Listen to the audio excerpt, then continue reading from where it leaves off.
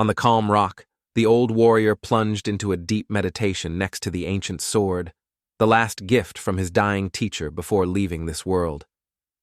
The faithful student fulfilled the last will of the mentor, dedicating a century to a persistent training with the sword in order to achieve the highest skill in the martial arts.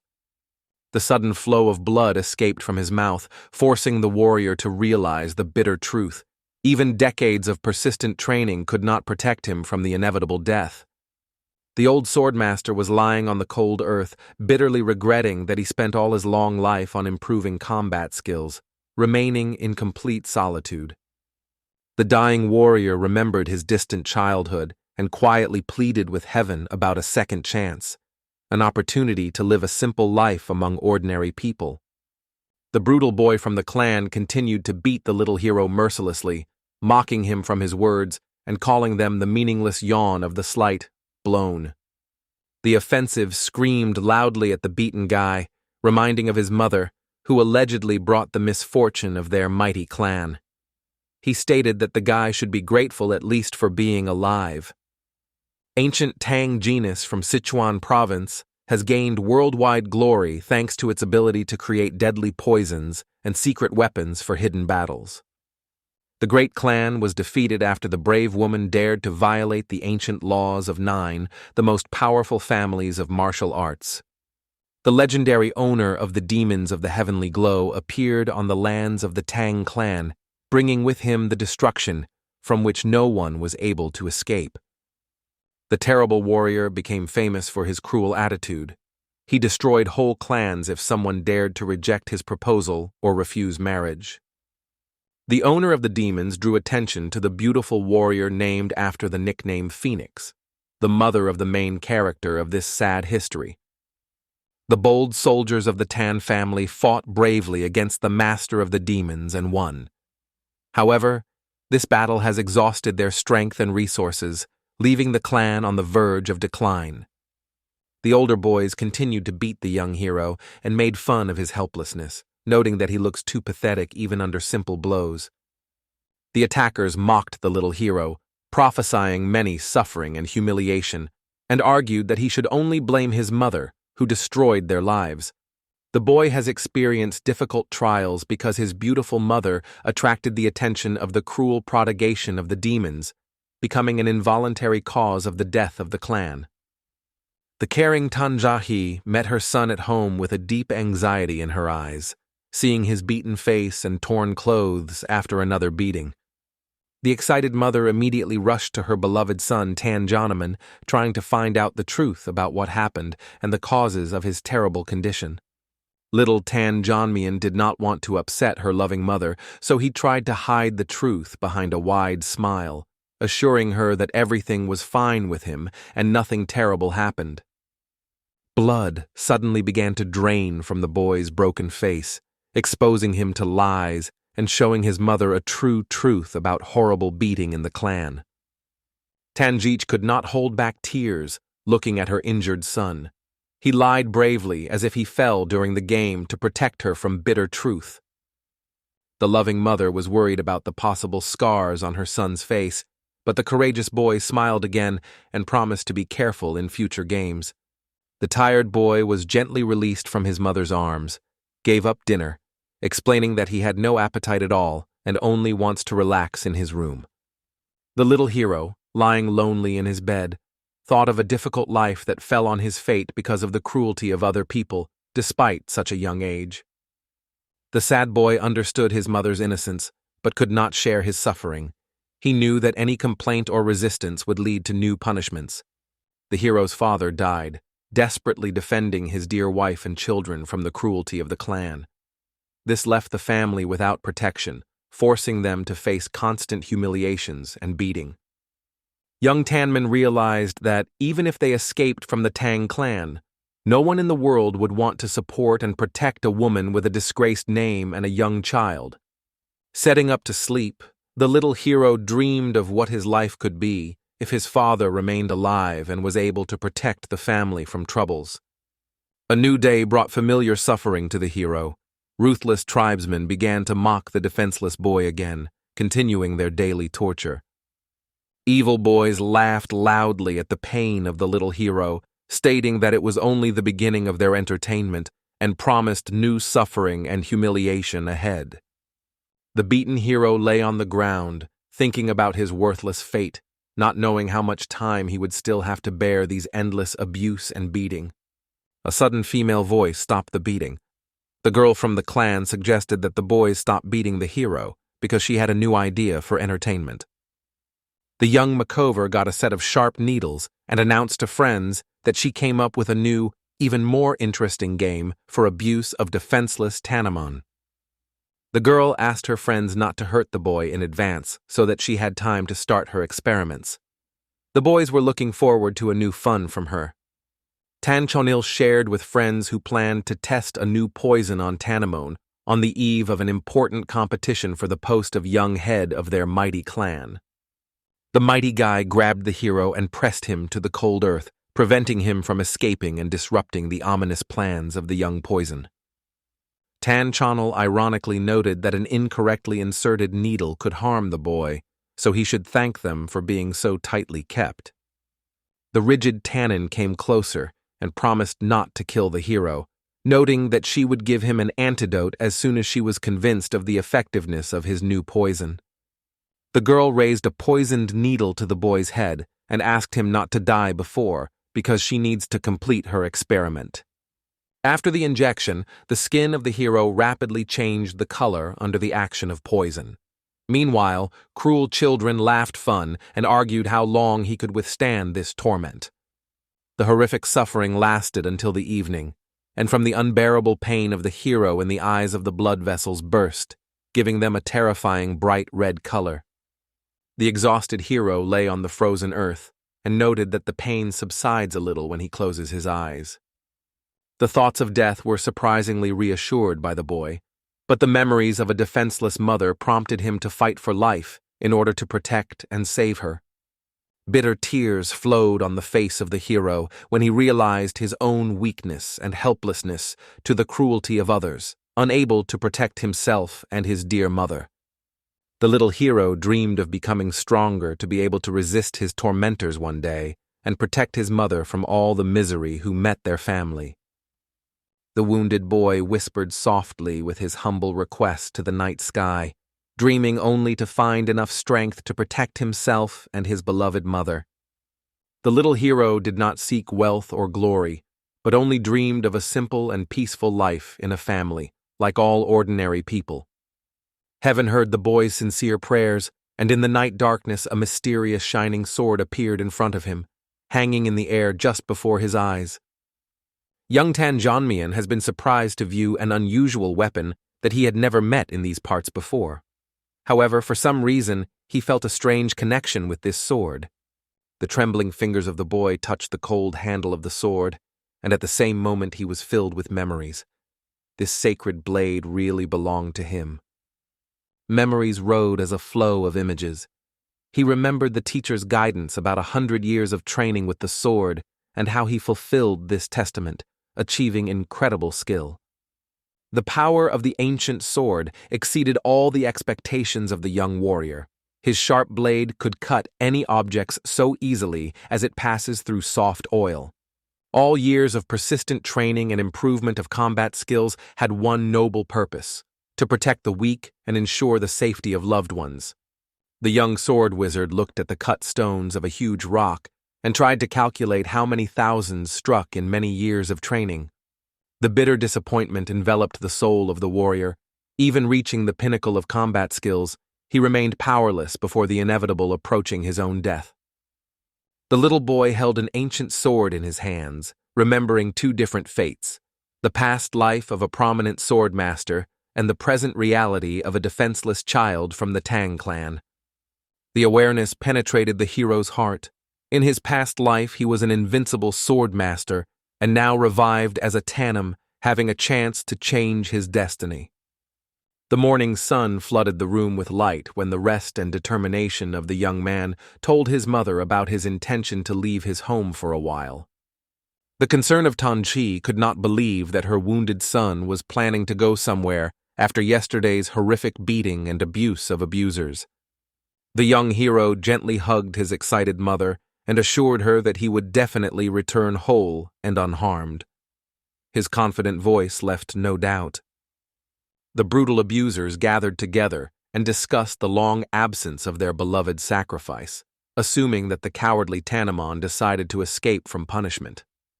Confident Tanjonaman reminded his friends that the beaten guy would definitely appear, because he does not want his mother to know the truth about horrible beatings.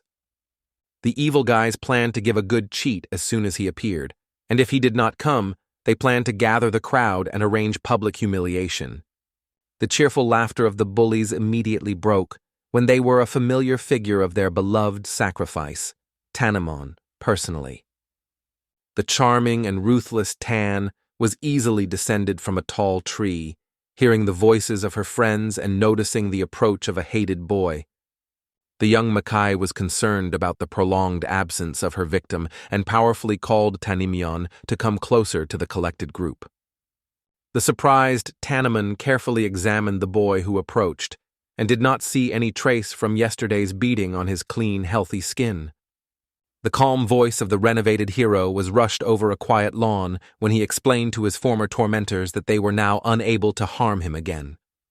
Stunned by Tanjonaman recalled yesterday's pity moans of a beaten boy and could not believe in his current confidence and calm power. Angry Tanjonaman decided to teach a cheeky guy and show him a real pain to erase a smug smile from his face. The transfigured Tanman kept incredible peace and simply called each of his former tormentors by name, as if they were standing equal with him. Outraged, Tannon perceived this boldness as a personal image and decided that the arrogant guy was just tired of living in this world. Without stopping on the achieved, the cruel girl got a new bottle with poison and decided to double the deadly dose to finally study the arrogant boy. The angry Tanjonaman did not tolerate such neglect and rushed forward, raising his fist for a crushing blow directly into the face of the hero. The powerful maneuver of Tanjonaman was faster than lightning. Only one confident movement, and he knocked the attacker off, pressing him firmly to the ground. Stunned Tannon and Tanjonaman was amazed, not understanding how their mighty friend could be overthrown with only one confident movement. The special fear was engulfed by Tannon, because she was clearly aware that no one had ever taught the disrespectful Tannon of the martial arts of their great clan. Tanjonaman spoke with a mocking sight when he explained to the participants of the future competition for the title of young head of the clan how small their level is. The striking change of the cowardly guy shocked the Munchin Tan. In front of him stood a completely different, full of strength and confidence, a young man. Tanmunchan tried to calm down, convincing himself that the opponent's victory was accidental. He remembered the years of preparation for the competitions of the clan of great soldiers. The young warrior rapidly rushed into a tumultuous attack on his once subdued enemy, seeking to demonstrate the true power of his workouts and make the opponent lose self-confidence. Tang Yanmian easily intercepted the attacker's hand and dropped another smooth movement with another enemy on the ground next to the already defeated friend. The transformed hero calmly explained to the defeated rivals that with such a low level of martial arts, their defeat in future competitions is already inevitable. The revived swordmaster looked at the defeated opponents and realized that their weak skills did not leave any chances against his true skill. In the ancient hall of the hidden poison, where the head of the clan once lived and important family decisions were made, now elders gathered because of the long absence of a leader. The elder began an important assembly with the announcement of reducing the number of participants in the struggle for the title of young leader of the clan among young applicants. The council of the elders had to make the final decision on the participation of Tanjonaman, the heir to the legendary poisonous phoenix, in the coming competition. All the elders were well aware of the constant ridicule of other children over Tanjonaman, as well as the lack of significant achievements in the martial arts. One of the wise elders expressed anxiety that the removal of the direct heir to the former clan chairman can be in doubt about the legitimacy of the future competition. The elder shared the concern of his colleagues, but believed that the elimination of the participants inexperienced in the martial arts would not create serious problems for the clan. Despite the noble origin and blood of the former head of the clan, the guy for the elders symbolized the period of decline of the once large family. Tannoman strongly rejected these humiliating words, suddenly breaking into the meeting room with one of his main abusers. The unexpected appearance of the young man caused a real shock among all the elders present in the clan meeting room. The senior advisor looked at the cheeky Tannoman, asking whether he was aware of the seriousness of his act in the holy hall. The young man calmly examined all those present of the elders and confidently stated that he was fully aware of his actions, expressing his gratitude for his care. Tanjonaman pointed to the beaten Tannon and confidently stated that he was no longer going to tolerate the humiliation from the Tang family after many years of abuse. The advisors were shocked by the boldness of Tannoman, who dared to attack the participant of the competition for the right to become a young head of the clan, violating the strict laws of the family. Young Tannoman said with confidence that he knew family rules, and emphasized that the ducks between the participants of the competition were not contrary to traditions. The advice of elders frozen in a complete surprise from the unexpected words and the behavior of the guy whom they knew completely different earlier. The oldest advisors asked the young man about his intention to take part in the competition for the place of the future head of their ancient clan. Tanjonaman suggested that the elders look at the square in front of the main hall, where two other former abusers, Tan Konil and Tan Munchchan, were waiting. The young man reminded everyone the ancient rule of the clan: 10 times the retribution for the harm and double gratitude for the kindness shown to family members. The chief elder recognized the right of Tanjonaman to participate in the competition, seeing his determination and combat skills demonstrated before the board of the clan. The rest of the elders expressed indignation of the actions of Tanjonaman, considering his act of abuse of the privileges of the participants of the competition. The wise elder, with a powerful gesture, stopped the disputes among the advisors and officially allowed Tannoman to participate in the future competition. The senior advisor recognized the right of the talented and legitimate heir to participate in the tournament, weighing on his undoubted abilities. The elder expressed the hope that the skills of Tannoman relevant to his self-confidence and warned of serious consequences in the event of defeat in the competition. Tanjonaman informed the news that he had shocked his mother, Tanji. He decided to take part in a dangerous competition for the title of head. She could not believe that her son had decided on such a bold step. The young man explained to his mother the reason for his choice, reminding the meaning of his name, which meant, "Survive as much as you can." Tanjich saw in her son no longer a child, but a real man capable of defeating 3 opponents thanks to the skill he got unknown where. The mother asked her son only one, but the main thing is whether he is sure of his decision to participate in a dangerous competition for the place of their ancient clan. Tanjonaman confidently reminded his mother about his origin as a son of a phoenix and promised an indispensable victory in the future competition. The moved Tanji tightly hugged her older son, feeling a great pride in his determination, and revealed the power of the spirit. Tanjonaman responded to maternal embrace, enjoying the warmth and comfort of a native person after a difficult day filled with serious trials. The young man firmly decided to protect a peaceful life with his mother and destroy anyone who dares to break their peace. A month later, an old friend of the family visited Tanji, trying to persuade her not to allow her son to participate in a serious and dangerous competition. Tang fully trusted the decision of her son, realizing that he had good reasons to participate in the future competition for the title of head. The old family friend of the family noted the amazing ability of the young Tanjonaman to always act on a clearly thoughtful plan despite his young age. The man noted the exceptional qualities of Tanjonaman, focusing on his incredible thinking, courage, and self-control, especially given his young age. The head of the Dark King clan expressed his gratitude to Tangji for the care of Tanjonaman and support the young man before important competitions. The head explained the severity of the situation and the need for his intervention, expressing hope for the successful passing of Tanjonaman's training. Tanjonaman delved into a deep meditation, thinking about his past and all the events that led him to this point. The young man remembered his past days, filled with delicious dishes from his mother, long sleep and meditations that helped to correct false paths of development.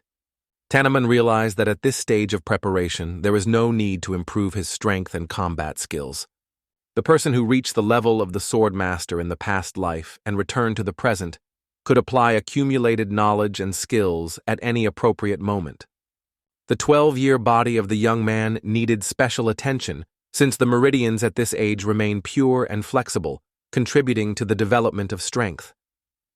Tannon decided to focus on proper nutrition and rest to strengthen his body, understanding the importance of physical development for the future restoration of his strength.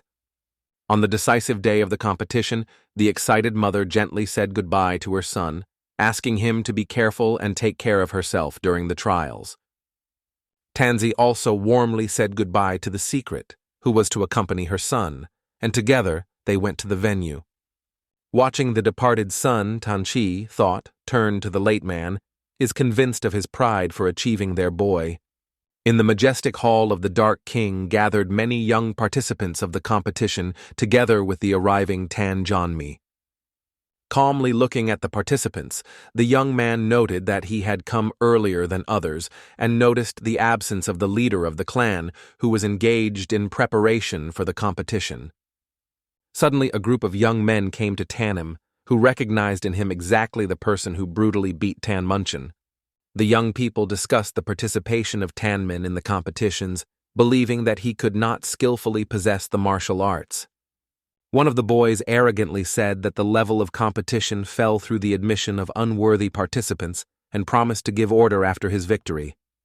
Tang Yenman reacted lightly to the image, throwing a bun into the face of the abuser with such a power that he immediately lost consciousness. The victim's friends were surprised to learn that the reason for the loss of consciousness of their friend was the usual malnourished rice pie. Stunned by the incredible force of throw, the boys promised to take revenge on the Tannon, swaying their numerous advantage over the former helpers. Tannon was confident with the rivals, who were fond of their advantage, about the complete defeat of their group under the leadership of Tanmunchin in a preliminary collision with him. The young man suggested everyone who wanted to check his strength on himself, reminding him of Tanmunchan, remained broken his hands, could not escape. Tan Yenmen expressed his hope that the participants of the competition would behave with dignity and will not flee shamefully from the duel with him. The angry opponents decided to attack Tanjonaman with the whole group at the same time, hoping to win a numerical advantage. Tanjonaman handled all the attackers effortlessly, demonstrating an extraordinary advantage in combat skills over opponents. Returning, Tanchok watched with surprise how in the main training hall the participants of the competition were raging in the air. Unworried about what happened, Tanchokov immediately hurried to the place of events, anticipating that participants could get into a serious danger. Arriving at the place, Tanchokov was amazed at what he was seeing. Tannon, noticing any emotions, eating calmly, comfortably sitting on a pile of defeated enemies. Tan Yenman reassured the excited Tanchoku, asking not to worry. He explained that the opponents attacked the first, so the situation should be properly perceived. The elders were worried about numerous injuries among the participants on the eve of an important competition. It was impossible to ignore the situation. Tan Sunkor suggested changing the rules of competition, realizing the danger of the situation if the winner becomes a participant, such as Tanamon. The collected participants discussed the format of the competition, which included several years of training and further duels between the contenders. Surprised, the dark-haired girl asked the interlocutor about the source of secret information about the details of the future competition. The interlocutor calmly explained that she received information from her father, who works at the general staff, noting that this knowledge is extremely important to her. The unexpected appearance of Tanchakwa attracted the attention of all those present who were ordered to observe silence. Tanchoku was introduced to the main observer of the competition from the Dark King clan and was preparing to declare important requirements.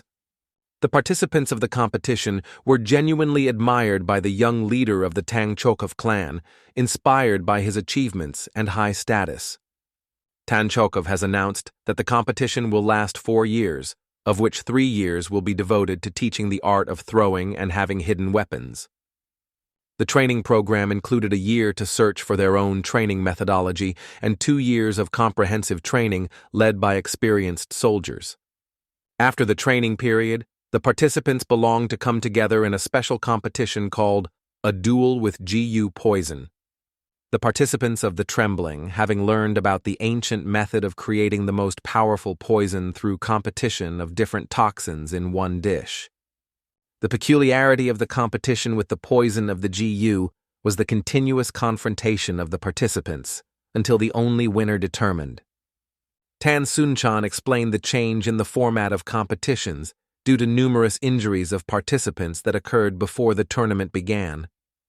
The new format of the competition was introduced to prevent such incidents and give all participants the opportunity to fully reveal their potential. Tan reminded Tanjonaman about the grandeur of the competition ceremony, where participants risk their lives to overcome their own borders. The head called on the participants to a decent struggle for victory, promising the winner of all the wealth and ownership of the Sichuan Tan family. Tanjonaman calmly appreciated his main rivals and realized that winning the competition would not require too much effort. In the province of Sichuan, in the territory of the Alliance of Black Death, there is a mysterious camp of the sect of the Dark Moon Sword, where influential guests came to discuss the future Tang family. In the spacious creation hall, the collected man listened to a man who expressed his gratitude to everyone for postponing personal affairs for discussing a plan for the Tang family. All present have already been acquainted with the latest news about an important event in the Tan family, an announcement of a competition for the post of young head, which has aroused considerable interest in many. Many crews went on the road, carrying young contenders for the post of head of the Tang family to the place of important competition. It was to determine the future of the clan. The influence of the head of the Alliance of the Black Death Poon was huge. One of his decisions could destroy the Tan family. However, he still considered their existence useful to achieve their goals. Young participants of the competition embodied the hope for the future welfare of the Tang family, so any failure in their fate could have serious consequences for the whole clan. The words of the Dark Moon's sword sect confirmed that the Tan family still retains something valuable, which deserves special care and use and close supervision. After prolonged discussions, the man strongly advised all those present not to rush to perform the planned and wait for the right moment for action. The usual attack on moving with applicants would not give the desired result for disrupting the competition. Therefore, it was necessary to develop a more thorough plan. The participants of the meeting came to the conclusion that the greatest damage to the Tan family can be done if you wait for the tournament finals 3 to 4 years and hit the applicants at the most critical moment. An experienced member of the Dark Moon Sword sect, Mak Inhu, proposed to carefully monitor the movement of carts over the next 4 years to choose the perfect moment to strike. During the preparation of Mak, I not only created a reliable system of tracking the Tang family, but also laid the basis of the future plan, which should lead to their complete collapse. A large group of participants rose uphill for the competition, where the presenter explained the new rules of the tournament in detail, retaining the main schedule. The organizers distributed all the participants at the level of the group of 4 people, giving everyone their ordinal number to facilitate the competition. The 7th group of participants was Tannon, receiving a number 28, which determined his position among other contenders for victory. The presenter quickly drew attention to the absence of Tannon and loudly invited him to join the main group of applicants. The presenter, strictly in his voice, called for Tanjonaman to stop immersion in his dreams and stay with others during an important event. The vigilant Tannon felt the mysterious presence behind the group, which was different from ordinary passers, by, or attendants, causing suspicion. When a group of young participants reached the foot of the mountain, suddenly a mysterious voice sounded from a massive rock, which demanded that the seventh group call a secret password. The frightened children watched the rock in surprise, until the presenter said the charming words, "The poisonous king of the hidden poison." Then the stone wall parted. On the top of the open rock appeared an unusual figure of a smiling man with a fan. He called himself Antoine and announced that he would be an assistant in the future competition. The history of the Jagal family was intertwined with glory and tragedy. Once they belonged to the 5 large families known for the skill in the art of reincarnation. However, due to the conflict, their status was lost. Antoine gratefully told how the support of the Tang family helped his clan survive. Now the Jagal family protects the competition, showing their skills in reincarnation. Young participants with a genuine admiration won the striking skill of reincarnation of the Jagal family, who created a magical illusion around them that hid a real time and place. Among all participants was a careful girl who, with exceptional interest, followed the strange behavior of Tanjonaman throughout the trip.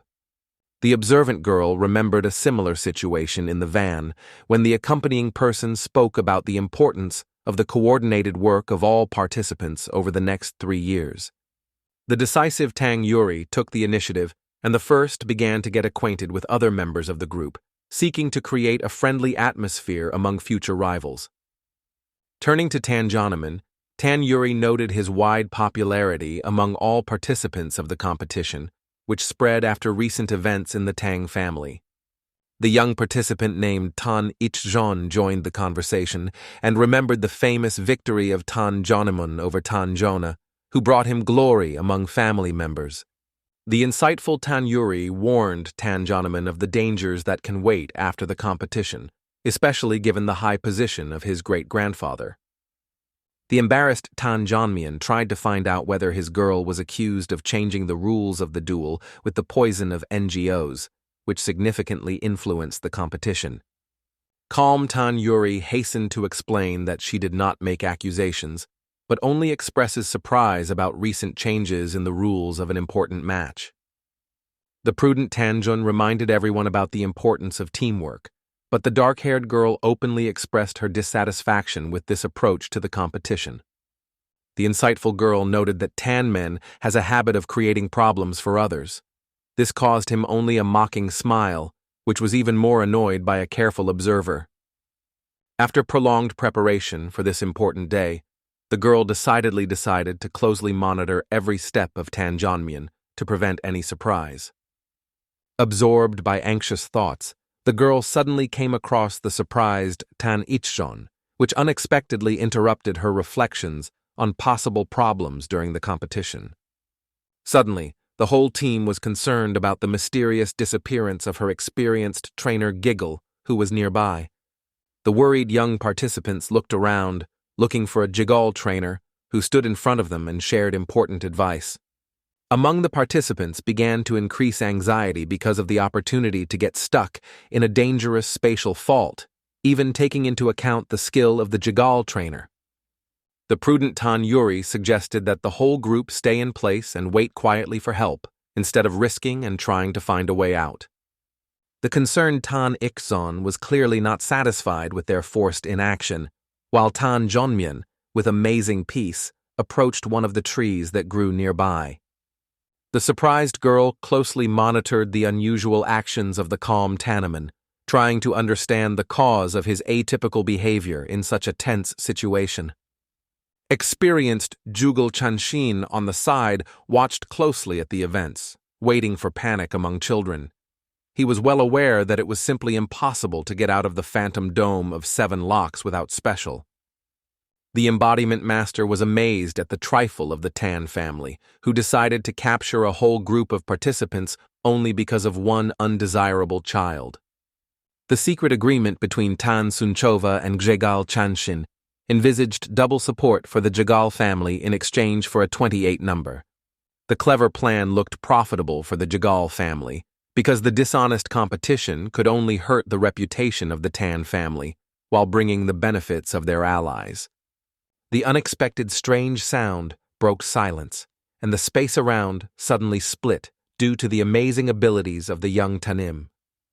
The frightened Jugal Chanshin did not believe his eyes when he saw that the participants were able to overcome his carefully designed spatial embodiment.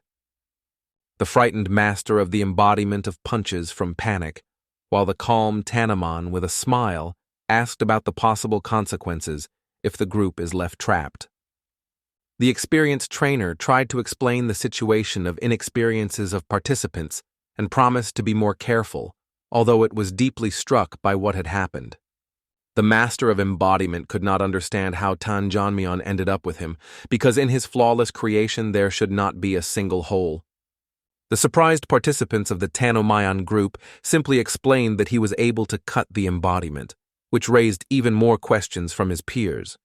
A prudent girl suggested that the group stop the futile disputes and focus on following the trainer Jiggle found to prevent him from disappearing again. The unexpected disappearance of the coach caused only a mocking smile on the face of a piercing young man, who immediately noticed something strange in the situation. The frightened Jugal Chanshin tried to disappear in a panic, feeling humiliation from being forced to flee in his own world, escaping from the persecution of participants. An experienced master recognized the outstanding ingenuity of the 12-year-old Tannoman, whose amazing skill was not subject to ordinary illusory deception. After a long search, Ghazal Chanshin finally found a long, awaited way out, which led to the training lands, where he hoped to escape from persecution. After the reincarnation, the exhausted master fell on his knees to move his breath, hoping that the overcome distance would be sufficient to save the pursuers. The emergence of a dissatisfied warden of the 7th group, Tan Vonjina, broke a short vacation of Jugal Chanshin. He demanded explanations about the location of the missing participants. The excited master of embodiment tried to gather thoughts, realizing that he needs to give a plausible explanation of the situation before the supervisor. Holding up emotions, Jugal Chanshin announced the caretaker of the sad news. The 7th group will not be able to participate in the future competition. The inventive master invented the story of how the group was delayed, which was why they could fall under the attacks of bandits or wild animals on the road. The unexpected sound of the broken glass interrupted the explanation of the paved Jugal Chanshin, who immediately realized that his protective dome is under the threat of destruction. The stunned master of realization with horror watched as his carefully created space begins to collapse, covered with many cracks. The vigilant supervisor immediately gathered in the battle, and Jugal Chanshin tried to take the situation under control, proposing to personally investigate the cause of strange sounds. The embodiment master did not have time to do anything, watching the destruction of one of the most important formulas of the art of the Jugal family. The incredible skill of a 12-year-old boy has led to the absolute destruction of the phantom dome of 7 castles of the Jugal family, which was considered adamant. The emergence of smiling children who demonstrated the apparent care of the suddenly abandoned by their Jugal Chanshin was the last blow to the pride of the experienced master of embodiment. Young Tan Mirgo froze in surprise, watching the incredible events that unfolded before her eyes of this amazing day. The striking ability of Tanjonaman to destroy the embodiment of a simple short saber seemed incredible to the girl and exceeded her habitual understanding.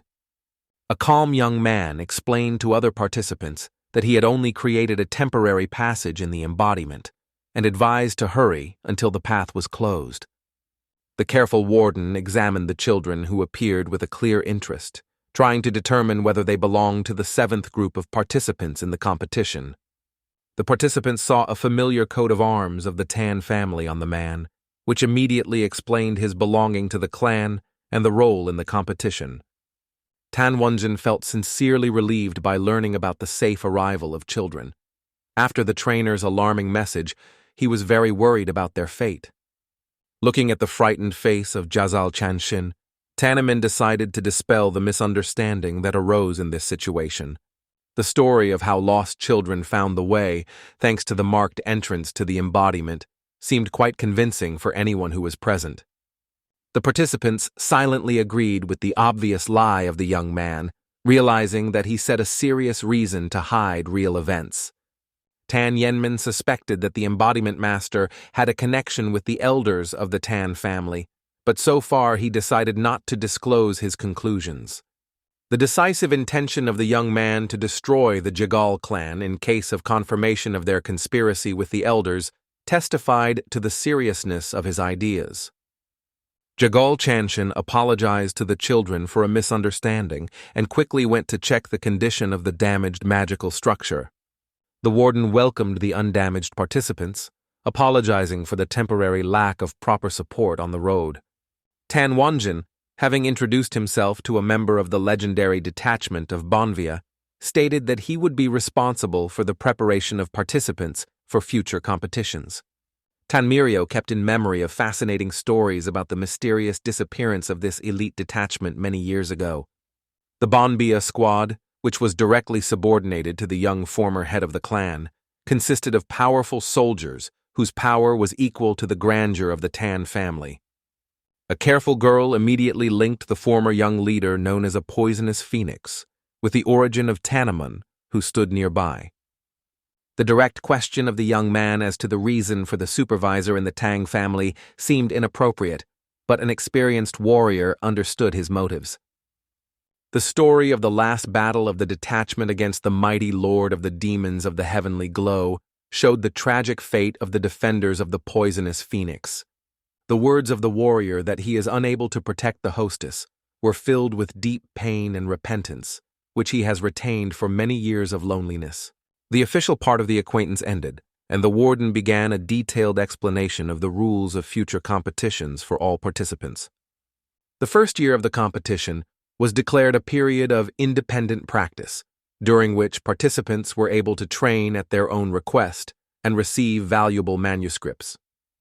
Tanmiro thought about the possibility of mastering the legendary technique Reign of 10,000 of Heavenly Flowers, which was lost after the arrival of the owner of the demons. The long-standing knowledge of technique was passed from generation to generation, following the main condition. It was to belong to the future young head of the clan. The Tannoman was aware of the incredible power of technique, which made it possible to control many hidden blades, which were rising like a devastating whirlwind. The young man hoped to use his talent in copying a technician to master this legendary Tan family. The caretaker warned the participants about the complexity of mastering the Reign of 10,000 Heavenly Flowers, expressing doubts about their ability to cope with it. After long explanations, Tanyuri raised a practical question about places for the night, interrupting the flow of information about future training. An unexpected report of living in the forest and the need to take care of their provision surprised the young Tannoman. The experienced warden emphasized the importance of adaptation to extreme conditions, urging participants to focus on improving their skills. Tannoman expressed disagreement with strict conditions, emphasizing the importance of a good rest and proper nutrition for the developing body. Other participants with anxiety were waiting for the reaction of the warders to the bold statements of the young man who violated the usual training order. Tanjonaman noted the arrogance of the young participant, but could not help not recognize his ability to break through the barrier of an experienced embodiment master. The supervisor suggested a non-standard solution to the young man, an opportunity to spend the night in the estate if he successfully passed a special test. The numbering participant, was a 28, no hesitation, challenged the warden. At the top of the trials, the young man had to show the ability to evade attacks or block attacks of hidden weapons from a distance of 5 steps. The test conditions forced the participant to act with blindfolded, relying only on other feelings during opponents. The attendees monitored the preparation for the test, doubting the possibility of successful completion of such a difficult task. Tanmiro realized that the psychological aspect of the test was to create a tense atmosphere to test the participants' ability to maintain self-control. In tense silence, the first attacks began. The concentrated Tannon tried carefully to determine the direction and number of dangerous flying items.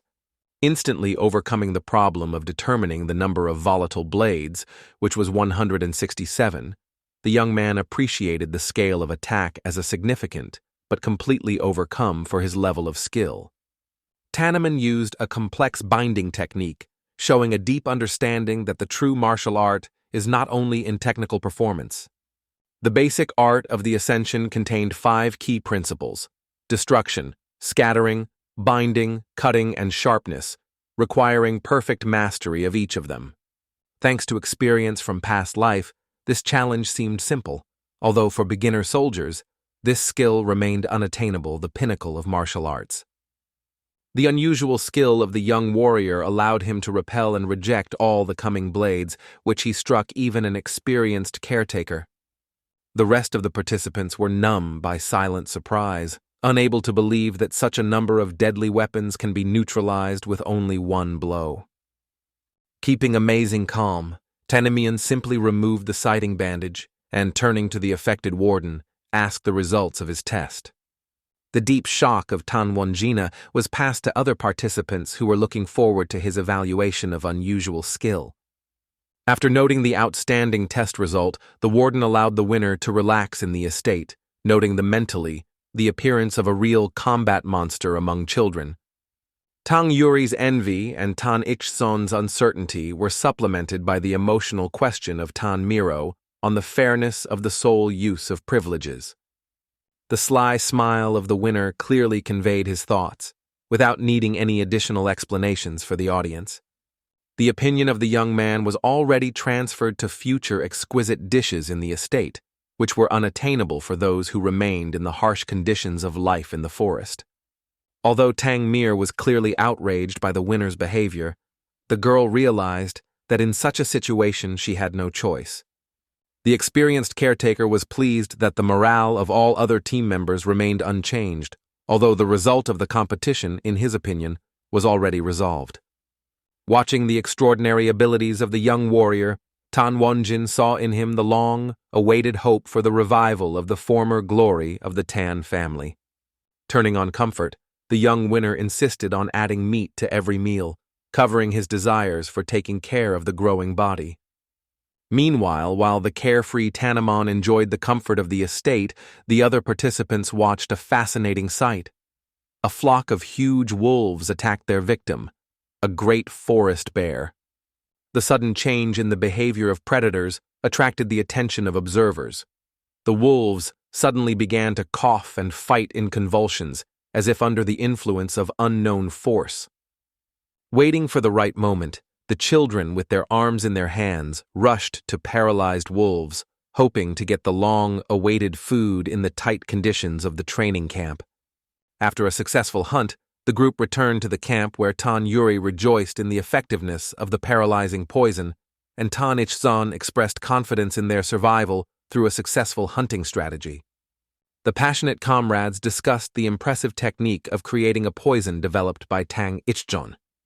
Expecting the prey, their conversations seamlessly turned to memories of past trials.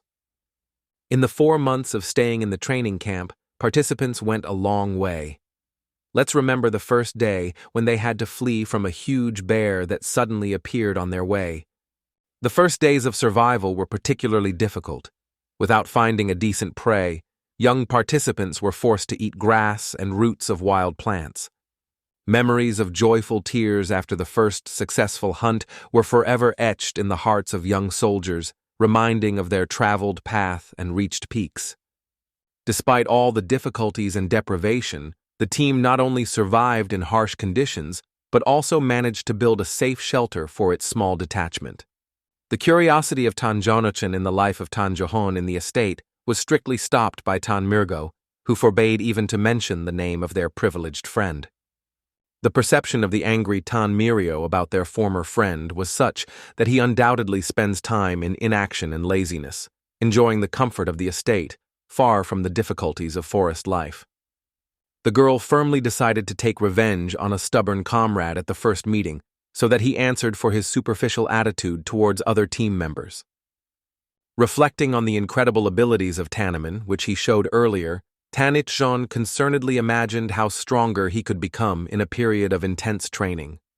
The sudden disappearance of the heavy meat interrupted the lively conversation of the wealth of Mirio and Tan Ichjon, forcing them to look around in surprise. Looking back to the place where the stocks were stored, They saw smartly Tan Yuri. She had time to eat all the prey alone, leaving no crumbs.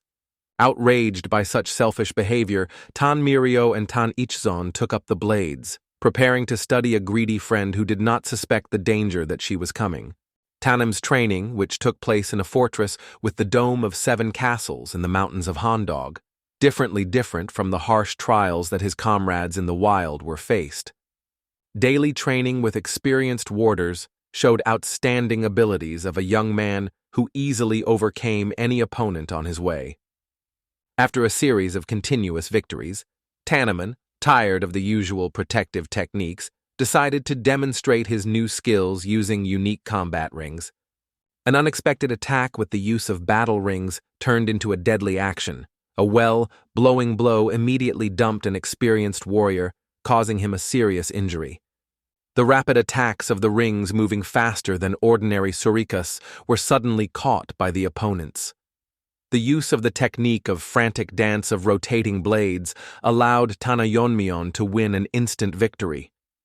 The surprised Tan Wongan was hardly aware that a young student managed to overcome a group of well-trained soldiers during a few moments. The accuracy of control over attacks caused special admiration. Every blow was carefully calculated to leave only light wounds, avoiding serious damage. This testified to the previously unknown combat equipment. Having carefully studied the technique of the young master, Tan Wongan recognized her extraordinary efficiency because she has practically no chance to escape. He became interested in the name of this reception from his talented creator. After explaining the technique, the experienced warden thought about the huge spending of internal energy when using this technique, surprised by the endurance of the young warrior. In response to the question of the mentor Tang Anmeng, he shared his own experience of studying the leadership of the technique of the eye, which interested him during training. The expert of ancient technicians, Tan Wongan, mentioned 2 options: the completed technique of the piercing eye and the unfinished technique of the eye of the jet stream. To the surprise of the mentor, the young warrior confessed that he had chosen and thoroughly mastered the technique of the eye of a streaming stream, which was considered unfinished. It seemed to be an incredible achievement. The ancient Tang family, which is part of the martial arts of the Ascension, was captured by a young master, which raised many questions from an experienced mentor. Tanjonaman explained the essence of the technique. It is to use minimal internal energy resources to direct objects to clearly visible trajectories to the desired points of influence. The realization that the boys had mastered the sophisticated technique of the current flow on their own forced Tan Wongan to admit that he could no longer teach such a talented student. The mentor said that in 2 months other members of the team will arrive, who will also be waiting for the same trials in similar conditions. Persistent workouts in harsh wildlife have enabled the team to develop the necessary skills for successful testing, and now they are determined to become even stronger. A calm smile appeared on the face of Tanjonaman, which reflected a genuine interest in the achievements of his comrades during their individual training. The external indifference of the young man to the fate of his comrades contrasted with their attitude. During the training, they used his image as a target to work out. In distracting from intense training, the young warrior often lifted his gaze to heaven, plunging into thinking about his unusual fate and past life. Memories of the past life, where the only important relationship was the relationship with the teacher, the ghost of the sword, caused special feelings from the degenerate warrior. Despite the complex past and contradictory actions, a new life has given the young man a chance to create connections that have become an integral part of his everyday life. An unexpected awareness of the importance of new relationships has caused a strange feeling of a young warrior, awakening a sincere desire to meet friends as soon as possible. In the camp, the conflict broke out in the forest. The angry Tan Mirio showed extreme dissatisfaction with Tang Yuri's behavior. Tan Ichzon also tried to quench her girlfriends, reminding of a quick meeting with Tanjonaman. The last 2 months of training have been extremely important, as beginner warriors during this time have achieved striking progress in their skill. The future meeting with Tannon caused a special thrill in the decisive Tanmir, who was preparing for an important moment of reunification of the team. Even usually restrained Tan Yuri showed militant moods to a former friend, planning to punish him brutally for disrespecting the team. Watching the aggressive mood of young soldiers, the warden felt the subconscious fear, wondering how harsh trials changed their characters. Arriving at the palace, the inspired team was loudly called to get to them, but was surprised by the unusual silence that prevailed in the estate. Tan Mirgo suggested that their friend could escape, which caused regret in Tan Yuri, who sought to carry out the long-awaited revenge. Suddenly, Tan Mirgo has attracted the unusual silence of Tan Ichjon, which was very different from her typical behavior lately. When they returned to the place where a thoughtful girlfriend stood, they saw with surprise that Tan Yenman appeared. A calm smile appeared on the young man's face when he explained that his unexpected appearance was conceived as a surprise.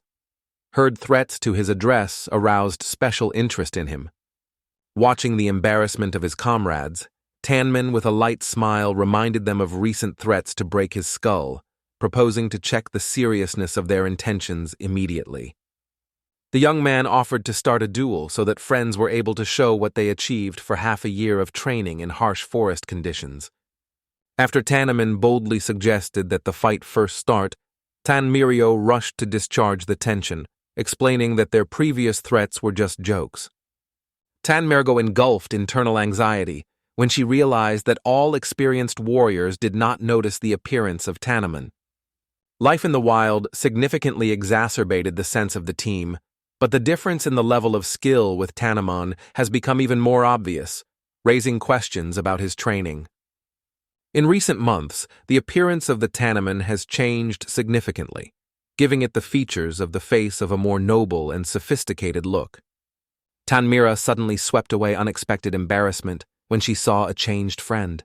She tried to explain her feelings that she spent a long time in isolation from society. Noticing the girl's plan, Tanjonaman decided to encourage her, emphasizing significant progress in her combat skills during individual training. Adding to his compliment, the young man could not but note that even with his increased power, Tan Mirgo still did not reach his level of skill. The sincere laughter of Tanjonaman and his unchanged self-confidence reminded comrades that some character traits remain unchanged even after a long separation. Jagai's guild members gathered for an important meeting to summarize the 6-month training period and discuss the results achieved. The attention of the attendees was attracted by the exhausted appearance of Jugal Chanshin. Wanting to avoid unnecessary questions, he immediately went to the discussion of prominent participants in groups. Among all candidates, the participant number 2 was especially noted, which showed exceptional progress in the development of their combat skills. Observers drew attention to the peculiarity. In her training, there was no feeling of blind pursuit by force or a simple desire to survive. The source of her strength was a deep dislike of an unnamed enemy, which gave her training unique intensity and purposefulness. In the consideration of possible winners, they drew attention to the participant number 10, which in 1 month of intense training was able to go through a difficult path of development. Jegal Chanshin recognized the outstanding abilities of the participants under the numbers 2 and 10, but realized that even their achievements pale against the backdrop of incredible skills of the participant, number 28. The abilities of a young warrior who not only destroyed a powerful embodiment, but also showed a skill that exceeds the skills of experienced craftsmen, caused a real shock. Grum Chanshin's caution in recruiting a participant number 28 was caused by suspicions that he had solved their secret plans from the very beginning. The concerned look of Jegal Chanshin attracted the attention of other participants of the meeting, who immediately asked about the causes of his anxiety. In order to avoid unnecessary questions, the Master of Embodiment calmly assured that there were no participants in his group who deserved special attention. Understanding the need to search for an easily managed puppet, Jegal Chanshin proposed an alternative plan: acquaintance of the chosen participant with his influential nephew. Information about the girl's face, distorted by a generic curse, gave reason to believe that her heart could be easily controlled to achieve their goals. The plan of Gjegal Chanshin was to help the girl win the competition and then organize her engagement with his nephew, which would create a family connection with the Tang clan. Expanding the influence through family ties would allow the Jjegal clan to gradually interfere with the internal affairs of the Tan family, increasing control so that it would eventually lead to the complete absorption of their clan. Seeing the approving reaction of the members of the clan, Jjegal Chanshin decided to complete the discussion, as all important issues have already been discussed. Leaving the assembly, Jjegal Chanshin could not stop thinking about the value of the participant number 28, which in no case could be lost from attention. The cunning plan was to persuade the winner of the tournament on his side, offering him the possibility of revenge, adoption, and position of the head of the family Gjegal. The meeting of the team in the estate significantly increased the intensity of training because everyone sought to improve their skills. Despite the increase in workout load, comfortable living conditions in the estate and the possibility of a full rest compensated for all the difficulties. The absence of Tanjonaman among the trained girls raised suspicions that she could be in the laboratory with Tanjonaman. The story of Tan Yuri about the emotional escape of Tanzan to the laboratory was concerned about Tan Mirgo because she knew about the exceptional abilities of her friend in creating poisons. In the Tan laboratory, Ikjon proudly presented her new creation, noting that in the creation of this poison, she invested all her spiritual energy, as he asked Tanjonaman. The terrific decision of Tanjonaman immediately had to drink the prepared poison shook Tan Ichjon, who did not expect such a careless act. In despair, the girl tried to stop Tannoman, warning him of the deadly danger of the poison just drunk. Observing the distorted face of the young man's face, Tan Ichjon realized that she had been acting. This awareness caused her panic of incredible power. The unexpected behavior of Tanjonaman, who only burst into junctingly to the fright of Ichjon, led to the complete disposal of poison in his body. Outraged Tan January, whose poison was able to melt the internal organs, could not understand why her deadly creation was completely ineffective. The provocative note of Tannoman on the possible low quality of the manufactured poison only exacerbated the irritation of a talented creative. The loud screams of the angry Tan Gitjon, who flew to Tan Mirio and Tan Yuri, prompted them of the unsuccessful test of the new poison. The perseverance of Tan Ichzon manifested in the creation of a new poison, which Tan Jonmyeon drank calmly, as if it were a strong alcoholic beverage.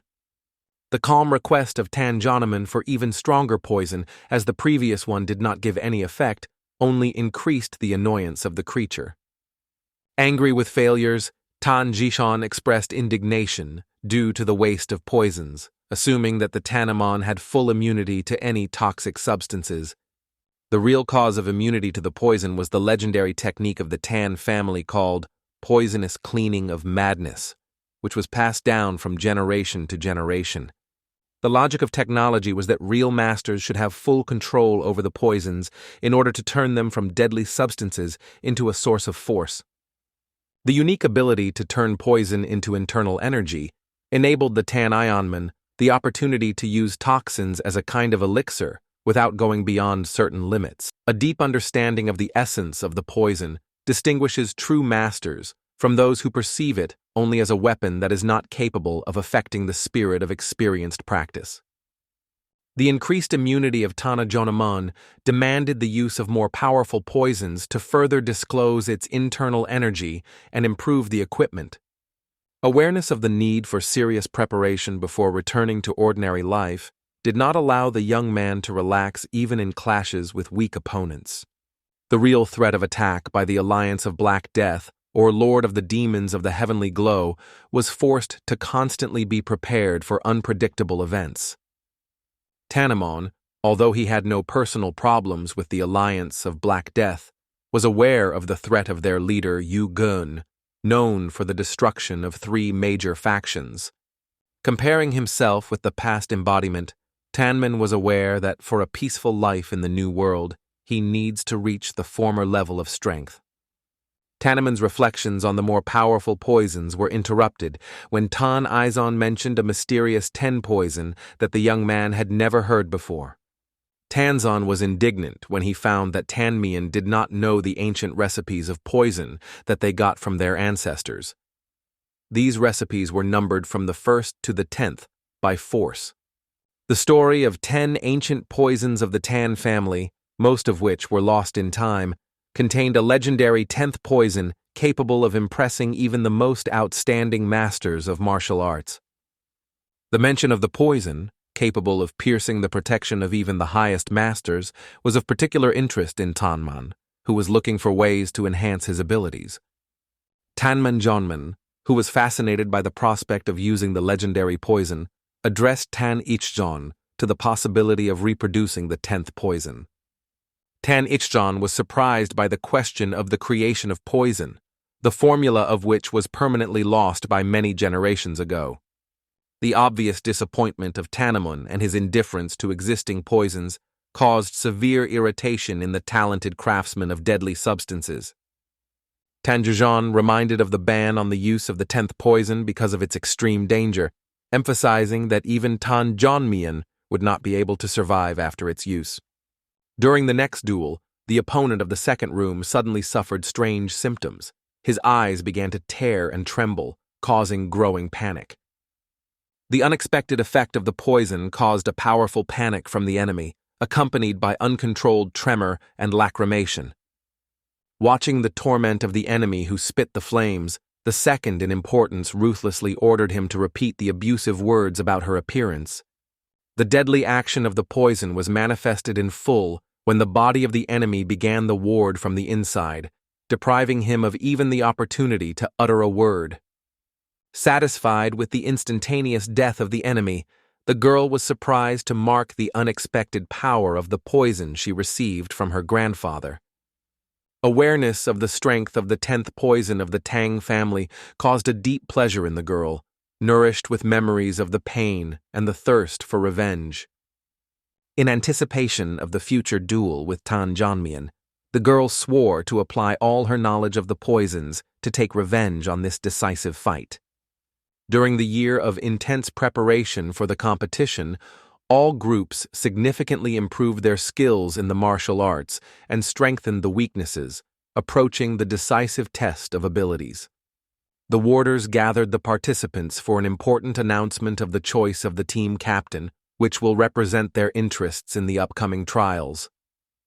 The temporary status of the captain will be kept until the 3rd year of competitions, after which the team will have to make the final choice of its official leader. The responsibilities of the captain consisted of representing the team in a deadly duel with the NGO, where participation was voluntary, but required incredible strength and extraordinary abilities. Sudden realization that not all participants will fight in the duel with the NGO prompted the Tangmirs to reflect on the possibility of the death of those who join the battle later. The learning outcomes clearly pointed to Tannon, a participant number 28, as the most suitable candidate for the role of a temporary team leader. A deep understanding of his role as a team captain and as a contender for the position of the leader was reflected in the serious approach of Tannon to future responsibilities. Tan Wonjin focused on the temporality of the appointment and turned to the team, asking them to support the candidate of Tannon for the captain's position. After the unanimous approval of the candidate Tannon, Wonjin carried a small box with a valuable pearl, offering a new captain to accept this gift. The elixir of Heavenly Heaven pill, made of 100 years of ginseng, had a wonderful ability to significantly enhance the internal energy, given the level of who will use it. The attendees were amazed at the generosity of the gift, not realizing why such a valuable object received Tannon. Tan Wonjin explained that such a privilege is a traditional recognition of the status of a team captain, who is entrusted with special hopes. The special faith of Tan Wonjin in the potential of Tannon was accompanied by the promise of unprecedented opportunities after taking the pill of Heavenly Heart. The unexpected question of Tannon about the presence of other options for the reward indicated his interest in something more specific than the elixir proposed. The indignation of people grew because of, at first glance, a neglect of the invaluable gift. Meanwhile, Tan Vonjin suggested that the cause of refusal may be insufficient efficiency of the proposed elixir. The shocking request of Tanjonaman to give him a 10th poison of the Tan family, the strongest of all possible, caused a general surprise.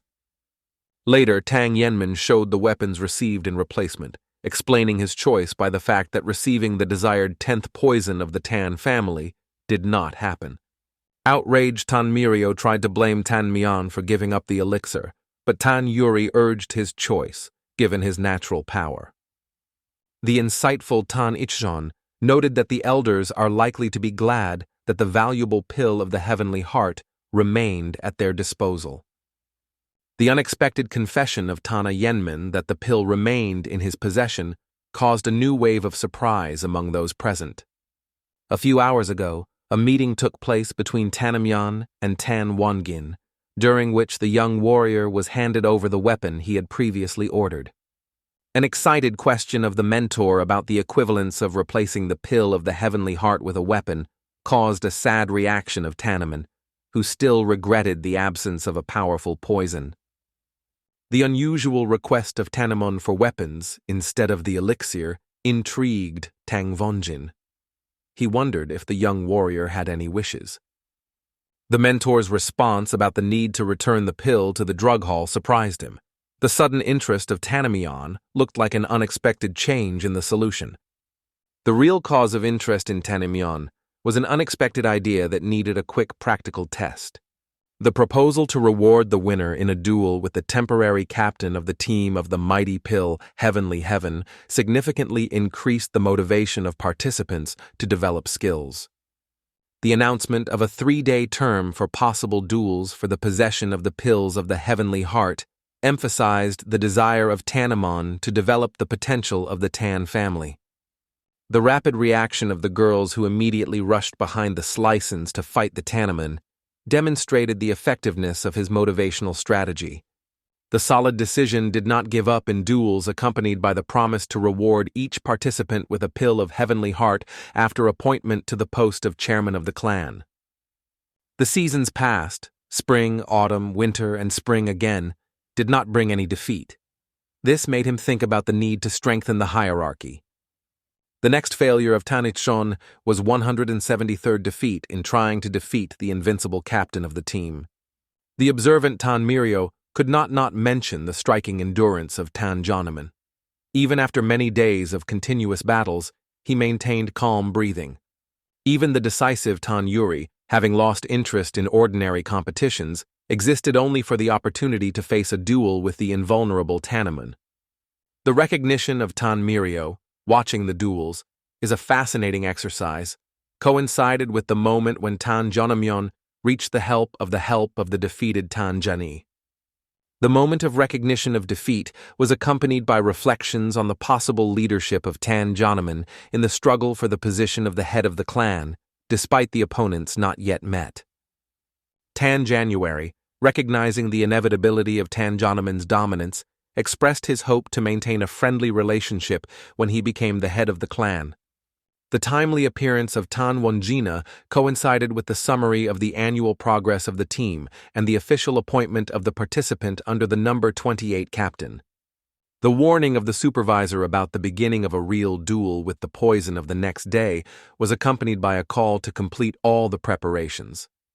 The results of 3 years of training were accompanied by references to tragic events in other teams, including mysterious deaths and exclusion of participants.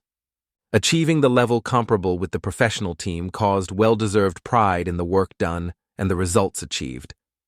Tan Wonzin decided to conduct the last briefing before the duel with the NGO, although he has repeatedly explained the rules of competition. Particular attention was paid to permission to use the strongest poisons, except for the legendary Tang family, which required the participants of maximum concentration and skills. The careful preparation of Tan of the Jeju included the transfer of the Tan of the Ion Man of the deadly poison with a warning of their great danger, even in the smallest quantities. A detailed description of various species of poisons, including the ocular poison and the powder of 9 poisons, was accompanied by clear guidelines for their use. The completion of the briefing was accompanied by a solemn promise of victory, despite the general concern of the team about the result of the competition. An unusual way of fastening a promise, hitting his hand on his nose, reflected Tanjonaman's confidence that only his friends could be a real threat. The farewell ended when Tanjonaman disappeared into a portal that moved the participants to the place of decisive battle. The day of the duel with the poison of the NGO coincided with the moment when Tannon studied one of the strongest poisons, realizing her advantage. Tannon's confidence grew in victory due to the combination of deadly grandparents and the support of new powerful allies. An exciting proposal to help from the Jigul family aroused natural interest in their true intentions and plans. The representative of the Jigul family revealed their ability to control the arena through the implementation system, promising to create favorable conditions for Tannon. A smart girl, feeling the trick in the proposal, asked directly about the reward that the parties expect to receive in exchange for help. The open confession of a representative of the Jigul family revealed their desire to unite with the Tang family while maintaining some independence. Tannon was quickly realized that the allies aimed to use it as a means of influencing the internal affairs of the Tan family. The girl was surprised by the naivety of the assumption of her willingness to agree to such conditions of cooperation. The dare question of the Jigul family representative about the true desires, Tannon started a frank conversation about the goals of their cooperation. The 3-year expectation of this moment was imprisoned in Tannon's determination. She seeks to kill the Tannon and restore the lost life at any cost. The thirst for revenge was overwhelming Tannon, forcing her to look forward to a decisive meeting with Tannon.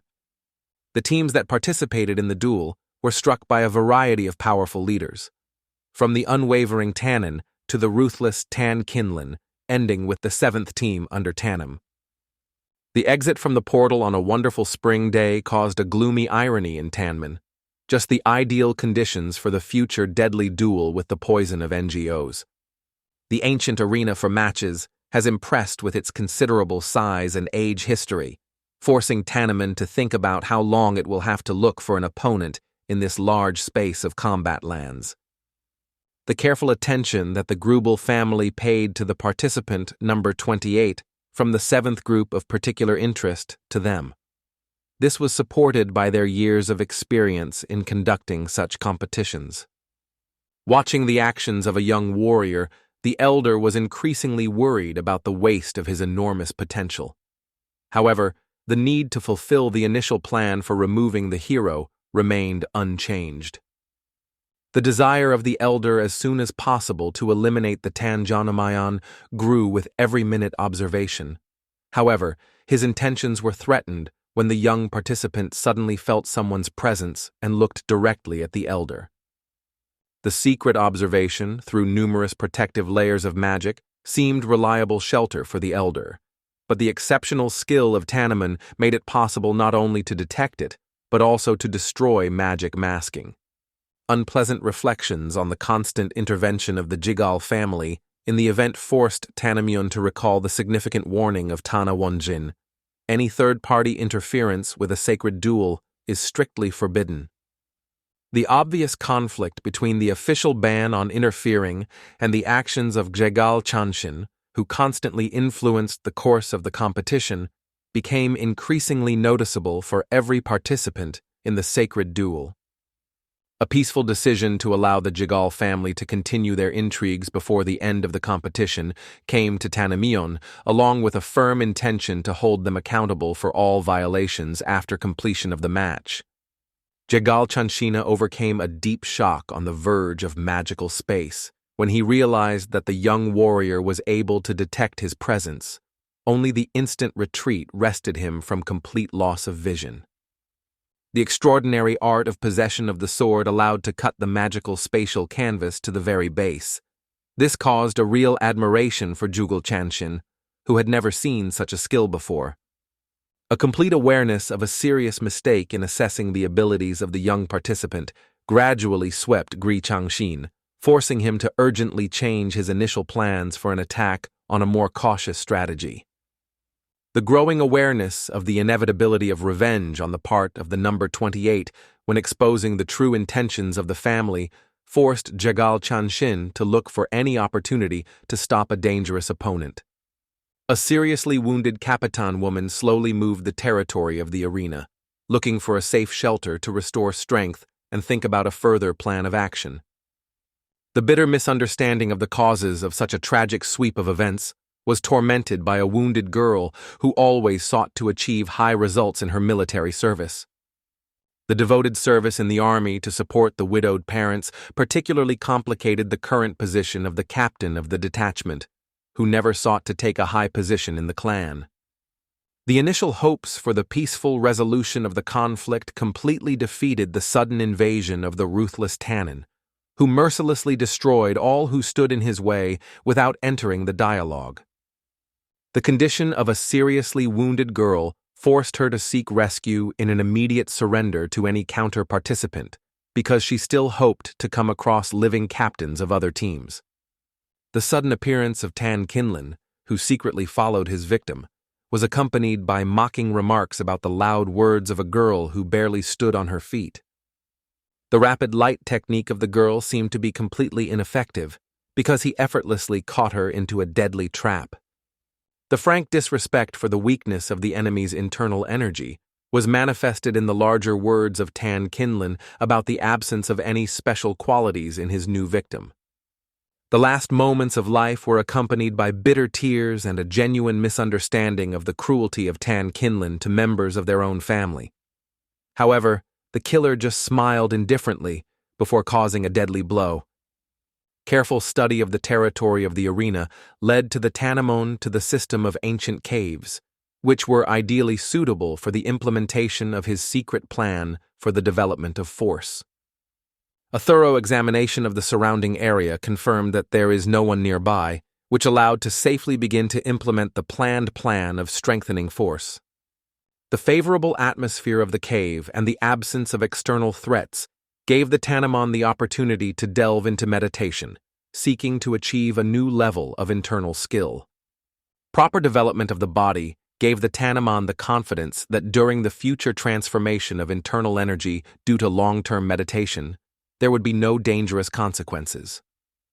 The experience of past life, along with the skillful use of special poisons from Tan Ichson, has given Tanjonaman the opportunity to move significantly in the development of inner strength. Successful completion of all preparations made Tanjonaman an opportunity to move to the final stage of transformation to remove restrictions from the energy channels of the body.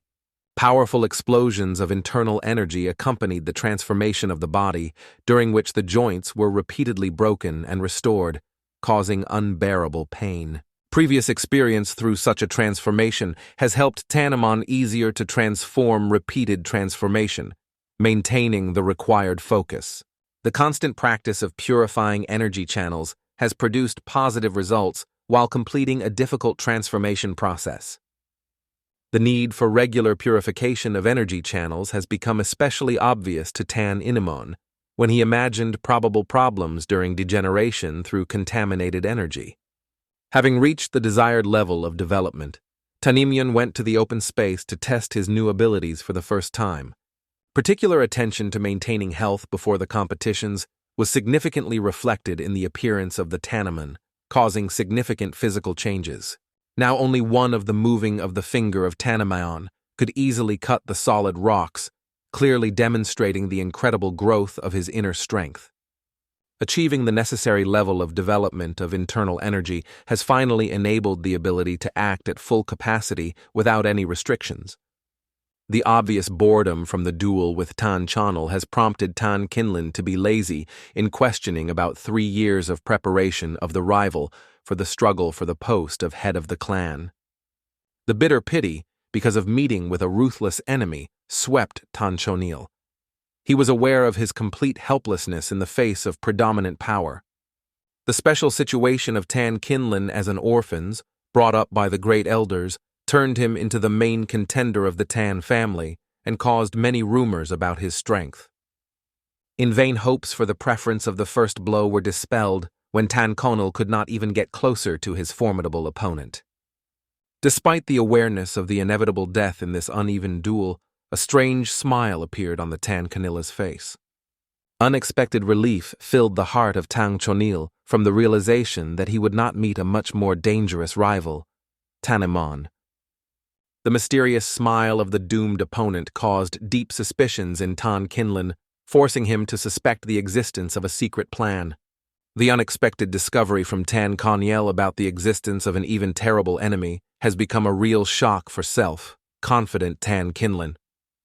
The pride of Tan Kinlan was manifested instantly. He promised to surpass any possible opponent by the level of threatening force. The sudden confession of Tan Kinlan in belonging to the Alliance of Black Death sounded as the last revelation before the planned murder of the next rival. A dangerous knowledge of important secrecy has made the immediate elimination of a casual witness, despite its defined fate in the near future. The last words of a dying enemy revealed the true personality of Tan Kinlan. It turned out that he was Mak Ingik, a member of the sect of a silent sword. The unexpected paralysis swept the whole body of Tana Kinlan as he realized the changes that had deprived of his ability to move. The appearance of the Tanjonaman, which attracted attention due to a familiar feeling, forced a self-confident enemy suddenly to solidify in place. A calm greeting from Tanjonil and a casual question about how the holiday had passed after the previous meeting, Ingik introduced into a state of complete numbness. He realized that his real person was not recognized. Anxious memories unexpectedly suffered Tan Kinlan at the decisive moment of the past, when the superiors instructed him an important mission, the introduction into the Sichuan Tan family under the guise of an orphaned boy, hoping for his outstanding abilities. The management in detail the young agent about the future competition for the place of the young head of the family. His main task was to eliminate other applicants to significantly weaken the influential clan from the inside. The highest leadership solemnly promised Tan Kinlan full recognition by all members of his real family after successful completion of the task. However, his situation was extremely difficult and caused a painful feeling of internal discomfort. The situation in which Tan Kinlan found itself became anxious due to the unexpected appearance of the mysterious Tanjonaman. He, in some kind of incomprehensible way, influenced him, remaining unnoticed at a critical moment. An incredible shock covered the frightened Poppy and Inga, which could not believe his eyes, watching the events. A mysterious stranger only disconnected him to look more closely at his own reflection in the ground to better recognize himself. Characteristic manners of mysterious Tanjonaman finally awakened in the memory of Mak Ingik, long-forgotten memories of past meetings. During the further conversation, the true personality of Tannon was revealed between the audience as a spy, when Tan Connell clearly heard and remembered the real name spoken aloud, Mak Ingik. Tanimoina suddenly sounded, an unexpected wave of anger that covered him before entering a rocky shelter no doubt belonged to this mysterious stranger. An experienced martial arts master suggested to extract a dangerous item from the young man's body, and only by the power of thought skillfully removed the poisoned needle, demonstrating incredible skills. The amazed Tanjonal was surprised to watch the events, trying to understand the amazing power of poison, which was able to paralyze the human body. The inquisitive Tanjonaman asked Tankanilla about the possibility of meetings with other participants of the competition. After receiving a negative answer, he suggested to eliminate the deadly poison to find out the true intentions of mysterious Tan Kinlan. In the head of Tan Kinlan was born a clever plan. He hoped to take advantage of the moment of vulnerability of his opponent during the process of neutralizing the poison to suddenly strike. The savvy Tanjonaman calmly explained to the audience that additional confirmations were not needed, since Tanginlan's belonging to the ominous alliance of Black Death became obvious. The affected Poppy did not resist and asked about a possible image because of ancient events. The casual Tanum said Tan Kinlan directly. If they were offended, there would be no conversations between them at all, and the body of Tan Chonil would already be motionless on the cold earth.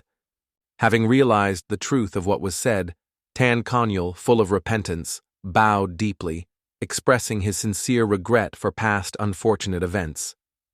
The generous Tanjonaman, with a light wave of his hand, rejected all the attempts of apology, demonstrating his complete indifference to a long time ago and the reluctance to burden the interlocutor with unnecessary manifestations of repentance.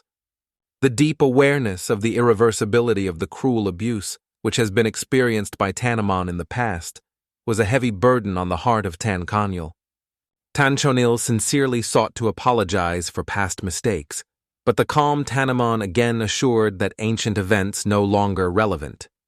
Sudden horror distorted the features of Tan Konyul, who in a desperate cry tried to warn the interlocutor of the rapid attack of the revived Tan Kinlin.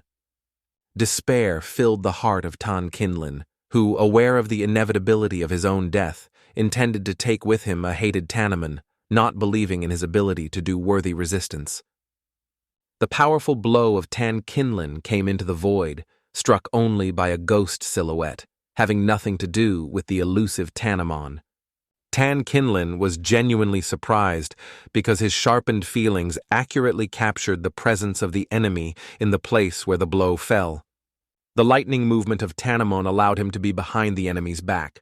From there, he expressed his disdain in a calm voice to fights with half-live enemies.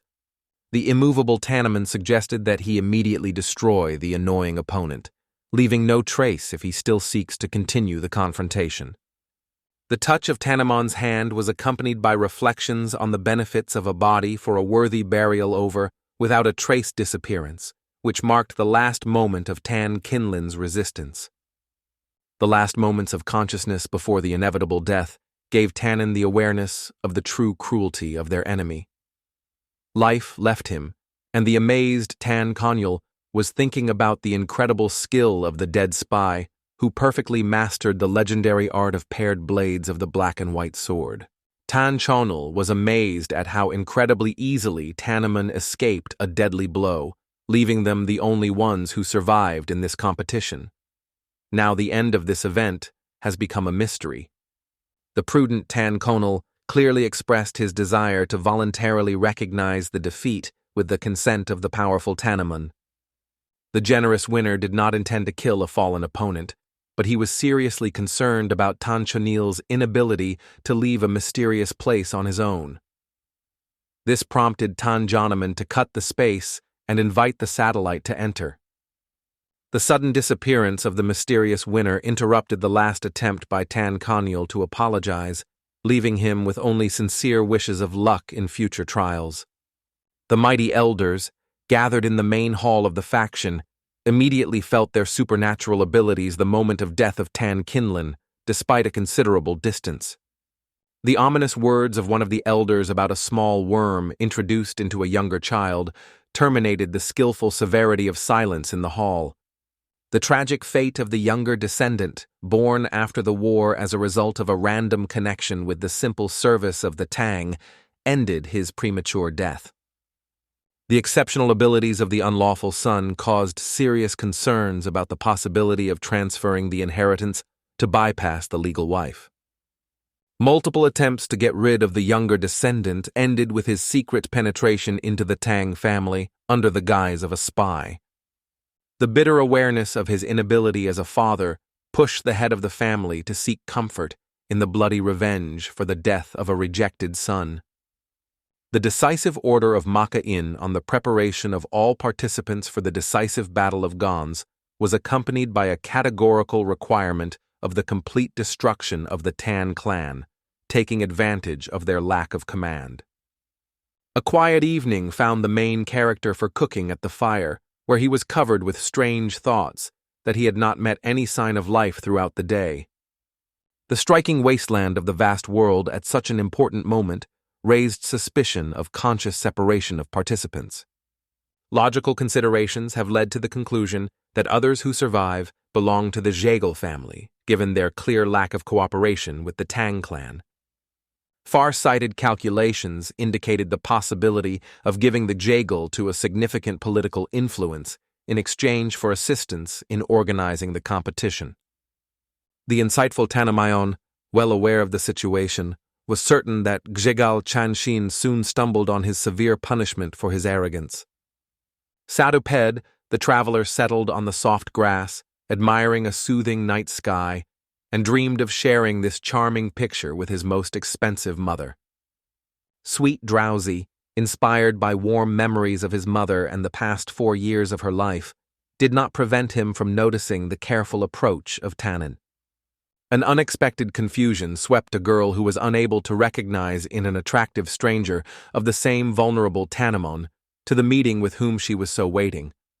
The romantic dreams were engulfed by a fascinated girl, imagining the possibility of a happy marriage with the grandson of Gjegal Chanshin himself, if he was as attractive. A slight pity enveloped the girl's heart when she realized that it would not be possible to avoid eliminating an attractive stranger. Careful preparation for the future murder involved the adoption of antidote, the spread of sleeping pills, and the preparation of deadly weapons for the task of decisive impact. The hypocritical apologies broke from the mouth of a girl who explained that according to the rules of competitions, it is necessary to eliminate the opponent, because the winner can be only one. An unexpected disappointment swept a self-confident girl when she showed the complete vigilance of the one who was considered a slight victim. With a smile and irony, the rival asked if she was ready to fight herself. The lightning capture of the neck destroyed the treacherous plans of the girl, who was a community of the Gjegal family. She patiently waited for a favorable moment to attack the last surviving participant, being in a safe place. The tense issue of Tanjonaman about the essence of the secret agreement caused panic in Tannon. She suddenly realized that her opponent was fully aware of her plans. The requirement of Tanjonaman immediately and honestly to answer all the questions was accompanied by a transparent hint. Life will be saved only if fully cooperated. The casual silence of the girl and a bottle with a poison that fell out of her trembling hands convinced the insightful hero of the need for decisive action. Her reluctance to cooperate became more obvious. Having carefully studied the familiar features of the face of the captive, the Tannoman recognized in her the famous Tannon, which caused her sincere surprise with her awareness. The calm voice of Tannoman reminded the girl of his unconfigured position on interference with his own appearance. He ironically suggested to create a symmetrical pattern of scars on her face. Gjegal Chanshin, watching the development of the events, became aware that his carefully thoughtful plan had completely collapsed. The outstanding combat skills of a mysterious participant number 28 allowed him to win convincing victories over more experienced rivals, leaving only the number 2 participant invisible, despite the striking successes of the number 10. Gjegal Chanshin was raised by doubts about the chances of the numbers 2 and 10 in the battle against the insurmountable participant 28. He understood that a protracted confrontation with the Tannon could destroy their carefully designed plan. Deep reflections on the hopelessness of the situation were suddenly broken by the appearance of bright light filled with incredible vital energy. Before the amazed, Gjegal Chanshin launched a fascinating sight. A huge army headed by a formidable Poppy in Hum lined up at the foot of Mount Gonzak. Interesting assistant ManhwaCapped, John Johnson, noted whether such significant military forces were justified to destroy a small group from the Tang clan. The striking number of the assembled army, which has more than 200 students and additional units of the broken fractions, with a total number of more than 300 people, forced even Mac to think about the expediency of such a massive offensive against the Tang clan. The need for such a large military operation was explained by the special status of Mount Gonzan, which belonged to the influential local sect. Her careful, waiting position remained adamant only due to the significant numerical advantage of the attackers over the weakened Tan clan. Common sense would have to keep the local sect from active interference with future conflict, because it was not its main participant. The unexpected interest of John Johnson in the fate of their secret agent among the contenders for the post of head of the clan violated heavy and intense silence. The fist compressed from anger accompanied a cold message about the tragic failure of a pet who was sent to the enemy camp. A decisive proposal to stop the empty chats and focus on the main task has cut off further discussion. Careful observations of a dangerous sword caused serious doubts about his true intentions, and the mention of the spy revealed the secret of his awareness of this place. The critical situation forced Jegal Chanshin to immediately inform the relevant persons and take the necessary steps. Jegal Chanshina suddenly shone. The realization that the removal of the participant number 28 opens the way to the full success of the operation. To keep their plans in the secret of the clan, it became an unexpected breakthrough for him. The amazing inability to recognize her abductor continued to suffer Tannon, who hung her hand and did not believe in her own eyes. A bitter awareness of the lost chance to use a powerful technique of dragon flame filled the girl's heart regret to solve all problems. Tanjonaman's vigilant look immediately noticed a poisoned blade lying on earth, immediately assessing his deadly power. For the first time, the attention of an experienced warrior attracted an extremely bright red shade of poison, striking with his unique saturation. The short-term distraction of the enemy interrupted in the girl's heart a desperate hope, to use all her poison for the immediate destruction of Tannoman.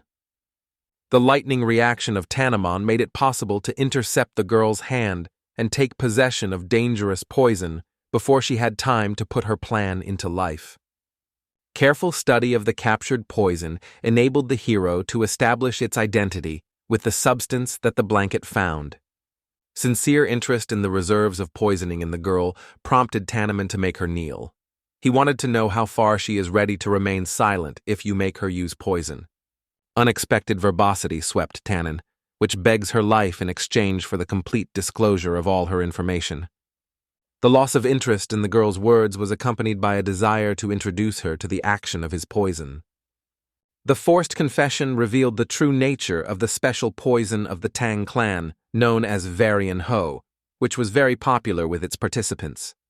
Having carefully studied the legendary poison of the Tang clan, the hero realized that the treatment of this dangerous substance requires extreme caution. An unexpected discovery of the possibility of using deadly poison as an elixir made it used to eliminate inadmissible wastefulness. Tannon, falling to the ground, begged for a mercy, promising to help fight the rest of the opponents if she gets a chance to reveal all the necessary information. The decisive approach of the girl was accompanied by a persistent reminder of Tannoman that his information needs were not yet fully satisfied. The persistent emphasis on confirming the connection with Clan Jegal Chanshin was accompanied by the requirement to reveal the details of the existing agreement between them. Tannoman threatened to use the poison, demanding complete frankness from the captive.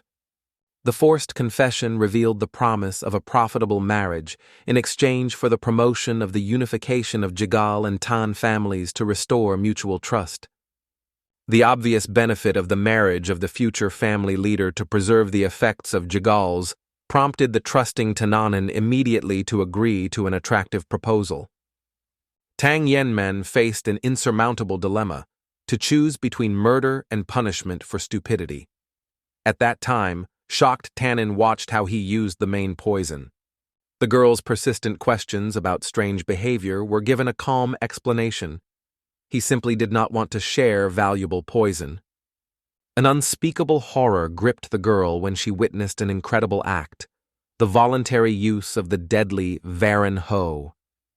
A pre-sensitive smile appeared on the girl's face when she imagined the inevitable consequences of the poison's action on a self-confident opponent. The impressive sight of the flame that swept the body of the hero forced everyone present to hold their breath. The triumphant laughter of Tannon accompanied his ridicule of the stupidity of Tannon, who dared to use the insurmountable poison of the Tang clan. Determined attempts to escape from the scorching embrace of the enemy were not successful, despite the passionate desire of the girl to see his death faster. The amazing calm of dull hair and a slight surprise with pleasant feelings accompanied the remarks of Tannon about the severity of the experience. The look of stunned Tannon, full of curiosity and distrust, conveyed her uncertainty about the ability of Tanjonaman to boldly withstand deadly poison. The legends of people who are not amenable to poison and capable of killing dozens of enemies with one breath or drop of blood have always seemed incredible to the girl, despite the confidence of the elders in their truth. The ability to quickly use the strongest combat technique allowed to break the girl's neck after complete disappearance of the poison effect. The last moments of the girl's life flew under the explanations of Tannon, who noted that he would not be able to save her because of a lack of extra mercy. Deep immersion in atypical sensations caused by the influence of a special poison provoked a whole range of unknown emotions and physical experiences in the Tannon. They were significantly different from everything that he felt earlier during various battles and training. A thorough study of the unique properties of the legendary poison of the clan, created by the long-term improvement of the ancient martial arts of Master Jang, has allowed Tanjonaman to finally reveal the true nature of the power of 10 suns, shrouded in numerous secrets. The invisible departure of the winner was accompanied by sarcastic reflections that even such worthless, in her opinion, as Tanjonaman was able to bring some benefit in the final moments of his infamous life, though not at all as she planned. An incredible sight, when the blinding sun suddenly came down in the deep night and day and night began to change behind him, forced a fearless warrior to feel a very surprise for the first time in a long time. The involuntary feeling of the alleged ending of the grueling battle instantly disappeared. Acute sense, exacerbated by years of training, gave an experienced warrior to unmistakably recognize the presence of numerous enemy foreigners nearby. The impressive number of hidden opponents, which far exceeded 200 to 300 well-trained soldiers, inevitably led to the conclusion that there is a secret conspiracy with the insidious Jugal Chanshin. After all, he could not help but notice such a significant accumulation of armed people. The sudden awareness of the treacherous plan to make him a helpless victim of conspiracy not only did not break the battle spirit of Tanjonaman, but also vice versa, made double attention to take up detailed planning of a future bloody battle against a numerous enemy. The unspeakable joy swept the heart of a fearless warrior when he thought about the coming confrontation with serious rivals. After all, they could truly experience his exceptional combat abilities, polished years of persistent training, and true battles. The crystal-clear awareness of the inevitability of the existence of only one absolute winner in the future, epic battle of one warrior against 300 of experienced fighters, filled the heart of the invincible hero with a calm confidence in his own strength and anticipation of a fascinating battle. Sudden visit of Jugal Chanshin to Tan Wonjin's room was accompanied by an alarming message about an unauthorized invasion of outsiders into the protected area. This immediately attracted the close attention of the mighty head of the clan.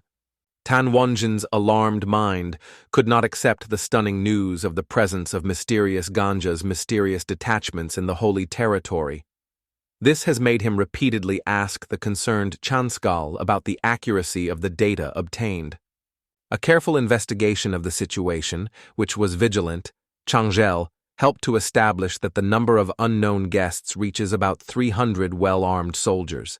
They penetrated the territory of sacred training lands, violating all established rules. The striking news of the presence among the violators of the Poppy, the formidable leader of the mighty sect of the Che of Torment, has caused Tan Wonjin a genuine surprise before such a bold invasion of the protected area. The enemy's information about the location of Amiya, which was carefully hidden behind 7 mystical chains, caused great concern in the management of the clan. According to all the data available, the hostile forces were to be far in Sichuan. In the crisis, immediate and decisive action was required, delaying unnecessary reflections and attempts to analyze for later, when the direct threat was neutralized by the clan forces. Tan Wonjin confessed to the inability to predict such a development, but explained how important the place where enemies penetrated was the inner part of the arena for competitions, which was not under direct control of the guidance of the clan. The bitter awareness of helplessness to the threat of the coming left only poor hope that the young representatives of the clans involved in the competitions will be able to survive in this unexpected and cruel attack the prevailing forces of the enemy. The incredible irony of fate was that by the time of this dramatic conversation, the brave Tannon had already skillfully destroyed all the attackers, showing excellent combat abilities and outstanding tactical art. A thorough examination of the area led to a detachment of Poppy In and his faithful assistant John Johnson to the spooky find: the breathless body of unhappy Tan Genlin, who was the victim of a mysterious killer. The insightful Johnson calmly noted that their direction of search is correct, expressing confidence in the rapid detection of a mysterious killer in the footsteps. Careful analysis of deadly wounds on the body of a young warrior pointed to the use of a poisoned needle as a single weapon of murder, which was sharply different from the usual traces of fierce battle. A deep understanding of the tragedy of the situation filled the Poppy heart bitter when he realized that the insidious poison had deprived the young warrior of the opportunity to heroically fall in an honest match. The decisive order of Mak Ohu to his faithful soldiers demanded a careful search of the entire territory to identify the fitting clan rats. Their presence has already noticed some vigilant soldiers. The lightning reaction to the order received has caused immediate mobilization of all available forces for a large-scale search operation in the surrounding area. Maka Inhu's unwavering determination to destroy all the Tan clan representatives on the mountain was in his demand to report any traces of the enemy found immediately. The unusual cruelty with which the restrained leader usually revealed himself caused genuine surprise to one of the knights who leaned over the body of the dead warrior. The tragedy of the situation was that none of the present knew the true personality of the deceased, who was the native son of their formidable leader. Particular attention of one of the subordinates was attracted by strange traces on the neck of the deceased, which were the only noticeable damage to the body. An experienced warrior knew that even the most powerful poison usually leaves traces of physical injury on the victim's body. The vicious reputation of the Tang clan, which was horrified by rivals due to the skill in the use of deadly poisons, which could affect even the most powerful warriors, fully justified such fears. A friendly warning to show maximum caution when meeting with the clan representatives was extremely timely in the current stressful situation. The fatal promise to take extreme caution was broken by an unexpected blow to a poisoned arrow, which immediately dumped a warrior. The instant response of the rest of the soldiers who accepted the battle with the swords raised testified to their willingness to repel the attack of an invisible opponent. The unexpected strategy of Tanjonaman, who, instead of direct clash, chose an attack from above in the form of deadly poisonous rain, led to the complete dissolution of unprotected enemies. The majestic appearance of Tanjonaman himself, after successfully completing the mass destruction of enemies, marked a new stage in the development of dramatic events. The brilliant mastery of the legendary machinery, Palm of the Poisonous Flame, gave a talented warrior to an extremely effective weapon for instant neutralization of numerous enemies. The rapid gathering of scattered poisonous needles allowed Tanami to feel a significant increase in its strength, which turned the throwing of deadly weapons into an ideal way of mass destruction of enemies. The decisive movement to the east in search of the remnants of enemies reflected Tan Yenman's restless desire to complete the destruction of hostile forces. The alarming message about the destruction of all search units, which mentioned the characteristic traces of needles with the same poison, left no doubt about the involvement of one performer. The last flats of Nadia John Josen to survive some detachments mercilessly dispelled when scouts came from the west with news about the complete destruction of the eastern detachment. The terrible awareness of the total extermination of all detachments, except for intelligence, caused Maka Inhwa tremor before the thought of confronting the elusive and ruthless murderer. A careful examination of the few surviving was accompanied by persistent Maka Inhu's questions about whether all the surviving warriors were present.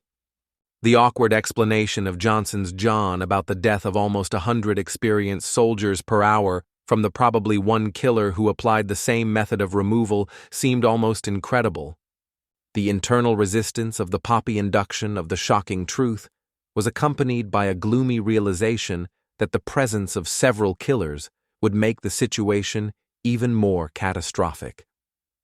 The unconditional evidence of the skill of the mysterious killer indicated his belonging to the elite warriors of the Tang clan, who perfectly mastered ancient military equipment. The strategic decision of ManhwaCapped to convey the command of Johnson was motivated by the awareness of the importance of protection against ghostly techniques used by the elusive enemy.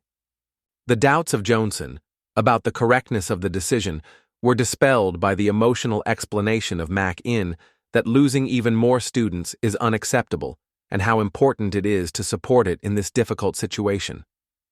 The careful promotion of the latter students along the riverbed under the close leadership of Johnson was accompanied by constant monitoring of the surrounding environment. The anxious silence, devoid of any signs of life, has caused serious concern, even in experienced Tannon. The fast, moving dusk and approaching sunset expected in a few hours added tension among exhausted soldiers. The gloomy reflections of John's on endless losses and the urgent need to retreat for regroup were interrupted by the awareness of the inevitability of complete destruction of the detachment unless the hostile shelter is detected. The sudden interruption of the warning addressed to the students happened due to the appearance of the dissatisfied voice of the mysterious Tanjonaman. The mysterious ability of Tanjonaman to appear unnoticed, even for experienced John Johnson, caused him an ironic surprise about the unexpected retreat of the opponent. The desperate exclamation of Johnson, who urged the students to hide, turned out to be late. Most soldiers have already fallen victim to deadly arrows. The incredible ability of the enemy, which allowed him to impress with even the most famous students, caused the true horror in the soul of the stunned Chong Johnson. The purposeful approach of Tanmona was accompanied by a direct question about the team role of John Joseon in the team of the remaining warriors. The bitter self, Ina of John's John, arose because of the awareness of his own inability to see the approach of the enemy, despite the vigilance. The discovery of the true essence of a ruthless killer in the form of a young boy who did not resemble an experienced master at all seemed extremely incredible to be a skillful warrior.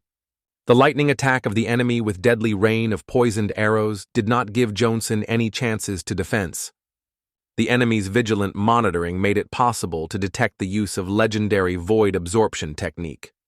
This technique was chosen to fill the items with energy to attract them to themselves. Deep shocks swept Johnson as he realized that such skill is usually available only to the highest craftsmen who have reached enlightenment after years of persistent training. Careful collection of all the needles used and the subsequent pause in Tannoman's attacks testified to the significant energy costs required for the use of such powerful equipment. The critical analysis of Johnson showed the obvious arrogance of the enemy, which was manifested in his open step forward and the desire to fully use the effect of suddenness. The recognition of the outstanding abilities of the young opponent did not interfere with the experienced warrior to maintain a critical approach to the situation. The amazing lack of any information about such a powerful warrior in the ranks of the Tang clan caused a deep doubt in Tannon about the true nature of his mysterious opponent. The arrogant refusal of a mysterious opponent to call her name, accompanied by a contemptuous statement that for those who were destined to die soon, such knowledge is unnecessary. The uncontrolled rage swept off the offended Johnson, who vowed to send a self-confident Tanjonaman a painful death as a punishment for disrespect. The frantic attack of an angry warrior charged with accumulated energy was stopped with one palm of Tanjonaman with incredible ease. It seemed absolutely impossible for the technique of such a high level. Tanjonaman, with a scornful smile, examined the weak attempts of the opponent and, disappointed, offered him another chance, mockingly advising to gather with forces to avoid another shameful failure. A few years ago, the dramatic events after the grand collapse of the mighty sect Austria, one of the legendary 9 fractions, conquered by the ruthless alliance of Black Death, have forever changed the balance of power in the world of martial arts. The voluntary introduction of a talented Jonin to the alliance has been a genuine admiration with an experienced master who heard about her exceptional skill in having a unique hand technique, which has already become a legend among connoisseurs of martial arts. The ambitious plans of the alliance's head to improve John Joneson's technique were quite justified.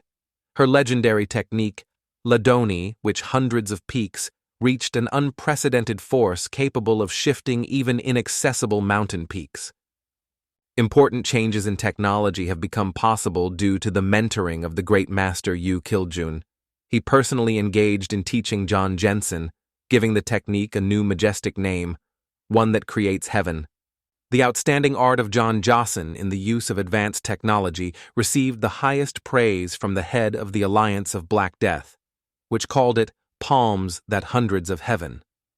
The unbearable bitterness of the defeat overwhelmed the heart of an experienced warrior when she realized that the sacred technique, given to her by the head of the alliance, was easily exceeded by some inexperienced young man. The impressive cold-bloodedness of the enemy was manifested in his ability to stop the legendary technique without any tension of the facial muscles, demonstrating an incredible level of skill. The deep reflections of the young warrior focused on the unique properties of the newly tested legendary poison Koryon Ho, which contained incredible destructive power. The danger of fiery poison containing the powerful breathing of the coal dragon increased repeatedly under the influence of aura of poisonous madness, turning it into unrestrained force. She sought to saturate everything around like a deadly sleep. The virtuoso redirection of the collected force allowed the young warrior to fully cover the enemy with an all-consuming poisonous flame, demonstrating incredible possession of ancient technique.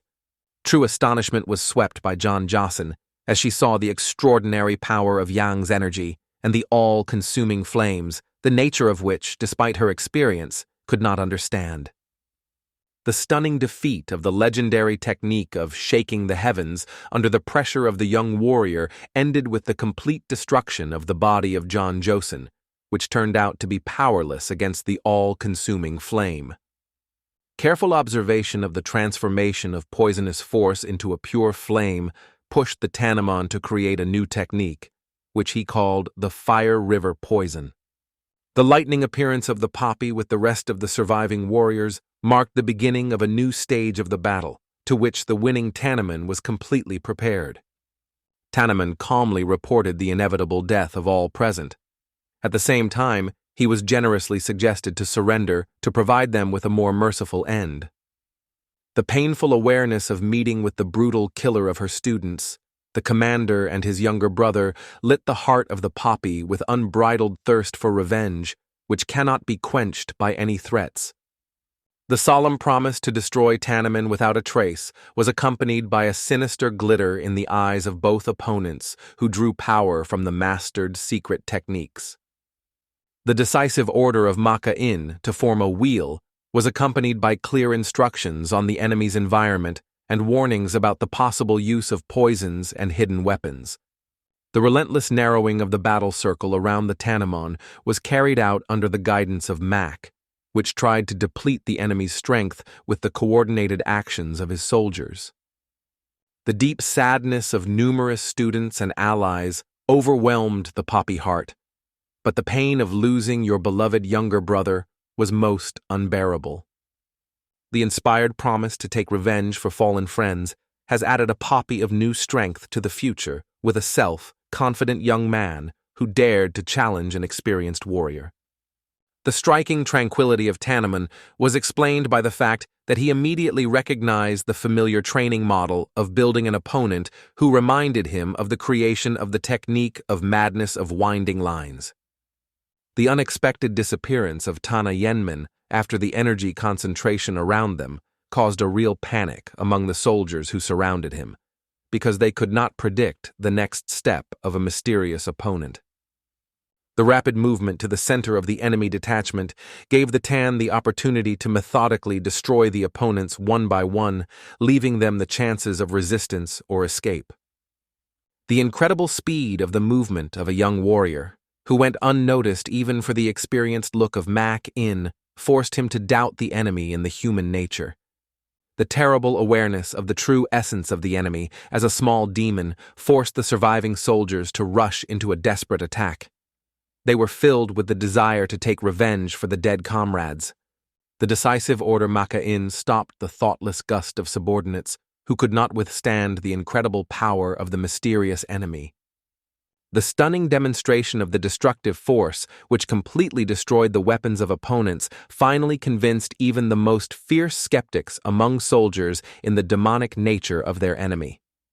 The incredible skill of the enemy was the ability to destroy the swords at a distance without even touching them physically. The comprehensive use of scattering technique not only destroyed the blades of enemies, but also to use fragments that were formed as an additional deadly weapon. Virtuoso control of the ejection of force in a certain area allowed Tanjonaman to create a deadly cyclone with sharp blades, which effectively destroyed all those who remained alive among enemies. Everyone bowed to the exceptional skill of Tannon in the legendary technique of Rain of 10,000 of Heavenly Flowers, which caused a reverently trembling from his incredible skills. The modest self-esteem of the Tan of Yenmyeon, which recognized the imperfection of its version of the Rain of 10,000 Heavenly Flowers, did not reduce the efficiency of this technique against numerous but weak opponents. The practical application of new equipment, called Iron City, convinced Tannon in its potential benefit for future battles. A quiet approach to the exhausted Poppy was accompanied by an ironic recognition of the successful completion of the enemy fatigue, and then an invitation to a personal duel. The uncontrolled anger of Maka-in, who directed his weapon against a self-confident young man, was combined with the intention of testing the endurance of the opponent in a fight with one of the strongest warriors of the clan. The adamant confidence of Maka-in in the superiority of the technique of paired blades, which got to him from the great master of the silent sword, made it possible not to be afraid of even the most outstanding achievements of the young rival. The complete calmness of Tannon before the future clash was conditioned by his clear awareness of Mak's self-confidence, who overestimated his chances of victory. The striking demonstration of Tanjonaman's skill was in his ability to stop the combined attack of 10 of stroke sword and dance with paired blades, using only one hand and a short sword. Maka-in's humiliating defeat, when he unsuccessfully tried to apply the final blow of a silent sword, the technique of Dark Moon's sword sect, showed a huge difference in the level of skill of opponents. The striking confession of Tannon about his ability to own a sword and the ease of predicting combinations of blows of the enemy was accompanied by a disinfected smile, which emphasized his advantage.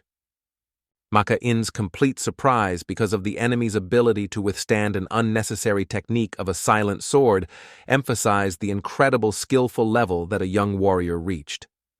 A detailed explanation of Tanjonaman about the nature of the silent sword and its devastating force, aimed at destruction, revealed a deep understanding of the young warrior of the foundation of this legendary technique. The amazing ease of mastering the mysterious energy of the silent sword allowed a talented warrior without much effort to master this technique for use in future battles. The stunning discovery for the Poppy in the way was that the technique that he could only master the skills in the art of paired blades turned out to be for his young opponent just a children's play.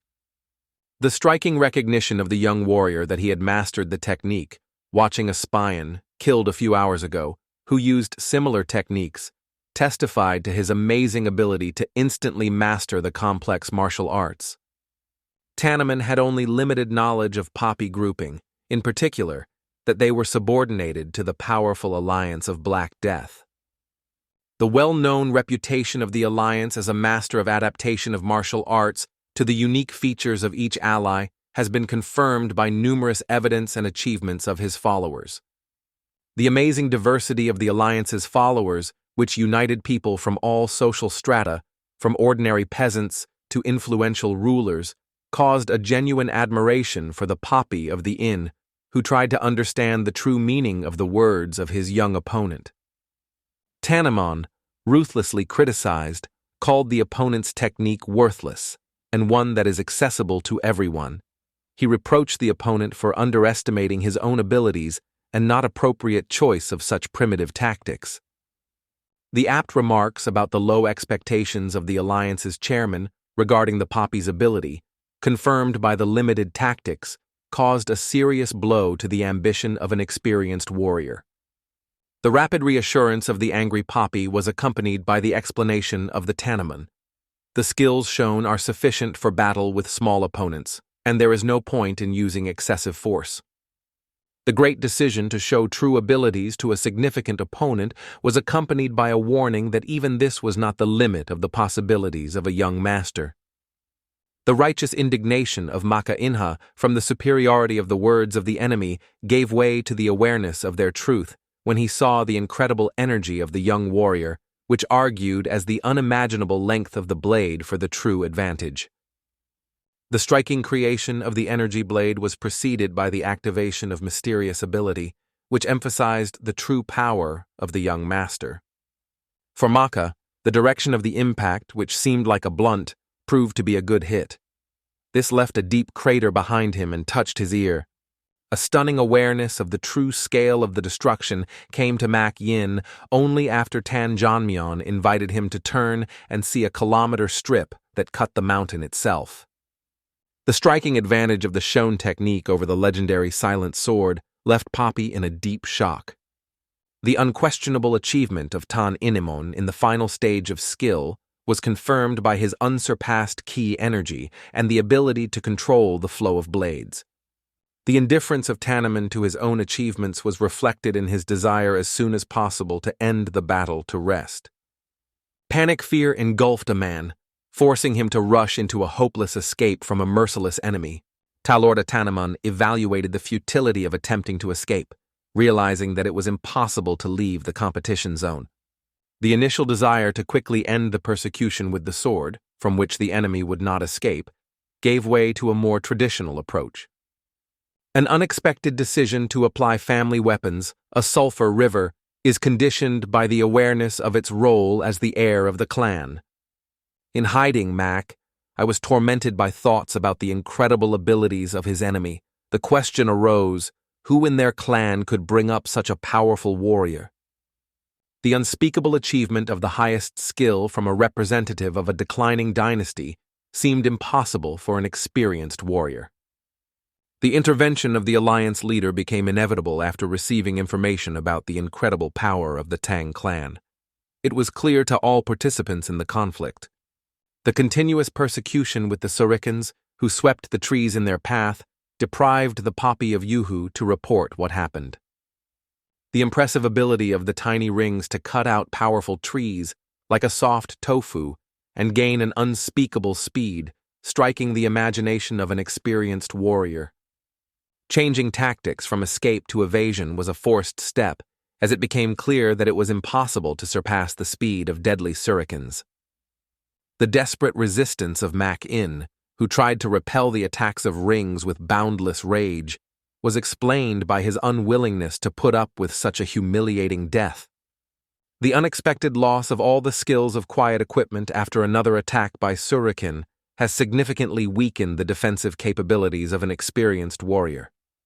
The percussion wound that deprived the Poppy Ingu of both hands after the accurate hit by Surikan significantly reduced his combat capabilities. The illusory sense of the end of the battle and the successful confrontation of all the techniques of the enemy filled the heart of the wounded warrior in vain.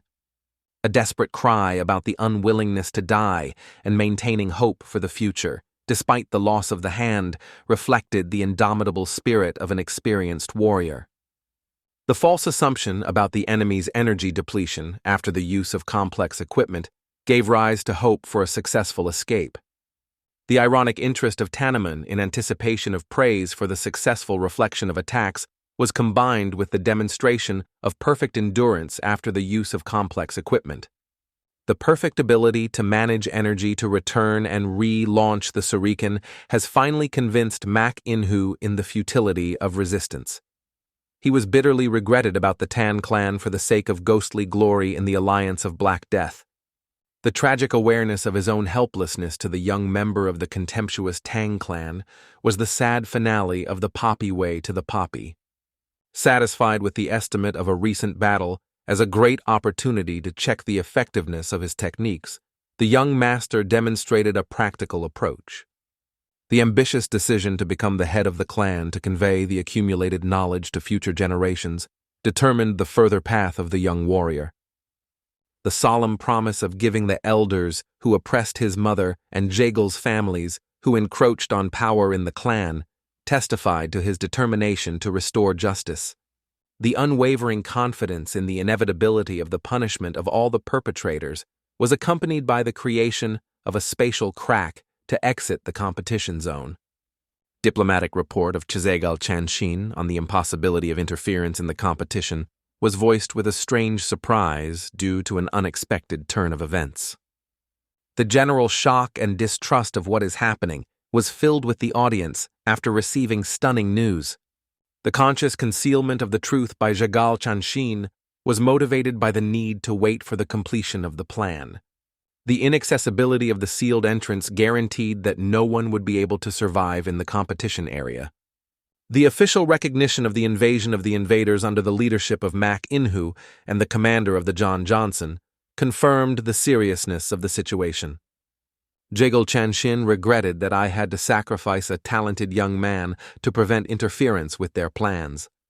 He discussed the presence of other candidates for the role of the future clan leader. Suddenly, the energy familiar to Chizegal Chanshin forced everyone to instinctively hide behind his back. The triumphant return of Tanjonaman, due to the spatial break, caused a storm of joy in Tanyuri, who rushed to embrace the winner. The general surprise by the absence of wounds in Tanjonaman was accompanied by his calm reminder. Only friends could pose a true threat to him in this competition. Chizegal Chanshin engulfed incredible surprise because of an unspeakable fact. Number 28 survived and won the 3 Omi experienced warriors. The vague doubts of Chizegal Chanshin about the inaction of 300 experienced warriors before seemingly insignificant opponent pursued his mind, forcing him to constantly return to these depressing thoughts. The intense atmosphere suddenly killed when the shrill look of Tannon stopped at Chizegal Chanshin, causing the latter uncontrolled feelings of fear and anxiety before the unknown what is happening. Tanchonal's friendly gesture, which waved his hand as a sign of greeting, immediately reduced the tension around Tanjonaman. However, this only exacerbated Chizegal Chanshin's alarm, which continued to monitor the development of events nervously. The horrific shock was swept by Chizegal Chanshin when he realized the huge difference between the initial impression of meeting with Tannon and his current incredible abilities that exceeded all possible expectations. The incredible skill of Tannon is striking. He is able to destroy the protective domes of all castles, including a powerful dungeon of 8 earthly punishments. It seemed unattainable to a regular warrior. The amazing ease with which Tannon overcame all the obstacles made him think about his true power. Even experienced craftsmen could not cope with such complex obstacles. The growing concern of Chizegal Chanshin intensified with every new manifestation of the unclear power of a young warrior. This forced him to review all his previous ideas about the abilities of this mysterious guy. Tanjonan's vigilant look stopped at Chizegal Chanshin, awakening in him the desire to immediately eliminate the potential threat. However, circumstances required caution and avoiding ill-advised steps. The Tan Wanjin warder, noticing a busy exchange of views between opponents, quickly tried to reassure the number 28, assuring him in the full security of the current situation. Tannon, with deep respect, bowed his head in a polite bow, sincerely apologizing to the warrior for the inconvenience caused, thus reflecting his respectful attitude towards the older members of the clan. Deep concern for the fate of the people left inside forced Tan Jinmin to think about the urgent measures to ensure their safety. Tan Wanjina's curiosity was manifested in his persistent questioning about the boy's incredible attitude and mysterious events that took place with other participants in the competition. The sudden earthquake wave, which shook a large rock, gave rise to panic among frightened children. They looked around confusedly, trying to find the cause of this unpredictable natural phenomenon. The unexpected appearance of a glowing crack in a massive rock attracted the attention of all warriors and Tanjonaman. They observed the development of this strange phenomenon. The terrible awareness was swept by Jagal Chanshin's mind when he realized that the phantom dome of 7 castles, which defended the competition zone, destroyed and completely lost its power.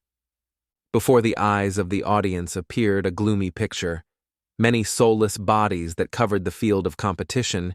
It became visible when the fragments of the destroyed dome fell to the ground.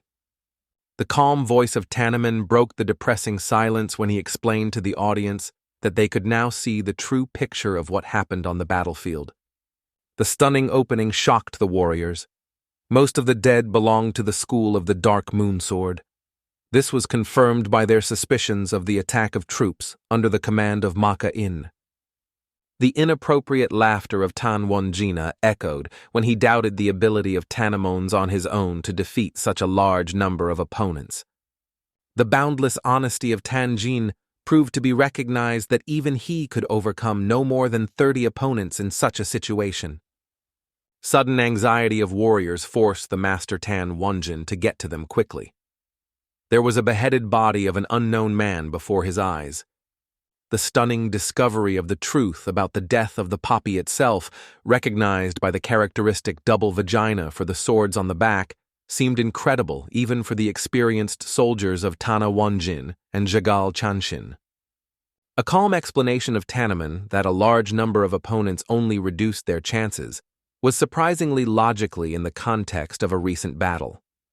Tanjin finally realized that the defeat of Tanjonaman was inevitable, because his striking level of skill exceeded all the expectations that could be had from the young head of the clan.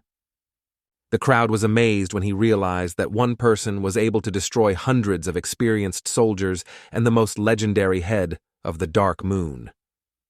The passionate praise of the warriors against Tannoman was accompanied by a unanimous recognition that the title of the young leader was rightly owned by him since the beginning of this amazing confrontation. Tanjonaman, who watched the events, was crowded with painful anger. He felt a helpless burden through a broken hand that prevented him from intervening and changing the situation. The unbearable irritation of Tanjonaman was exacerbated by the thoughts of the incredible increase in the power of Tannoman, whom he always considered a pathetic exile, unable to even master the basic martial arts. The stunning success of Tannoman in the competition seemed incredible to all witnesses of this historical event, which radically changed the balance of strength in the clan. The solemn announcement of the Gina about the victory of the number 28 was accompanied by a call for anyone who dared to challenge this undeniable result of the competition. Tanjonaman was engulfed powerless rage, because despite his unrestrained desire to challenge the results, he realized that because of his broken hand was completely helpless. The official completion of the competition was announced by Tanjonaman, carefully following all ceremonial procedures established by the ancient traditions of the clan. The solemn call for Tanjonaman to all the soldiers gather before the winner of Tanjonaman sounded as the beginning of a new era in the history of the clan. The solemn shining of the soldiers in front of the 7th team caused a wave of admiration among observers who felt the importance of this historical moment in the life of the clan. The deep pleasure of Tanjonaman's heart when he realized that after many years of decline, Clan Tan finally was experiencing the long-awaited renaissance. The solemn proclamation of the victory of Tanjonaman was accompanied by a promise to recognize him as a legitimate master capable of leading the clan to new achievements. The prophetic words of Tanjonaman about the revival of the grandeur of the clan under the guidance of a new leader were heard as a sacred promise before all the warriors gathered. The solemn moment when Tanjonaman leaned before the new leader was accompanied by a loud proclamation of the willingness of 82 soldiers to serve his new master. The sincere surprise of Tan Mergo and Tan Yuri reflected in their confused looks addressed to Tanjonaman. His new status has now demanded a completely different attitude towards a recent friend. An unexpected need to show respect and courtesy of an old friend caused Tanjonim's friends mixed feelings, embarrassment, but also admiration. Tan Wanjin perfectly understood the potential of the young leader, confidently believing that the level of skill achieved at such a young age will allow Tanjonman to become the strongest warrior in all Sichuan. A clear hope for the restoration of the former glory and power of the Tang clan now seems quite achievable for the appearance of such a talented young leader. The insightful response of Tannoman to the silent expectations of Tan Wanjin was accompanied by an unwavering promise to justify his hopes in the near future. The wise request of Tanjonaman to show patience accompanied by a confident promise to achieve the desired goals. This has caused a general admiration for his ability to understand the thoughts of others and speak as a true leader. All unanimously recognized Tannoman's true leader of the clan, accompanied by a solemn oath of loyalty from all soldiers ready to follow the winner of the competition. The decisive call of Tanjonaman to prepare for returning to the estate immediately summoned a response among the faithful team, which was ready to follow her new leader. The vicious look of the angry Tan Munchan, who followed the events, reflected the entire depth of his negative emotions to the new leader of the clan. Tan Munchan, trying to comprehend the next success of Tanjonaman, felt burning irritation and bitterness because of injustice, which seemed to pass him. The fierce desire for revenge, which Tan Munchani contained a willingness to give the soul to the devil, just to achieve the goal, to destroy the new head of the clan. The unexpected appearance of Mr. Teko from a Hoodlin clan on an empty battlefield happened too late, although he hurried immediately after receiving the news. The rapid arrival of Mr. Teko on the field of events caused by the news received was too late for direct participation in what happened. Samurai's dissatisfaction with the fact that Teko decided to go on his own was due to the care that his behavior was consistent with the new high status in the clan. The mysterious disappearance of any signs of human presence caused a surprise to Teho, who shared his strange observations with others. The persistent request of the samurai to their owner not to move away from the main group testified to their sincere concern for his safety. Hyanso's understanding of people's reluctance to stay near the place of mass death explained why the territory around the mountain of bodies was deserted. The striking number of dead exceeding 300 deeply impressed with the experienced Hanso, who was accustomed to various manifestations of military conflicts. The historical grandeur of the Tang, which was once one of the most influential in Sichuan, explained the possibility of such a large-scale confrontation. The situation seemed contradictory, because the famous Hanso fact indicated that the clan on Mount Guduk had less than 100 people. This made the events even more mysterious. Serious anxiety in Teko caused that their faction was not reported such a large-scale event in the mountain-controlled territory. Hanso insight helped him understand the causes of Teko anxiety, which arose because of the conscious avoidance of the Tang clan intervention in current events. The strange contradiction between generous gifts for competitions and the likely hiding of information by the Tang clan raised many questions from observers. Teho's deep reflections on the unknown aspects of the situation were intertwined with his surprise about an incredibly high level of skill in possession of hidden weapons. Filled with a sudden awareness, Hanso finally realized the true meaning of his master's words, that everything that happened was a matter of one person's hands. This discovery struck him to the heart. The confident assertion of an experienced man about the unmistakability of his observations was confirmed in the detection of thin traces of needles on the bodies of most dead. Professional analysis of the situation indicated the use of invisible needles that were easily pulled out and used again. This testified to the lightning of the attack. Hanso's deep concern about the possible meeting of Teko with the alliance resulted in his decisive protest against the hasty actions of his master. Taiko laughter was accompanied by a reminder of Hanso that their master had reached the highest level of skill and is able to protect all its followers from any danger. The adamant confidence of Teko in the absence of the interest of the head Yuk-gun in the confrontation was based on his deep sense of the current political situation. The wise decision of Hanso to return to the sect to prevent the leader became aware of the incomparable power of his master and the futility of further disputes. The recent historical events have created a difficult situation for Gundon. It is simultaneously pressed by the alliance of Black Death from the south and a demonic cult from the west. The Thoko's strategic step is to find the head of the Tang clan to confirm his innocence in events, was based on the importance of finding out the true causes of misery. The insightful analysis of the situation revealed the similarities of plans to use the Tan family to confront the alliance and the further destruction of a demonic cult. The reasonable doubts of Hanso about the success of the owner's plan were caused by the long decline of the Tang clan, which significantly weakened his position in confrontation.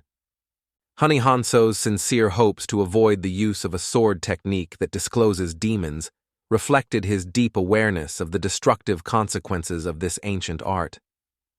The unexpected news from the unfamiliar elder about the premature return of the warrior Vija, together with the participants, caused surprise to all present. The unwavering confidence of the elder in the victory of Tan Yenin, who was supported by yeomans and one of 10 poisonous, was based on his long-term combat experience. The news of the absence of a young lady among the returned participants forced the elder to review her initial assumptions. A lively discussion among the samurai about the possible winners of the competition was focused on Tan Kinlin, the student of the great elder, and the granddaughter of the third elder, whose crazy craving for training was caused by a generic curse. The general relief about the safe return of the participants was as surprised when they saw the saved students who followed their leader Tanjonaman. The participants of the competition were immediately recognized thanks to the striking symbols of the Tan clan on their clothes and dressings. The sudden completion of the competition caused a general surprise, and the mysterious figure of the winner that no one could recognize gave rise to many questions among the audience. Interesting views of embarrassed girls who carefully studied the Tannon could not solve the mystery of his personality. One of the elders engulfed joyful relief when he saw his child among those who returned from the trials alive. The joyful salvation of Tankanila caused his father to say that his son's possible victory, although he refrained from premature conclusions. The frantic pain of parents who did not find their children among those who survives poured into continuous sobs and despair. The natural reaction of parents to the loss of children has found an understanding of all present. A deep understanding of his mother's concern for Tannon in his soul caused warmth and at the same time anxiety. Tannon's unfavorable thoughts about the future return home reflected his inner experiences and doubts. 4 years of absence and significant changes in the appearance of Tannon could be surprised and embarrassed by his mother during a dreamy meeting. The unexpected news from Tan Yuri about the arrival of the general staff suddenly interrupted the reflections of Tanjonaman about the future meeting with her mother. The moving meeting of Tan Yuri with his father, who wore glasses and was crowded with joy from the safe return of her daughter, created an atmosphere of family reunification. Tanyon clearly considered the true intentions of Tan Yuri when she presented her father, revealing her desire to provide him with well-being under the protection of new authorities. The frank confession of Tan Yuri about her intentions testified to her determination to take the opportunity to improve her father's position. The sincere gratitude of Tanjonaman for the honesty of Tan Yuri expressed his respect for frankness and transparency in the relationship. Tan Yuri objectively evaluated her father's abilities and understood why he did not get up. The main reason was its inability to apply rigid methods for career growth. The long-term execution of small tasks of Tan Yuri from his father, despite his age, was the result of fundamental rejection of unworthy methods to achieve career growth. Strategic thought Tanjenya was manifested in his decision to attract people who had no contact with the elders to create a circle of faithful followers on the way to power. The predictable decision of Tanjonaman to take care of Tan Mergo and Tan Ichzon was based on the awareness of the importance of Tan Jujon's connections with the Temple of Medicine. The solemn arrival of the General Staff Commander was accompanied by a genuine praise for all participants, especially for One warriors, for their outstanding efforts.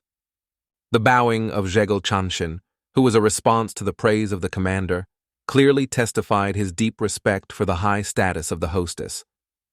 Sincere thanks to Commander Jegel Chanshin for numerous Tan support in the competition clearly reflected the recognition of the weight of his contribution.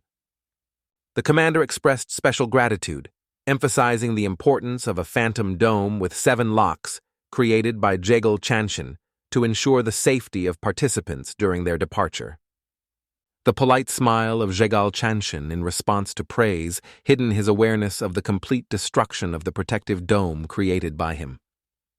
The official invitation of the commander of all gathered to go to the elder's house for summarizing was accompanied by the permission of Vanvia soldiers to go on a well-deserved rest. The human understanding by the commander of the fatigue of the warriors of Vanvia, who has accumulated over the years of accompanied by young candidates in the head, testified to his attentive attitude to his subordinates. The unexpected apology of Tan Wonjin was accompanied by his decisive refusal to go to the House of the Elders, which caused a general surprise. The official appointment of Tan Wonjin by the temporary commander of Vanvia was accompanied by an explanation of his powers in decision-making.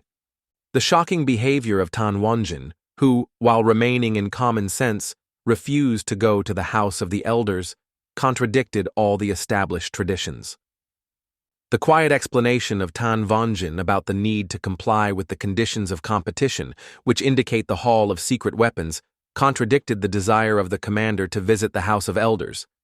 The unbearable indignation of the commander due to disobedience resulted in a loud demand to immediately disband the detachment, threatening the cruel punishment for failure to comply with the order. The hall froze from the overall shock displayed on the faces present after the sharp words of the commander. The unexpected accusation of disobedience and the ban on challenging the will of the elders caused genuine surprise even in the experienced Tanjin. The severity of punishment for disobedience was combined with excessive cruelty in the decision to disband the whole unit. The bold statement of Tannon in defense of Tan Wonjin was accompanied by the question of the priority of power of someone over the powers of a new leader. This caused confusion with a man who insisted on explanations. The urgent report of the commander of the tank staff Sunjin about the current situation caused him such a great distrust that it was necessary to re-clarify the winner's person. The tumultuous reaction of Tan Sunchon to the news of the victory of Tannon was poured into a powerful blow to the table, which clearly testified his deep indignation. The distrust of Tan Sunchonia to win the parches over his granddaughter was conditioned in confidence in her undeniable advantage. The deep doubts of Tan Sunish intensified the memories of his student Tan Kinlan, whose defeat at the hands of Tanjonaman seemed absolutely incredible. The elder felt contradictory emotions. On the one hand, he appreciated the qualities and hard work of Tanjonaman, but on the other, it was difficult to believe that the young man would be able to get the title of young head of the clan. The initial confidence of the elder in the victory of Tan Ginlin over Tan Johon, based on impressions before the start of the tournament, was completely wrong. An incredible jump in the skill in 3 years caused the elder to suspect that it was a deception that needs a thorough investigation. The general desire of the elders, including the fourth, to find out the truth about the incredible victory of Tanya Inmyeon over the strongest candidates outweighed their previous decision to forget about military events. Various questions arising from the elders required immediate and convincing answers. The direct question of Tang Sunchen about the location of Tanamon was a reflection of his impatience in anticipation of explanations. The official invitation of Tanamon to the elder's house created a tense atmosphere in anticipation of a future conversation. A strict reminder of the exclusive right of the head of the clan to give orders to the young heir was accompanied by a repeated question of Tannon about the essence of probable disobedience. The desperate protest of a man against the recognition of Tannoman's young head of the clan was combined with his disbelief in the reality of the victory of a young warrior. The unfinished phrase of the elder about the possible leadership of this boy unexpectedly emphasized on the awareness of the seriousness of his own position. A powerful burst of chi energy caused by the anger of Tannoman showed his true strength and determination. The striking awareness of the general staff commander to avoid conflict with a powerful young man arose along with the feeling of deadly pressure of his energy. The decisive ignoring of the opponent's Tannoman was accompanied by a clear statement about the intention to comply with the conditions of the tournament, despite the desire of inactive elders. The order of Tanjonaman immediately to inform the elders of the completion of their reign clearly testified to his readiness for decisive changes in the clan. The elders of the clan were deeply amazed by the boldness of Tannoman, because for the first time in the history of the clan, he dared to call them directly to himself, breaking ancient traditions. The commander of the combat detachment brought in memory the harsh words of Tannoman, who gave him fear and caused a cold sweat. Because of this, he decided not to disclose their other members of the clan. Tan Sunchan, in a strong oak table, could not believe that a young man dared to talk to the elders in such a tone when even the great Yeti Phoenix showed honor. The wise elder suddenly saw in this situation a successful chance to get rid of an unwanted heir until he officially took power into his young hands. The lack of official recognition of Tannoman, the young head, gave the elders a legal opportunity to question his power and to get rid of this threat forever. The elder decided to call everyone into the sacred hall of the hidden weapons and poisons in order to personally see the true abilities of the young heir of the clan. The elders decided to find out how much the cheeky young man changed, who dared to challenge their age, old authorities, and the established traditions of honoring the elders. The chief elder immediately gave clear orders to all military units and other elders to prepare for an important transition to the holy weapon. The mighty elder called the experienced commander of the Blue Dragon detachment, along with the best samurai, so that they could fulfill the guidelines of the elders with full readiness. Having collected under his leadership a significant army of devoted soldiers, the elder made the final decision to teach a bold young heir. The elders resolutely decided to remind Tanmyeon of the true state of affairs in the clan, where they had true power and the right to make important decisions. The great head of the mighty clan of the Dark King, the wise Tan Chokf, learned the unexpected news. Young Tanjonaman won the struggle for the post of young head. From early childhood, Tanchoku has seen in this unusual boy a special strength and potential, which now manifested completely in an important competition. The present power of the young heir were so out of his former abilities that even the experienced head of the clan was difficult to believe in such striking changes. The young man imagined the joyful face of his sister and smiled, waiting for an ambulance after a long separation in his home. The head of the King of King watched the events along with other participants of the important competition at this fateful moment. Tanamunchani's father sniffed from shock, learning of Tanjonaman's unexpected victory in the decisive match of the clan. Senior Tan remembered his mockery over the boy before the competition and the former confidence in his inevitable death during the trial. The injured hand of his son, Tana Munchin, demanded a serious retribution from the culprits of this accident. The head of the clan decided to punish Tana Jich and his accomplices without delay immediately after all the trials in the clan were completed. Tannoman calmly reminded the head of the clan all his words, said that memorable day before the competition begins. Less than 4 years has passed since the head of the clan has expressed threats, but now no one dares to harm the winner of the competition. The winner warned the head of the clan against careless words and actions within the Tang clan from now and in the future. Tannoman threatened injury to the second hand of the son of the clan unless he obeys his fair requirements. Tanchok looked at the humiliation of the smug head of the clan with a clear pleasure on the enlightened face. Tan Wanzin approached the ancient temple, immersed in deep reflections on recent events. Memories of the important conversation of Tanimon with the head of the staff did not come from the tired consciousness of Tan Wanjin. The truth about the origin of Tanim as the son of the Phoenix himself struck the headquarters head to the depths of the soul. The affected man tried to realize the incredible news about the real parents of the young winner of the competition. Tan Wanjin noticed the confusion of the head of the team's staff and felt many unspoken questions in his view. Wise Tanjin has promised to discuss all the important issues in detail after completing the urgent cases of the clan. Memories of past events forced Tan Wanjin to froze from shocking on the threshold of the temple. The attack of the mighty ruler of the demons on Mrs. Poisonous Phoenix was the beginning of a number of tragic events. The valiant warriors of the Tan family fearlessly and decisively fought with the demonic forces, without retreating and standing to death until the last drop of blood. The fierce battle lasted for a long time until the warriors saw the chipped head of their fearless head. The demon recognized as the unexpected strength of the Tang clan resistance before the decisive blow of its numerous hordes. The order of the demon of the demons on a full-scale offensive came after a long confrontation with the warriors of the clan. Poisonous attacks were powerless against demonic creatures that mercilessly destroyed the defenders of the clan. The elders decided not to send reinforcement to the defenders of the clan to keep the rest of the capable warriors from complete destruction. Tan Wanjin felt a passionate insult to cowardly elders because of their unwillingness to save the soldiers of the killed clan. The arrogant elders accused the Phoenix of the family destruction and demanded to obey the demons. The Phoenix has respected the unfair accusations to save him from the fierce of the demons for the safety of a single child.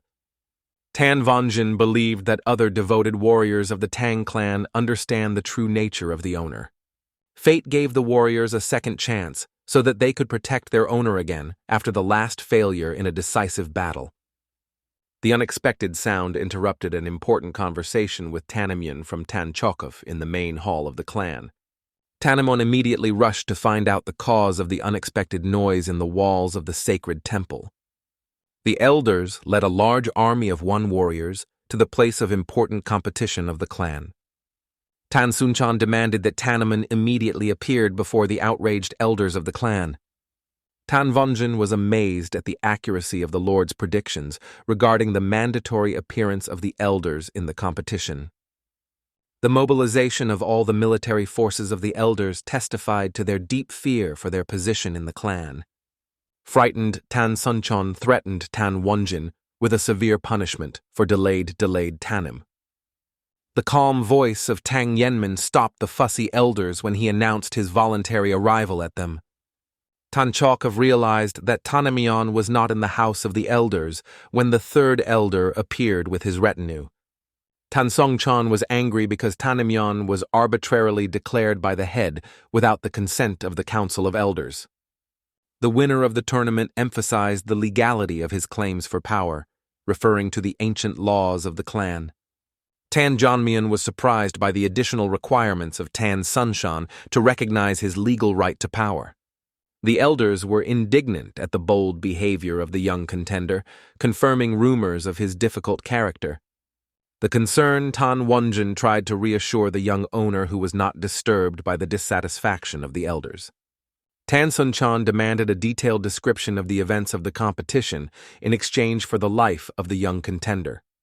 Tannon reminded the elders about the importance of maintaining the secrecy of the tournament and their willingness to violate the sacred laws of the clan. The elder mentioned the story of the head of the house, Zhigal, about the suspicious circumstances of the victory of the young contender. Tan Sunchan mentioned the ancient confrontation with Mac and 3 music warriors of the Alliance, which raises doubts about the honesty of the competition. The interference of the outside forces completely eliminated the possibility of a fair competition of the clan. Tan Yenman confessed to the murder of Tan Kinlin and Tannon after they brutally dealt with other participants in the competition.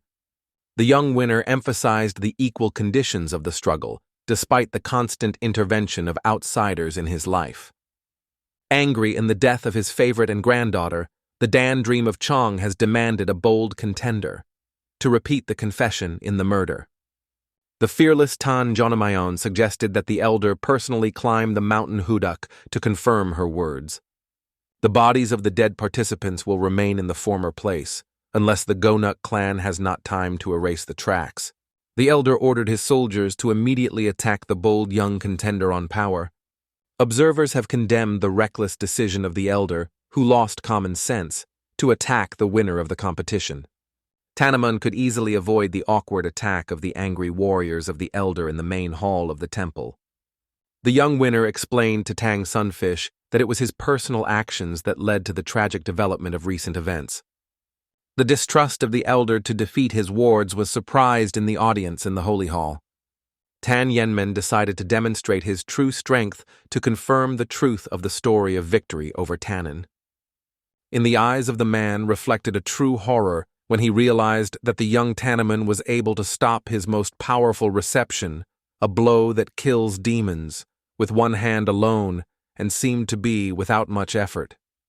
An experienced warrior was aware that the one who dared to touch this technique would immediately lose the ability to see and hear.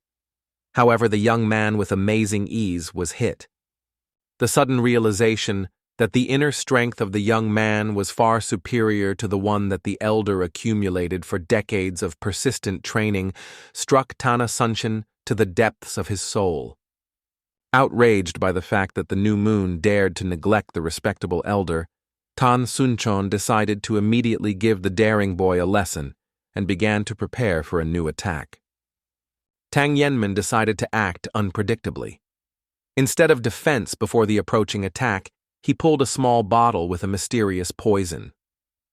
The elder stopped sharply, recognizing a familiar object in the middle of the movement. His face immediately reflected true anxiety and anxiety. The young man intentionally threw the bottle on the ground, watching the reaction of the stunned old. He immediately recognized the poison that he had previously handed over to his beloved granddaughter. The little bottle unexpectedly engaged in a bright flame, demonstrating the unusual nature of the content. It was one of the legendary 10 poisons of the Tan family.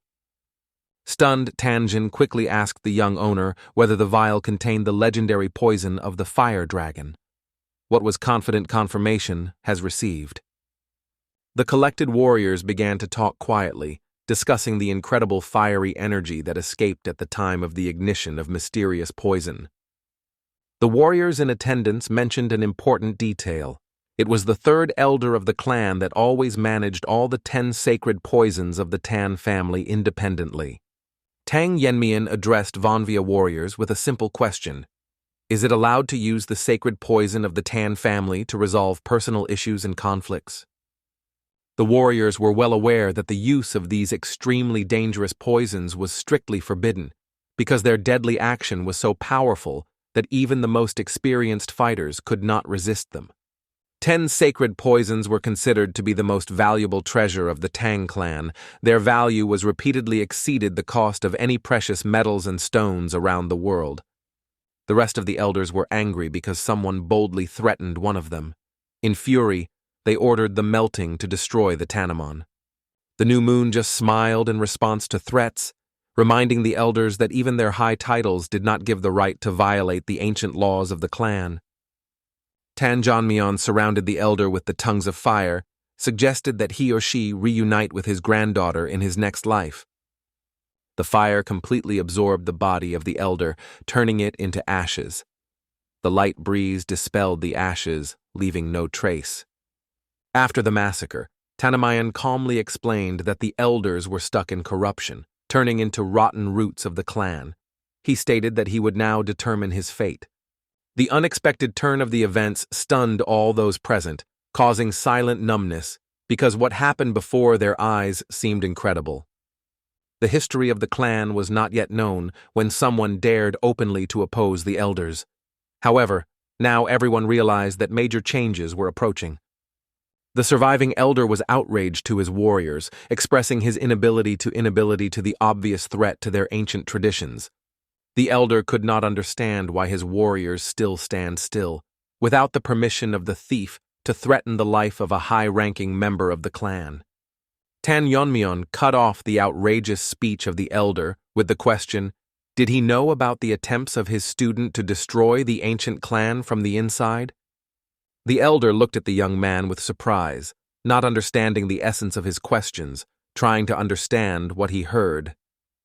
The young warrior, with a sincere surprise, learned that the elder and no idea had about the true essence of Tan Kinlan, a spy of the Dark Moon sword sect. The old man perceived the words of Tanjonaman as a frank lies, believing that he was trying to pronounce his capable student. Tannon mentioned the known fact of invading the Dark Moon sword sect into the territory of the competition, but the elder demanded specific evidence. The young warrior stated that he was ready to provide the necessary evidence and at ease called the son of a manager named Tan Connell. Tanjonaman resolutely removed his kimono and announced to all present that he was the only witness to Tan Kinlan's betrayal. Numerous scars on the body of a young man obtained during the final test in a fight with Tan Kinlan served as unconditional proof of his words. Experienced warriors immediately recognized that such wounds could not be caused by poison or hidden blows. They were the result of straight strokes with a sharp blade. After a long thought, Tanjonaman concluded that his opponent used a special technique of possessing paired blades during their duel. Although one of the elders tried to portray it as a normal assumption, the others supported the version of the young man, relying on his own experience. Many warriors followed the battles of Papi Inha, noting the characteristics of his technique. The victims of the victims had similar injuries like Tanjonaman.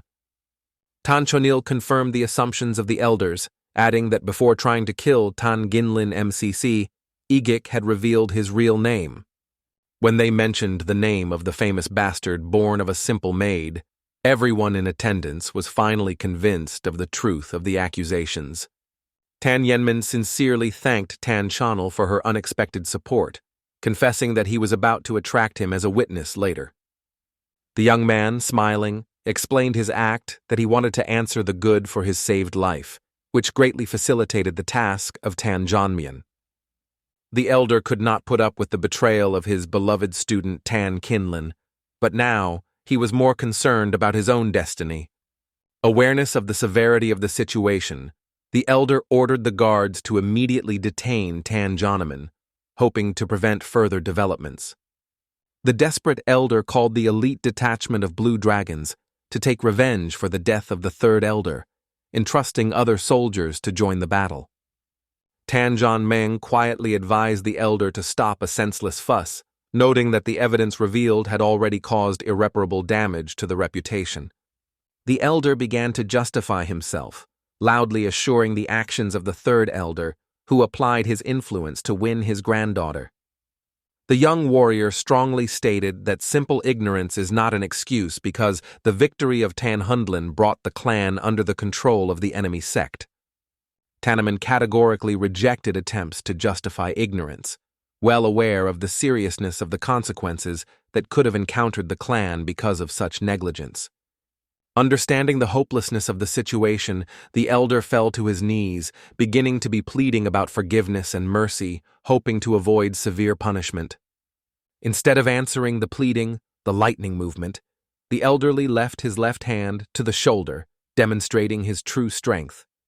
Turning to the grand elder, the young warrior explained that the accusation of hiding the spy inside the sacred walls of the clan could not be avoided. Tanjonaman declared a sentence, a break of the golden core and a ban on the martial arts. Only in the absence of communication was he limited to cutting off his hand. The elder thanked for the manifested mercy, while the amazed Tang Connell was aware of the incredible speed at which the attack took place. Tan Connell was so immersed in his thoughts that he did not notice how the wounded elder, pretending to be treated, pulled out the hidden poison. The elder used one of the 10 legendary poisons called the Invisible, which changes perception, known for its insidious properties. The peculiarity of this poison was the gradual deprivation of the victim of all the sensations, light, smell, and taste. However, the person was not aware of the poisoning before the onset of symptoms. Although the modified poison was less powerful than the original, the elder was proud of his creation because he spent half of his life. Watching the carefree face of the enemy, the elder swore to destroy the Tanjonaman. He was convinced that the young warrior did not even suspect poisoning. The young leader of the clan immediately caught the evil intentions of the elder. As a sign of a just punishment for betrayal, he immediately compartment for his second hand with a rapid sword movement. Other elders froze in numerous actions from the actions of a young leader who recently promised to show mercy to a guilty member of the Council of Elders. Carefully examining the cut off the high-ranking elder, the attendees found strange traces and an unusual skin shade on it. A small crystal bottle was found near the breathless body of the elder, which secreted the barely noticeable aroma of the deadly poison of the Tang clan. Tannon slowly approached the desperate elder and calmly asked about trying to secretly poison the head of the holy clan. Aware of the inevitability of severe punishment for betrayal, the elder fell on his knees and began to desperately pleading about condescending. The young head of the clan immortalized with an emotionally passed the sentence for the attempt to kill the legal heir and the intention to destroy the centuries-old traditions of the holy clan. Tannon made a sentence without hesitation. One accurate movement of the sword, the compartment of the elder's head from the body, leaving witnesses in a state of shock. After the execution, the young leader turned to the rest of the elders, emphasizing that the laws of the clan were above any title and privilege. Despite the stunning events, all present in the depths of the soul recognized the validity of the decisions of the new head of the clan on traitors. Tanjonaman mentioned the decline of the clan and how everyone expects its rapid disappearance, but assured that he would protect the families of all the faithful members on the Sichuan land. The young leader vowed to protect the clan from the threats of the alliance of death and demonic cults. He then asked the elders to ask if they were ready to recognize his power. An excited neighbor came to the home of Tanjonman's mother, barely holding back tears of joy from the incredible news of her son's victory in the tournament. Tang listened to the news of the sun in the tournament for the post of head of the clan, barely holding back tears of happiness because of his incredible achievement. The neighbor told in detail about the death of the traitor, confessing that he would never be able to forget this impressive sight and justice of the young head. The assembled warriors and elders unanimously recognized the power of Tanjonaman, worshipping the new head of the holy clan as a sign of loyalty. The mother of the young leader glowed with happiness. Listening to the neighbor admired her son's striking resemblance to her in the young years of their life in the clan. Tangy thought he turned to the deceased man, imagining how he would be glad and proud of his only son's achievements for the clan. The new leader of the clan arranged an important meeting, feeling a quiet sadness because he could not immediately visit his mother and personally share joyful news. Tanjonaman ordered to move all important measures to the hidden weapon and poisons, establishing the rule that all significant decisions of the clan are subject to personal approval. The young leader announced the transfer of the center of power from the elders to the hall of the hidden weapon, causing dissatisfied silence among the former rulers of the clan. The elders acknowledged the nature of the new leader, but still doubted the correctness of his decisions because of her young age and lack of experience. The only elder who dared to express his opinion suggested to appoint an experienced mentor for a young leader to gain more experience to reach maturity. Tanjonaman understood the true motives of the elders to preserve their influence through the appointment of an assistant, but at the same time recognized the validity of their concern about the future clan. Unexpectedly for all those present, the young head decided to choose a helper a little later, which surprised everyone with his wisdom and flexibility. In completing the power transfer, Tanjonaman clearly made it clear to the elders that he would not become a puppet in their hands and will act in accordance with their own beliefs. The investigation revealed the abuse of the third elder, which has questioned the competence of the entire council of the elders of the Holy Clan. Control over the hidden weapon hall moved to a new leadership, but the elders retained command of personal units that were not threatened.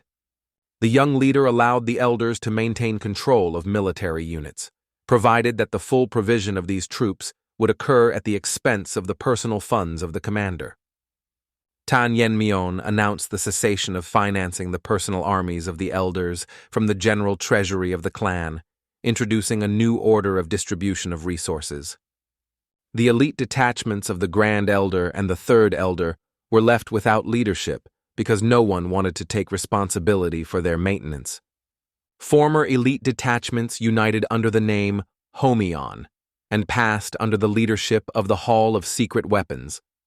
Their salary was equalized with the level of ordinary soldiers. Tanjonaman called on dissatisfied warriors to forget about past privileges and appreciate the present situation, honestly performing their duties for the sake of maintaining work. The young manager introduced a strict punishment for violation of discipline or failure to comply with orders, quickly forcing everyone to take new rules. A few days later, Tanjonaman gathered an important meeting with Jegal Chanshin and other representatives of the elders of the mighty clan Jegal.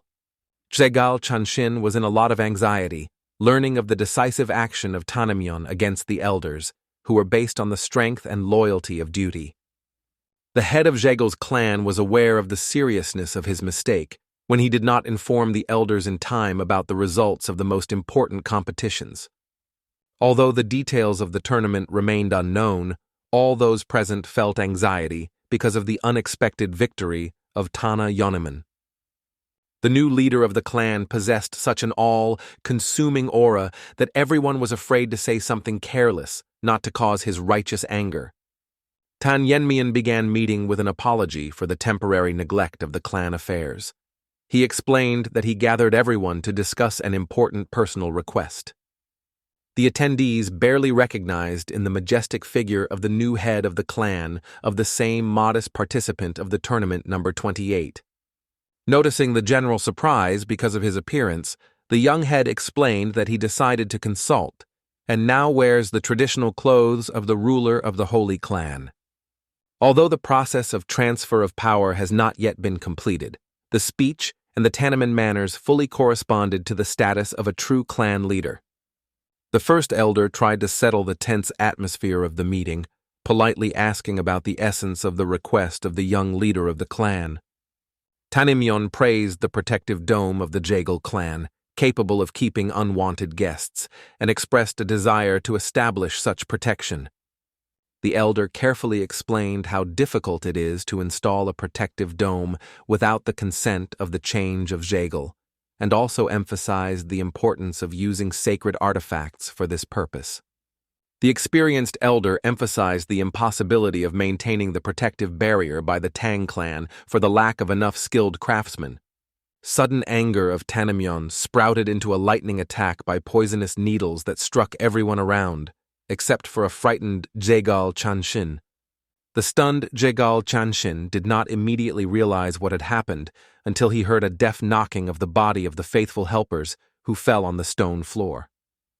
The young head opened information about Jegal Chanshin's secret plot with the enemies of the clan and his inaction to the threat of a dark sect attack.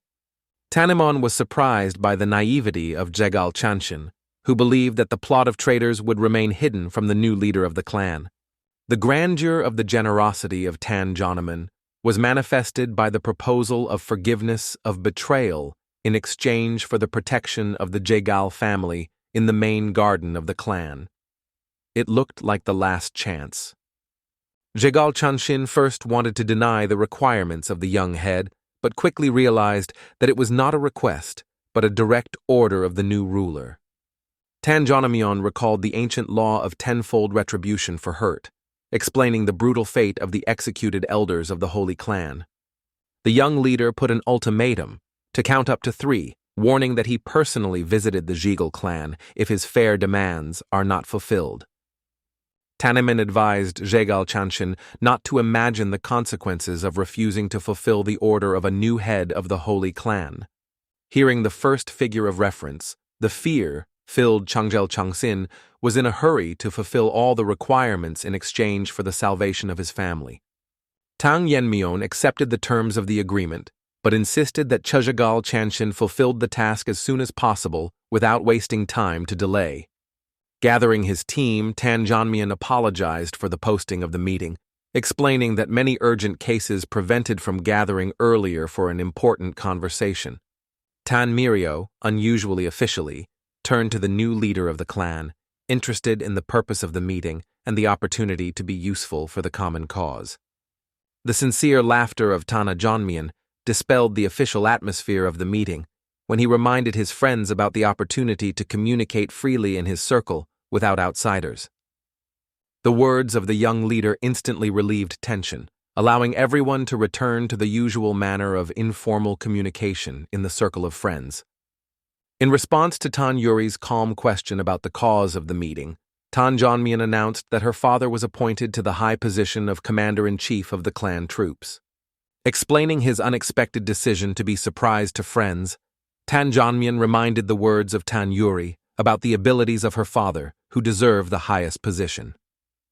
The girl worried, trying to remember whether she really said that her father was suiting for this responsible position. Tanjonaman reassured the girl, saying that he had already decided all the potential disputes over this purpose among the members of the clan. The young head expressed his hope that Tan Yuri's words about the abilities of her father were true, entrusting him with such an important position in the management of the clan.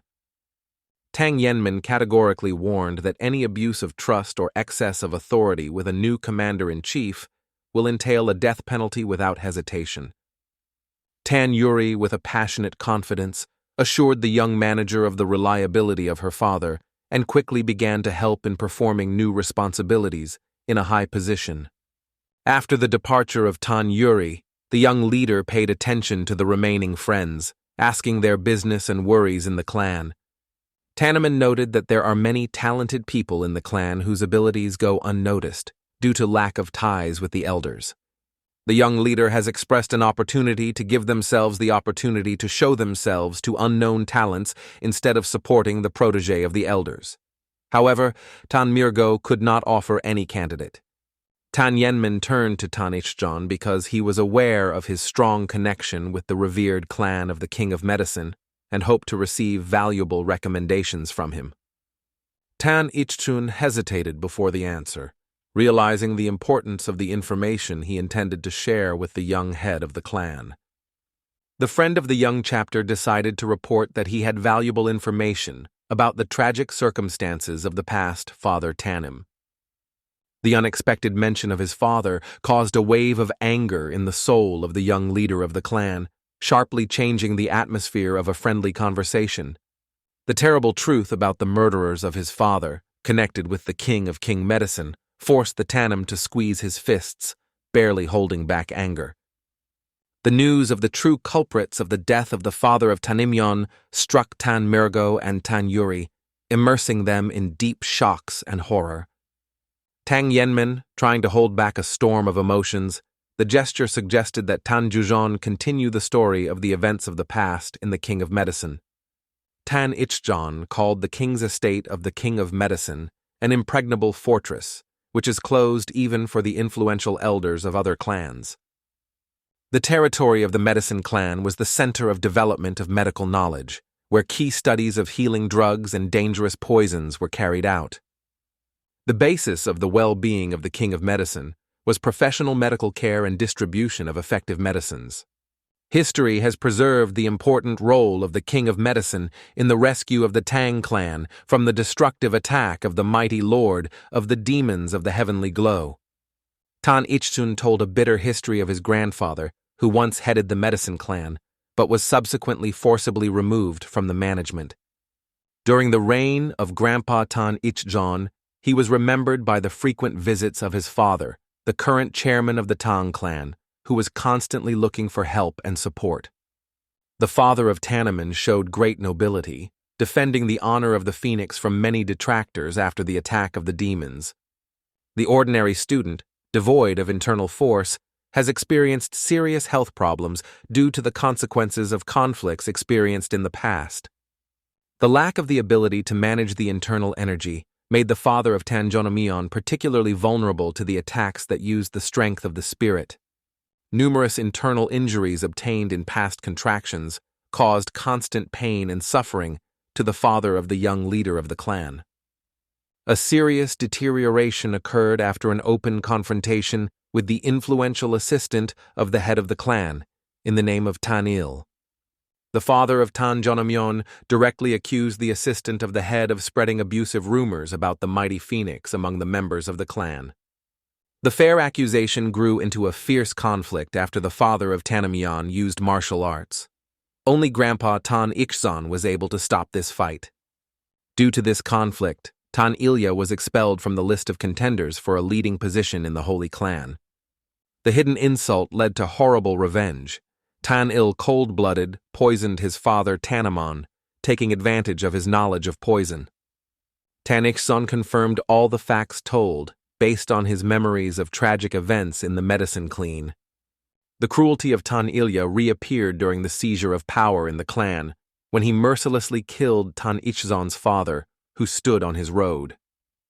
Even the revered grandfather of Tan Ichzon was a victim of a treacherous conspiracy.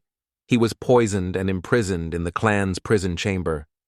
Tan Mirgo was genuinely surprised that such important events remained completely unknown outside the medicine clan. Tan Mirgo justified the amazing that such serious crimes remained hidden, despite the usual limited access to information in the King of Medicine. History has become even more tragic when Tan Ichzon shared that his grandfather had lost his mind after poisoning with a dangerous and potent poison.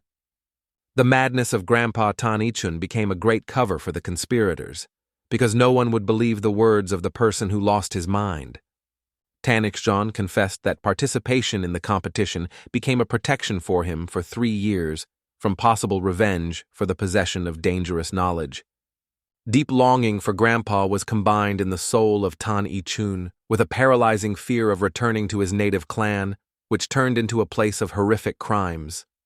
Sincerely apologizing to the Tannoman, the young man explained why he could not recommend any of the current members of the King of Medicine. Tan Ichzon revealed the main reason why the grandfather is still alive. It turns out that there is a secret sanctuary inside the clan, which even the elders have no idea. In the sanctuary, the legendary pearl of a millennial fire carp, obtained from dangerous lava flows by an ancient mythical creature, was stored. The mention of the legendary artifact forced Tan Yuri and Tan Mirgo to remember the ancient myths, which they considered only beautiful fairy tales. Tan Yuri did not understand the exceptional value of the pearl, considering it simply a means of enhancing the owner's internal energy. Tan Ichzon told an ancient legend about the young head of the Fire Sun Palace, which reached incredible power due to the power of charming pearl. Ancient records have retained the history of the destruction of the mighty palace of the Fire Sun, with the demons of heavenly heyday in the distant past. Despite the doubts of Tang Mirio, historical sources confirmed the use of magical pearls to achieve the legendary level of Kvyun. Tan Ichzon identified the deadly danger of artifact. The pearl contained a powerful poison that required special skills for safe use. The young man warned about the danger of incorrect attempts to clean the pearl, which could significantly reduce the power of this ancient magical artifact. Tannoman quickly understood the true cause of preserving the life of the old master. Only Grandpa Tan Jugzon could safely remove the poison from an ancient pearl. The insidious plan of the new clan leader involved the seizure of the pearl, the achievement of the level of the minor, and the establishment of its own powerful sect. The amazed girls listened to the story, and Tan Mirio called the plan crazy, realizing that it was impossible to reach such a level without true enlightenment. The girlfriend was amazed by the power of the spirit of Tan Ichzon, who was able to hide his deep experiences for 3 years of their close friendship. Tanjonaman expressed his gratitude to his friend for his sincerity and wondered if it was possible to restore the normal activity of the clan after the overthrow of the usurpators. Tan Ichzon confidently confirmed that the restoration of the clan under the guidance of a grandfather who is superior to the current leader is quite possible with the support of talented doctors. The young leader made a decision to immediately appeal to the medical clan, although Tan Ichzon was concerned because he had no opportunity to meet his mother. Tanjonaman expressed confidence that the mother would understand the importance of his new responsibilities as the chairman of the Holy Clan. The young head explained that it is impossible to ignore the plot that is raising and allowing a friend to suffer from injustice in their native clan. Saying goodbye to friends, Tanjonaman gave an unwavering promise to destroy everyone who is guilty of the suffering of the noble king of medicine, leaving no trace of pity. In the quiet loneliness of the king of medicine, the current head immersed in deep reflections on recent events in the world of martial arts. The news that the son of the legendary Phoenix became a new head of the clan has caused serious concern to the current ruler of medicine. The head of the medicine clan reassured himself with the idea that Tannon hardly learned the truth about his father from his mother, believing that his crimes were securely hidden from other people's eyes. The prolonged absence of Tang Ichjon was amazed at the head of medicine, because it was difficult to believe that it was possible to neglect the fate of his own grandfather for so long. A cynical smile appeared on the face of the head of the clan when he mentioned the new moon, for whom material values outweigh the value of the lives of loved ones. The removal of this minor obstacle in the form of a young heir seemed to the head of the medicine clan with a light and feasible business. The opinions of the head of medicine were completely absorbed by the legendary pearl, capable of giving the unimaginable power of Kagen to the one who can completely absorb its energy. The salvation of the old master's life complicated the plans of the head of medicine, although he was convinced that even if the prisoner returned the mind, he would remain silent. The inability to independently neutralize the deadly poison of pearls without the threat of loss of her strength forced to seek alternative solutions. The sudden arrival of the embarrassed doctor with the news of the arrival of the young head of the Tang clan caused a great excitement with the ruler of the medicine clan. Outing out, the head of the medicine clan watched the Tana Vonjin soldiers carefully connect the doctors, preparing for the inevitable retribution on the orders of the young head. Some doctors expressed surprise to the actions of the young leader within the sacred medical clan, but their words did not find response from Tanjonaman. The young clan leader immediately addressed Tan Ichun with a question about success, in search of his abducted grandfather within the medical clan. After a thorough search of the entire available territory of the Tang Ichun clan with sadness, he said that the traces of his stolen grandfather could not be found. Tan Ichun confidently demanded that the prisoners of doctors immediately reveal the location of the former head of the clan, the king of medicine. The frightened doctors continued to remain silent, giving full ignorance of the fate of the former head of the clan, the king of medicine. Exhausted with fruitless attempts to obtain information, Tanjonaman ordered Tan Vonjin to prepare weapons to demonstrate the seriousness of his intentions. The young leader, emitting cold-bloodedness, has executed 2 stubborn doctors to clearly demonstrate the rest of the captives of the medical clan. Tanjonaman stared intently into the eyes of the rest of the doctors, trying to solve the true cause of their stubborn refusal to threaten death. The young head warned the prisoners of the futility of any further pretext, promising to know the truth in the end, using all available methods. Having learned about the imprisonment of his former head into a terrible punishment since the beginning of the competition, the stunned Tanjonaman could not believe in such cruelty to his own grandfather. The trembling voice of one of the doctors told about the abandoned detention center for the seriously ill, where the piercing cold and moisture only exacerbated the suffering of prisoners. Tanjonaman decided to personally go to the carrier with Tan Ichun, instructed to bring the detachment of Tan Vonjin to put them in order. Leaving the main territory of the clan, the young leader and his companion were left unattended by desperate requests for a mercy on the part of the treacherous doctors who neglected their duty. 2 young people started a dangerous descent into the dark depths of the underground cave, which conceals a horrific prison of the medicine clan. The ominous atmosphere of the dungeon forced Tan Ichjon to admit that this is a terrible place of imprisonment deserves the gloomy name Carter. Having reached the prison lattice, Tan Ichjon could not restrain his tears and prayed that his grandfather remained alive until their timely arrival. The exacerbated sensations of the Tanjonaman catch the weak signs of vital energy, which confirmed the presence of a prisoner old master of medicine. Casting the feeling of familiar energy, young people went to the probable place of imprisonment of the former master without delay. Tan Ixchon rushed to the found cage where his exhausted grandfather was, and desperately tried to break the strong prison lattice. Noticing the futility of a friend, a mighty Tannon strongly stepped forward, is ready to provide the necessary help to release the prisoner. The huge internal energy of the young head of the clan immediately melted metal obstacles, opening the way to an exhausted prisoner. Tan Ichjun, seeing as during his absence in his grandfather's competitions, once so strong, changed beyond recognition, fell to his knees with sobs. Obvious signs of exhaustion indicated the use of a special poison that is able to destroy the victim's internal energy, bringing it to complete exhaustion.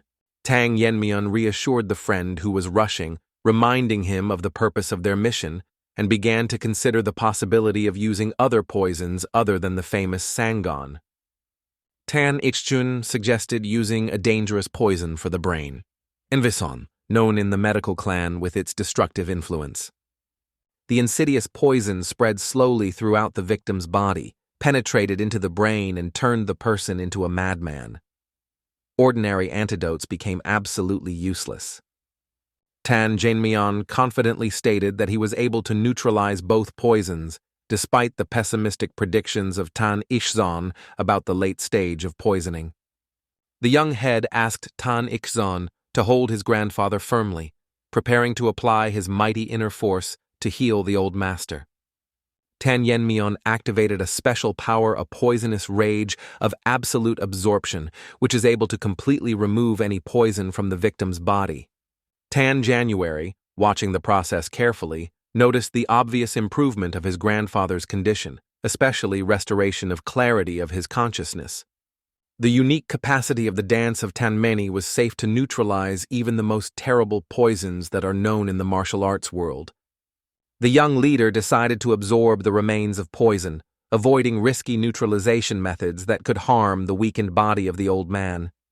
The first sign of successful recovery was the normalization of the breathing of the exhausted prisoner after long months of severe imprisonment. The healthy complexion began to return to the old master, which testified to the complete cleansing of his body from the deadly poisons of the medical clan. Tan Jonmian smiled gently, turning to the rescued old man to open his eyes and return to life after a long imprisonment. The old master, gradually returning to his senses, slowly opened his eyes. At first he saw his beloved grandson and then turned his gaze on an unfamiliar young man.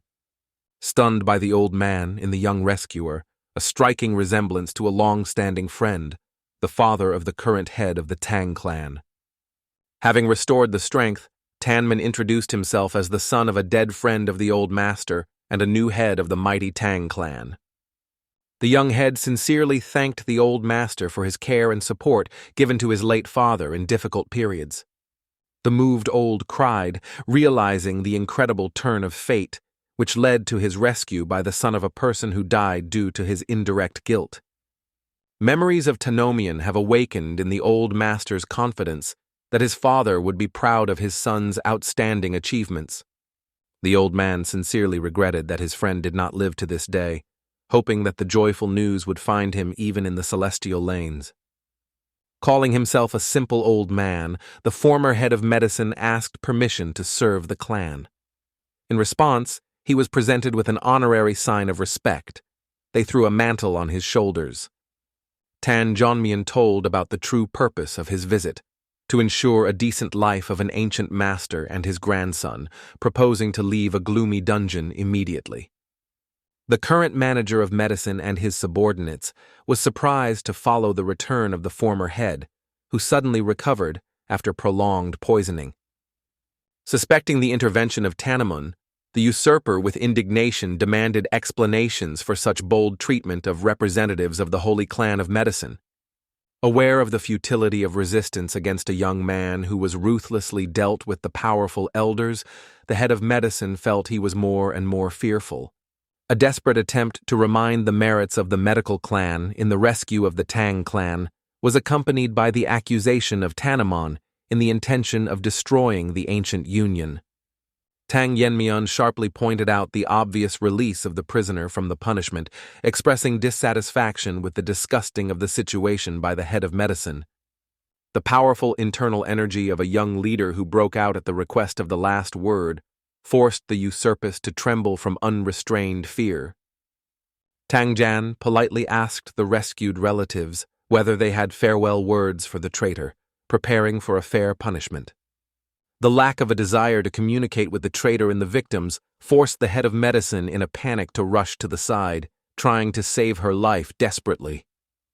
The deadly needles of Tanjonaman, filled with a special poison, struck the fugitive even before he was able to move away a considerable distance. The accurate blow of a poisoned needle immediately paralyzed the body of the fugitive traitor, depriving him of his last hope for salvation. Before the final fall of the doomed enemy Tannon, he said the final words, revealing the nature of the weapons used. The young leader explained how a special poison is used, which affects the heart of the heart, which was developed by a talented Tan Ida to protect the clan. Tang Yenmin, removing the needle from the defeated opponent, said with confidence that everyone unanimously recognized the right of Tan Idzon to take a vacant position of the head of the medical department. The surviving traitors tried to escape, but a well-prepared detachment was already ready to meet them. After that, all the doctors who participated in the captivity of the previous leader were killed, and the King of Medicine was completely destroyed. The news of the complete destruction of the King of Medicine's clan has spread through the battle world, giving rise to numerous rumors among ordinary people and warriors of other clans. Many could not understand why the young leader of the Tang clan went to such decisive measures against ancient allies, thanks to which their clan once was able to withstand in difficult times. 3 were gathered in the Holy Old Medicine clan: the young leader Tannoman, his faithful friend Tan Juno, and recently released the former head of this clan. The old master immediately suggested that the legendary pearl of Tannoman, after cleaning the poison, to protect this mighty artifact from insidious ideas. A distinctive feature of the young leader, his unusual interest in various poisons, was manifested in the decision to preserve the original power of ancient pearl without purification. The former head of medicine persistently advised to keep the artifact in a reliable storage unless Tannoman planned to immediately use his strength for development. Explaining his decision, Tannon expressed his admiration for the incredible concentration of poison in the peel. This artifact was so distinguished by its power that its attractiveness was apparent even to the naked eye. Already at the first touch of the mysterious artifact, the young leader felt a powerful explosion of fire poison. It was not surprised at all, because the relic belonged to a creature who lived in a hot bench. Comparing the power of poisons, Tanamayan drew attention that even this striking power was inferior to the already familiar to him, the flave of the legendary fiery dragon, which became part of his own power.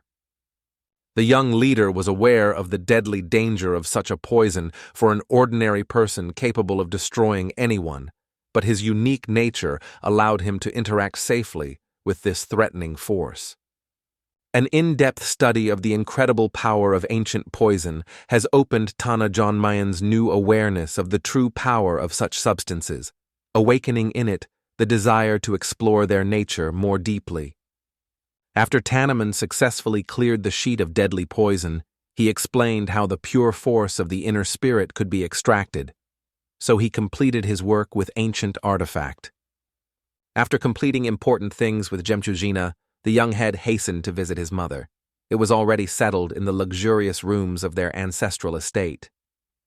Tan of Zich, with her mother's warmth, congratulated her son, sincerely thanking for returning to her native rooms.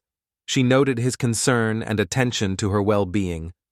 The calm tone of Tanmin reminded his mother about the historical affiliation of the Hall of the Hidden Weapon to their family, explaining the fairness of its return to legitimate possessions. Watching her beloved mother, Tannoman admired her eternal beauty, but could not help but notice the traces of past years, gray strands in her hair and thin wrinkles around her eyes that testified to the years of anxiety and experiences. The mother's heart could not withstand the excitement of the meeting. The woman rushed to her son, hugging him firmly, expressing his unspeakable gratitude for his return and all the feats. A young man with warmth in his voice said simple but deep words that he performs his natural duty as a loving son, bringing the joy of his mother. Tanjonaman was reminiscent of memories of past life, which was filled with continuous training and improving the martial arts. All this left only the bitterness of loneliness. Having reached the pinnacle of skill in his past life, he keenly felt emptiness from the inability to share the joy of success with loved ones. Therefore, in a new life, he firmly decided not to repeat old mistakes. With a joyful exultation, Tanjonaman asked his mother about meeting with faithful detachment warriors who came to greet the lady on his return home, barely holding back tears at the sight of her. Tanjich happily greeted every familiar warrior, emphasizing that their presence revives in the soul the atmosphere of happy times of the past. Suddenly, the woman was interested in a sophisticated box in her son's hands. Natural curiosity prompted her to find out what was hidden inside this mysterious thing. Tanjonaman, with a gentle smile, confessed that he wanted to give his mother a special gift. Opening the box, he opened the look of a wonderful bright red pearl of a millennial fiery carp. Tanji immediately recognized the legendary artifact, and her son confirmed the correctness of the assumption, noting a deep understanding of the mother of the true purpose of this ancient relic. Mother's anxiety was manifested in an effort to abandon the precious gift, insisting on the need to use the pearl to the young leader. However, Tanjonaman stood firmly on his decision. Reconnecting the alarm of the mother, the young leader explained the lack of personal need for artifact and gently asked Tancha very first. In a moment when their hands touched, the famous phoenix felt the powerful force that came from her son. She realized with her mother's trepidation that he reached the highest level of skill. Recognizing the achievement of the level of Kagen instead of joy has inspired a deep concern into Tanchi. She was afraid that it would attract the attention of numerous enemies of the clan. The mother's heart was overflowing with anxiety for the safety of their clan. She was afraid that the achievement of the young leader would attract the attention of numerous enemies. Tanjonaman confessed to a true reason for his gift. He wanted to provide his mother for a long life, so that she was not only for him, but also in memory of his father. He asked to stay near him during his further formation. Carefully taking care of his mother, the young man explained that the poison in the peel was gradually dissipated, and emphasized the need to immediately decide on the use of a powerful artifact. Tangjich realized the fallacy of her initial decision to give up the peel.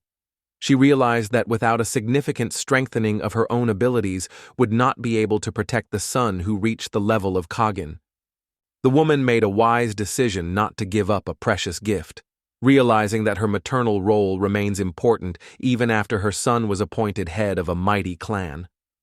Tanji, with a slight shade of nostalgia in her voice, asked her son whether he knows the glorious nickname of her youth when she reached the peak of her power. A woman with a slight embarrassment shared her double, called recognized beauty Sichuan, and a formidable phoenix, who was horrified by the enemies of the clan. Confirming her words, Tanji released the accumulated power of Qi, creating a powerful flow of energy that turned air into a room into a rapid vortex. With maternal pride, she explained the surprised son of the special importance of the title of Poisonous Phoenix, which is given only to the most prominent representatives of the ancient clan. Tanjuri, with a wise smile, recognized the turning of the sun in the martial arts. At such a young age, he reached incredible heights, eclipse even her legendary skill. Despite the obvious advantage of her son, the woman retained his own pride for her own achievements in the martial arts, obtained by years of hard workouts. Having received this invaluable gift and absorbing the power of the legendary pearl, the famous phoenix was immersed in intense self-improvement to develop new abilities. The young head was inseparably near his mother, remembering the moment when he first realized her true strength. He was amazed at how skillfully she hid such a huge power throughout these years.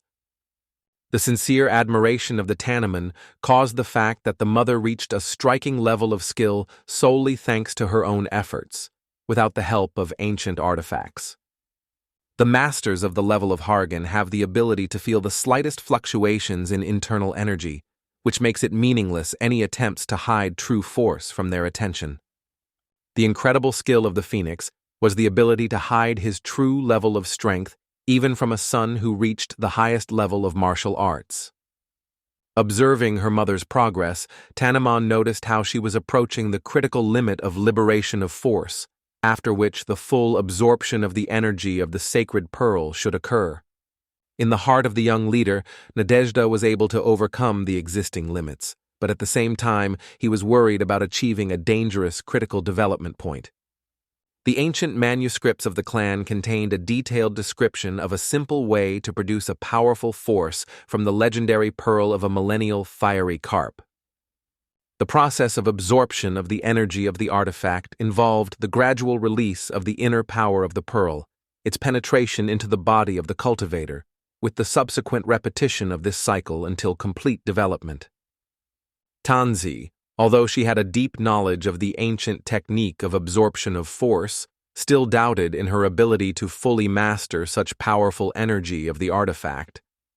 An experienced look of the woman noted the gradual reduction of the effectiveness of the ancient pearls, which caused more concern about the ability to fully use her power. The alarming thoughts covered Tanji, because she realized that at such a speed she could only master half the strength of the artifact before his energy was completely dispersed. Noticing the hesitation of the mother, Tannoman touched the pearl and wisely noted that fixation on the achievement of enlightenment through the use of force would not lead to the desired result. The young head revealed a deep understanding of the path to enlightenment, which is to carefully observe the world around the world, its analysis and harmonious interaction with natural forces. At the decisive moment of improving Tannoman, he decided to provide his mother with a delicate assistance in mastering the powerful energy of ancient artifact. The combined energy of the pearl and the inner strength of the young elder aimed at Tanhahi, merging into a powerful stream of incredible force to promote its improvement. Observing the amazing process of energy transformation, the famous Phoenix recognized the legendary technique of a dwelling lazy radiance, the sacred heritage of the Tang clan. A deep understanding of the nature of energy has allowed Tanji to realize its universal ability to take any form in the process of improving the martial arts.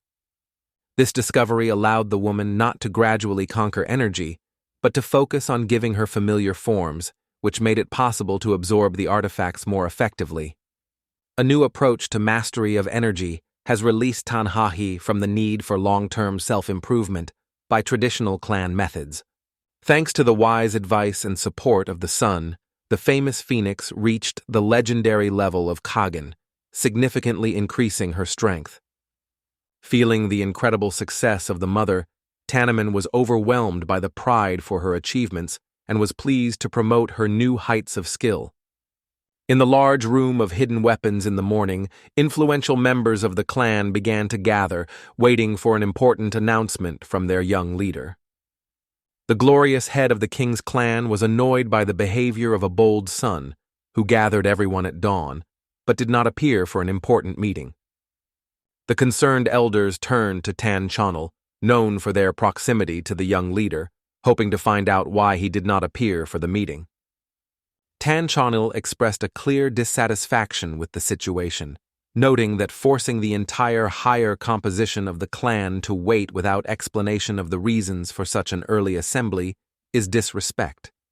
Diplomatic Tanjonaman tried to discharge the intense atmosphere, assuring those present in the rapid appearance of the young head and calling them for patience. The solemn voice of the ceremony was announced of the arrival of the young head of the clan. This made everyone present to straighten in respect. Having entered the hall, Tanman sincerely thanked the audience for his willingness to gather for discussion of urgent issues at such early times, emphasizing the particular importance of future conversation. While the elders hesitated in assumptions, the young leader recalled a recent agreement with the fifth capital about the appointment of a temporary regent, which would go to reaching age sufficient for full rule. The curiosity of the attendees reached the limit, but the cold look of Tanjonaman clearly indicated that none of the elders will receive a dreamy position of the clan regent. At the moment when everyone was thinking about the future regent, the massive doors of the hall suddenly opened, attracting the attention of the present to the mysterious figure that appeared. In the elders' boiling surprise, when a legendary figure appeared before them, which did not appear for a decade and was considered permanently lost for the clan. With a light smile, watching the affected faces of the elders, Tannon confirmed the obvious. No one was better suited to the role of the regent than his own mother. The hall entered the legendary Tanjihi, known as the Yadic Phoenix. She was unfairly accused of betrayal and deprived of the title of head 10 years ago because of the invasion of demons. Tanji, revived for a new life, has appeared majestically in the hall, ready to provide full support for her only son in the management of the clan. Although all present unmistakably recognized her, the woman decided to officially introduce her to prevent possible misunderstanding in the future. On the eve of an important announcement of Tanji's registry, it enjoyed a warm bath, thinking about a pleasant feeling from achieving the highest level of skill in the martial arts. The only minor disadvantage of the new state was the characteristic smell of miasms that leave the body, accompanying the process of improving internal energy. A woman with a friendly smile mentioned the jokey comments of the servants of the unusual smell, without feeling the insults for their innocent remarks. Experimenting with the newly purchased force, Tan Haigig created a small label on her hand, realizing that in order to fully control the awakened abilities, she needed further practice. Achieving the level of the plugin has opened up new horizons of understanding of the sun, which also conquered this pinnacle of skill. This was perceived as an additional advantage. She has been alarming rumors about the achievement of the Vajan Alliance head, contrary to existing agreements, which aroused interest in mysterious events of past competitions. Delaying reflections on political intrigues, Tan Hajic focused on a future meeting with her son. She was aware of how many important topics have accumulated over the years of their separation. Returning to the present, Tannon sincerely congratulated his mother on the outstanding achievement in improving the martial arts. Tang Hihu modestly noted the decisive role of heredity in her success, proposing to continue the conversation for a slow family dinner. Mother's curiosity prompted a woman to find out in her son about the road to enlightenment, expressing the admiration of his achievement of such a high level at such a young age. Recognizing that it is impossible to reveal the truth about his past, Tanjonaman decided to explain his rapid development through the lens of events that took place during fateful competitions. The young leader carefully asked her mother if she knew about a recent scandal associated with the fact that the third elder used one of the 10 sacred poisons for her own purposes. Tanzi, with a distinct embarrassment, confirmed that she has heard about the transfer of the third legendary poison to the granddaughter of the elder, who violated the ancient laws of the clan. Tannon calmly told his mother the striking truth. He deliberately accepted the deadly poison, which changed his fate forever. The mother's heart squeezed with the horror in the thought of the deadly risk that her son went to. However, his assurances of a happy result were a little reassured with a worried woman. Tanjonaman shared a story about how poisoning in one of the 10 legendary poisons in a duel with Tannon led to the development of unique stability, which in turn led to enlightenment. With the relief of realizing that the mother quickly understood difficult circumstances without unnecessary issues, Tannon rejoiced her wise to accept an unusual path to power. Tanjic suddenly told that the servant learned that her son decided to strongly oppose the king of medicine, which caused many reusals among people. Understanding the delicacy of the issue of commemoration of the deceased man, the woman still decided on a frank conversation, seeking to hear a genuine explanation from her son. Despite the unexpectedness of the issue, Tanjonaman remained calm and laid out in detail the mother's true motives for his decisive actions. The long conversation lasted until late in the evening, allowing Tan to fully understand the motives of his son and share his doubts about the chairman of the medicine clan. The mother's heart was crowded with regret because she had not been able to support her son before solving complex problems that had fallen into his fate at such a young age. Open in front of her son, Tanji shared her perennial fears about the loss of loved ones and a firm intention to stand aside for important events. The woman sincerely expressed the desire to defend the interests of her son, seeking to eliminate all obstacles on the path to his greatness and the prosperity of the clan. The majestic appearance of the revived phoenix as a regent made an incredible impression on all members of the clan that were present. Everyone in surprise noted that the years of exile seemed to not affect the incomparable beauty of a woman who preserved her legendary attractiveness. Noticing the growing hype among those present, Tanjonaman strongly intervened, interrupting the flow of captured comments and returning the fees to the official part. The young leader confidently ordered the elders to pay tribute to Mrs. Tanji, announcing her appointment with a new leader of the Holy Clan. The decision of the young head to appoint their mother not just a regent, but a full-fledged leader of the clan, caused a wave of horror among conservatively tuned elders. Keeping the majestic calmness under the vigilant views of the collected, Tanjahi sincerely expressed his gratitude for the honor of being present. Tanji has distinguished her role as a temporary leader, explaining that she would perform the duties of the chairman only until her son reaches the established age for full rule. Detecting a business approach, Tanjahi immediately undertook the Son of the Sun to restore the destroyed clan. She launched a morning meeting to discuss urgent issues. The revolutionary approach of the new leader was obvious from the first solution. The historical name, King of Medicine, was transformed into a more modern Temple of Medicine. Leadership positions in the updated Medicine Temple were distributed among the best candidates. Tan Seal headed the organization, and his deputy became Tan Yuri's father. The new management of the medical headquarters has received an important task: to carefully check all the financial operations of the clan in the last years of management of the elders.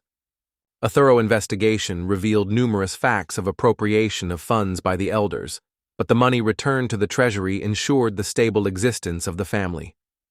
The great cleaning of the leadership swept not only the former head of the Tang, Munchen, but also most elders, exposed in the illegal appropriation of family property.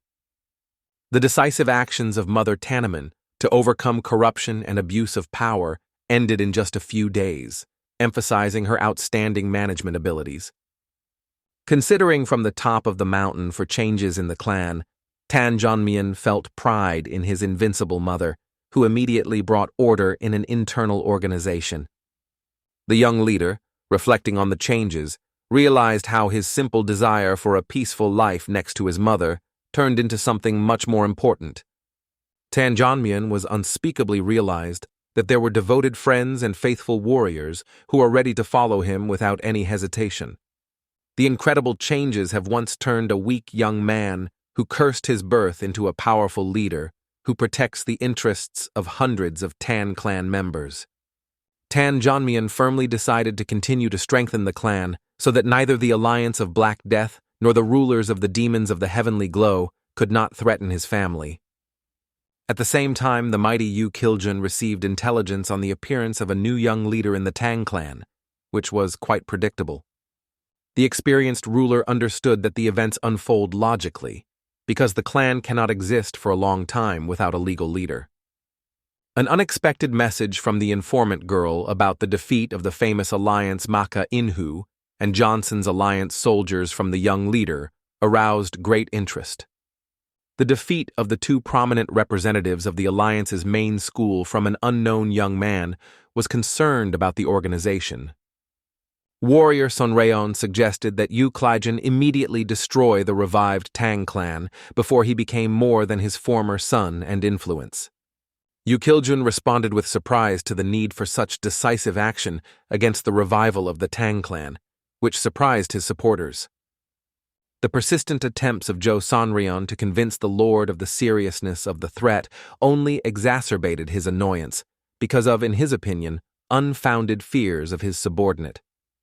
The authorities of the ruler recalled the assembled of the preliminary order not to interfere with the Tang clan case, hinting at the existence of special plans.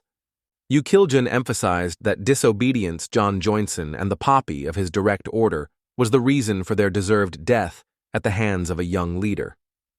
The experienced leader clearly identified responsibility, translating guilty for the event to the fallen soldiers who violated his order, not on the action of the Tang clan. Summarizing the conversation, Yahello noted a certain paradoxical success of the dead. They met the death of the young leader, thus avoiding his cruel punishment for failure to comply with the order. The increased interest of the powerful leader in the abilities of the young leader, who was able to defeat experienced soldiers, prompted him to more deeply explore the personality of Tannon. In an effort to personally evaluate the mysterious young man, King Jun decided to send an official invitation to the young leader to the Tang clan to participate in the future council of Sichuan province. In the spacious rooms of the mother, located in the Hall of the Secret Weapons, Tannon sincerely thanked for the wonderful arrangement of their ancestral estate, noting attention to every detail. Detecting maternal modesty, Tanji shared the excitement of returning to the management after a long break, but her son assured her that she would cope with his duties brilliantly. The observant young man noticed that his mother still carefully controls his inner strength, which caused her genuine surprise to his insight. Then Tanjonaman was fond of the perfect maternal technique of concealment of forces and expressed surprise why such caution was needed even after reaching the level of the ocean, because he knew the true scale of her abilities. In response to the surprise of the son, Tanji revealed the deep meaning of her actions, explaining that she applies the ancient generic technique of sealing veins, which is passed on to their family from generation to generation. The woman hopes to convey to her son a unique art of concealment of strength, although Tannon does not see in this practical need yet. Understanding the importance of passing knowledge, Tanjich decided to share with her son an ancient legend about their ancestors, who once created the technique of sealing veins. The story began in the small village of Sichuan province, where a terrible plague suddenly broke out. The situation was exacerbated by the crop and mass death of the famine of residents. The fear of spreading a deadly illness forced the inhabitants to hurry up the bodies of the dead, neglecting traditional funeral rites. The awareness of the inevitable death of all the inhabitants of the village, who have already been victims of horrific illness, gave rise to the atmosphere of hopelessness and despair among people. Among the general, only one 10-year-old boy was unacceptable to the disease, maintaining good health against the surrounding tragedy. Disadvantaged from illness and fear, the villagers lost their ability to think rationally, not finding an explanation of the amazing immunity of a little boy. In feverish delusions, those who died, a healthy boy became an ominous symbol of death. He was seen as the embodiment of evil spirits that spread the disease. Unjustly expelled from his native village, the boy found shelter in an abandoned cave that protected him from bad weather and other people's eyes. The boy's survival was provided by the remnants of the sacrificial food that superstitious inhabitants brought to the altar, in vain hoping to appease evil spirits. Every day a little exile fought for survival, looking for ways to survive in their forced loneliness, far from people. The measured rhythm of the days was broken on the third day, when the residents stopped sacrificing, leaving the baby in full loneliness in the face of the unknown. In severe loneliness, the boy reflected on the cause of his invulnerability to the disease, until fate himself opened his answer to the question. The unexpected appearance of mysterious strangers who came after the boy changed the course of his fate forever, opening a new page in his life. The aliens were members of the infamous cult of the Shadow Gate of the Poisonous Moon, which was considered the most dangerous organization of murderers in all Murim. In the world, famous secret organization, young children were ruthlessly abducted, turning them into professional murderers. This was achieved through the systematic use of special poisons and cruel methods of control over consciousness.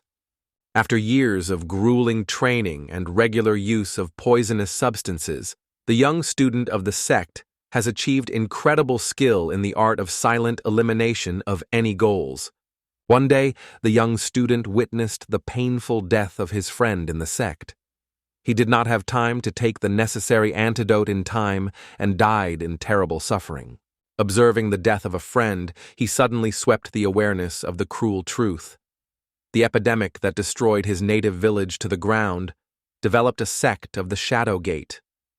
After the horrific discovery, he trained with triple perseverance day and night, without hesitation and delay, performing the most dangerous tasks. Continuous grueling training and continuous improvement of combat skills helped the young man develop such an incredible power that he was able to withstand even the most prominent craftsmen. During the usual training day, the Supreme Master of the Secret suddenly invited the young warrior to his personal rooms for an important conversation alone. The powerful leader of the sect sincerely thanked the young man for his outstanding combat achievements, which significantly strengthened the influence and reputation of the Shadowgate sect. For his skill, the leader of the sect honored the young man of the honorary title of one of the 5 most prominent murderers of the Shadowgate and suggested that any of his desires. However, the young man refused unexpectedly. The unexpected decision of the young warrior was puzzled by the leader of the sect, because the young man has already achieved the highest level of skill in the martial arts of the organization.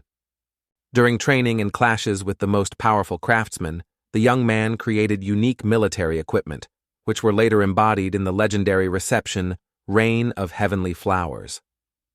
Thanks to the technique created, the powerful sect of the Tanev Gates of the Egg Moon was destroyed in one day. The surviving descendants of the same boy later founded the Tang family in Sichuan. History has preserved the memory of a legendary warrior named Muichek, who in ancient language meant a mysterious spirit, or an invisible guest that appeared from nowhere. After completing his mother's long story, young Tanjonaman confessed that he had never heard this incredible story from his family. Having listened carefully to this story, the young man could not understand what the ratio of the ancient transfer of the killer has to seal the energy veins to the technique. Tanji told her son that in those ancient times there were many masters of incredible power who reached the highest level of possession of martial arts. Among the most powerful warriors, 5 legendary murderers and the head of the sect were particularly distinguished. Therefore, the mother asked her son about his assumption about the possibility of winning them.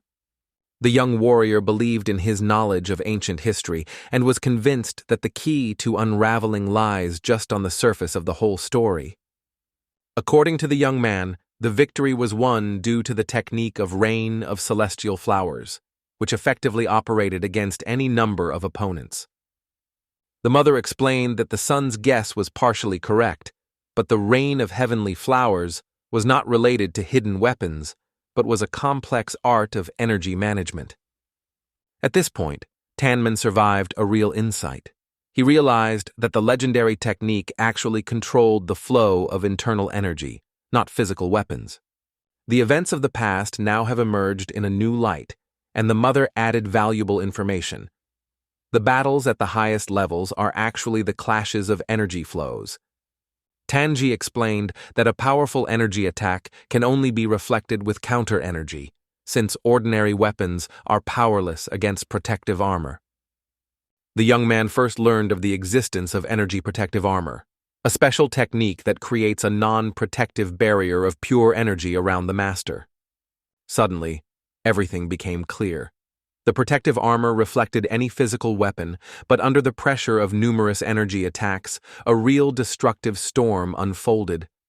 Even the strongest armor could not withstand hundreds of simultaneous energy blows, which made this technique ideal for counteracting the strongest masters. Tannon was aware of the superiority of this technique over frantic dance of rotating blades, but doubted the ability to maintain such a high energy for a long time. The observant Tanji noted the doubts of her son about controlling huge energy and shared the main secret of technology, the method of sealing of energy veins. The basic principle of technology was to concentrate internal energy in one of the 12 main meridians, and then, in blocking the flow by means of real energy. After sealing, the internal energy remained stationary, restrained by real energy, which made it possible to deceive even the most experienced masters of energy vision.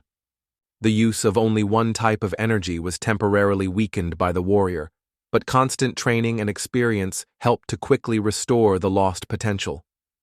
The sealing procedure had to be repeated 12 times for each of the main meridians, creating a new protective layer that has intertwined internal and true energy. The appeared protective armor was called Lin, or a dragon scales, as its protective properties were really reminiscent of a true scales of the mythical dragon. The young man was surprised by the names of the technicians related to the dragons, as if their creators really met these creatures. But most importantly, he finally realized the true purpose of sealing. The mother said that the release of sealed energy from all 12 meridians temporarily reinforced the warrior 10 times, but it was impossible to retain such force for a long time. Tanjonaman asked about the relationship between the seals and the technique of rain of celestial flowers. The Yadix Phoenix replied that it was just a small part of the full picture of knowledge. There were ancient family covenants for this technique, but they were lost during the attack of the demons of the heavenly glow. The keeper of oral traditions died in mysterious circumstances. When the young man began to blame himself of the loss of knowledge, his mother reassured him, explaining that only her son would be able to master the rain of heavenly flowers due to his origin. The young warrior decisively decided to justify the mother's high expectations, seeking to make her even more proud of her son. This inspired him to master complex sealing technique. During the development of new Tanny technique, Yenmyeon found that due to its unique immunity, the absorption of poisons greatly accelerates the recovery of energy after sealing. Due to the congenital insensitivity to poisons, the young man did not need to undergo a long recovery period. Therefore, he planned to contact Tan Ichjon to create special mixtures. Suddenly, an alarmed guard broke into the rest, reporting the annoying visitor, who called herself a close girlfriend of the young master, Tanjonaman. Despite all the guarding attempts to stop the offender, a crying mirror flew into the room. She desperately begged Tanjonaman to provide her urgent help in an important business. An embarrassed young man looked at the crying girl with anxiety, managing to understand the cause of her unexpected appearance and an extremely emotional state. Through the continuous tears and scraping, the girl was able to say that without immediate help, her beloved sister can leave this world forever. Hearing the alarming words of Mirio about her sister's condition, Tanimyeon immediately approached the upset girl and suggested that he first seek advice from an experienced doctor. The moved Mirio said that several experienced healers had already examined her sister, but no medicinal herbs and traditional methods could help her. The unexpected confession of the Miro, which dropped to the knees, stunned the young man. Her sisters found serious damage to the 9 main energy meridians in the body. Near the majestic palace of the burning sun was a unique martial arts school, known for its deep knowledge of energy meridians. This ancient school was called the Ice Palace of the North Sea, where the warriors honed the art of possession of ice technicians, which gave a significant advantage for those who owned powerful energy. While the experienced masters of ice arts were successful, ordinary people suffered from deadly diseases. At this time, Tanman realized that Mir and her sister were the heirs of this clan. Mira told a long history of how many years ago members of the Ice Palace clan settled in Sichuan, uniting with a powerful Tan family through marriage unions. Over time, the development of ice technicians did not require long-term training, but in the modern clan, Tan focused only on working with poison and hidden weapons due to the lack of ice masters. With pain, Mirgo acknowledged that the ancient knowledge of their ancestors was irreversibly lost, and their hereditary disease was very rare, only every few decades. Deeply thinking, Tanamon thought of the current situation, realizing that the path to healing should be, although his search will be extremely difficult. Suddenly, Mirgo interrupted the young man's reflection, exciting about arriving at the place where her seriously ill sister was urgently needed. Tan Yenman saw a terrible picture. The whole house was under a thick layer of ice. Inside Mirgo, seeing her sister's condition deteriorated, she fell to her knees with tears. The girl's body was completely tight by the ice cork, and despite all the desperate attempts to wake my sister and bring her to her senses, there was no reaction. Once in the room, Tannon immediately felt a shrill cold, able to freeze to death, and realized that the situation was much more serious than he thought. Gathering with his thoughts, Tannon asked Mirio to listen carefully to him, confessing that she could not guarantee her sister's survival in such a difficult situation. Having carefully examined the patient's condition, the young man noted that she feels a desperate resistance to the destructive effects of cold internal energy, but her forces are quickly exhausted. In a critical condition, the girl completely closed her consciousness, directing all the residual energy to fight the cold, which deeply struck Mirgo. Tannon calmly told that there was a way to save her sister. It can use a unique technique to extract harmful cold from her body. However, the young man honestly warned of a serious risk. There is a chance that either a girl will not withstand the procedure of cold removal, or Tannon himself may die from hypothermia. Despite the obvious confusion on the face of Mirgo, Tannon realizes that he has no right to solve the question that can cost his loved one. With a deep understanding of the situation, the young man made a choice: either continue to search for an alternative treatment or trust his risky rescue plan. Holding tears, the girl gathered with the spirit to put the reason for her desperate decision to seek the help of Tannon. She confessed that she made this long journey because there was no other way out. Currently, without trying her last chance for salvation, she could not retreat. Looking into serious eyes with Tan, Mirgo understood the whole threat to his life. However, she desperately begged to do her best to save her beloved sister from the inevitable death. Having made a decisive decision to help, Tannon asked Mira to prepare his sister for the procedure, explaining that clothing could interfere with energy transfer and interfere with successful treatment. The young man noted that the temporary inconvenience of the lack of clothing will not be equal to the risk of the lethal end, which arises due to non-compliance with the important conditions of the procedure. Focusing on the task that stands in front of him, the Tannon dropped on his knees near a frozen girl and began to use a special technique for absorption of cold energy. Having delved into a deep concentration, the young man listened carefully to the movement of energy in the meridians of a sick girl, trying to determine the points of influence. During the examination, he found damaged meridians in the forehead, heart, lungs, extremities, and lower abdomen that require immediate intervention. Tanjonaman understood that he now had a thorough work to gradually release the destructive cold from every damaged meridian. Successfully coping with the first meridian, the young man decided to continue treatment by moving to the next critical point in the patient's chest area.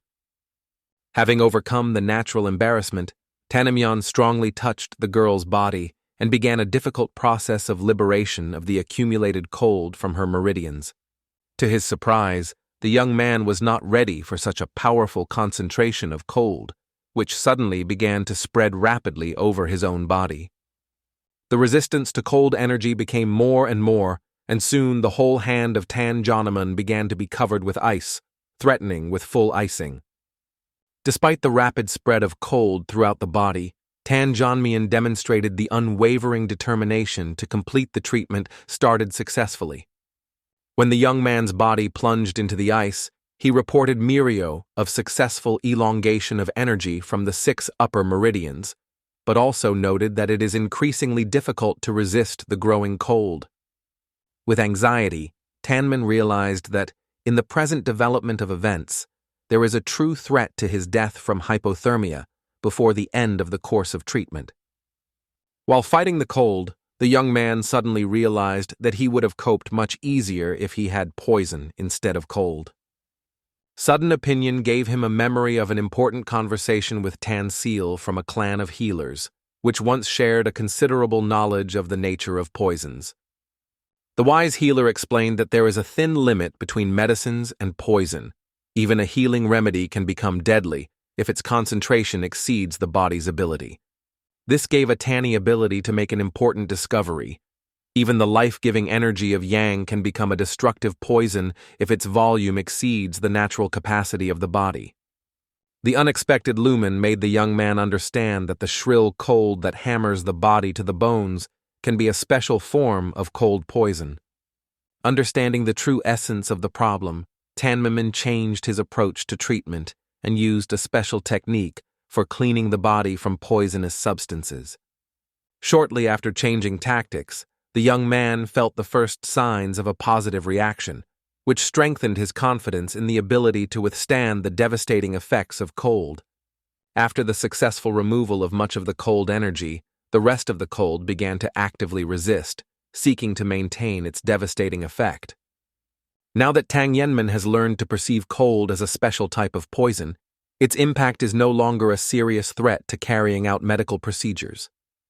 Using his unique abilities, Tanjonaman methodically absorbed the remains of cold poison from the girl's body, gradually freeing her from a deadly threat. Thanks to the persistent effort of the young man, the girl felt for the first time in a long time the life-giving warmth, which returned to her cold body.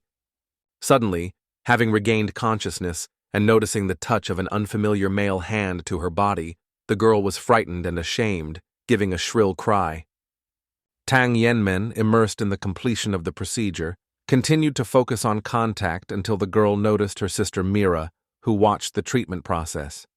After long hours of hard work, all the necessary procedures were successfully performed, which restores hope for full recovery of the patient.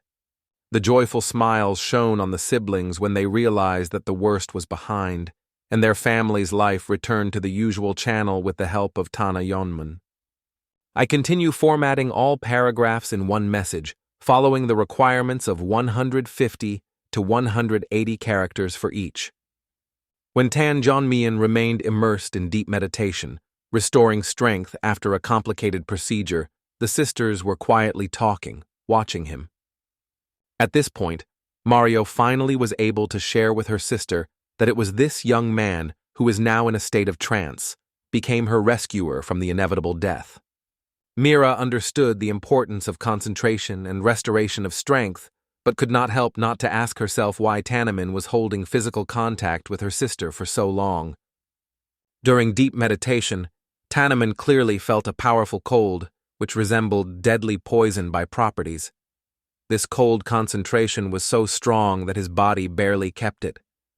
Instead of allowing this great force to disappear without a trace, Tanjonaman decided to absorb as much cold as possible, hoping to use it to unlock the meridians. The process of energy absorption began to produce the first results. One of the energy meridians was already fully filled with the power of the cold element. With increasing admiration, the young man monitored how the meridians are filled with cold energy, and before the end of the process, its energy potential increased 4 times. Aware of the temporary decrease in mental abilities as an inevitable consequence of increasing strength, Tanjonaman reassured himself with the idea of compensating for these losses by receiving poisons. Coming out of the meditative state, Tanjonaman realized that he was still holding a hand on the body of a rescued girl. He has hastily moved, sincerely apologizing for his inappropriate behavior. Seeing the sincere confusion of the young man, the rescued girl smiled gently and assured him that she was not offended, because her sister already explained in detail everything that had happened. Suddenly, a calm atmosphere was broken by the appearance of the excited father of the sisters, who broke into the room, trying to find out the cause of strange events. Seeing his half-naked daughter next to a strange young man, the father of the family came into a state of uncontrolled rage and was ready for immediate action. In the attack of parental anger, the man revealed such force that he destroyed the door opening, intending to severely punish the alleged abuser of his daughter. After the daughter explained the situation in detail, the affected father dropped on his knees, begging for forgiveness for her inflammation in front of the life-saving man and the young head of the clan. Tannon was well aware of his father's natural desire to defend his daughter's honor, but it seemed impossible to forgive his own rudeness and disrespect. Due to continuous tears of gratitude, his father confessed that the loss of his daughters would become an unbearable blow to him, from which he could not recover. In his story, the man shared how, as a simple merchant, he settled in these parts after marrying a woman from the Tan family, who later died of the same illness. With bitterness, his father remembered how he spent all his savings in search of medicines for his daughters, but all his efforts and financial costs were in vain. Full of gratitude, the man swore to fulfill any request of a young leader. But Tang Yenmen modestly abandoned all the proposals, explaining that he only fulfilled his duty. During the conversation, the father of the family spoke about the causes of lull in trade affairs, linking it with the decline of the influence of the Tang clan and the arrival of the alliance of Black Death. Understanding the importance of the situation with trade routes, Tanjonaman assured that he would solve this problem later, as he is now forced to leave this place.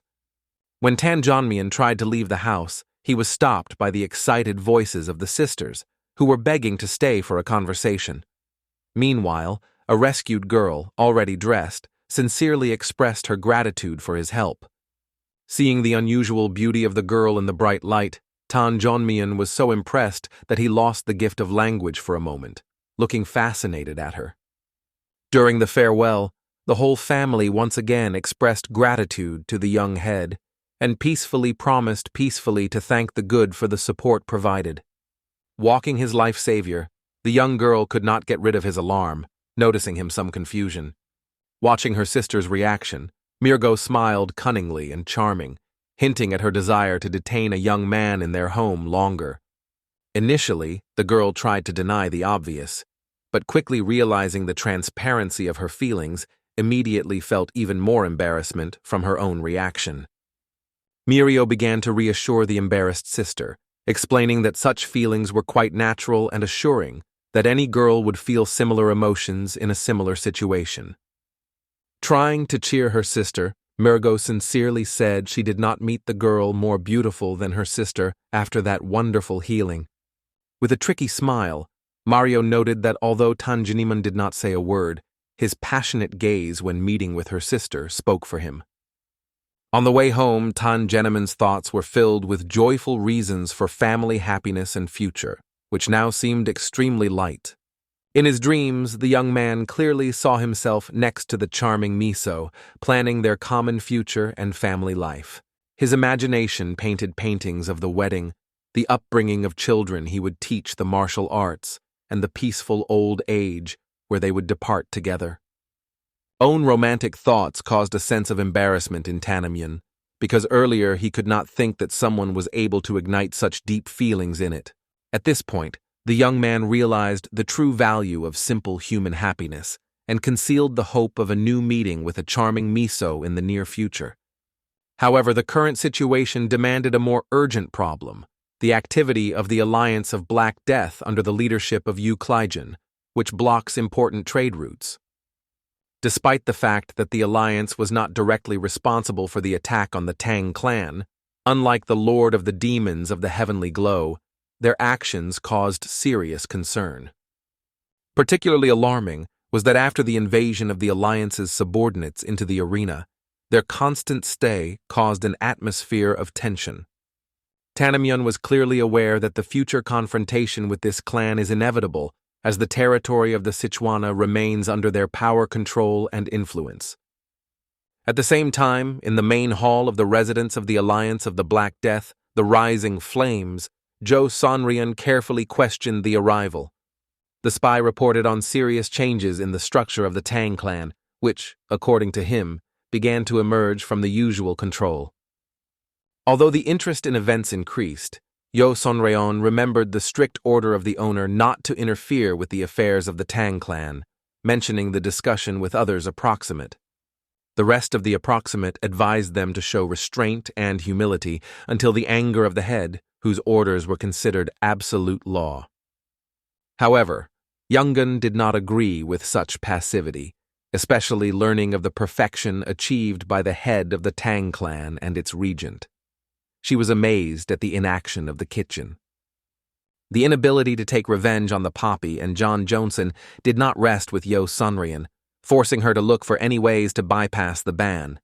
The strict control of Kopijun completely limited the initiative of Zhou Sanrian, not allowing her to take any independent action against the Tang clan. In a moment of deep despair, Yosanrian suddenly remembered the important phrase of Kiltjun, which could change the situation in its favor. The intention of Kopajun to invite the Tan clan's young head to the future council of the Sichuan province seemed like a great opportunity to exercise his revenge. Understanding the inevitability of a strict punishment from the head of the clan for disobedience, Yosanrian, however, could not allow the unwanted situation to develop further. Even at the moment of rest, Yosanrian pursued the ghostly screams of revenge on Poppy. She realized that her anger would only subside after the complete destruction of the Tang clan. Fierce, Yosanrian cast her burning look at the trembling of the spy, deciding his further fate. Seeing the sinister look of the lady, the unhappy spy immediately realized his fate and began to desperately pleading to save his life. Only with one piercing look, saturated with deadly energy, did Yosangan turn a pleading spy into a handful of ash. In the thoughts of Yosangan, she was already waiting for a moment when the self-confident young leader of the Tan clan would pay for her life for all her suffering. In the spacious house of the second elder, the former chairman of the clan of the king expressed a serious concern about their future situation, which was under threat after the appointment of Poisonous Phoenix. Keeping outward peace, the man confessed to his full ignorance of the current situation, adding that all their current problems are a consequence of their own actions. After this confession, he strongly expressed all the accumulated claims directly to Tan Munchan, not hiding his disappointment with his actions. Tang Munchan, aware of his guilt, deeply regretted the inability to properly evaluate the strength of the opponent, realizing that his mistakes could destroy all his father's achievements.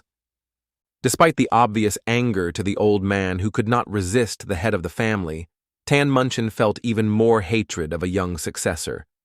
In the attack of February, Tan Munchan swore cruelly to take revenge on the Tanjonaman for all the humiliations caused as soon as he resumes his wounded hand to the previous state. After calming down after a violent emotional splash, the elder asked the man about his further plans, reminding the importance of maintaining his own guard in the current circumstances. Aware of the complexity of the situation and not seeing other possible decisions, the second elder suggested a radical way out. To all dissatisfied what is happening to leave the borders of the clan.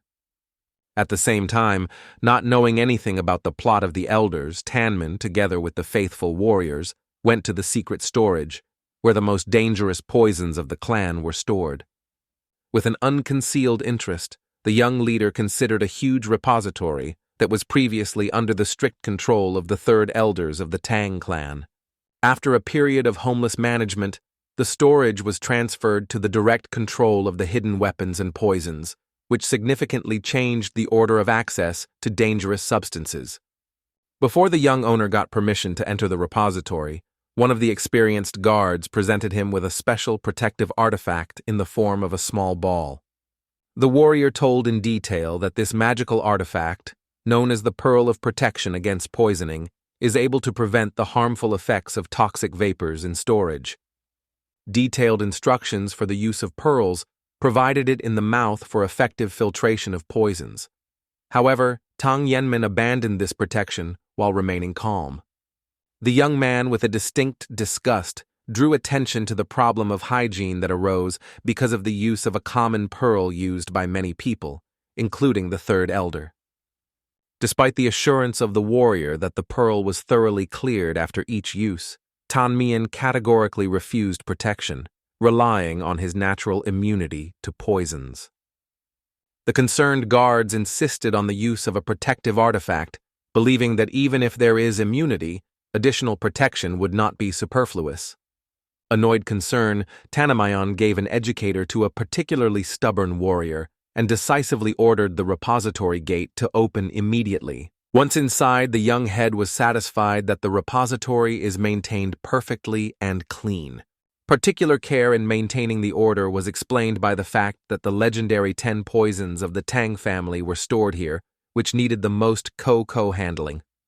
Only by stepping inside did the Tanamon realize why the guards were so concerned.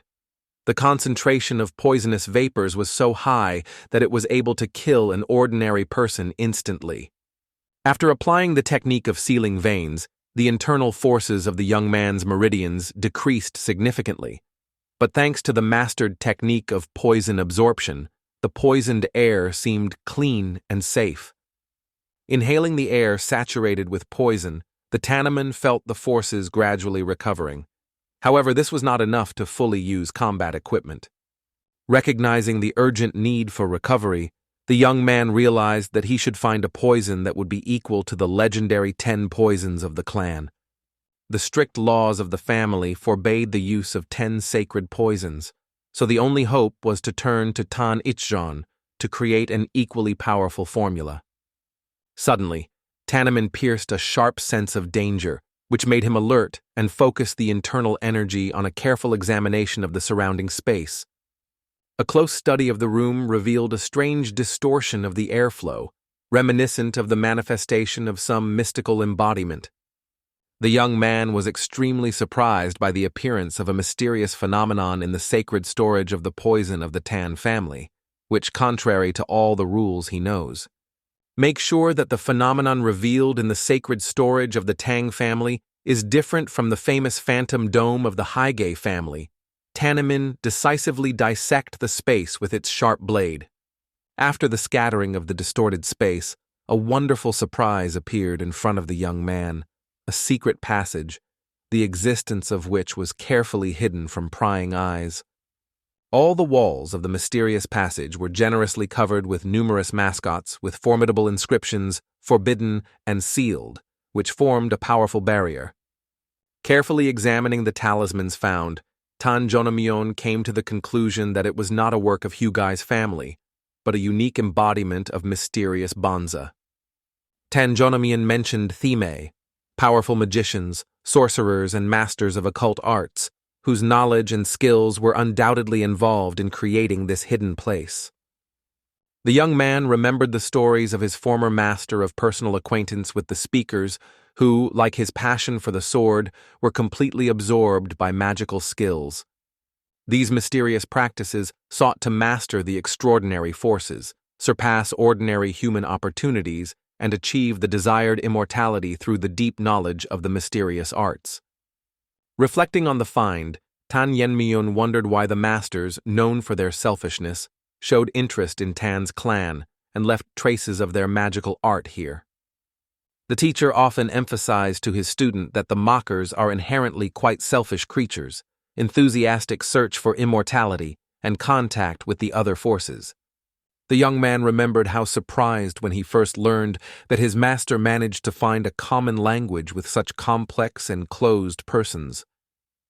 The method of communication chosen by the master was extremely simple. Constant, unreasonable attacks eventually forced the sorcerers to go to dialogue. Tannoman doubted that someone from the Tan family could come up with such an unusual way of communicating with sorcerers. It seemed logical to assume that there should be something special inside the clan, capable of attracting the attention of a mighty sorcerer.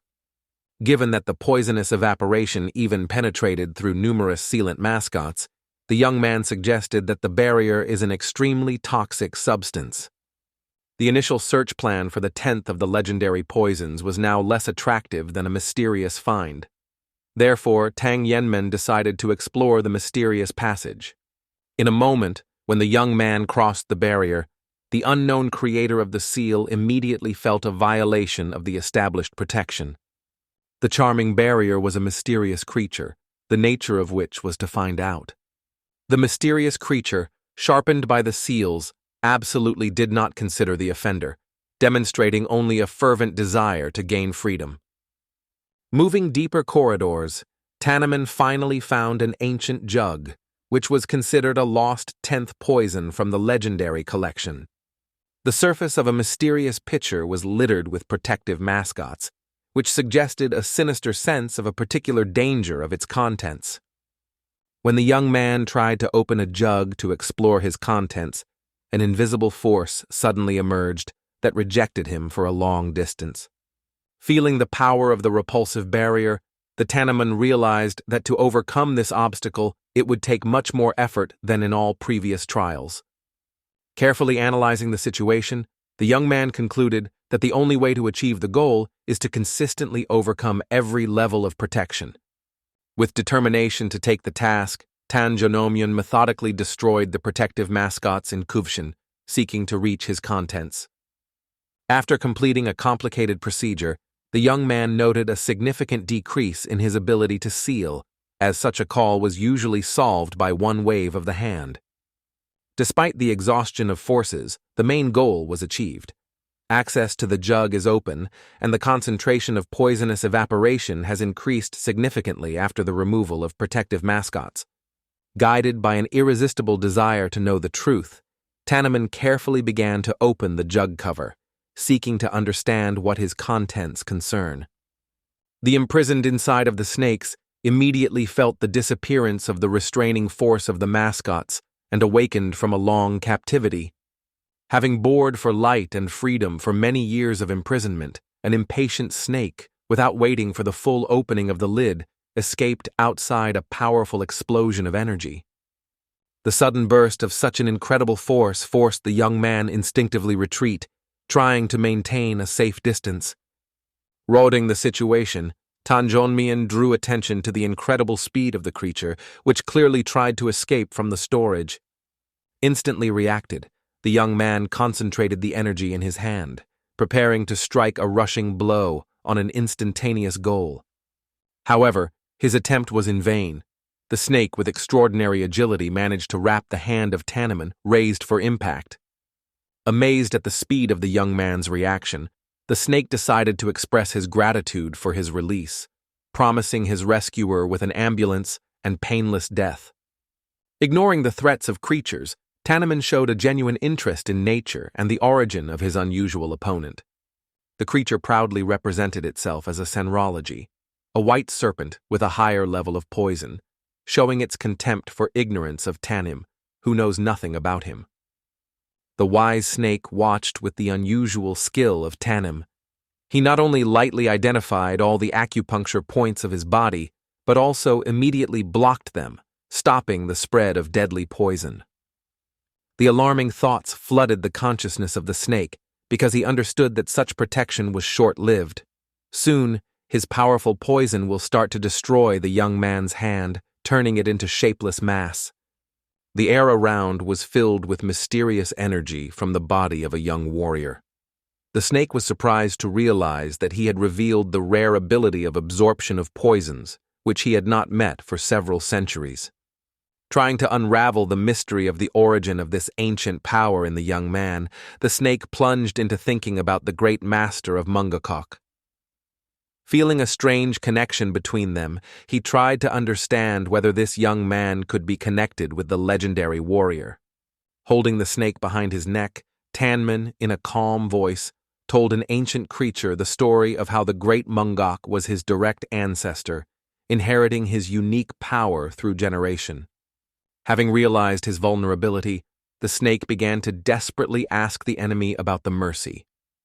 The proud voice trembled with fear because he understood that if the Tannon would absorb all his poison, it would mean the complete destruction of its essence, depriving the chances of the Renaissance. The young warrior watched the panic of the snake vigorously, not showing a drop of compassion for a creature that had recently threatened his life and tried to harm his clan with his deadly poison. Feeling the weakness of the enemy, Tannon decisively decided to neglect his preliminary promise to save the life of the snake. He realized that he now had a real chance to get rid of this dangerous creature forever. It is covered by true horror. The snake realized the seriousness of the intentions of the young warrior. In a desperate attempt to escape, he hastened to offer the Tanmayan an unexpected agreement capable of changing the fate of both. The ancient creature revealed its true intentions. The only thing she wanted was to get rid of the age-old seal. Now she is ready to become a devoted spirit guard of Tannon, serving him with all her power. The snake continued to persuade the young man, emphasizing the benefit of their union. Due to its poison, the energy of Tannon has increased at incredible speed, much exceeding the usual rates of strength. Tannoman listened carefully to his own feelings and could not help but recognize the truthfulness of the snake's words. The power of his poison really exceeded all the sources of energy known to him, including the valuable pearl of linen carp and the poison of a former comrade. The young warrior felt the simple absorption of the snake poison greatly increases its energy potential. Meanwhile, the creature continued to describe the benefits of their possible union and promised incredible prospects for joint development. The snake persistently persuaded Tanjonaman in the benefit of the gradual use of his poison. He explained that it would be much more effective than the simultaneous absorption of all its strength, which could be dangerous. The proposal of the snake was not particularly interested in the young warrior. He did not see the reason to leave the enemy alive, because he was convinced that he would find other ways to get the necessary poison. The despair of the snake reached the summit, and he, tearing his tears, begged for a mercy. The serpent talked about his suffering in captivity, where he was forced to endlessly look at the cold walls, deprived of freedom and the opportunity to act.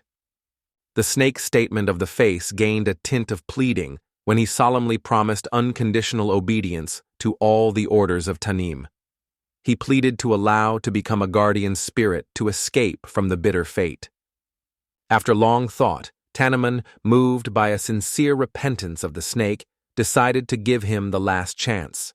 However, he immediately warned, any attempt at betrayal will turn into instant and ruthless death. Trembling with excitement, the snake hurriedly assured his new master, who would never dared to risk his own life because he understood perfectly, the slightest disobedience would turn to him inevitable death. With his usual calm, Tanjonaman asked the snake about the procedure for becoming a guardian spirit, recognizing his ignorance in the intricacies of this ancient art. The calm snake explained that all responsibility for the work lies on it. He then pulled out of his body a shining energy sphere, which contained its essence and force accumulated over the centuries. During the solemn moment of transfer of the snake force, he revealed the secret of the energy sphere, calling it the seal of the spirit, which unites their essences into one. The ancient creature explained the importance of this moment. As soon as the Tannoman takes the seal, their souls will merge into an inseparable connection, and the snake will become his eternal guard and defender. The decisive moment of taking the seal was accompanied by a bright radiance that enveloped the Tannon, filling his body with incredible force and revealing new opportunities. Behind the walls of the temple, faithful, the warriors of the clan were tirelessly guarded, protecting the entrance, not suspecting the incredible events that took place inside the sacred walls. The alarm of the guards grew every minute, because their master did not return for a long time.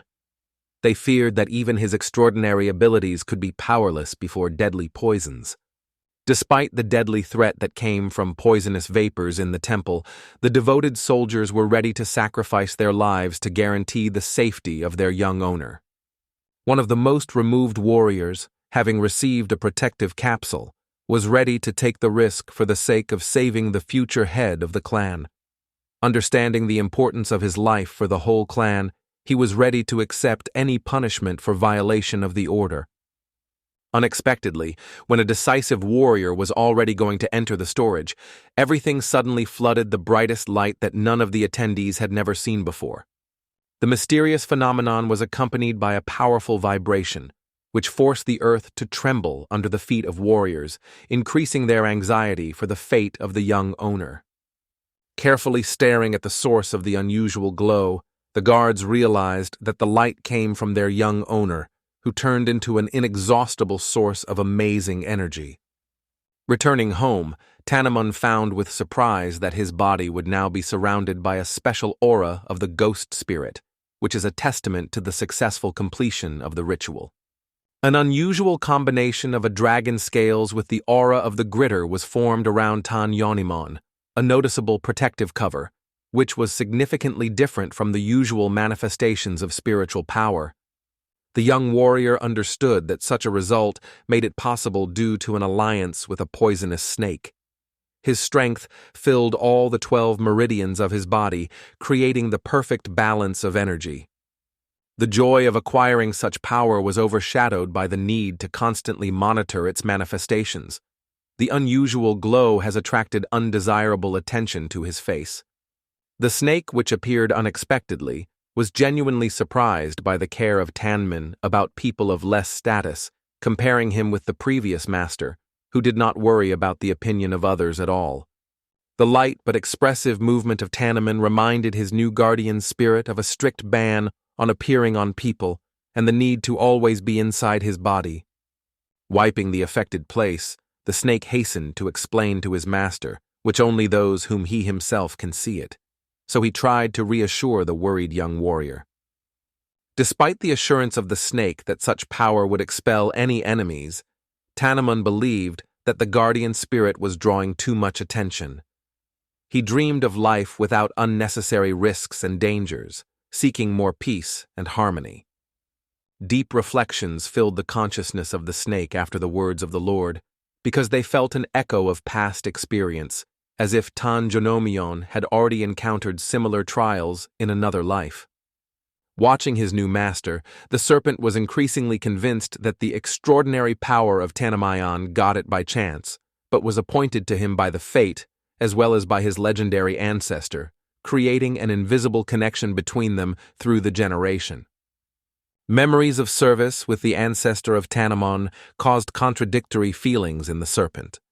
He was an even more demanding and unyielding master with whom it was almost impossible to find a common language. In the memory of the snake emerged difficult days of grueling service to the previous owner. When he was approaching the end of his life, he asked the magicians to imprison his faithful servant in a magic honeybee. The ancestor of Tanjonaman explained his decision to care for the safety of people, considering the snake two dangerous creatures, which finally revealed the origin of the mysterious premises of Bonsa for the young warrior. Awareness of the value of a snake as a high-level spirit, which would be happy to make any powerful spell, made an even more striking decision of the ancestor to seal such a powerful ally. Remembering the past, Tanjonaman believed that his ancestor, as well as his own mentor, had the power to force even an experienced spell to obey his will. In the head of Tannon, there were many questions about the reasons for the acquisition of such forces and their possible connection with mysterious memories from the past life, which periodically floated in his mind. Despite all the efforts to understand the complex interlacing of fate and mysterious coincidence, the young warrior could not find convincing answers to his numerous questions. The sudden appearance of a frightened warrior with an important message interrupted the reflections of Tanjonaman, forcing him to immediately pay attention to what was happening. The worried guard persistently asked his master to assess the situation personally, reporting the invasion of representatives of the enemy sect into their clan.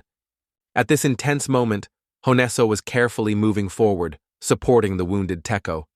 They were already very close to the lands of Tang, which could be their last hope for salvation. The path of fugitives was blocked by a group of armed people who immediately recognized the representatives of the Hondun sect, preparing for the inevitable clash. The warriors of expressive interest studied unexpected guests, trying to understand the purpose of these lands came. A calm but confident voice, the detachment commander explained to travelers that they accidentally found themselves on lands belonging to the powerful alliance of Black Death. Having collected the last forces, Teko strongly asked Hanso to escape, promising to detain the pursuers. However, the faithful assistant categorically refused to leave his seriously wounded master. Carefully analyzing the situation, Hanzo became aware of all the hopelessness of their situation in front of hundreds of soldiers of the sect of evil headed by Jang Current. He understood that they had no chance of victory with such injuries. One of the attackers, with a mockery, suggested that travelers were going to ask for help from the Tang clan, hinting that the whole Sichuan was now under the control of their great alliance. Hoping for a generous reward from his master for the capture of important enemies, the commander of the detachment cheerfully promised to save their lives, but warned of the inevitable loss of several extremities. The sudden appearance of travelers in yellow clothing, which one of the accompanying people recognized as masters of the Gundon sect, added a new turn into developments. Tannoman quickly realized that they had a sect of evil before them, and immediately ordered his soldiers to accompany the newcomers, members of the Gundon sect. The careful look of the young man noted the characteristic details of the clothing of the Tang clan masters, who came to the rescue at this critical moment. Although the fighting courage of 4 brave men was admirable, anxiety still found their place in their heart, because they had to resist a whole 100 of experienced opponents. The insightful look of Tanmeni immediately noticed the heavy wounds of Hanso's satellite, which prompted him to send the wounded to a safe place. The excited Hanso tried to keep the young warrior from impulsive acts, and in the meantime, Tanjin's wedges, confidently taking care of the wounded master.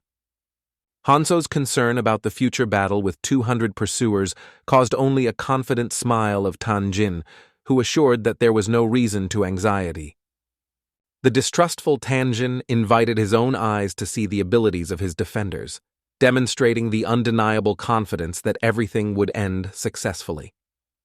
Many warriors lined up for the attack, and their leader was surprised to look at the young Tanjonaman, who dared to get them in. One of the warriors recognized the new leader of the Tang clan, the winner of a recent competition whose name has already become known in certain circles. The loud laughter of the commander transparently hinted at his disdain for the young and talented clan leader. He believed that he would not be able to withstand the forces of the enemy that surpasses him.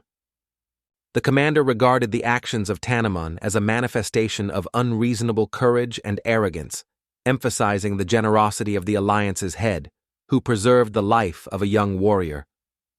I am sure of his impunity. The leader decided to end the arrogant young man, believing that the head of the alliance would not condemn the destruction of such a minor opponent. The atmosphere became tense when the commander was going to strike a crazy blow to the young leader of Clan Tan. The lightning movement. Tang Yenman struck a complacent enemy with a poisonous needle in his head, instantly cutting off his life. The young man calmly explained that he no longer wants to listen to meaningless threats. Watching how the enemy falls, Tanman, with a cold calm, expressed his surprise by discussing mercy from the alliance's head, considering the pointless statements about the possibility of overcoming it. Removing the last deadly arrows and looking closely at the rest of the opponents, the young warrior strongly declared his intention to overcome each of them. In general, naked, caused by the lightning defeat of their leader, Tannoman, without a moment, raised his hand, preparing to release a new deadly wave of poisonous needles. The frightened warriors looked nervously, waiting for the deadly rain from the needles. However, even their well-trained reflexes did not catch the moment when hundreds of soldiers instantly fell to the ground. Tanjonaman looked at the first fallen enemies, realizing that in his hurry he did not have time to apply the poison on his needles. However, for some reason, they acted as devastating as poisonous weapons.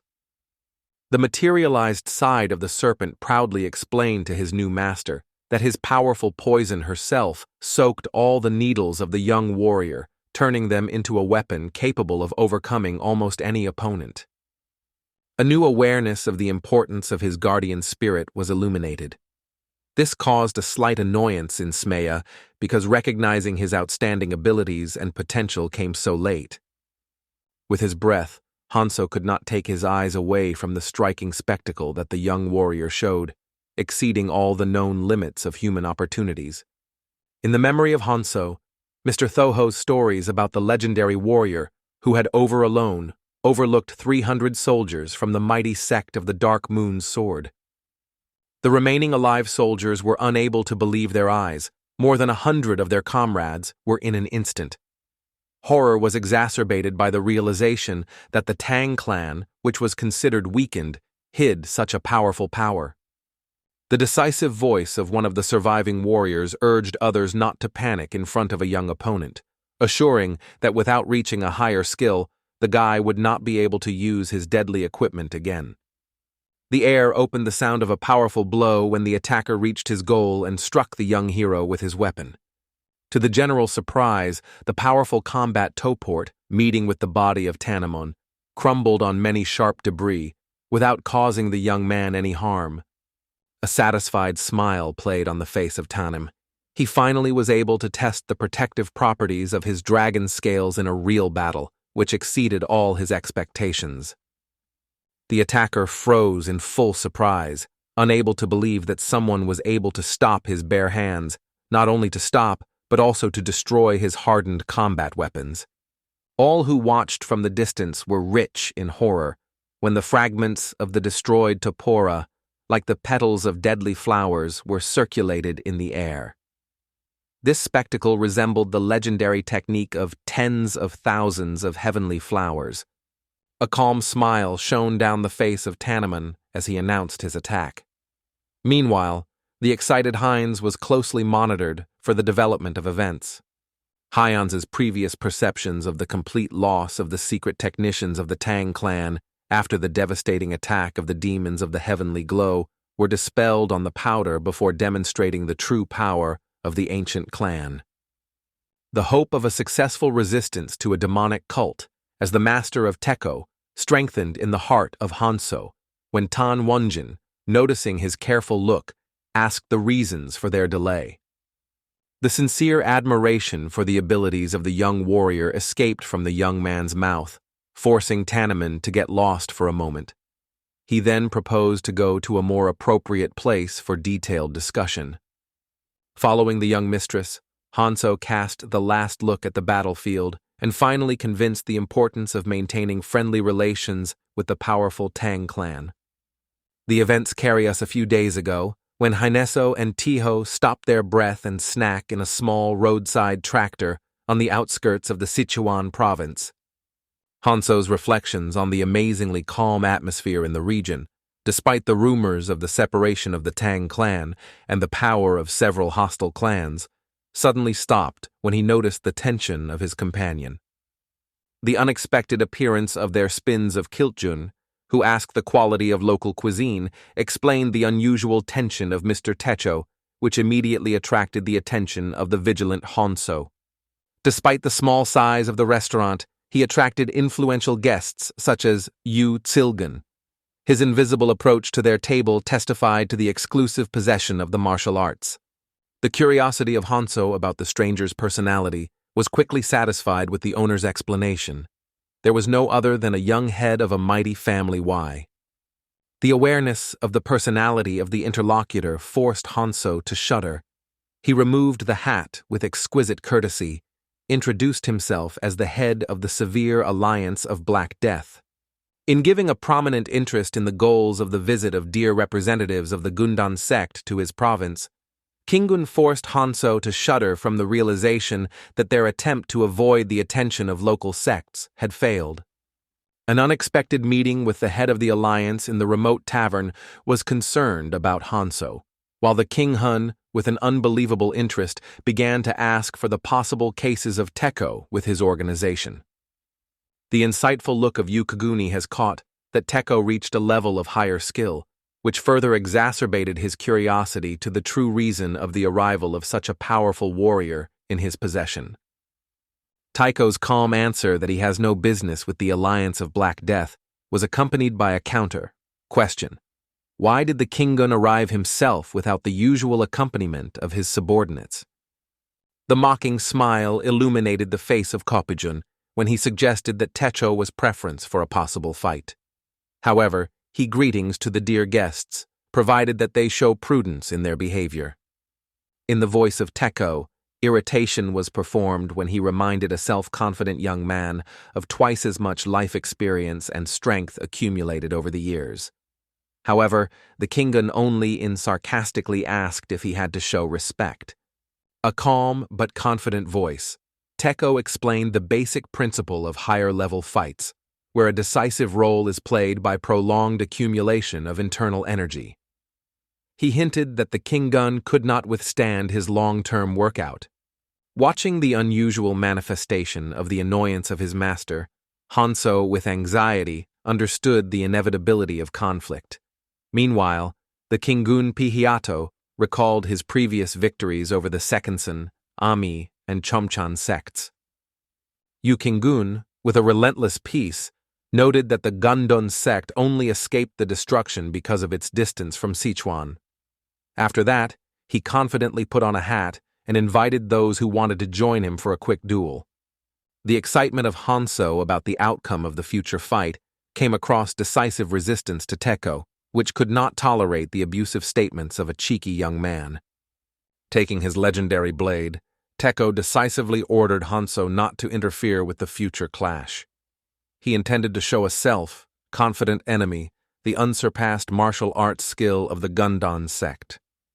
Listening carefully to Hanso's story, Tanjonaman learned the details of a tragic meeting that caused the unexpected confrontation between Teko with the powerful leader of the Alliance of Black Death. Hanso, trembling, confessed that he never expected such a turn of events. He explained the appearance of their pursuers, emphasizing the incredible power of the Alliance leader. The lightning start of the duel was marked by a powerful attack by Yu Klijun, who immediately demonstrated his desire to fight for full power without sparing the opponent. Despite the fact that he was without weapons, Klijun skillfully opposed the blade of his rival, noticing his exceptional skill in his own sword, enhanced by internal energy. The professional look of Yu Kingen duly appreciated the sophistication of the technique that used the resonance of internal energy to reflect the attacks of the enemy, recognizing the skill of his enemy. The fierce battle unfolded in his eyes in Hanso, which was amazed at the speed and skill of high-level warriors barely managed to follow their motion, bearing attacks. After a series of sophisticated attacks and defense, King Gun with ironic curiosity asked Teko whether he really showed all his potential, provoked him on more decisive actions. The provocative words of Yu Ki-pun about the boasting of energy have reached their own. The angry Teko decided to use the absolute technique of the Gundam sect, the legendary art of the true power of the demonic sword. The air was saturated with deadly energy when Teko, using his most powerful equipment, rolled into a rapid attack on a self-confident enemy. Carefully watching the duel, Hanso with anxiety noticed that on his face, Klijun remained unreasonable, without any hint for fear of a fatal attack. The realization that the enemy deliberately waited for the last to block the attacks, as if testing his skills, made Thosho review his fighting strategy. The annoyance from the manipulative tactics of the enemy has reached its climax, pushing Thocho to apply the technique of a demonic sword to break the self-confidence of the young leader of the Alliance. Thanks to the permeability of Yu Klijun, he solved the mystery of the approximate technique and was able to skillfully evade a powerful fiery explosion that accompanied the attack. Hanzo's heart was overwhelmed by anxiety when he watched the use of the secret technique of a demonic sword, realizing all the danger and consequences of this mighty reception. The exhaustion of the forces after the use of this powerful technique was so significant that Taiko was barely on his feet. Hanso, full of anxiety, hurried to his master, confident in his victory.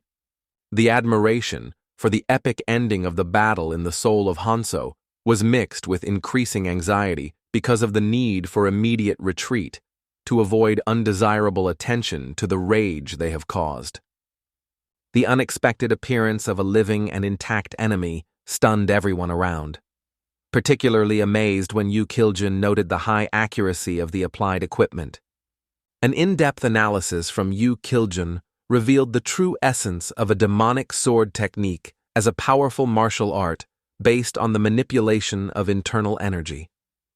This testified to the rich traditions of the Gundam sect. The surprise of Hanso on the survival of the enemy after the apt use of the secret technique of the demonic sword grew with the feeling of a strange, mixed energy that came from Yu Klijun. The calm story of King Jun about various combat equipment and their operability in the use of exclusively demonic energy was accompanied by his insightful remark about the origin of the name of Teko technique. The tense moment reached its climax when Teko at the last moment managed to push Hanso into a safe place in front of a powerful fiery explosion caused by Yu Klijun's technique. He proudly called his technique Divine Technique of Conquest. After the story of Hanso, he was surprised to realize the amazing fact.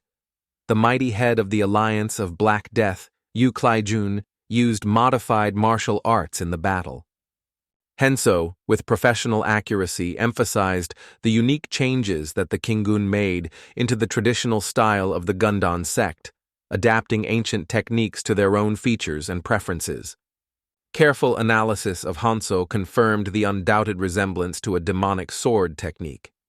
Although the energy concentration was differences, the power of the technique used by Yu Klijun exceeded the original version. Hanso's heart overwhelmed the gratitude of fate.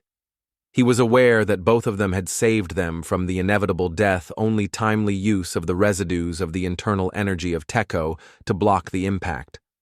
Hanso was amazed at the depths of the soul, aware of the incredible fact.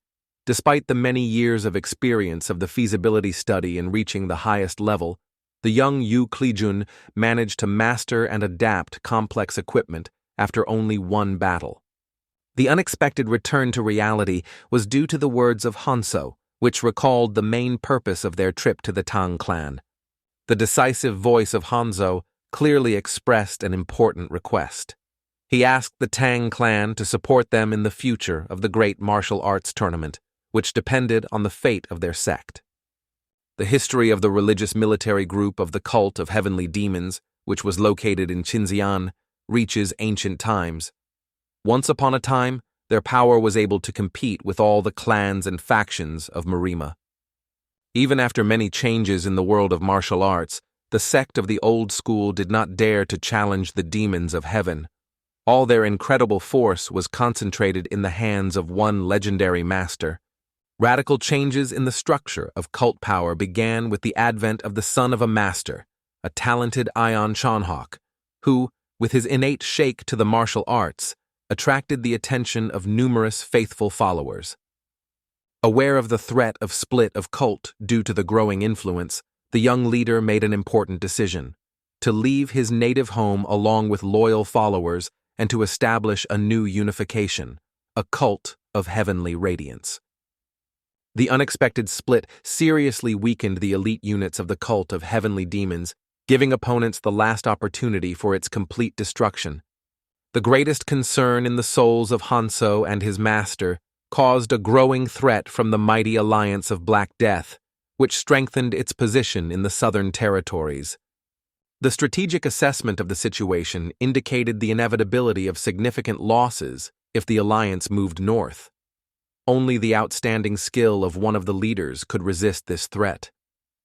The desperate request of Hanzo was that the alliance of Black Death temporarily refrain from active action until they completed the operation to destroy the cult of heavenly demons. The calm but decisive Tanjonaman's decisive, who did not see the reason for such cooperation, caused a deep shock in the soul of the surprised Hones. An instant report on the refusal of a young leader caused a genuine surprise to Tiho, who did not expect such a categorical decision from the young leader. The rational explanation of Tangme was that before making such an important decision, one should first discuss him with the head of the family, which attests to his respect for the clan hierarchy. The final decision on their request was to be made only after important discussions with the guidance of the clan, which took some time to think carefully. The alarming thoughts about the alleged final refusal of Tanjonaman did not rest Hanso, but the wise Teko was aware of the importance of the patient's patient. To get away from anxious thoughts, Hanzo has sincerely shared his surprise about the current state of Tang, who exceeded all his expectations. A careful overview of clan structures, training of warriors, and the general combat spirit made an unforgettable impression on the guests arrived. Seeing completely denied rumors about the complete destruction of the clan after the attack of the demons of the heavenly glow, demonstrating the amazing viability of the ancient kind. The star view of Teko noted the need to detect the driving force that contributed to the rapid recovery of the clan. He understood how important it is to get their support. The unexpected appearance of Tan Yuri's father, along with her daughter, was accompanied by a polite proposal to hold honorary guests according to the tradition of hospitality of the clan. Having introduced himself to the head of the interior of the clan, the man announced that his task was to accompany the guests to the head of the family, who expressed the desire to meet them personally. The atmosphere of the meeting was filled with special importance. when Tanji calmly confirmed its awareness of the guests and their purpose related to the request for support in the fight against the cult of demons. The official representation of Tanjonaman as a current head of the family was accompanied by an announcement of a specially organized meeting which will discuss the proposed topic. Hanzo and Techo were amazed to the depths of the soul, seeing a woman whose skill reached the highest level, a rare event even among experienced soldiers. The mystery of the rapid restoration of the power of the Tang clan was explained. It is the result of a combination of extraordinary abilities of the young leader and the leadership of an experienced head, which has reached the highest level of skill. The restoration of the former power of the Tang clan has become incredibly quickly due to new circumstances and powerful leadership. The intense moment of the meeting was achieved when Hanzo voiced the urgent need for their support to carry out a sacred mission to eradicate the cult of demons and demons. The solemn request for justice was directed to Tanhahi for careful consideration. She then asked her son to confirm his previous position. Tanim's unwavering in adhering to her initial decision was a genuine surprise in Hanzo, who warned the inevitable chaos in Murim without decisive action against the growing threat. The weighted response of Tana Johon testified to his deep understanding of the situation. Recognizing the threat of the cult of heavenly demons, he clearly separated him from the activity of the Alliance of Black Death and the Sect of Evil, emphasizing the fair management of the alliance under the control of territories. A thorough analysis of the situation forced the Tanami to conclude that there were no good reasons for the first strike. This position caused a clear misunderstanding of the excited man. The voice of Tanjonaman became harsh when he drew attention to the controversy between the calls for justice and the true actions of the requests. The melting Yenmyeon managed to convey the truth, remembering the loneliness of the Tang clan during the attack of the Alliance of Black Death and the demons of the heavenly glow when no one came to fight for justice. The young leader showed wisdom, realizing that the safety of his own clan is a priority.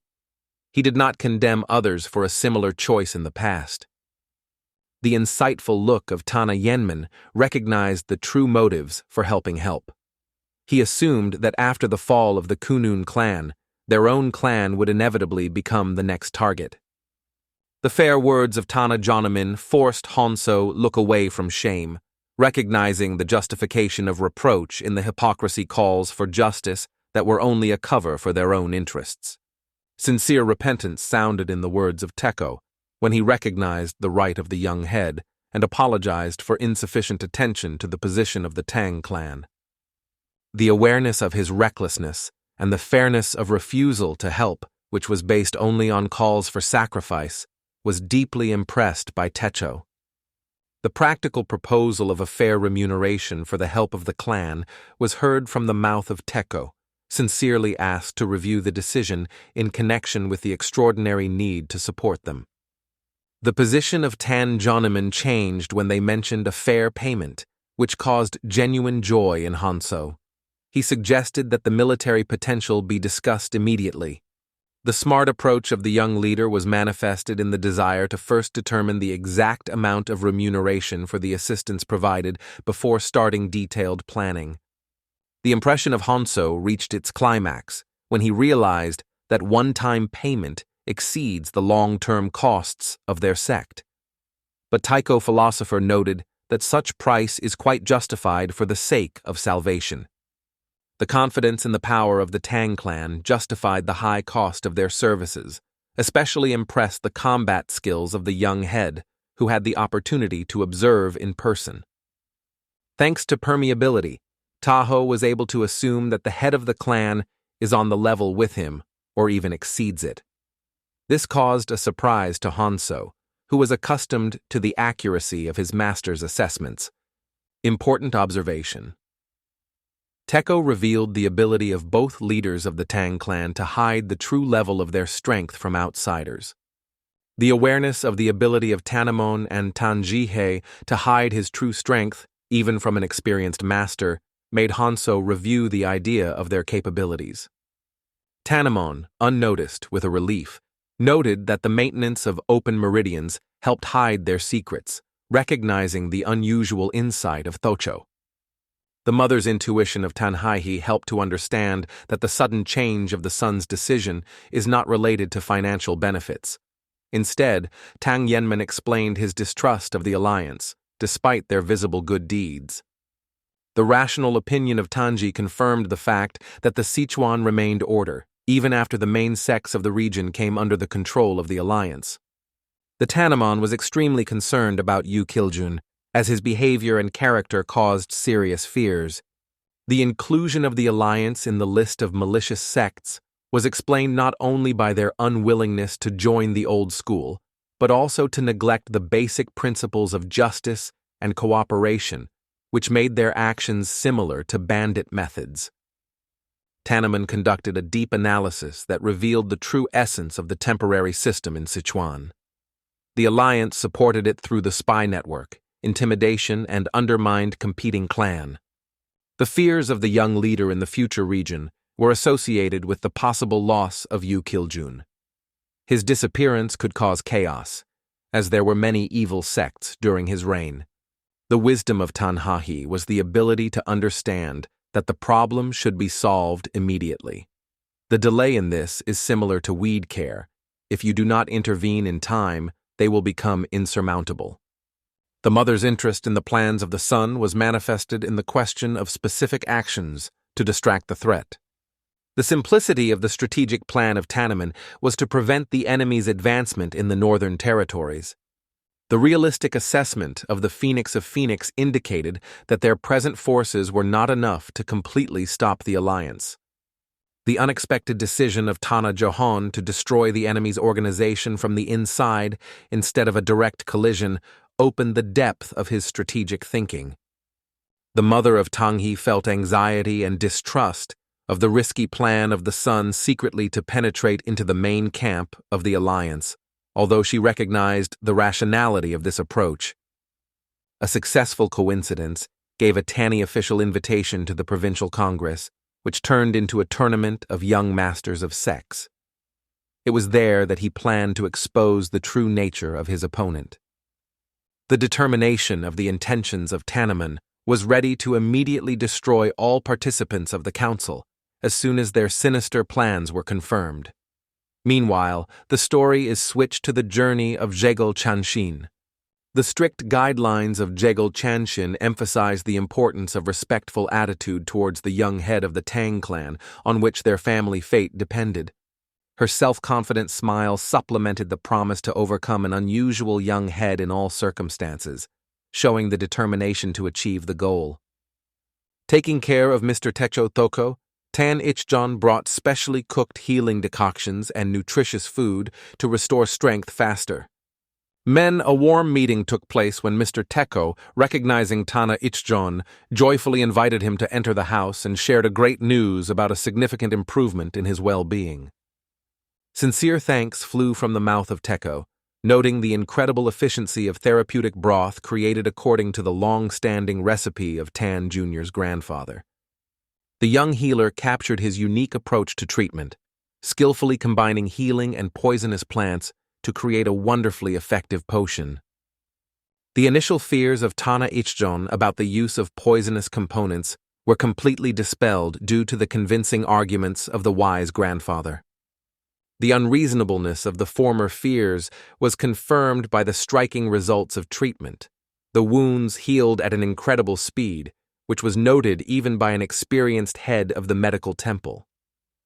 The optimistic prognosis of Tang January for the rapid recovery of Teko was based on the noticeable effectiveness of treatment, which caused genuine joy in the young healer. The unexpected curiosity of Hanso was about the causes of unusual noise and fuss that came from the outside. A calm answer to the young man revealed the cause of the fuss, the return of the influential family of Jegel to the clan.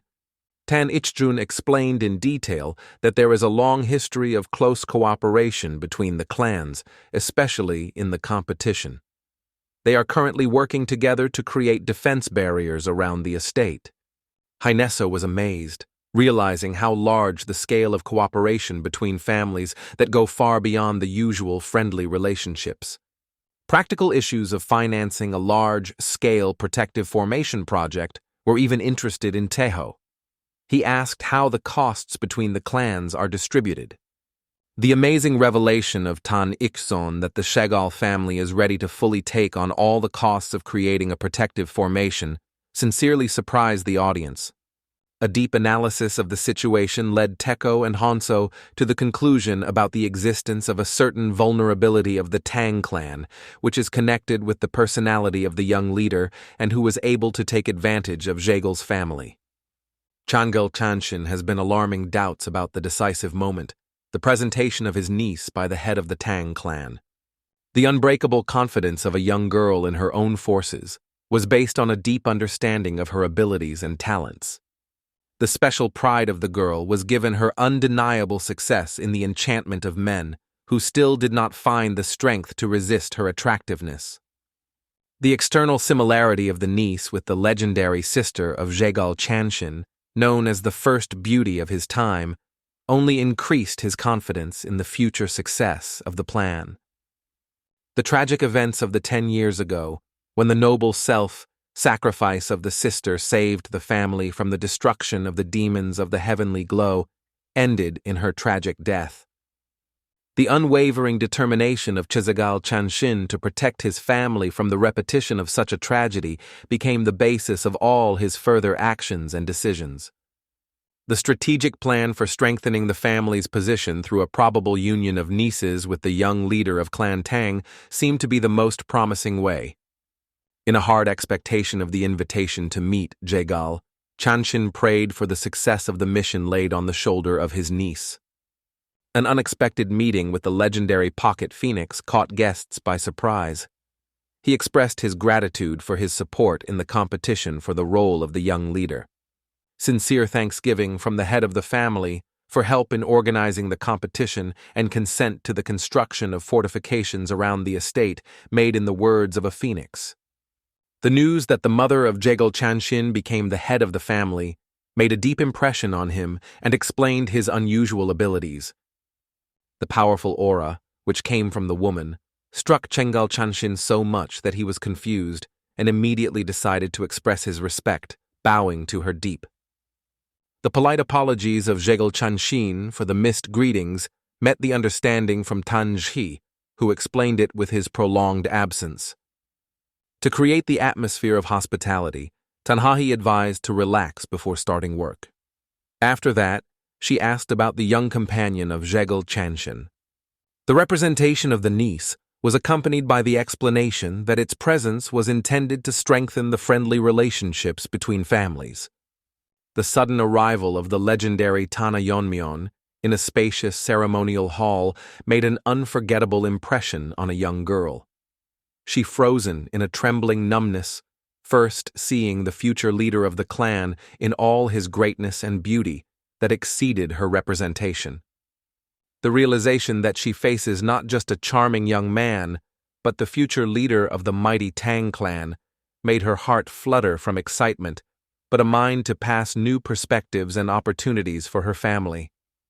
Tang He, thanks to her insightful look, immediately noticed the emotional state of the young guest. Having considered everything and overcoming misunderstanding, the girl bowed gracefully, demonstrating the perfect manners of a real lady. The curious look of Tanji, accustomed to catch the smallest details in the behavior of people, not only the rare beauty of a young guest, but also the grace of her movements, which testified to excellent education and noble origin. Many years of life experience has suffered Tanchihi, with a slight irony that this charming girl has already left a mark in the hearts of many young people, breaking their hopes with their inaccessibility and cold beauty. The elegant bow of the young Jegal Yenyan in response to a compliment caused a genuine laughter in Tanjihi. It felt nostalgia for her own youth, full of attention of numerous fans and romantic adventures. The sincere admiration of a young girl Tanchaji's beauty led to an unexpected recognition. At first, she considered this majestic woman an older sister of the young head. It caused a good-natured smile on the face of an experienced head of the family. A thoroughly thoughtful strategy of Chisagal Yenyan envisaged not only the conquest of the sympathy of the young head of the clan, but also to gain the affection of his influential mother. In case of success, she could become her main ally and patron in a new family. Tang He sincerely hoped for a strong friendship between Jagal Yenyan and the young leader of the clan during their stay in the Tan clan. After all, they were peers and could find many common interests for conversation. Maria shared her experiences because of a tense relationship with her brother. At home, he led himself cold and indifferent, without showing any family warmth or attachment. Mary's sincere tears moved the heart of Tanji, causing her condolences to the girl. She inserted into her every word about a difficult family situation. Everyone was surprised by Tanjonaman's complete indifference to the girl's emotional history. He remained absolutely uninterested and did not even try to show elementary courtesy or compassion. Jagal Chanshina deeply impressed the atypical behavior of the young man, because, in his opinion, it was impossible to remain indifferent to the tears of such a charming girl. For Jagal, such a reaction was a real blow, because at home she was always at the center of male attention. She did not understand why this young man remains indifferent to her. The real cause of the coldness of the Tannoman was simple. His heart had long belonged to another girl, so no beauties could attract his attention or arouse interest. The complete ignoring of Tanamion forced Jagal Janyan to feel humiliated and confused, because she had never had to deal with that attitude before. The young man did not even look at the girl, which became unexpected and unpleasant for her. Usually, men themselves sought attention. Tangjich considered the behavior of a young man unacceptably rude, so she decided to talk to him to remind of the rules of decency and the importance of showing politeness to the guests. The offended in the soul, Jigaljan Aeon decided to make every effort to force Tanjonaman to pay attention to her, despite how much effort she would have to put. In the center of the territory of the Alliance of Black Death, future events related to the province council were vividly discussed, which aroused great interest among locals. Particular attention was attracted by the news of the young leader of the Tang clan in the future council. Many seemed strange, given his recent contradictory actions. All influential clans' representatives were assembled in the Symbol Squad to prepare for an important provincial council, where all the details of the future event will be discussed. Yosalrin carefully prepared and handed the participants with a detailed estimate of the event and a full list of clans and families invited to participate in the tournament. The detachment commander expressed his willingness to accomplish all the necessary tasks, noting the unusual situation. Initially, the organization had to deal with completely different detachments. Sonrian calmly explained the situation, emphasizing that they only perform their duties as loyal subordinate heads of the alliance, without demanding that it is special recognition. The men present did not restrain laughter, learning that the head, despite the content of an important report, simply rejected him and came out. The sudden appearance of a little girl who strongly declared her desire to be present at the meeting of the provincial council attracted the attention of all present. The commander, with a genuine surprise, noted the unexpected change of the girl's decision, because recently she decisively refused to participate in such meetings. The girl with a charming smile explained that she changed her opinion, especially after learning about the planned presence of a young Tang clan leader at the future council. People were spreading rumors about the extraordinary beauty of the young leader of the Tang clan. They said that all the girls who met him certainly fell in love with him, although the commander considered it an exaggeration. The little girl happily stated that if the rumors are false, she just suggests that she did not know anything, but if they were true, he would certainly marry him. The commander, aware that such words could shock the girl's parents, but decided not to argue, realizing that no prohibitions made sense for such a decisive child. The commander was well aware that no one would dare contradict the desire of the daughter of the Alliance, so he only had to make her decision.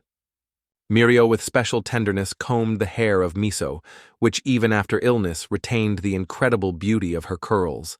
Its natural appeal has caused genuine admiration for all present. Tang Yanmen could not distract the passionate gaze from Miso in her new outfit, which made her think about the secrets of the beauty of her mysterious and charming sister. The sly smile shone on Mirho's face when she decided to ask her sister about her sympathy for one of the members of the detachment, watching the girl's reaction carefully. The embarrassed Miso tried to understand the cause of such a direct and unexpected question that caught her by surprise and forced her heart to beat faster. Mergo, with a smile, noted that only the mention of the name of one certain young man forces her sister to hold her breath from excitement. The indignation was overwhelmed by Miso when she realized that her sister used her fighting skills to monitor changes in other people's breathing. Mirio, with his nursing care, warned Miso about the planned absence of Tanjonaman, as he was to take part in the important council of the province. The care of the safety of Tanjonaman did not rest the girl, because even she seemed too risky to release him for such an important and potentially dangerous assembly. Mirio was worried not so much because of the danger of the gathering, but because of the possibility of a magic girl who could be interested in Tanjonaman. Miso decisively decided to prevent such development and decided that they needed to accompany Tanjonaman to the regional council. Miso expressed the concern that their presence could complicate the case, but Mirio confidently assured that she would take care of their joint well-being at the coming event. Tanjonaman frankly communicated with Zhagal Janyan, seeking to understand the true reasons that prompted her to participate in the important council of the province. The young man sought to find out whether the only reason for her desire to get to the council was to participate in battles and to demonstrate her combat skills. Zhagal Yanren explained her interest in the province by the fact that this is a unique opportunity to observe how influential persons compete for power and wealth. Tanjonaman gave permission to the girl to participate in the meeting, noting that she was allowed to bring with her a security guard and a servant, but at the same time warned the seriousness of this event. Zhagal Yanyan barely held back his words, but decided to take this opportunity to go with Tanim and to earn his trust. The calm flow of the conversation was suddenly disturbed by the unexpected appearance of Peace, which vigorously and without warning broke into the room. Tan Yenman confessed that he felt throughout the day of approaching something unusual, so the appearance of a girl for him was not a great surprise. Meyer introduced a thoughtful Miso, who wanted a date with the young master, but at the same time hesitated whether her unexpected visit would be appropriate. The vicious look of the world lingered on a stranger sitting opposite Tanjonaman. In her eyes, there was an obvious dissatisfaction because of the presence of a rival. Tanjonaman, not noticing the tension between the girls, calmly asked what purpose they came and planned to talk about. Mirio sincerely asked Tanjonaman to take them with her sister for the future council of the province, openly expressing her desire to accompany him. The distribution of roles was natural. Mirio had to perform the duties of the servant, while Miso would become a personal guard of the young owner. Mirio emphasized that they were ideally suited for Tanman's Tanman. The conditions provided for the opportunity to take one telecrin and one servant. Zhagal Yanyan was amazed at the boldness of these girls and their casual communication with the young master, which seemed absolutely inappropriate. Particular attention was attracted by the appearance of Miso, which, in her opinion, was not suitable for the role of the companion of the young owner. Zhagal Yanyan has been anxiety when the neighborhood of these two girls with a young owner can completely destroy her carefully thoughtful plans. Tannon made a well-balanced decision. He allowed Mears to accompany him as a servant. However, he explained that the role of the guard is already intended for another person. Jugal Yon Ion felt the mixture and joy, realizing that the young master apparently, during his appointment, he meant her candidacy for the role of the guard. Tan Yenman calmly explained to the angry Mirgo that if she refuses to go without a sister, he would have to find another candidate for the role of the maid for this important trip. Outrage and dissatisfaction overwhelmed the heart of Peace when she realized that she would not be able to influence the decision of the young owner, despite all her efforts and arguments in favor of a joint trip. Miso, trying to hold back tears and hide disappointment, showed nobility and suggested that her older sister go on a journey alone. A deep awareness of his own inconsistency with the requirements of an important mission made Miso recognize the rightness of the decision of the young leader and refuse further attempts to insist on his participation. Mirgo, watching the suffering of her beloved sister, could not restrain her anger. She strongly suggested that Tanjonaman go outside for a serious conversation alone. Burning righteous anger, Mi-Rose began to list all the prominent qualities of Tanjonaman, which she had managed to see and evaluate during their acquaintance. Mirio was sincerely admired by the striking prudence, unbreakable determination, and outstanding combat skills of the young lord who could only be envied. Misunderstandings and disappointments were overwhelmed by Mirgo when she tried to explain Tanjonaman that all her efforts were directed solely to create ideal conditions for his communication with Miso. Mirao directly pointed to the obvious mutual sympathy between the young owner and her sister, which was noticed all around, except Tanim. The hidden indignation broke through when Mira expressed his dissatisfaction with the fact that the young master dared to reject their sincere desire to help and support. Tannon calmly and thoughtfully explained the seriousness of the situation, emphasizing that the future event is not a fun, but an event that poses a real threat to life. The young leader sincerely confessed to his fears of future meetings with the mighty masters of the clan, the result of which was impossible to predict. Tannon expressed deep concern that the presence of his sister can put it on unforeseen dangers, for which they will be fully responsible. Tannon was particularly concerned that the discussion will take place in the alliance, where he would certainly have to face his influential and unpredictable leader. The awareness of Miso's fragile health after a recent illness and her unwillingness for long travels strengthened the determination of Tanjonaman to protect her from possible trials. The reasonableness and thoroughness of Tanjon's arguments forced Mirgo to recognize the correctness of his decision, although it was not easy for her. Mirio insisted on her desire to take part in the trip, despite his previous statements, and Tanjonaman delicately reminded her of her words about a joint trip with her sister. The care of the safety of the young owner forced Mirio to express his unwillingness to let him into such a dangerous place filled with unknown threats and possible traps. During the check of the work of Jegal Chanshin, Tanman found him sleeping over important drawings. This testified to the fatigue and hard work of the master. The unexpected appearance of the young head was deeply scared of Jegal Chanshin, who naked and did not expect check at such a late time. Chichagal Chanshin hurried to assure the young owner of his vigilance and diligence, talking about the completion of the installation and the quick completion of all the necessary settings. The genuine interest in so quickly done difficult work prompted Tannon to personally check the results of the efforts of Jegal Chanshin and his team. Noting the results of his work, Jegal Chanshin showed successfully established formations above the main hall and the library. He stressed the importance of completing the 3 key points. The confidence in the timely completion of all the work allowed Jegal Chanshin to remind the initial arrangements with Tanjonaman and its strict requirements for compliance. Despite the initial doubts about the possibility of maintaining the deadlines, Jegal Chanshin proudly acknowledged that belief in his own strength helped him achieve the goals. The young owner expressed his admiration for the work done and urged Jegal Chanshin to maintain the same high level of tasks. Tanjonaman felt a sincere gratitude to Jegal Chanshin for her perfect work, which provided reliable protection for the clan in his absence.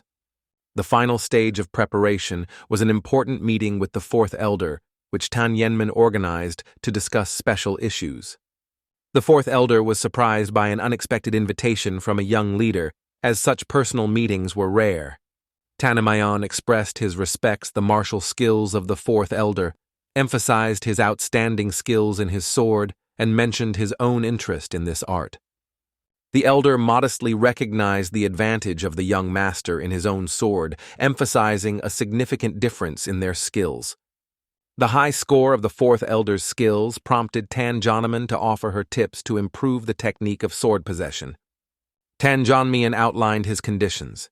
He demanded from the elder full obedience and loyalty to all his future orders. The uniqueness and value of the suggestion of the young leader did not raise doubts, because such an opportunity was extremely rare. Tannon emphasized the great attitude of the elder to obtain such a proposal that can significantly improve his position and skills. The direct question about the readiness of the elder to go to the side of the young gentleman was the crucial moment of their important conversation. In the moment of solemn farewell, members of the Gunduk clan sincerely thanked for the assistance and support provided, expressing their deep respect for the traditional bow. Hanso spoke on behalf of the entire Gunduk clan with official gratitude for his willingness to join their case, realizing the importance of this union for the future. Teko sincerely expressed his gratitude for the complete healing of internal injuries thanks to their help, and suggested his support for the Tang clan at any time. The Phoenix, with the dignity of gratitude, announced the decision to send elders and combat units to support the allies in the fight against enemies. Theho expressed deep gratitude for the support provided, saying sincere words filled with special feeling and respect. Teko firmly promised to fully pay immediately after returning home, demonstrating the honesty and reliability of his intentions. The head of the family gladly accepted a friendly handshake and sincerely expressed hope for the success of all their allies in future affairs. Theho especially thanked Tannon, recognizing an important role that he played in the development of events and achieving current results. Teko sincerely acknowledged that his life and life of his assistant only timely intervention of Tannon, for which he felt boundless thanks. Teko's close look noticed the exceptional talents of the young Tannon, predicting him a great future and achieving new impressive peaks. Being touched by the young man's hands, Theho felt the extraordinary power of his spirit and immediately realized that Tannon had long surpassed him in his skill. On the face of Taho suddenly appeared from the awareness of what was seen, which immediately caused anxiety in the vigilant Haineso. Thoko rushed to reassure worried friends, explaining his condition with the sadness of separation with people who became extremely close to him. Teko reported his inevitable departure, hiding the surprise from an unusual atmosphere that forced him to reflect on the nature of what was happening. Sudden insight illuminated Teko when he realized that the true cause of the Tan clan was not a Yadix, but a young heir. The Phoenix reminded her people about the important rule of the clan. Gratitude is always returned twice, and the image is 10 times.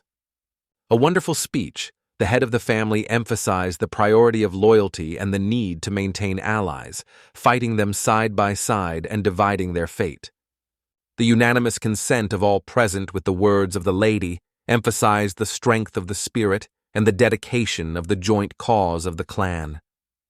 The Yadix Phoenix resolutely stopped dissatisfaction among some elders, wished everyone present in the future. Before the important departure, the young leader visited Tan Ichson to replenish the stocks of the right poison for a future trip. The curiosity of Tan Ichjon was awakened by the fact that Tannon constantly chose the same poisons, despite the wide variety of other means in his arsenal. Tannon explained that his commitment to certain poisons was caused by the habit and convenience of use. After that, he said goodbye to Tan Ichjon before departure. The farewell words of Tan Ichjon sounded with a warm smile and a sincere wishes of a prosperous return, even despite the confidence in the power of Tannon.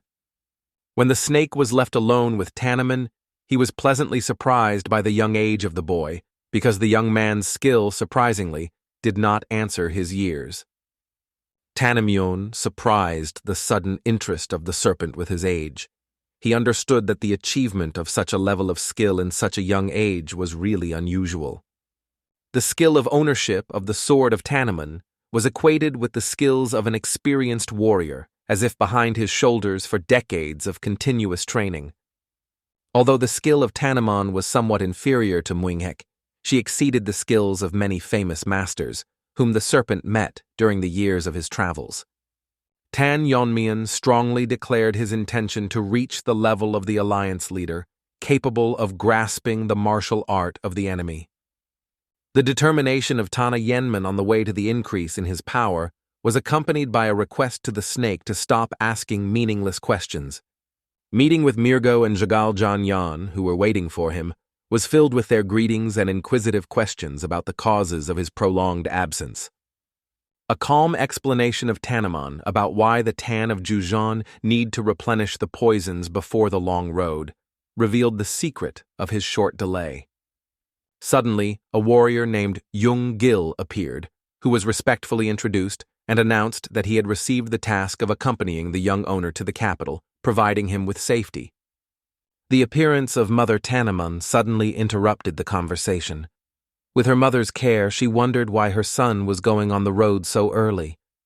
The collected immediately expressed their respect to the head of the family, administered deeply. They emphasized its high authority and meaning in their lives. A warm smile illuminated the woman's face when she asked the audience to give up unnecessary officiality in communication, creating a more casual atmosphere. Tangjich sincerely wished all the travelers of a happy road. She assured her son in her support in any endeavors, but warned him against excessive risk and self-sacrifice. The solemn promise of Tanjonaman to justify the mother's trust was supported by a proud reminder that he is the son of the poisonous phoenix. Tanjich's appeal to the sun's satellites emitted sincere hope for their well-being and a request for caring care over the young gentleman during the trip. The end of the farewell ceremony was the beginning of a long journey for all travelers who were ready to go to meet the new test. Mother's love felt in a long look of a woman who escorted her son to a dangerous journey, full of unknown and possible difficulties. After a long journey, Tanjonaman and his satellites arrived in the Sichuan province, opening a new section in their adventures. The lively atmosphere and numerous crowds on the streets gave the impression of a festive event, attracting the attention of travelers. Mira remembered her past visits to these places with the father trade, sharing the memories with the affected Jagal Yanyan and explaining the peculiarities of local life. The story of a once prosperous shopping center, which, after capturing the dark fractions, turned into a shadow of its previous grandeur, revealed the sad fate of this once lively place. Memories of the words of Mirgo's father prompted Tanjonaman to think about the need to attract a trading guild to ensure a stable financing of the growing clan. Strategic thinking of Tanjonaman emphasized the importance of liberation from dark factions, so that the clan could develop independent sources of income without relying only on the financing of elders. The proposal of Tanjonaman to meet with his father Mirho has opened new prospects to expand trade. Tanjonaman explained his desire to help his father Mirho return to trade, revealing his visionary plans. While walking in the city, travelers came across a tired swordmaster who urgently needed an understanding assistant. This random meeting has attracted their attention. Tanjonaman was interested in a distressed swordmaster, showing genuine interest in high-quality weapons and a deep understanding of the craft. The prominence of the master helped him to recognize a real connoisseur of weapons in a young visitor's, which prompted the best examples of his collection. The master proudly stated that his products far exceed the products of all metropolitan competitors, emphasizing the excellent quality of his work. Tan Yenman decided to buy a weapon, guided by the need to reliably protect themselves in places where they will have to stay in the near future. The professional look of Tanjonaman immediately noted the exceptional quality of the blades and the impressive force hidden in the skillfully created weapons. Deep knowledge of the smithy craft made it possible to evaluate the perfect hardening and high quality of production of even an unclealed blade. The amazing impression of the master from the ability of a young visitor to instantly evaluate all the characteristics of the sword emphasized the extraordinary insight of Tanjonaman. The high level of quality of all the products of the blacksmith prompted Tanjonaman to express the readiness to buy any blade offered by the master. The unexpected request of the wizard to wait for a special item caused the curiosity of Tanjonaman, promising a demonstration of exquisite weapons. The significant moment of presentation of a special container was accompanied by an invitation of Tanjonaman to open it on his own, which emphasized the importance of this event. Recognition of the master in the rarity of meetings with true fans of weapons explained his choice to give a special blade to Tanjonaman.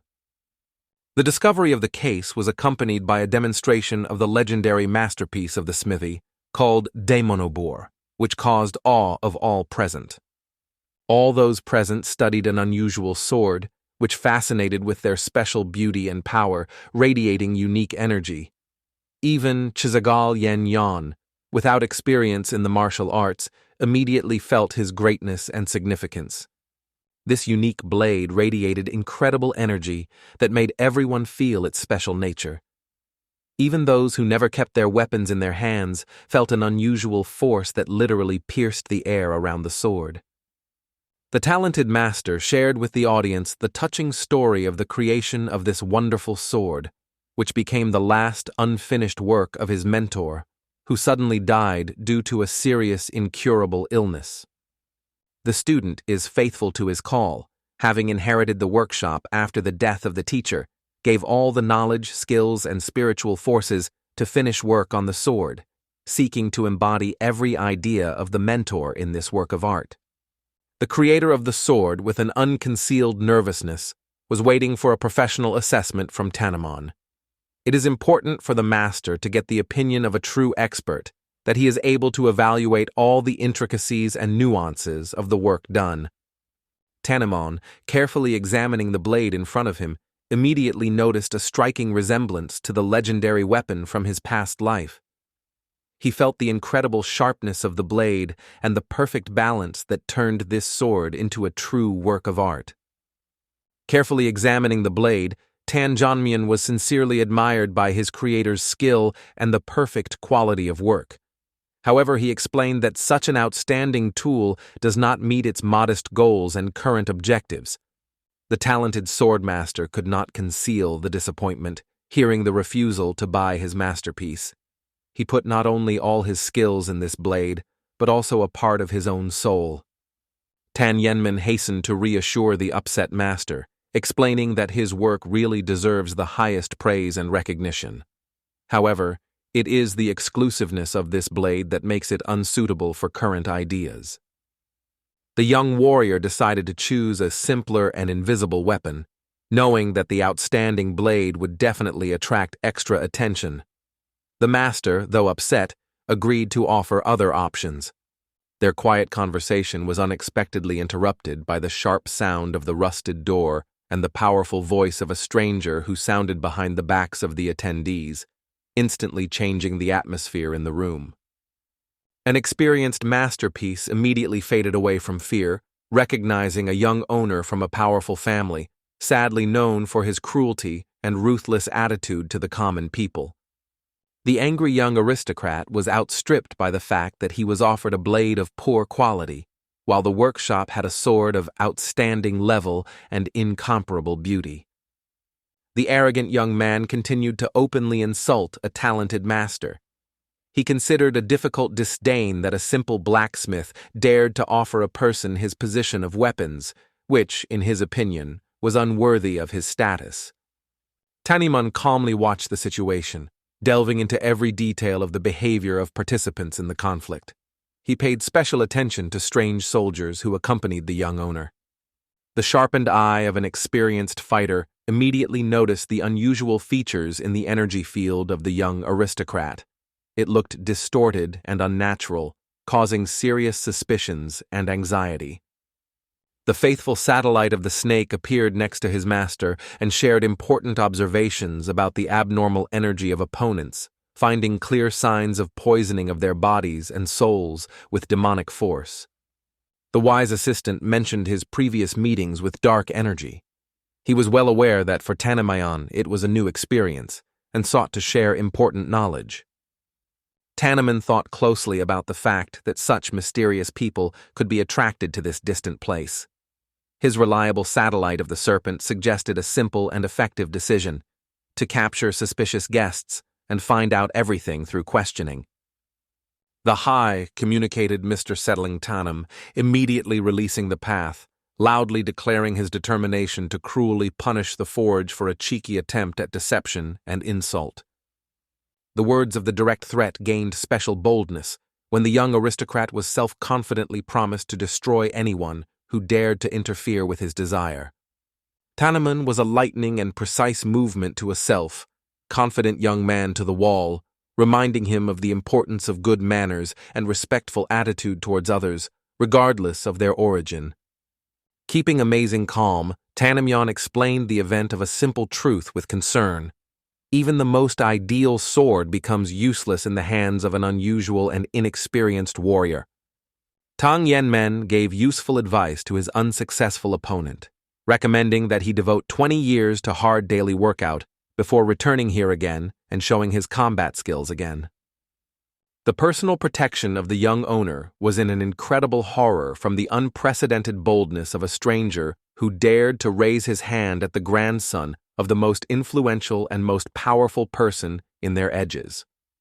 The satellites were in a hurry to declare the high status of their master, mentioning his belonging to the mighty sect of Hyonian, which is an important part of the ominous alliance of Black Death.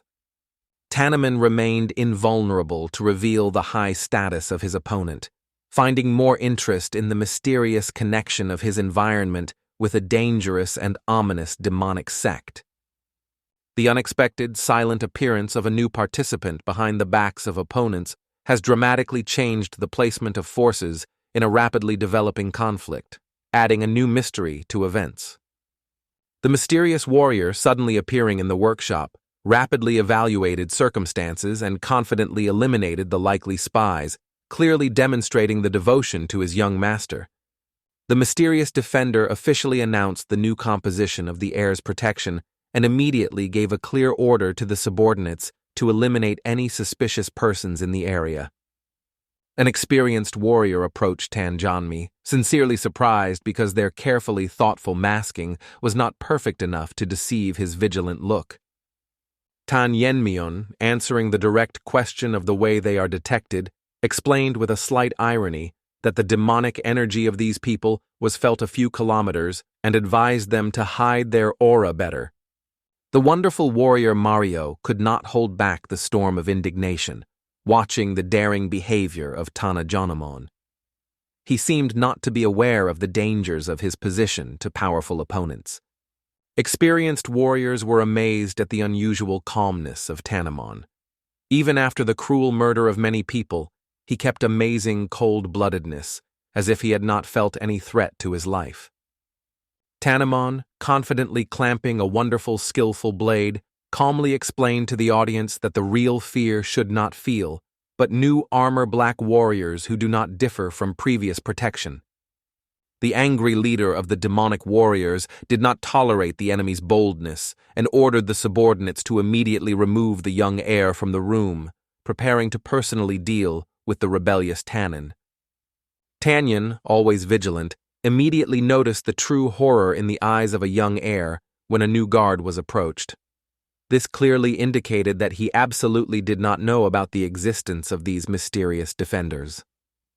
As soon as a young master left the workshop, the demonic warrior was lightning to Tanjonaman, hoping to strike a devastating blow and put an end to his brave opponent with one rapid movement.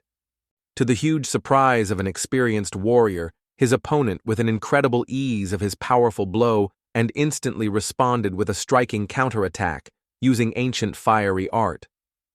The embarrassed warrior was in full confusion, realizing that his exceptional speed was in vain to the amazing skills of Tanjonaman, who easily neutralized his best reception. Meanwhile, an experienced demonic warrior was feverishly reflecting on the strategy of the next attack, trying to identify a weak place in the defense of the enemy. His mind was fully focused on finding an effective counterattack. The dazzling shine of the sword in the hands of Tanjonaman immediately cut off the life of a confident enemy, forcing the rest of the attendees to numb from horror in front of a lightning and effective attack. After a decisive blow, Tanjonaman focused on the study of the incredible properties of the sword, instantly evaluating his exceptional combat characteristics, which appeared even after one accurate movement. The watchful eye of an experienced warrior noted the perfect balance of weapons and the incredible sharpness of the blade, which remained absolutely clean even after the attack, which testified to its exceptional quality.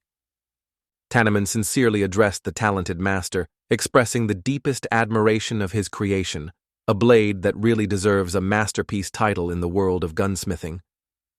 The creator of the sword barely held back emotions, hearing a high appreciation of his work and a mention of the skill of his late teacher, whose memory was sacred and unforgettable for him. The wise master expressed a firm belief that everyone is a valuable object to find their true owner, who is able to reveal his full potential and dignity. The experienced blacksmith shared the history of the last request of his mentor. He commanded this unique sword only to such a warrior who would truly appreciate and grasp his true value and purpose. At this important point, a talented master realized that he finally found a decent owner for the legendary demon of the demonic sword, capable of revealing all his unique properties and capabilities. Tang, having completed a conversation with the master, confidently turned to the demonic soldiers who remained, inviting them to show their courage in the battle. He generously allowed them to attack him at the same time, seeking an honest duel. Tanjonaman was impressed with his graceful and efficient movement in space. Methodically destroying every opponent who accepted his challenge, he demonstrated the incredible art of owning a sword. Not many witnesses of this striking match were frozen, impressed with the incredible demonstration of combat skills and the deadly efficiency of the newly purchased sword. The wonderful warrior Mario sincerely acknowledged that the amazing abilities of Tanjonaman again forced her to fully review her initial idea of his true opportunities and talents. The attentive observer could not hide her genuine surprise that Tanjonaman suddenly showed such prominent skills of possession of the sword, which she had not noticed before. In the great walls of the Alliance, a mysterious man was slowly walking. He gladly watched the successful development of their secret plans. Nothing non-suspicious members of the organization did not even realize its true affiliation. The talented son of this influential man from childhood struck the mentors with his incredible abilities for the martial arts, showing extraordinary strength and accuracy. The impressive abilities of the young heir were so exceeded by the possibilities of his peers that none of the young soldiers could make him a worthy competition in training duels. The intricate plan of a man was that his gifted son shows his impressive talents on the important council of the province, and took a significant position among members of the Alliance of Black Death. A thoughtful strategy assumed that by the time the Alliance members were aware of the true state of affairs, the powerful demonic cult would have time to establish control over the Sichuan territory. The sudden appearance of the agitated mercenaries who hurried to their master with an urgent notice violated the peace of his reflection on future victories.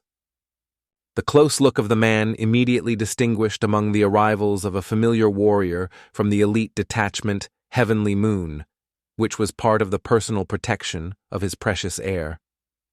The excited warrior immediately reported a serious incident. An unknown armed criminal attacked the young owner who hid his face under a wide bamboo hat. At the time of receiving this alarming message, Tanjonaman had already completed the fierce battle with all the attackers, demonstrating the impressive ability to own the sword. The observant Miro was thinking about the practical consequences of a recent battle with a slight anxiety, especially thinking about who would have to be cleaned after such a large-scale fight. The smart girl felt genuine joy that their young miso companion was not present on this cruel collision. After all, such a scene would undoubtedly cause it a deep emotional shock. The experienced warrior could not get rid of anxious thoughts about the possible consequences of this cruel confrontation, carefully analyzing all the potential threats. The fact that one of the experienced mercenaries managed to disappear from the battlefield. There was a real threat that he would return with serious reinforcement. The calm and weighted Tanjonaman explained the satellites that deliberately gave the enemy to escape, considering a young heir or an absolute fool, or not really aware of connections with a demonic cult. Tanjonaman suggested that there was some influential force that secreted the protection of the young heir, whereas the young man himself uncertainly assured that it was absolutely not related to the demonic cult. The courageous warrior put a sharp blade of the sword on the neck of a frightened young man, calmly explaining that he would soon receive all the answers to his questions from the people who will certainly come after him. The events unfolded even more dramatic when a striking figure of the young heir, accompanied by well-armed mercenaries, appeared in the door opening. The angry father, aware of the danger that threatens the son, strongly demanded the immediate release of the hostage. He promised to identify mercy only in the case of complete and unconditional surrender. The influential voice of a reputable person became especially threatening when he warned of a brutal massacre that was waiting for the rebellious in the event of failure to comply with his order. Satisfied with the timely arrival of the expected opponents, Tanjonaman, without losing vigilance, asked their possible actions if the young heir is immediately executed. Attentive Mirio, watching the development of events from her hiding place, noted that the actions of Tanjonaman really resembled classic villain from ancient legends. The practical warrior was clearly aware that the appearance is not a priority at this time, as the opponents prevailed by force pose a true threat to their lives. The mighty head of the family raged from the realization that the arrogant offender in the bamboo hat did not even know how fatal his mistake was. The insightful Tanjonaman perfectly understood the nature of his opponents and unmistakably determined that they belonged to a sinister, demonic cult on the characteristic features of their energy. An experienced warrior effortlessly recognized the demonic energy that came from the enemies, despite their cunning attempts to disguise, and knew their true intentions for Sichuan province well. Attentive Tanjonaman doubted the awareness of the alliance about current events, but had no doubt about their rigid response to the invasion of demonic forces. The enemy commander was stunned, in deep shock from the awareness of the incredible abilities of the enemy. He not only found their carefully hidden demonic energy, but also remained intact. The hopelessness forced the commander to give an emergency order of the elite detachment of Heaven to use the forbidden technique of reverse blood magic, which caused the horror in Mirio, which observed the events. Tannon, filled with anger, suddenly sounded when he finally combined his opponents with the dark figure of the Chonchiok. The self-confident commander of the opponents could not understand the strange behavior, as he believed, a doomed criminal. He, despite his close death, continued to ask incomprehensible questions. Demonstrating incredible calm, Tanjonaman slowly took his sword away from the hostage's neck and said important words. He did not feel personal dislike for those present, but their clan completely destroyed his family 8 years ago. The self-assertive warlord exploded with a mocking laughter, showing true curiosity, which of many of the clans destroyed by them could be native to this cheeky young warrior. The experienced commander, considering aloud, considered different opportunities. He mentioned the families of Jigal and Moon, but given their present location in Sichuan, he was inclined to believe that their opponent could belong to the Tang clan.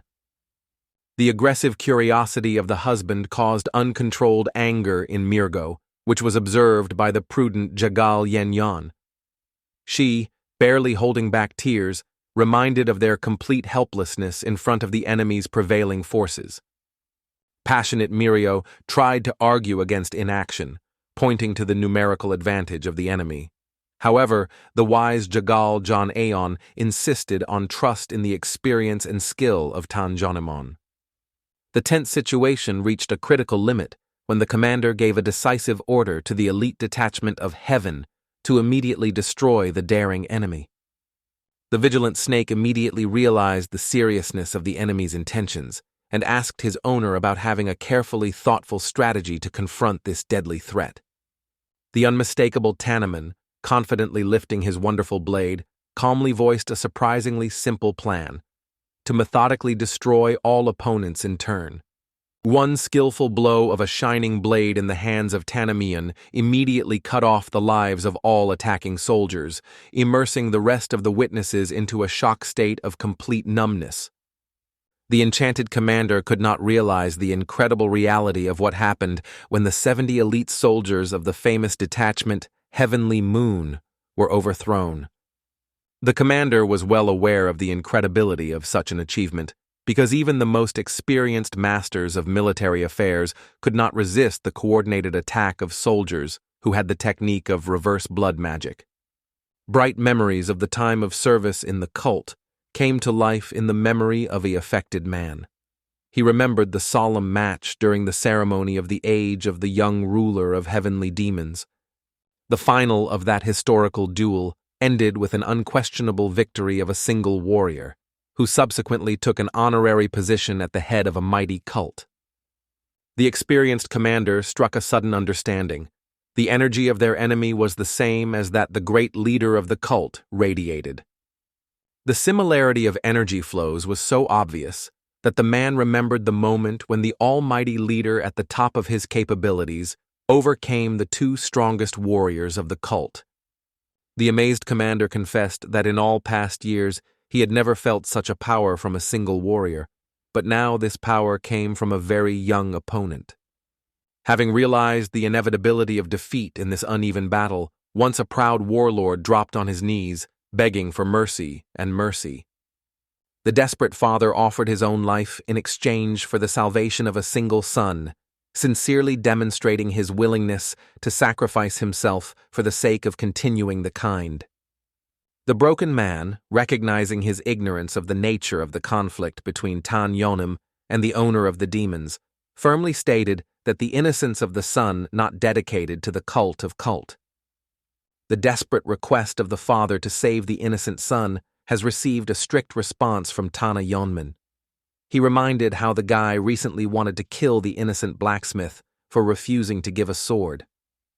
The tragic junction came unexpectedly. The angry Tannon, freeing a stunned heir, coldly deprived him of his life directly in the eyes of a burnt father. Turning to the murdered grief of his father, Tannon calmly reminded such feelings that the families of all the victims of the demonic cult felt, explaining why he could not sympathize with his loss. A relentless warrior clearly outlined his position, declared an uncompromising decision to destroy anyone who has at least the smallest connection with the cult of the heavenly light demons. The desperate cries of a leanless father broke off with the last order of Tannon to go into the afterlife.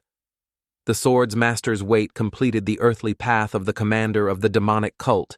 After the bloody battle, the noble Tannon intended to return the wonderful sword of his creator. However, the talented blacksmith insisted on free gunfire, wanting it to remain in the hands of the hero. The wise master has sincerely acknowledged that his salvation was due to divine intervention, believing that Tannon had already paid this sword fully. The devoted student emphasized the importance of fulfilling the last will of the mentor, glad that the legendary blade finally found a decent owner in the person of a valiant warrior. Tannon, realizing the deep meaning of this moment, realized that it was impossible to abandon such a significant gift that has a special spiritual value. The insightful Mirio sincerely supported this important decision, realizing the passionate desire of Tanjonaman to become the owner of this outstanding weapon. The humble warrior sincerely thanked the generous wizard, promising to show proper respect and take care of the unique sword, which deserves respect and care. Practical Tannon, understanding the importance of keeping mystery, asked the wizard to make simple vagina to hide a great sword from unknown views. The attentive snake, unnoticed by the development of events, continued to gather valuable information about the nature and skills of his new master.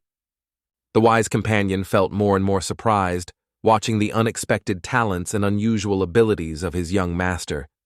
The experienced observer noticed the impressive possession of the sword, which seemed unusual for a member of the clan, who usually specializes in the art of poisons.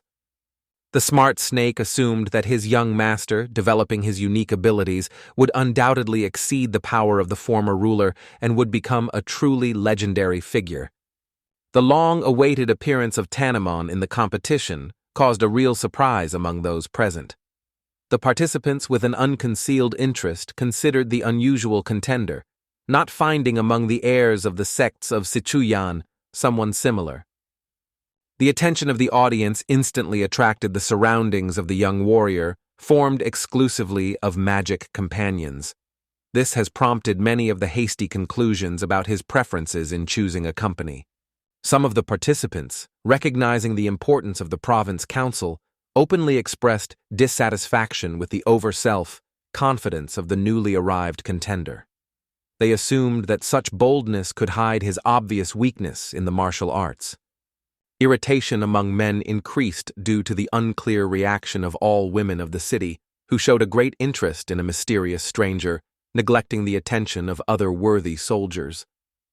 Experienced fighters felt a strange feeling of defeat without even confusing in a straight duel with Tannon, who, meanwhile, headed to the place of registration of the participants of the competition. Carefully watching the events, the martyrs of martial arts acknowledged that, despite numerous meetings with talented young warriors, they never had to see such an unusual contender. After the official request for presentation, Tanjonaman named his full name and title of Young Leader of the Tang clan, which caused a real shock among the registrars present. The rapid spread of news about the appearance of a young Tang clan leader instantly reached the ears of Yoson, who met this message with apparent pleasure. The faithful maid informed in detail the lady that Tanjonaman officially registered among the participants early in the morning and immediately went to specially prepared for him. The mysterious smile shone on her Sonrian when she decided to give a Tanny opportunity to relax. She knew perfectly well that she would soon be able to embody her plan for revenge against a cheeky opponent. As he delves into the depths of her memories, Yoson thought returned to those ancient days of adolescence, when she became the victim of the attack of ruthless bandits. An unfamiliar savior, who appeared at a critical moment, reproached for the recklessness of single walks in these dangerous places, known for the constant presence of criminal elements. A fateful meeting with a noble Poppy began with his sincere concern for the condition of the rescued girl. He looked at her carefully to make sure that she had no damage. The sad position of the influential military official turned the life of the young Serene into the disenfranchised existence of a toy in the hands of a powerful master. The sudden death of an influential official due to a tragic accident has dramatically changed the usual course of life of his environment. Taking advantage of a good moment for escape, the smart girl ran, grabbing a valuable guide to martial arts from a rich collection of the late Mr. The rapid development of relations between Yoson and the talented martial arts master, Mak Yuhu, was stronger during regular training, where he taught it the basics of self-defense.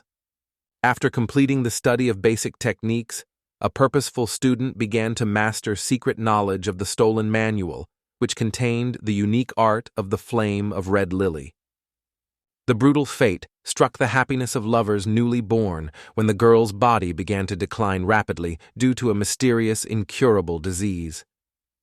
The decision with dignity to leave a loved one was made by Yoson because of the unwillingness to force Mak to observe how her beauty and health gradually fade away. Over the years, the news of the rapid take off of Mak has become known, which has taken the outstanding place of the leader of the mighty sect of the Black Month.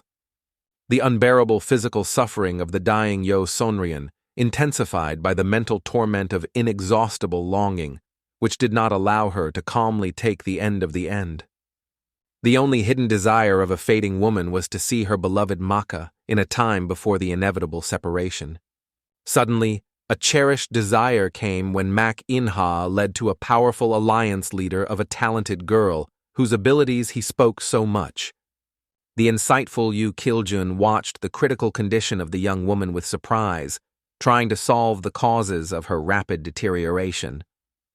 A careful analysis of the situation enabled the wise leader to identify the true cause of the disease, an unnatural conflict between the female essence and the male Jan energy of martial arts. The rescue decision was proposed by Yu Kiljun, who advised the Fady girl immediately to start repeating the studied mantras to stabilize her condition. Under the power of his powerful voice, as if enchanted by invisible force, Yoson humbly began to pronounce the sacred texts of ancient mantras. The striking skill of the alliance has become obvious in his ability to create a completely new version of complex martial art in a short time. The unique transformation of the Aloy Lily Flame technique was focused on full compatibility with women's energy, which made it safe for practicing women. created by a great master modification of the technique of the flame of red lily, became a revolutionary rethinking of ancient art, which took into account the peculiarities of female energy nature. The wise mentor explained the affected student that the achievement of true skill in the new technique will automatically start the process of self-healing of accumulated internal damage. The gratitude for the salvation of life, Yosonryon founded a special combat detachment and joined the alliance, seeking to prove its boundless devotion to the great rescuer. The presence of Poppy in the alliance's ranks gave it a snore, a fragile hope for the restoration of old romantic relationships. A cruel disappointment covered a woman in love when, during a long-awaited meeting, Mac, in cold, said that his interest in her was always limited to her combat abilities. The devastating blow caused the request of the former lover to completely forget their former feelings, leaving all the romantic memories in the past. The bitter awareness of the rapid cooling of Manhua's feelings did not cause him to blame him, because she remembered that she had made the decision to part with the first. A determined woman did not want to lose an unexpectedly appeared second chance. She diligently suppressed her feelings, nurtured hope that one day he would understand the scale of her sincere feelings. The tragic news about the destruction of the Dark Moon's sword sect has become a turning point. It was then that Sanrin gave herself an unusual oath to personally destroy the young leader of the Tang clan. Feeling an almost unhealthy desire to immediately track out and destroy the Tanjonaman, the experienced warrior held back her impulses, recognizing his exceptional vagina. A realistic assessment of the situation suggested that even with its perfect possession of the art of the flame of aloe lily, the destruction of such a powerful enemy would require incredible effort. The patient warrant made a reasonable decision, to wait for the future council of the province, where she carefully prepared the perfect plan of the inevitable destruction of her enemy. In the separated pods, the concentrated Tanjonaman plunged into deep meditation. Looking at him, the serpent felt a tremendous power that came from the young master. The vigilant snake, trying to check the concentration of the master, deliberately created obstacles, but the unwavering Tanjonaman remained in absolute rest. An experienced observer suspected that some unique technique is used, because this level of concentration is usually characteristic only of revived ancient craftsmen. The snake was increasingly intrigued by the secret of the true goals of these long-term meditation, to which his mysterious master paid so much attention. Deep immersion in the meditative state allowed Tanjonaman to meet with a more mature version of himself from his past life. The confrontation of two versions of one personality has become an intense training aimed at improving unique combat skills. The first attack confirmed the assumption of Tannon about the impossibility of fully implementation of the technique of destruction with the help of aura of poisonous insane. A critical analysis of a recent battle, in which 70 opponents were destroyed in one movement of the blade, found that the applied technology was realized only half of its potential power. The real power of perfect equipment was to be in much larger destruction that would cover all the surrounding structures within the impact radius. It was only possible to master the true potential of destruction by mastering the special mental technique of destructive power, which Tanjonaman had in his past life. The deadly characteristic of destructive power was the ability to instantly deplete and destroy the vital energy of ordinary practitioners. Only the Tanjonaman and his teacher could resist this dangerous technique thanks to their innate talent to conquer strength. The achievements of the highest level of development and significant strengthening of the body were given to Tanjonaman's confidence in the rapid restoration of their former battle greatness by mastering the destructive force. Deep reflections prompted the young master to realize the possible excessive attachment to the past, especially given the successful, though imperfect, the use of the technique of destruction with available skills. The insightful analysis revealed the main reason for the imperfection of technology, a significant discrepancy between the level of mental skills and the skill of owning a sword. An unexpected illumination led Tannon to think about a possible modification of aura of poisoned madness to better adapt her to her current state and abilities. The sudden cessation of meditation was the result of the identification of Mirio's artistic experiments on his own face, which made these actions immediately stop. The initial fright of Murgo arose because of her sincere beliefs that all this time Tanman just slept and did not notice her trick. A quiet discussion of meditative practice has gradually proceeded to the practical question: is the group ready for a future speech? Murgo's joyful confirmation showed that the team was just waiting for the awakening of its leader to start acting. The practical Tanjonaman proposed to go immediately after the necessary preparations and bring themselves. Jagal Yenyan strictly expressed her dissatisfaction with the excessive family of Murgo to the young head of the clan. It was especially incomprehensible that Tanjonaman himself seemed not to have any comments on such an unofficial manner of appeal. A strict remark about the inadmissibility of the casual behavior of the security guard at the owner caused a genuine surprise in Murgo due to the sudden care of the reputation of the young manager. The unexpected consent of Tanjonaman with the position of Jagal Ion was accompanied by an important remark: the observance of etiquette does not relate to communication with unworthy representatives of other clans whose fate has already been resolved. The solemn speech of Jerian, before the collected participants, began with the recognition of general awareness of the true nature and the importance of the province council for each present. For experienced participants, it was not a secret that this assembly became the arena of struggle for power and influence. There was no need to explain the obvious truth. The experienced warrior revealed in detail the features of future competitions, emphasizing that even deadly matches between the participants were traditionally allowed in this majestic hall. According to the established rules, each applicant had to make official rates that were recorded in the documents. The winner received all the specified property of the losing parties.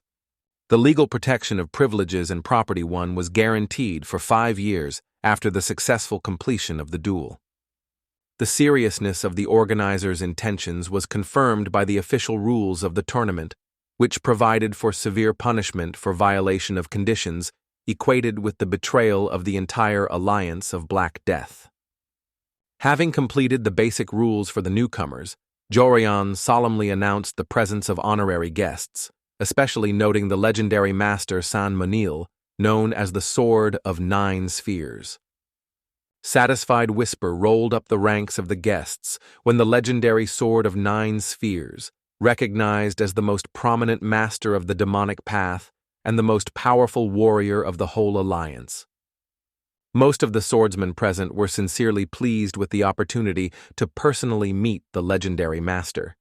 However, the calm Tanman, watching carefully, determined that his level was Okvagin.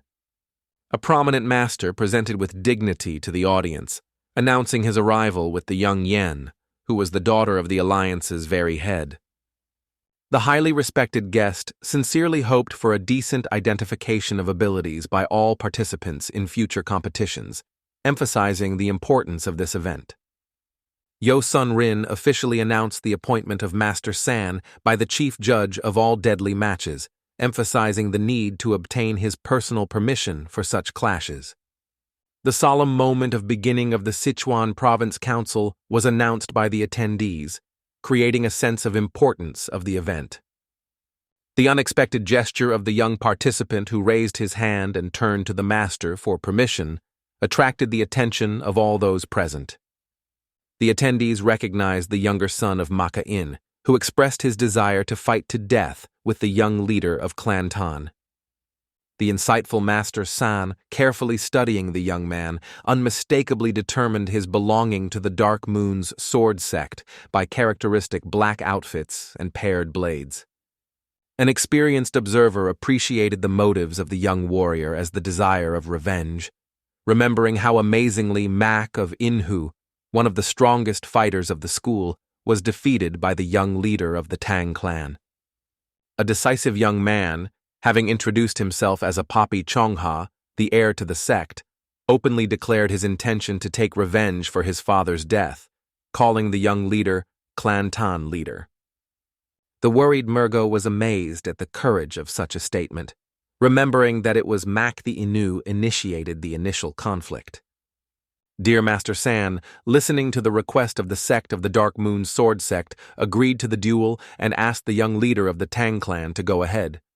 The fearless Tanjonaman immediately responded to the challenge, demonstrating his willingness to do the future match. The young daughter of the Alliance's head was genuinely fascinated, learning that the warrior who spoke was the mysterious young man who was so small about whose power. The sincere delight of the girl who shone in her eyes caused an incredible surprise to the Master of San. He already predicted her deep disappointment in the event of the defeat of the Tang clan. The Master San strictly emphasized the important rule of the match, the prohibition of intervention by outsiders, except for direct participants and their accompanying people. The judge explained in detail that there are no restrictions on combat methods, and the opponent's surrender can be ignored. Make sure that there were no objections, he announced the beginning of the duel. The additional clarification of the rules of the match contained an important clarification. Servants and talocrants of both parties have the right to take an active part in the battle, taking into account the official status of opponents as representatives of their clans. The unexpected curiosity of the Master San in the absence of support from the servants of Tanjonaman received a calm explanation. The young head deliberately ordered his support to refrain from participating in the duel. The warrior confidently stated that the number of opponents did not matter to him, whether it is 1 or 3. The result of the battle has already been determined by his extraordinary skill. Stunned by the confidence of the young warrior, the Master San gladly approved such courage and gave a sign without delay before the fight. The Maku Inhu, the In, took the initiative in the duel, instantly releasing the famous dark energy of the sword inherent in the masters of the Dark Moon's sword sect. The attendees were impressed with the incredible talent of a young warrior who had already mastered the complex technique of paired blades. His assistants immediately joined the attack. The self-confident heir relied on the effectiveness of his tactics, believing that the distracting maneuver of his subordinates would create the perfect opportunity for a fatal blow to a paired blade. The general surprise caused the lightning movement of Tanjonaman, which he instantly disarmed all attacking opponents. The amazed audience tried to grasp the scene. Careful observers quickly noticed metal needles in the necks of neutralized soldiers. Even an experienced Master San acknowledged that he could not see the moment of their use. The immovable Tanjonaman, ironically watching the last opponent, asked how much time it is still waiting for a real blow. The angry enemy finally rushed into a decisive attack, and Tanjonaman showed incredible skill, lightly behind the attacker's back. The winner said in a calm tone that among all who attacked the Tan clan during the competition, only 2 owned a similar energy of the sword, the boy's father and a mysterious spy. Tanjonaman ruthlessly appreciated the abilities of the enemy, emphasizing a significant difference in the guy's skill compared to the level of the warriors mentioned. The lightning throw of a poisoned needle in the face of the enemy completed the match less than a minute, causing a shocked reaction in all present. Observers unanimously recognized the tremendous difference in the martial law between the mighty head of the Tang clan and the relatively weak heir to the Dark Moon's sword sect. The defeated heir, fighting with the action of deadly poison, felt not so much physical pain, but deep spiritual torment from the realization of the obvious advantage of his opponent. The incredible moment came when the sword of the defeated warrior suddenly blackened, and he, driven by a desperate desire to prove his advantage, made his last fierce attack. The demonstration of the absolute advantage reached the apogee when the Tannon's bare hand stopped the blade of the enemy and cut it into small pieces. The final fall of the poisoned heir finally convinced all those present that the defeat of the young head of the Tang clan in such a duel is impossible even in theory. Tanjonaman, thinking, was surprised by the enemy's stability, who was able to continue the battle even after poisoning. Although he was not going to show all his power from the beginning, the opponent struck him with his patience. The winner felt a genuine admiration for how the defeated opponent was able to show such an incredible strength of the spirit in the face of inevitable death. The amazed Master San addressed the winner with a sincere praise, especially emphasizing the unexpected use of the legendary technique of steel blows hundreds of hands in such a difficult situation. An experienced master shared his knowledge of the Tank clan traditions in hand training to keep sharp weapons. He was particularly fond of the efficiency of this technique against energy, strengthening swords. The modest winner confirmed the assumption of the master that the demonstrated reception belongs to the traditional technician of the clan. This caused genuine admiration in the judge and ended with an official victory announcement. Having received the opportunity to choose a continuation of the duel or its completion, the confident Tanjonaman expressed his willingness to resist all the alliance at the same time, emphasizing the unchanging of the final result. All those present felt offended when they heard that the guy was convinced of the victory, even if they were attacked at the same time. It seemed to be a daring and self-confident statement. They believed that the victory over the opponent did not give him the right to bold behavior, and did not see grounds for special recognition of the young leader of the Tang clan. Sonrian explained that the fights for death were allowed at a province meeting, but this should not turn into street clashes or violate the established order. She stressed that the council is a platform for showing the combat skills of sect representatives and should maintain its official status. The organizers of the council monitor all the rules.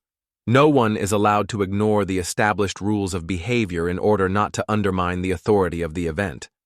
However, the Master San showed interest in the situation and suggested that Sonrion to show flexibility because he was interested in learning how far the young leader is ready to go. Although Sonrion emphasized the importance of compliance with the rules of the council, Master San assured that he would intervene if the situation was out of control. Realizing that there is no other choice, Sonrian agreed.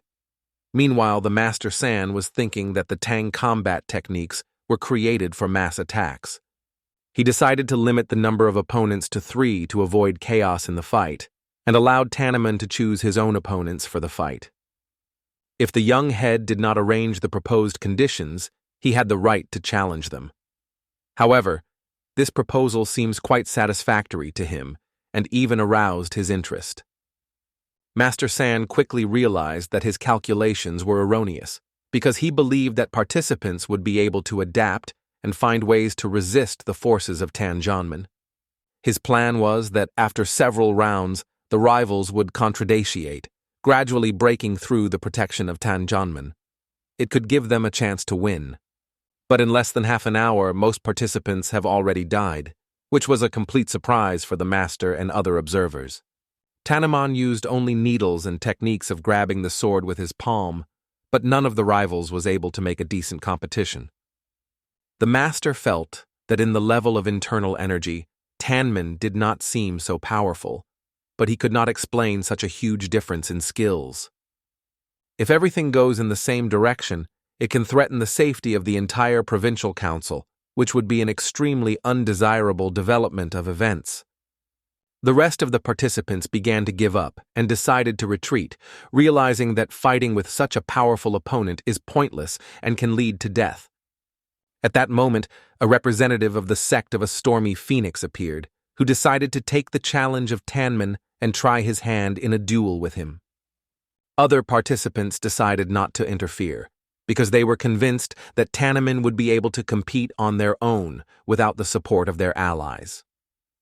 The member of the sect of the Feasting Phoenix believed that the victory over the Tanjonaman in an honest fight without assistance would have exceptional value and importance. Master San was not surprised by the young lord's sect. Unlike others, he did not retreat, but boldly made a forward, challenging. This behavior corresponded to the policy of their sect. However, the master decided to clarify whether the Tanjonaman is not against the Tanjonaman to death, because such duels demanded mutual agreement on both sides. Tanjonaman agreed immediately, although he was more impressed with the unusual physiology of the opponent, which he has never encountered in the past. In order not to waste time, The Master San immediately announced the beginning of the battle, and Tanman was the first to start the attack using the technique of fire needles. However, his attack was reflected. All the needles that hit the opponent's hands were only bent and fell to the ground, leaving the Tannon in surprise. Mirio and Jegal Yanyan were amazed, because they had never been seen that someone was able to repel poisoned arrows that were considered deadly. Then it became obvious that the secret of the enemy was hiding in his skin, a dry, cracked, similar tree root. The master explained that it was the result of divine art called faded tree. It changes the body so that it dries and looks like an old tree. Under the influence of this art, the skin hardens, like a tree bark, capable of withstanding the energy of the sword. Muscles and bones gain incredible strength. The master was interested in Tanjonaman, trying to predict how the young leader of the clan will cope with such an unusual and terrifying opponent. To avoid attacks, Tanmeni used the hidden shadow technique. Even the master who watched the duel was amazed, as he immediately lost his movement from view. The master came to the conclusion that Tannon had improved his technique so much that even experienced fighters would be incredibly difficult to monitor his lightning maneuvers. Tanjonaman skillfully approached the enemy and easily stinged him with a poisoned needle, showing that the opponent's protection was not perfect.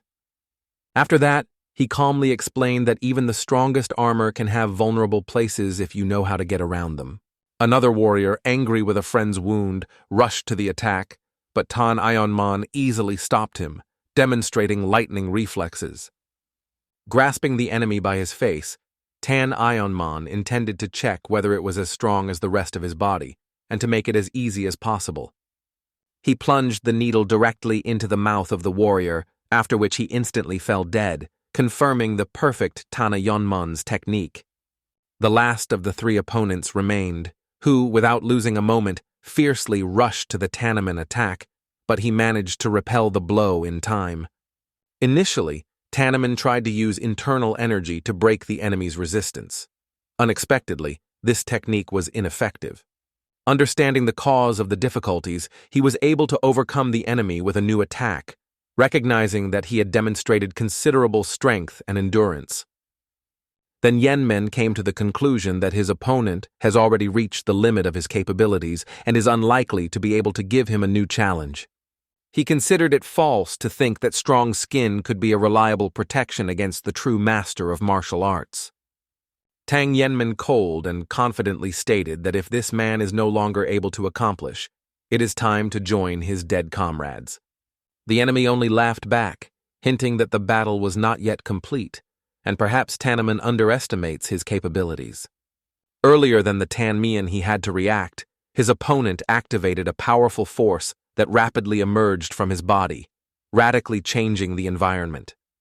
The rival explained that it was the true power of the divine art of the tree which he held back to this point. Remembering his father's instructions, he understood that this technique was a secret heritage that could not be revealed for outsiders. However, he decided to take advantage of it because the situation required extreme measures, and the enemy was much stronger than he predicted. The power permeated his whole body, strengthened each cell, turning it into a weapon, completely devoted to the will of ancient art. Before activating this force, he received permission from his father, who believed that it was time for his son to know the true possibilities of the ancient inheritance of their sect. The father warned him, if he decides to take advantage of this power, he must bring the battle to the end and destroy the opponent to keep the secret of art. The moment has come when he used the technique of absorption of heavenly energy, absorbing all the vitality of the enemy, brought him to exhaustion and death. However, Tanman, only with a casual smile on his mouth, noted that apparently this technique did not work on him, leaving the enemy in surprise. In his youth, the boy's father went on a journey in search of himself, and in Bodhai met Lama, a mentor who passed the rites of dedication. This teacher became his spiritual leader and a mentor.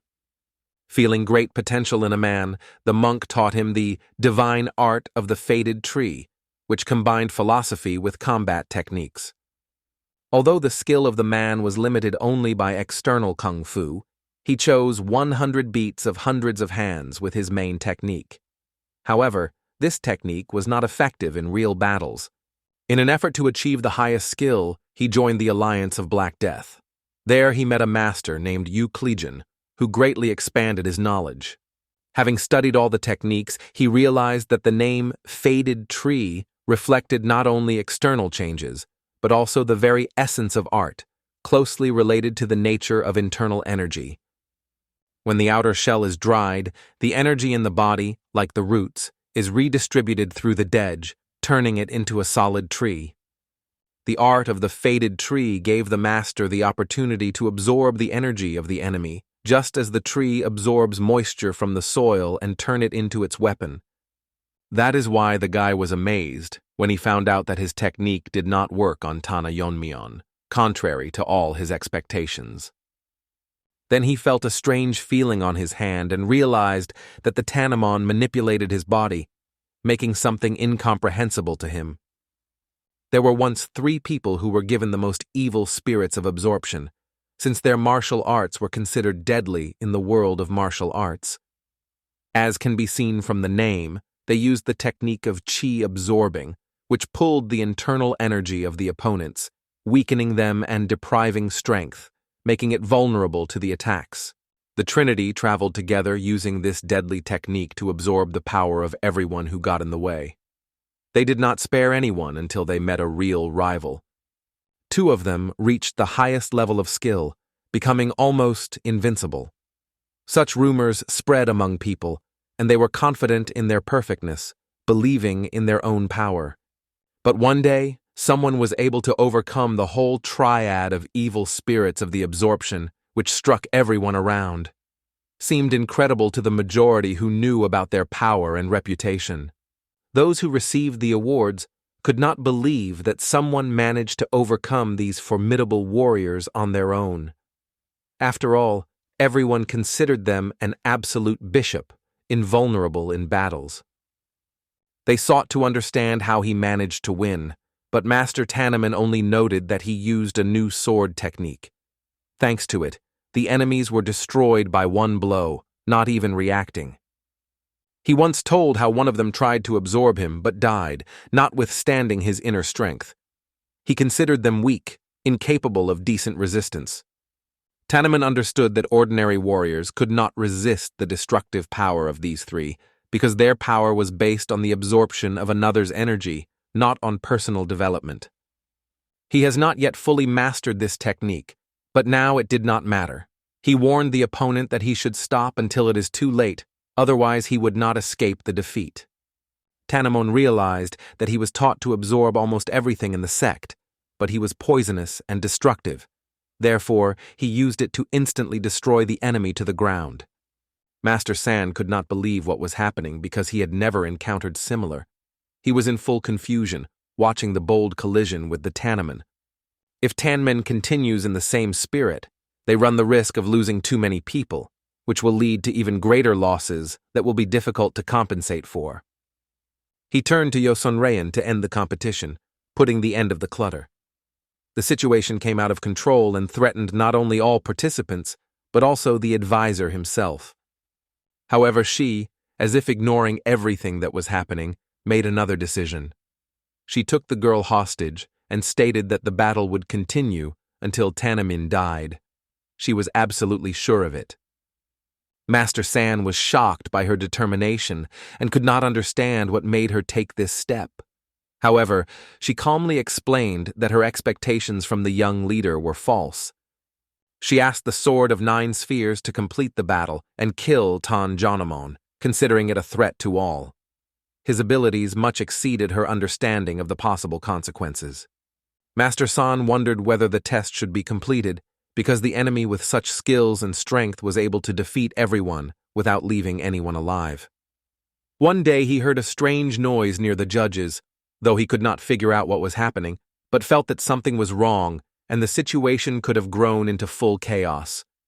The master was amazed at the boldness of Yahello to take the girl hostage, realizing that it could have inevitable consequences, and could not believe that she had dared to such a desperate step.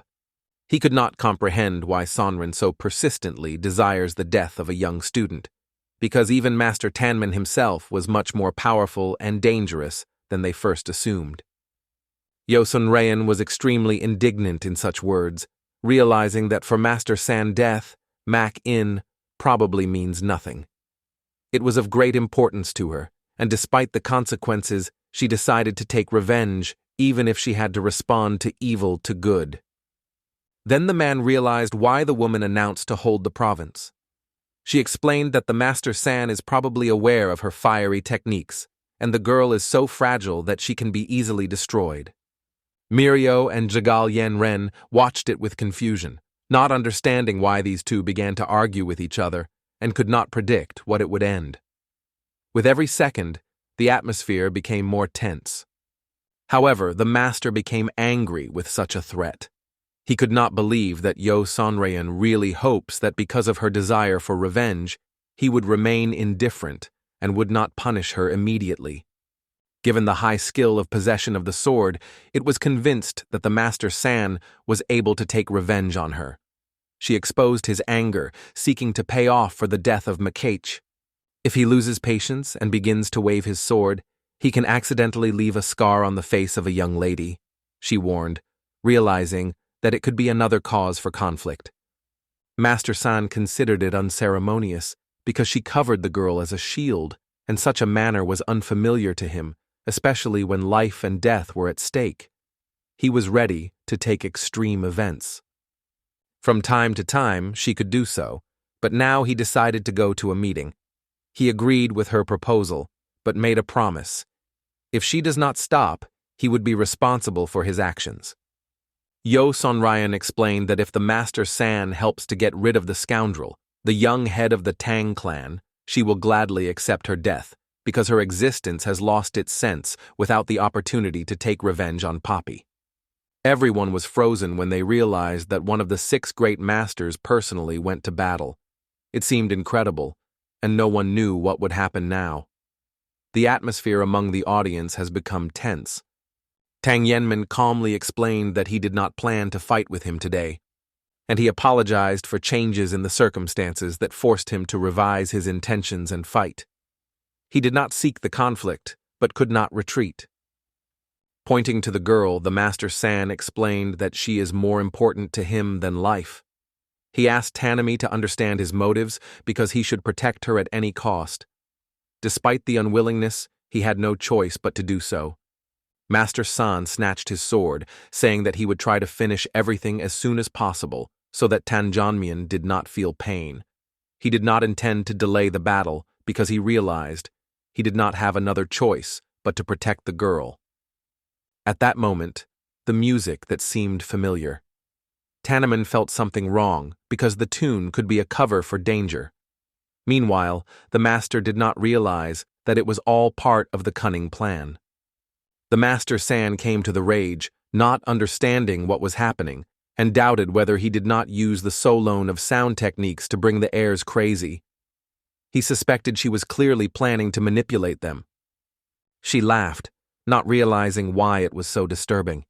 She was convinced that the music would only enhance the effect, but tried to assure the man that the girl would not suffer from her influence. The man could not understand how much more she would endure her behavior, because she seemed dangerous and inappropriate to him. However, it was unwavering in his intentions, and he could not find a way to stop it. He believed that this fraud was absolutely inappropriate, and ordered the abolition of the team, but she calmly replied that if she intended to stop, she would not have started at all. Poppy was tormented, and believed that everyone else should suffer too. It was fair in her eyes. She intended to know the torment of death, and appealed to the Master San not to provoke and slide his head. Tannon said dissatisfied that it was too voice, and that she should calm down.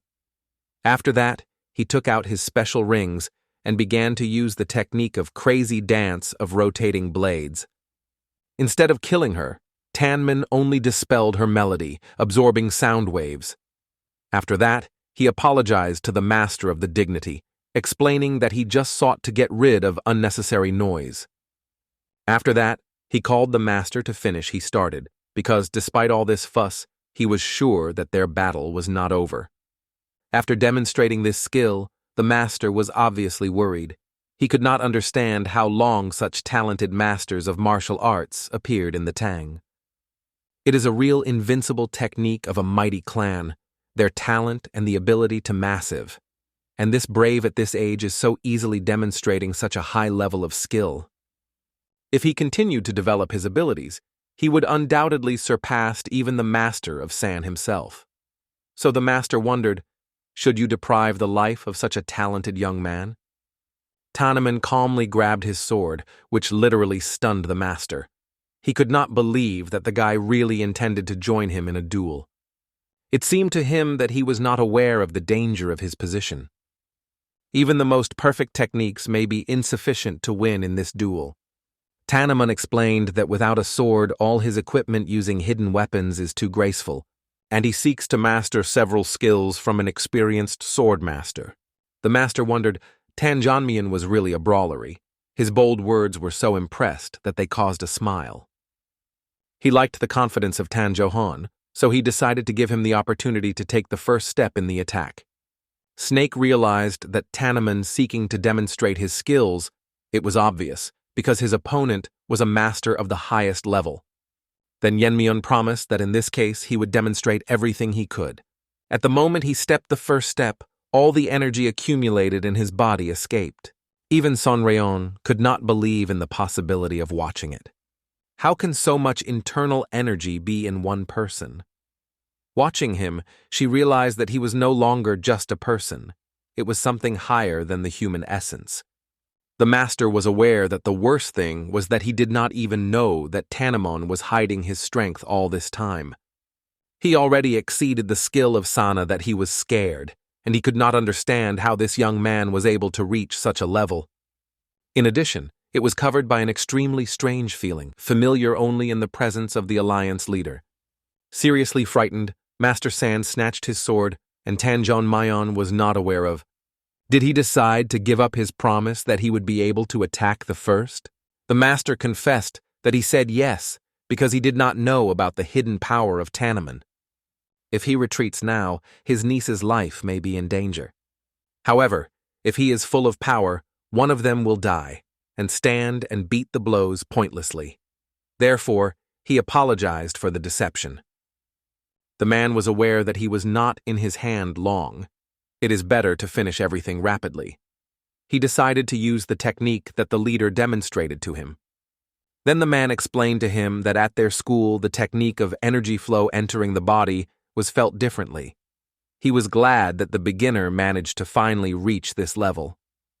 However, he warned that although he has not yet reached the condition when the meridians are completely connected and the aging process is stopped, the scars on his face will remain forever. But the man just smiled and explained that with his limited initial abilities, he was grateful even for it. In addition, he believed that the scars were giving the man attractiveness. The head laughed because he still remembered how the Master San tried to create the most threatening facial expression as possible to seem as terrible. The man explained to his master uncertainly that it happened for a long time, but it is true. Obviously, the head of the alliance came not for greetings, but to enjoy a good laugh. It turned out that it was not at all. Now that San has officially completed the full transformation, it is here to direct it to new peaks. His transition to a more powerful body with improved skills is striking, but his technique of sword possession requires improvement. Now that he had gained physical strength, King Yun decided to teach his technique, Sword of Power. Flexibility controls power. True power is achieved through plasticity. A Master San, having studied the intricacies of Sword of the Illusion of Chaos, can turn them into a Sword of Power. Only recently did he begin to master this technique, and it is obvious that she was not yet perfect. However, he only had to finish this blow to quickly win. Tanjonaman sincerely confessed that he thought at first this man would use the Sword of the Illusion of Chaos because he was the best sword in the sect. However, he was surprised that he also possessed the techniques of the Sword of Power, albeit at the initial level. The man was really amazed by the fact that even the guy knows about the sword. However, the guy calmly pulled out his blade, and then the man froze with fear because he just started his own reception. And the Tannon was already freely owned by her full version. At one time, his art of possession of the sword always relied on the following principles: weight, speed, illusion, break, destruction, sharpness. Each technique was developed as these principles are mastered. When the teacher trained Tanjonaman, he constantly reminded that the ability to master the power is very rare. The ordinary body is not able to withstand a lot of sword techniques because of their incredible power. There is a flexibility that generates power, but only ordinary people practice it. Moreover, the weaker the body, the worse his skill is. The power to which Tanjonaman seeks is from the absolute. Only by reaching the limits of exhaustion, he can find what the old ones are called their true power. Although the body of Tanjonaman changed, he remembered well how to use the sword of power. He has not practiced this technique for a long time, so he could forget a little how to control power, and asked the teacher to be careful. Finally, two opposite sides came together in the battle. Their blades met in a bloody collision, which caused a huge flash of light. The people who watched from the distance felt the powerful energy that came out of confrontation. Everyone just guessed that, apparently, the province's council was in full swing. In addition, men heard that the Sword of 9 Spheres, one of the 6 great masters, honored everyone with their presence. He may have sought to impress and encourage young fighters, but one of the advisors seemed that his actions were too demonstration for a simple motivating speech. The waves of energy were felt even from here. However, other elders did not understand that they could go wrong and suggested that instead of excitement, just go and drink. After all, the collection of the entire provincial council will last for at least 10 days. It was at this point that the man ordered all the collected bowls excitedly because he felt that the wave of energy began to intensify. Soon the wave of energy reached their estate. Even Yu Kiljun, while in his beloved restaurant, felt the disturbance of energy and immediately realized that he was his brother's energy. As a result, the Master San was completely defeated. He lost his hand and his body was covered with numerous scars. Losing consciousness, he thought only one thing: the need to protect the niece. After that, he fell to his knees. When others arrived by feeling the outbreak of energy, they immediately looked at the Master of San, not understanding how the Sword of 9 Spheres could be overcome and how it was possible. After that, they turned to Mrs. E. Sonrin to find out who could create one. She pointed to the young leader of the Tang who killed the master. The attendees could not believe that it was the Tang clan that destroyed the entire clan of the Silent Sword and the Chekonjin detachment. They considered simply incredible that this young guy overcame one of 6 great masters. Yo Sonrian explained that the Master San died while defending the lady. If they are not able to take revenge on the master and protect the young lady, they are sure to be the wrath of the bishop. So she ordered the collected to kill this unhappy puppy immediately. People were noticeably stressed, realizing that although it sounded ambiguously, however, if the words were true, then their lives were also threatened. That is why, realizing the complexity of the future battle, they challenged the one who had already overcome the 9 spheres. Looking at the crowd that gathered around, Mirao could not believe that so many people were attacking Tanjonaman at the same time. After examining the crowd, Tanjonaman calmly hid his sword in the vagina. He understood that if it were not for the intrigue of Yo Sonrian, nothing like this would happen. In addition, he regretted, because the art of mastering the sword of Master San was truly impressive. The output was resolved in advance because of a significant difference in the level of energy development. However, Master San died without divorced with his sword, died like a real warrior. Although this man was the enemy of Tanjonaman, he still decided to pay him proper. Taking his blade, Tanjonaman promised that his path to the afterlife would become less boring. After that, he threw the blade into the sky, and he, scattering on many debris, began to impress enemies. Nevertheless, the attacks were not deadly but only prickly. Needles laughed, realizing that such tricks are unlikely to stop more than 2,000 soldiers.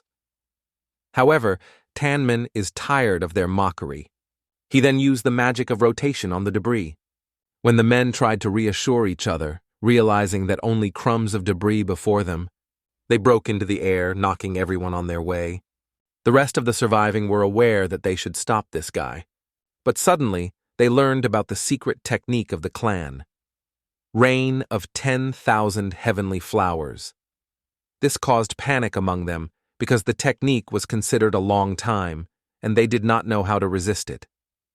Meanwhile, the snake was near the owner, and wondered that the opponents really decided that it was the technique of income of 10,000 heavenly flowers. It seemed rather naive, because it is clear that they never saw this technique with their own eyes. At that moment, Tannon called Murgo and assured that they would not allow enemies to approach the girls, but some could still be struck, and asked her to deal with them in case of danger. Mirio just smiled and explained that she did not become a guardian of Tannon, so you should not worry about them. She asked for Tannon, as promised, to send all the attackers straight to hell. Tan Yenmion replied that the girl should not even ask for it, because it was his intention from the beginning. After that, he rushed to the attack, using the technique of falling debris. After that, he resorted to the technique of secrecy, which helped him approach particularly strong opponents. As Tanjonaman predicted, some still managed to break through his equipment and find a couple more girls in the Tang clan. Realizing that they did not cope with such a threat, they decided to attack Mirio. But if they manage to catch girls and deliver them to the head of the alliance, it will be better than nothing. Mario looked at her opponents calmly, remembering the moment when Tanjonaman suggested healing her damaged meridians. Then he explained that he felt the cold was just blocking her meridians, as with her sister, but added that this time she did not need to undress. Mirio explained that she did not want to do anything with it. Although the feelings were unpleasant, she could live with it. Tanjonaman explained that the case was not only in this. Mirgo did not even notice her restrictions, but now she was standing with a detachment of Bonv. This is evidence of her exceptional talent for martial arts. If they cure her disease and unlocks meridians, she will be able to achieve much more. As a result, a girl with open meridians was able to reach a level that compared with the sages by force. The men who attacked her realized that even these girls were strong, but never understood what they were dealing with. Jaegel Yenyon was just stunned, watching the battle of peace. At first, she thought that the young leader and his assistant were just children, but now she could not understand how they could be stronger than most heirs of all sects. At this time, Mirja asked Jagal Yenyon to stay behind her, because to defend another person was not the simple task as it seemed at first glance. Jagal Yenyon barely restrained his tears, regretting her carelessness, because she now felt helpless. The only thing she has left was to watch the side as someone else fights for her protection. Meanwhile, those who survived panic, knowing that their main task is to stop this damn wind. No matter how strong the Tannon is, the boundary of its inner energy still existed. Therefore, even if they hurt, they had to surround it and attack it. They tried to do so, but as a result they were stopped by a powerful barrier that literally turned their hands into powder. Tanjonaman was amazed at how they were dangerous, but in the end he really began to lose strength. Tanjonaman calmly watched people voluntarily risk their lives for the sake of everything that the alliance gave them. He was wondering what a person should be the alliance leader, that they were ready to go so far, but now it was not time to think about it. Therefore, forcing himself to move from the place, Tanjonaman used the technique of destruction several times, eventually straightening with all the opponents who surrounded him. Behind all this, from afar, was observed by Yosanrian. She could not believe that at the moment of his eye, he destroyed half of the 2,000th army. It was not just luck to surpass the master who reached the level of the vagina. She realized that the number of opponents for the Tanjonaman did not matter. That is why she ordered the boys to stop. She realized that regardless of the number of attackers, they would not be able to defeat this guy. So she ordered everyone to retreat and escape, after which she released a young lady. She swore that Tanjonaman would be obtained and he would definitely respond to all his sins.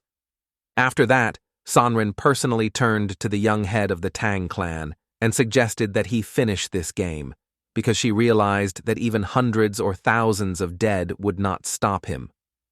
To kill him, you will have to attract the help of the Alliance. She did not want to use this method to see his death in her own eyes, but she had no choice. Her eyes flared with flames, and she began to destroy the girl's body by applying the technique of fiery lotus.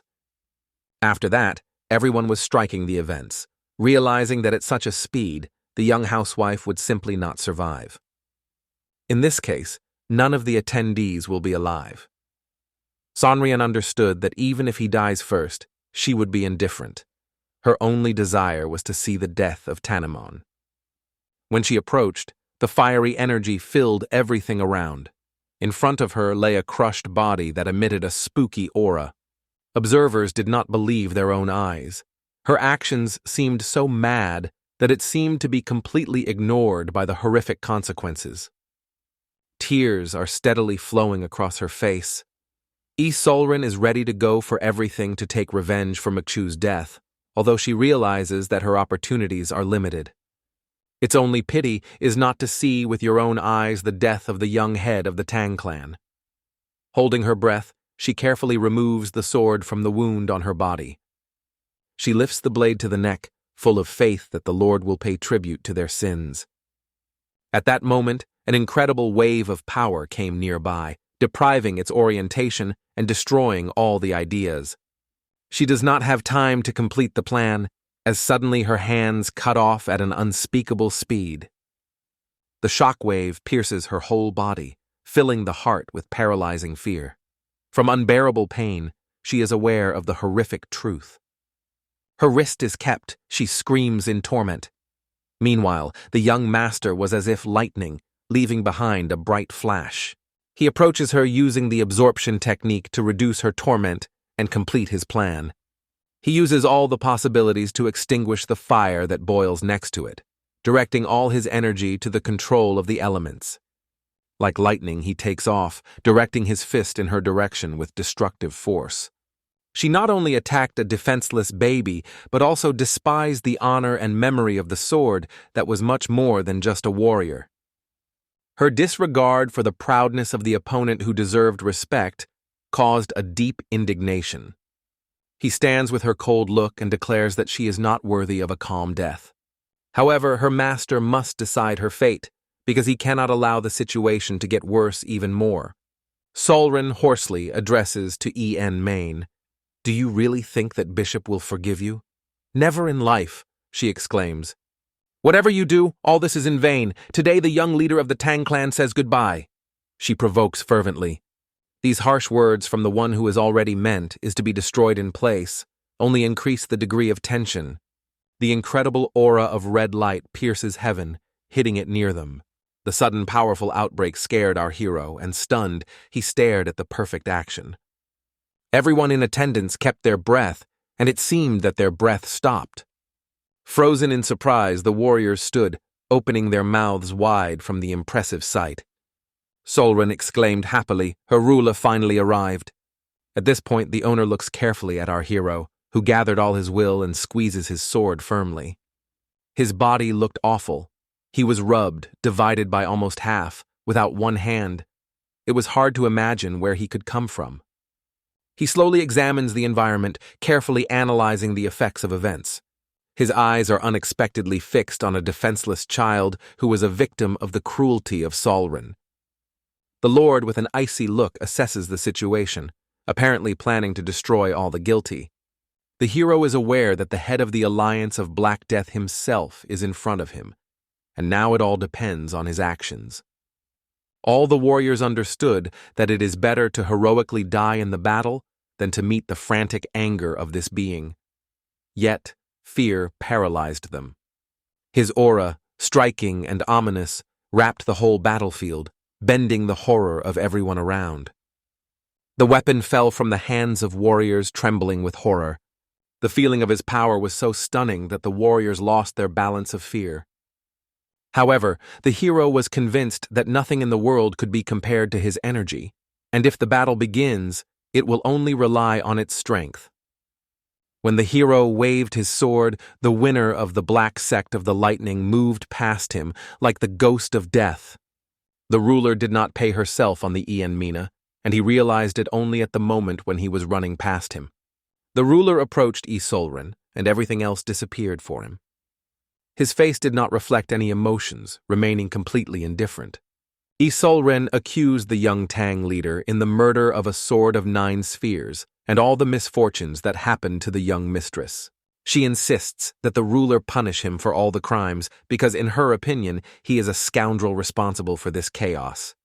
She watches the events enthusiastically, but her gaze suddenly fades away from surprise. The owner slowly shoots his jacket.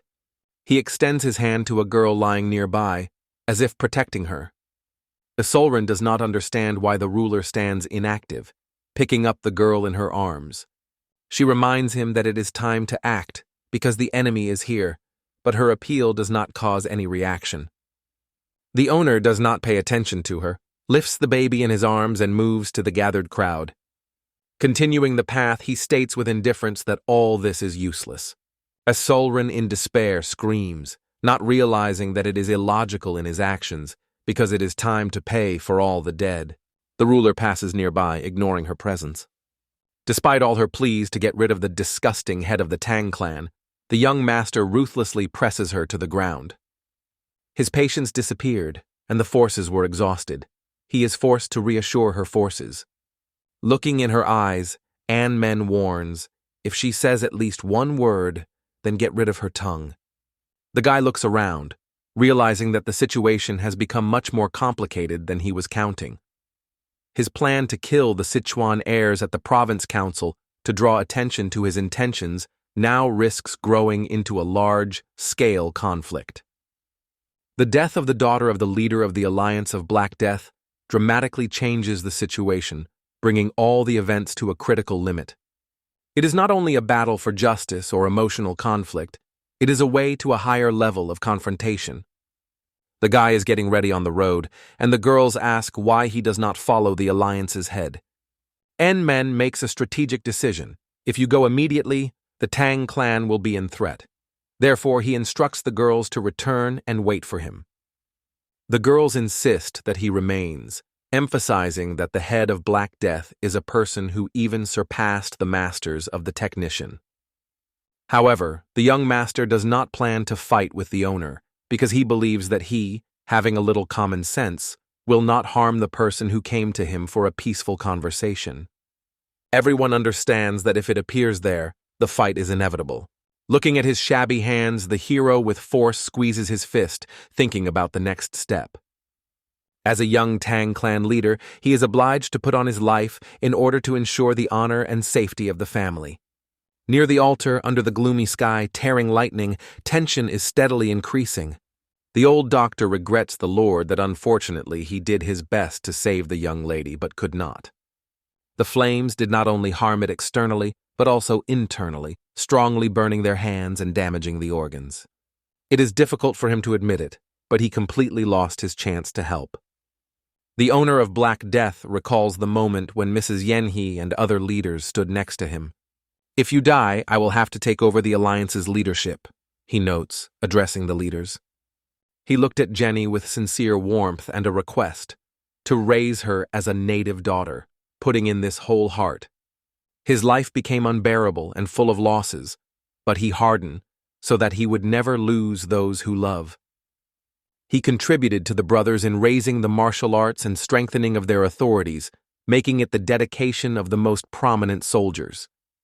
However, the owner realized that all his efforts were in vain because the events took place outside his control. Memories of Jenny, who cried over a broken doll, even now embarrass his soul. He lowers his hand, and his demonic look becomes full of grief and rage, which could be split by heaven. "Why miss what you have not changed? It's a waste of feelings," he replied, and his face has acquired new, frightened features. He is aware that the main thing is not to repeat the same mistake. All enemies should be destroyed without regret. Anyone who threatens me or my people should be destroyed, the owner of a Black Death ordered. At this time, our hero leads Elrin, connected as if she is led, leading her way to her relatives. Men led Asolrin on the way, as if she were telling her about the existence of dragons. She was curious about why he decided to mention the dragons right now. The guy explained that dragons are mythical creatures that have many legends about. However, he does not believe in their existence, because it is only a nickname that is often given to prominent people. However, it is not about human nicknames, but about real dragons. The guy asks what she means, and her answer is stunning. Asolrin said that the leader of the Alliance of Black Death is not a human being. He is a true dragon disguised as a person. These words caused the boy's weakness in his legs when he approached the Alliance leader. The awareness of the herd almost took away his strength. She specified, dragons do not appear in their true form. They are formed from heavenly and earthly energy, first having the appearance of a human child. Subsequently, passing through a certain stage of adulthood, gradually turn into real dragons. Adult dragons are often immersed in hundreds of years of sleep, and after awakening can destroy whole states, causing chaos. The hero wondered how she could prove that the Alliance leader was actually a dragon. Is her confidence based only on the feeling of his powerful energy? She looked at him and replied that Man was mistaken if she denies the existence of dragons, because she stands in front of the being is truly supernatural. She remembered his former familiar and the reason why he once turned to this spirit. People are not able to perceive dragons because of significant differences in energy fields. However, it can feel the energy of the dragon as a supernatural creature. Because of this, Huck chose her with his Gririk, and together they tracked and hunted the dragons that caused the people to harm. The hero listened to her and understood that her former owner was a dragon hunter. This exciting discovery left a deep mark in his mind. The more he learned, the more difficult it was to believe in the existence of a creature who lived for more than 1,000 years. This gave it the words of additional conviction. How strong should a person be if Mungan Hake himself hunted the dragons to destroy the worst of them? He thought whether the hero would be able to use techniques and the power of his past life to face a dragon in battle. So, if it is really a dragon, we have to destroy it, whatever it costs, said the hero. But the mythical creature denied that not all dragons of nature are evil. Although rare, it happened that the dragon became good. He was called a Drank Dragon, and he at one time stopped evil dragons. However, in those days, one hunter, not knowing the truth, considered the dragon a threat and decided to kill him. After that, serious conflicts flashed between the hunter and the dragon supporters. Only then did Mungan Hake understand how wrong. He decided to hunt only evil dragons and united with other hunters to correct his past mistakes. The mythical creature explained that it happened before it became a familiar. She reminded the hero that he has been reaching this level for a long time. But the thing is not at all, she emphasized, moving to the point. When dragons are born, they do not even suspect that they are dragons, she explained. They live with people, sharing with them both their blood and food, creating strong ligaments. When they find themselves in a favorable environment, that can become as good as a duty dragon. However, if their nature is formed on negative feelings, such creatures quickly turn into evil dragons. The hero realized that negative emotions can turn the dragon into evil. That's exactly what I wanted to tell you, the creature said. The head of the Alliance of Black Death has lost both loved ones, named brother and daughter.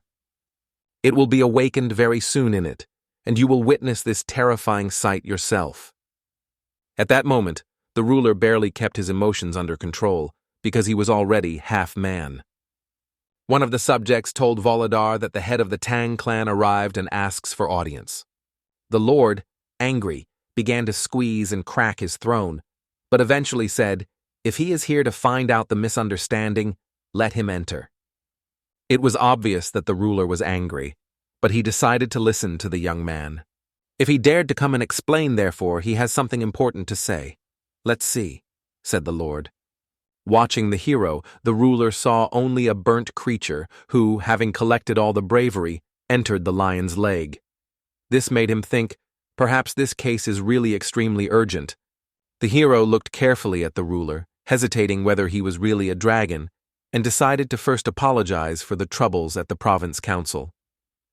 He said that the organizer of the competition, the leader of the detachment of 7 huts, took the hostage to his foster daughter, forcing the sword to enter the deadly battle. Then the hero solved the rope with Isolren and gently pushed it forward. She, scared, rushed to her ruler, who attracted her in one movement. Isolren begged her lord for forgiveness, but her face expressed a strange satisfaction with the situation. She tried to speak, but suddenly the flames burned her face. The owner, covered with dragon anger, looked at her questionfully whether she was afraid. She stood struck, immersed in silence. He used the technique of fiery lotus and the flames of her face. "Did you think that you can hide it?" he asked coldly, pointing to the traces of the fire on her body, which she used to use his brother Manil. He remembered how she used this technique to kill Maka-Inhu, and decided that she should feel suffering, far exceeding her actions. The hero watched the events closely, hoping that he would be able to communicate with the owner and solve the situation. The Lord addressed the hero to the question of whether he wanted to find out why the Tang clan has not been destroyed. Going down the stairs to the young head, he explained that his foster daughter, although seemed healthy, actually suffered from an incurable disease. The disease prevented her with the most elementary techniques of martial arts, forcing her to cough with blood constantly. The best doctors and the most effective medicines were powerless, and then he decided that the only way to save it was to use the poison from the Tang clan to cure poisoning of another origin. The foster daughter died, and now he has no reason to keep the life of Tang. The hero realized that the ruler did not plan to retreat, despite all the events experienced. The ruler asked the hero whether he really believed that he could have been able to influence him so easily by inviting Isolren to avoid his anger. "You really think that a few words can make you inviolable?" said the lord, selling the hero. However, the owner remained unmoved. "Whatever happens, your known sects of the true path are guilty of the death of all my loved ones. I have already lost 1 in the past, and 2 today. None of those involved in this will not escape the punishment. It will not be a sentence from the leader of Black Death, but my personal revenge, and the beginning of the Tang clan will start," he added. The hero realized that the battle would not work out, and regrets about the too early arrival. Looking at the ruler, he realizes that 6 great craftsmen, along with all their forces, have already gone to the Tang clan. The lord promised to join 6 masters as soon as he copes with the young mistress. At that moment, he rushed at him. Its purpose is to destroy the young leader and his clan at any cost. The hero is aware that if the words of the ruler are true, his family is in danger. He must finish this fight as soon as possible and return home. However, at the same moment, the sword stopped the hand of the ruler, who said in a cold tone, "Someone of your true path deprived me of a mentor." The Lord, looking directly into the eyes, stated, "I alone destroyed all the sects of those who had this attitude." "Now the turn of the Tan clan has come, but I won't stop there," he said, clamping his fist. "I will wipe out from the face of the earth all the combat fractions of the Central Plains. Everyone will feel my rage, hatred, and anger you ignited," said the Lord. At this time we are again in the Tan clan. The sister is slowly enjoying the tea, waiting for his brother's return. She hopes that everything will be fine and her brother, as usual, will not get into trouble. But a warrior with alarming news runs suddenly. The warrior informs the hostess of the attack on the Tang clan, and the situation becomes critical. The mistress is stunned by this news, and she finds himself in confusion, not having an idea of how to do next. Warriors of Black Death Alliance attack a clan with an incredible power, putting the Tang clan troops in a difficult position. The hostess is aware that the situation has come out of control and is concerned about her brother, not having an idea of his fate. Meanwhile, the action is transferred to the headquarters of the Alliance of Black Death. And Men is surprised by the power of his rival. The opponent reflects all the blows without shifting. It was incredible, but the opponent was standing even the most powerful sword blows, which was considered the strongest in the world. Its stunning power makes it easy to resist these strokes. Once the Engmain has broken the wall with his sword, the opponent still remained unharmed. His hand was covered with a thicker scales, and he gradually turned into a dragon. The ruler realized that this young man really mastered the Manila technique, because his skill of possession of the sword exceeds even the one he once taught his own brother. The hero is aware that his every blow is carefully analyzed by the enemy, who carefully evaluates his technique. Having realized the situation, the hero decides to act so quickly to become invisible to the enemy. The hero changed the direction, suddenly increasing the speed.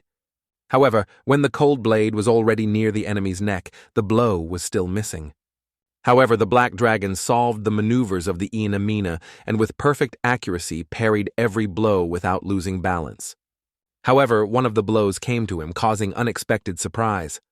The black dragon was surprised by the power of Anmain, because to his surprise, he could not repel all the attacks. He noted that the guy leads his sword with a perfect trajectory, and it struck him. How did he master such incredible accuracy? Is the hero capable of mastering this sophisticated technique, being so young? Before him, an extraordinary challenge. The dragon's palm flies straight to the hero's face. At the last moment, the guy repels the blow, showing the impressive speed. Grazing his teeth, he realizes that you need to act, not stand still. The first attack of the demonic dragon is immediately followed by a friend, even more devastating. Restrained by the power of the impact, the hero secures the sword in the ground, trying to restrain the crazy flow of energy that flays on it. Hardly falling out, he notices that the demonic dragon goes straight to him. Immediately, the hero faces a deadly threat, looking at the eyes of a ruthless enemy. Full of determination, he gives the sword right on the dragon's hand. However, the dragon remains unmoved. His hand effortlessly cares for even such a mighty blow. Chaos prevails around them. Concrete fragments fly and break into small pieces. The battle is raging. The sword strikes face the aura of the dragon, sparking over the battlefield. As soon as one blows a blow, the other instantly contradicts, and it is at this moment that the hero seems to take the initiative. His eyes light up with a green aura, giving him new strength. However, the black dragon seems to be only playing with him without revealing all his power. At this point, the young owner draws his decisive blow. The black dragon barely reflects a powerful blow that swayed with incredible force. The crazy sparks of the demonic flow collide with the white aura of the hero, forming a bright flash in the sky. When their strength collided, the hero gradually began to slow down his movement. His opponent bit his feet into the ground, straining to keep his power under control. After a short series of trial blows, their views crossed again. The battle seemed really impressive. The black dragon acknowledged that he has never encountered such a worthy rival. This young man really deserves the title of a swordmaster even despite his young age. The dragon was convinced that he had already mastered all the secrets of martial arts and reached the top, but now realized that there were masters to reach. "Anon, you will become an important step on my way to the new peaks," the dragon whispered. Anmain realizes that his opponent is incredibly talented, because under constant pressure, he not only reflects attacks, but also analyzes them carefully. It seemed that the dragon was not so much at war as to play with the hero, as if he had found something exciting and attractive in this duel. The hero is aware that the tightening of the battle only plays in favor of the enemy, and makes the decision to complete the duel as soon as possible. He is about to release a poisonous aura of madness, which, although it will not provide full force, but is able to change the situation in its favor. As soon as the hero turns his eyes, the black dragon instantly rushes forward and, grabbing the face of the hero with his claws, leaves him no chance of salvation. The dragon firmly squeezes the hero into the ground, causing him a devastating blow that stuns him. Demonic rays penetrate the body of the end, forcing it to cough with blood. It was a powerful technique known as the Palm of Black Death. The blow was an incredibly powerful, charged, uncontrolled energy that destroyed everything in its path. Although Anmain was late with the reaction to this attack, he was able to start blocking. He met the claws of the black dragon, holding the attack. At that moment, his green eyes gleamed even more, and he began to improve his technique, exceeding the enemy, challenging his eyes. For a moment, Anger flooded his heart. His white aura cut the air with lightning in the black sky. When he waved his incredibly powerful sword, he was a terrible scene. What came before his eyes exceeded all expectations. The blow that had to cut the enemy only cut his fabric cape. The demonic dragon suddenly was behind the hero, demonstrating that simple tricks did not affect him. However, the dragon showed interest in the hero and seeks to share the new insight that has recently come. He was interested in as Anne reacts to it. It is a technique called Conquest of the Inner Spirit. Its main element is a fiery sphere at the tip of the finger, the dragon said, revealing the secret. When this technique has affected the hero, an incredible wave of power was rained around. The incredible energy broke the entire horizon, immersing the outside world into chaos. The dragon realized that the opponent would not withstand, because his martial art is based on the skills of higher levels of increased energy of qi. After some time, he realized that the hero was still alive. How did he dare? What is it for powerful energy? The dragon's thought. The dragon looked forward and saw his opponent began to destroy his strength. The blow of the hero broke through the space, pouring it with a blinding white light which evened the sky. The dragon was surprised to follow how his sophisticated technique was destroyed. The hero appeared in a new image, radiating an aura with even greater power, and his sword glittered with incredible force. Having eliminated any threat as invulnerable, the hero rapidly rushes to his opponent at lightning speed. The dragon, with his mouth, could not believe his eyes. What just happened? However, an unexpected powerful blow from the hero struck him so much that he left in the abominable state. A drop of blood from the dragon's cheek slowly slides to the crack earth, testifying to the power of the impact. The demonic dragon, squeezing the wounded shoulder, will not realize what technique it was applied against it. The hero is confident in the demonic dragon, ready to strike the next blow. Anne realizes that he has finally found a way to release all his power and improve the technique of sword possession. However, he did not even assume that this awareness would come to him on the verge of life and death. "Did you say that I'm a step on your trip to new heights, isn't I?" said the hero without taking his eyes off the dragon. "But this will not happen," says Engmain, pulling the sword to the enemy. "The demonic dragon falls under my hand, and his evil will no longer spread around the world." Anne lifts his sword against the black dragon and blows the mountain in half, leaving chaos around. At this point, he suddenly finds a new method, and surprisingly, he is effective. Having reached the level of transformation, when the willpower is able to change the properties of objects, you can also influence the characteristics of QU energy. When the attack exceeds the strength of the body, it creates risks to the attacking. This method helps to protect the meridians from damage and allows you to use techniques that have been mastered in the past life. At this point, the hero dares and uses this technique. The hero's attack is so powerful that the demonic dragon feels a real fear, realizing that his opponent can be a deadly threat. Anne closely monitors the enemy covered by the rage. The black dragon, ignited by the rage against the power of the hero, is sharply detached from the earth and directs him with unrestrained power.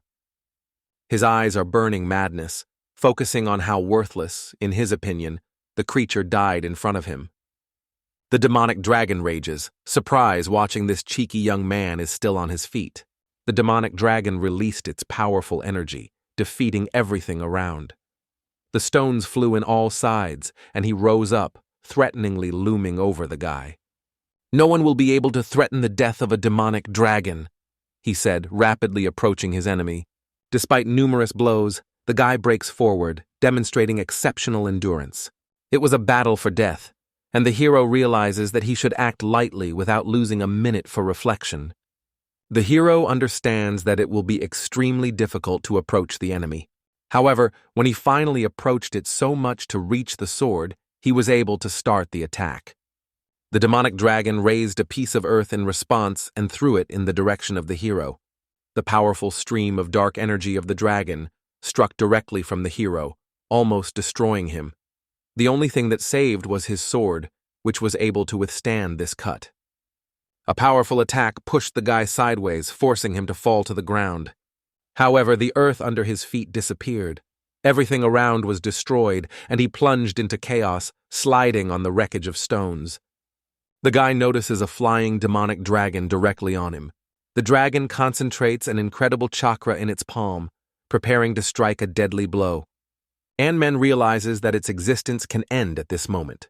But it happens. Another powerful force breaks, stopping the moment of impact.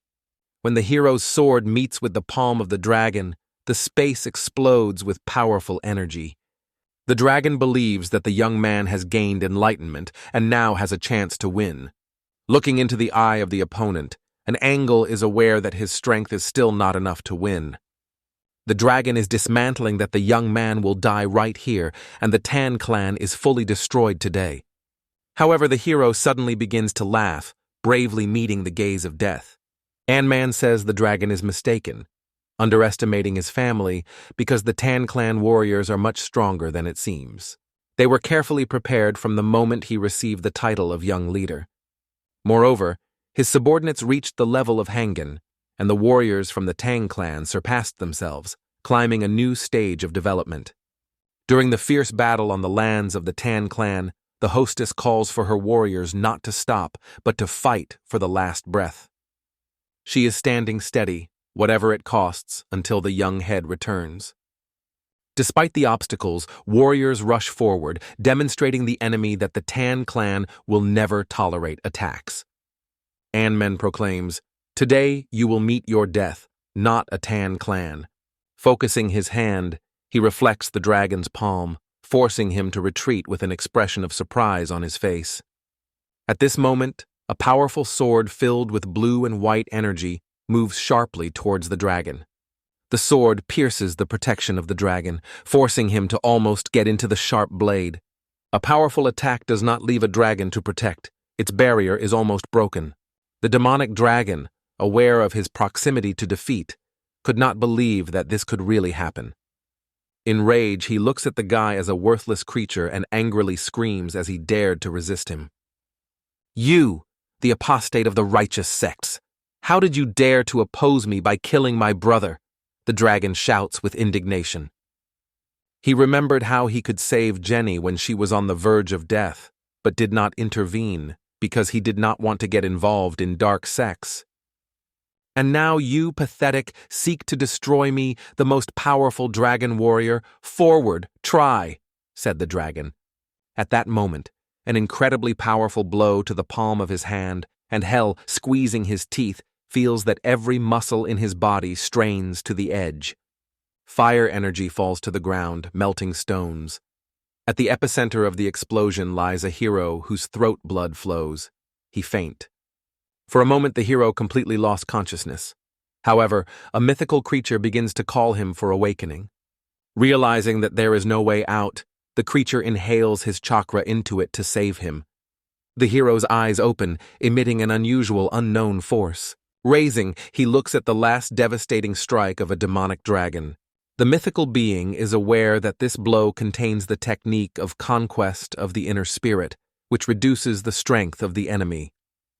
"If it's your limit, try to stop my blow," challenges the dragon. The powerful pressure around the hero increases, and he watches his strength and power of the dragon begin to merge into a single energy. At this decisive moment, white and dark forces encounter, giving rise to an explosion that hangs on the border between life and death. In the Tank clan, fierce fighting has been raging. The mistress mercilessly competes with enemies, skillfully throwing daggers. Although the defense is being successfully kept, most of the soldiers of the clan went to reinforce other borders. The situation becomes critical. Enemies are constantly attacking, with more powerful pressure.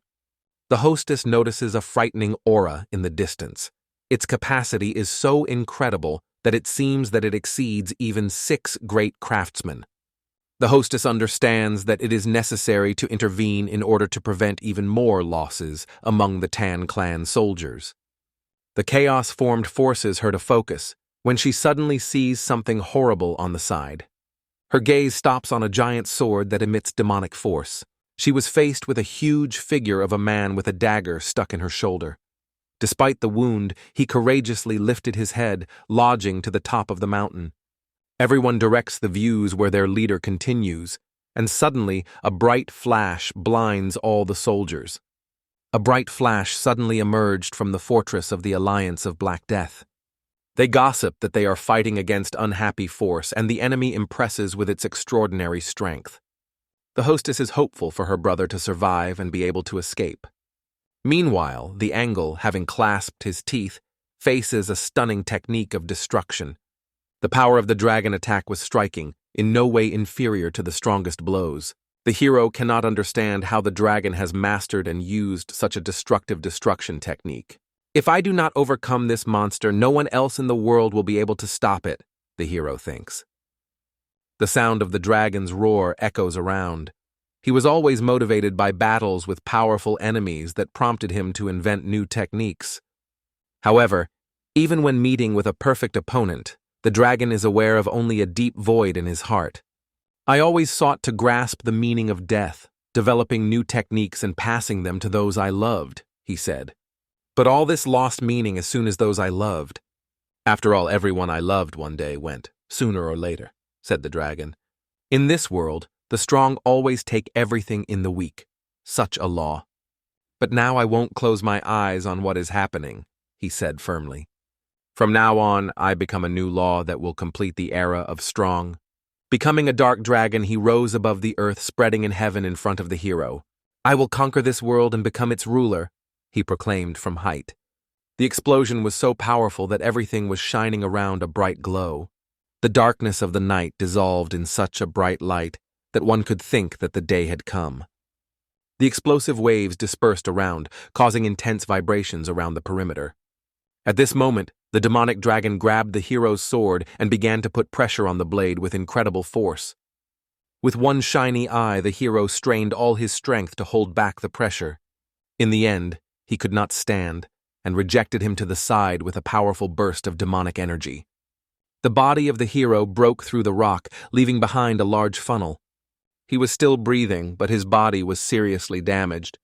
The enemy did not leave any chance to rest and instantly used the technique of conquest of the inner spirit. The flame of the dragon almost turned it completely, forcing him to fight every second. For the hero, this seemed madness. The power of the dragon exceeded even the most perfect levels of martial arts. If the hero did not have time to evade, or at least a little late, his life would be lost.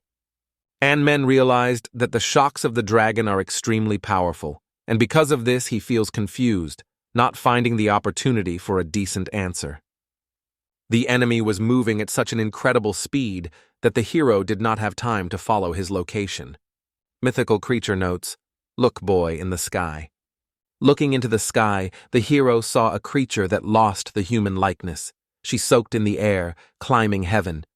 The dragon squeezed in the hand of a black snake, a technique of poison that emitted unprecedented power.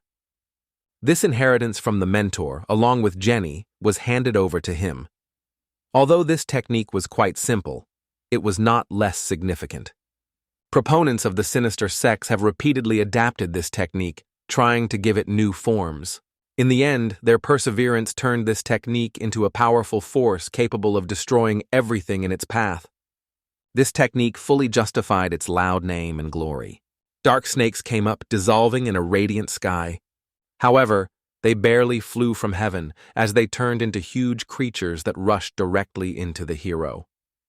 Anne Main, unable to pronounce words, watched this incredible spectacle enthusiastically. Do human abilities really allow you to create such technologies? The demonic dragon looked intently at his enemy because he used his most powerful technique. The dragon deliberately attacked the men with powerful technique, seeking to find out whether the opponent could overcome it. At this moment, a mythical creature warns the hero. With his power, he will not stand such a blow. It risks to break him into pieces. It advises the only right way to avoid danger: escape. However, the hero does not want to leave the battlefield. He asks him to direct all energy, realizing that this step can cause an earthquake that will jeopardize the lives of many innocents. The mythical creature warns of the inevitable destruction of Sichuan, but the hero remains unwavering, claiming that he has no other way out. Nen asks him to trust him, assuring that everything is under control. His confidence seems unfounded, but she decides to try her luck. She gives him all his energy, at the same time pray to keep him alive. It was a real challenge, and at the same time a brilliant demonstration of martial arts. Men must not only withstand this absolute power, but also contain its destructive power. One technique is not enough. Something more powerful is needed. It takes a sword technique that is able to pierce everything in its path with one blow, even to overcome the attacker himself. He focuses all his energy on his sword, praying it to withstand a little. In front of him is an unusual, almost divine power. Men prepared to attack his sword and is going to act without delay. He uses the perfect technique of the piercing style embodied under the influence of his aspirations and strikes. The sword of the hero punches the red sun high in the blue sky, precisely healing into the very heart of this energy. The demonic dragon watched this scene covered with a storm of mixed feelings. He was surprised and easy to confuse the enemy's power. At this time, his consciousness was engulfed from childhood. He remembered how he once came across a boy hidden in a grain that belonged to the peasants. He was sharply indignant at this skinny and dirty guy, accusing him of theft of despair. However, when the dragon raised his hand to hit, his brother intervened and stopped him. The brother noted that the guy was not hiding from fear, but because of hunger, because he looked very exhausted. The guy, standing behind a wooden beam in the hangar, seemed frightened, and his brother realized that it really was. The brother decided to regret the boy, and even joked that if he continued to show such kindness, their sect would begin to be considered asylum for orphans. Then he turned to the guy and advised, "This grain will not help you. Better join me." Having extended his hand forward, he noted that you would never feel stolen. The man asked the name of the boy, but he was silent because he did not. As a result, the brother decided to give the boy his name, accepting him in the family and teaching the art of blacksnake so that the guy could defend himself. Before his death, the mentor left him Jenny, asking him to become for her the same support as the mentor was for him. However, now the dragon had no idea how to fulfill this responsibility. He swore to destroy anyone who would try to overshadow the memory of Jenny and his brother, because their death left him with heavy debt to them. However, when everything was shown around, its inner darkness began to disappear, and he could not believe his own eyes. The dragon was delighted because he did not know how powerful this power was. Mane was rapidly approaching, carrying a sword that cut the heavens with a glow. The hero bravely destroyed the dragon's technique and quickly approached the enemy. The demonic dragon aimed at the hero his burning look. The mythical creature sitting on the hero's shoulders was stunned. One stroke, an incredibly powerful technique was destroyed, one that even Manga did not use. "Who is this guy the hell take away?" she thought. The sword of the hero scattered into pieces after the impact, ending his last battle as a real demon. But the battle was not completed yet. There was a leader of the Alliance of Black Death. It was his only chance to finish the matter. The hero says goodbye to his sword, scattering his remains in the wind, and decides to overcome the enemy at any cost. It cuts off the demonic dragon's hand and tunes to complete this fight. The guy pulls the dagger out of his pocket and turns the fragment into his last hope in the fight, decisively intending to end the dragon once and for all. The demonic dragon, with a surprised expression of the face, was confused with the situation. The force of the hurricane unfolded around the battlefield, giving rise to incredible chaos. The whirlwind absorbed everything around, turning the battlefield into a center of devastating force.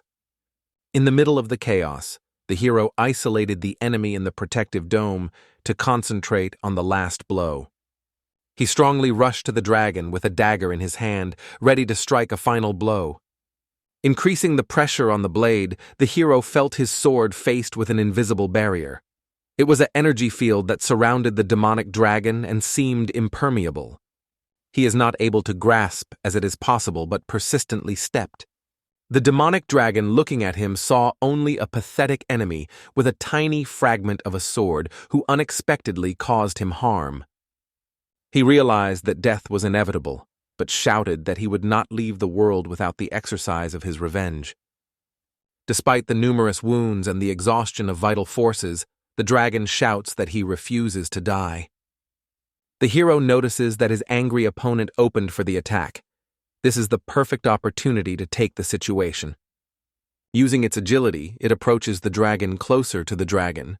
The hero's blade pierced the air near the dragon, leaving the traces of power that pointed to its inevitable end. The hero causes a decisive blow, cutting off the second paw of the dragon, which threatened him with serious consequences. At this moment, the dragon aura weakens, and the cut paw is cut nearby. The demonic dragon is scared of his detached paws that lie nearby. However, the young man does not delay the Tang clan. He flies forward as if an arrow. The green aura wraps the hero as he flies up and resolutely stirs the dagger into the dragon's body. The demonic dragon, splashing around the blood, balances on a thin face between life and death.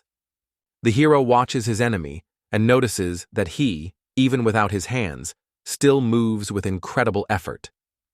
If it was not for the weakened energy of the dragon, the situation could be approached again to the critical limit. The dragon roars, stating that it is not the end. It will not break and obey. However, the hero, without taking his eyes, says coldly, "This is your last minutes. You answer for danger to threaten my family." It causes a powerful blow to the dragon, creating a deep wound. The poisonous arrow pierces the body of the demonic beast, leaving it powerless, and with an expression of shock in the eyes. It seemed that all nature had froze at that moment. The battle seat was stressed. The demonic dragon lay with a pierced body and a deep wound. Being between life and death, he asked the hero about the technique, because he felt the body weakened and as if disintegrating. Young Lord incredibly impressed, creating a new technique just during the battle, as Hangangen designs a powerful energy flow, so he used his QI to create poisonous force. Thus, the era of ruling of the Alliance of Black Death, which immersed the world into chaos and lawlessness for a long time. An Min was regretted that the case had gone so far, but could not allow this dragon to be threatened by Tan's families. Hearing these words, the demonic dragon was angry. How could he decide to say that? However, the last moment came, and he, exhausted, fell to the ground. Looking at his winner, he refused to believe that it was an end and did not intend to give up without a fight. "Sumi," he asked En, "how can you die without ceasing to think about Jenny and brother?" In the eyes of the demonic dragon, a spark of hatred broke out again. He promised to destroy the hero for the sake of the souls of the dead compatriots. At that moment, he was a short time distracted, rejoicing that after a fierce battle he remained intact and with all extremities. The hero asked for a mythical creature poisonous energy again, promising not to turn to it more.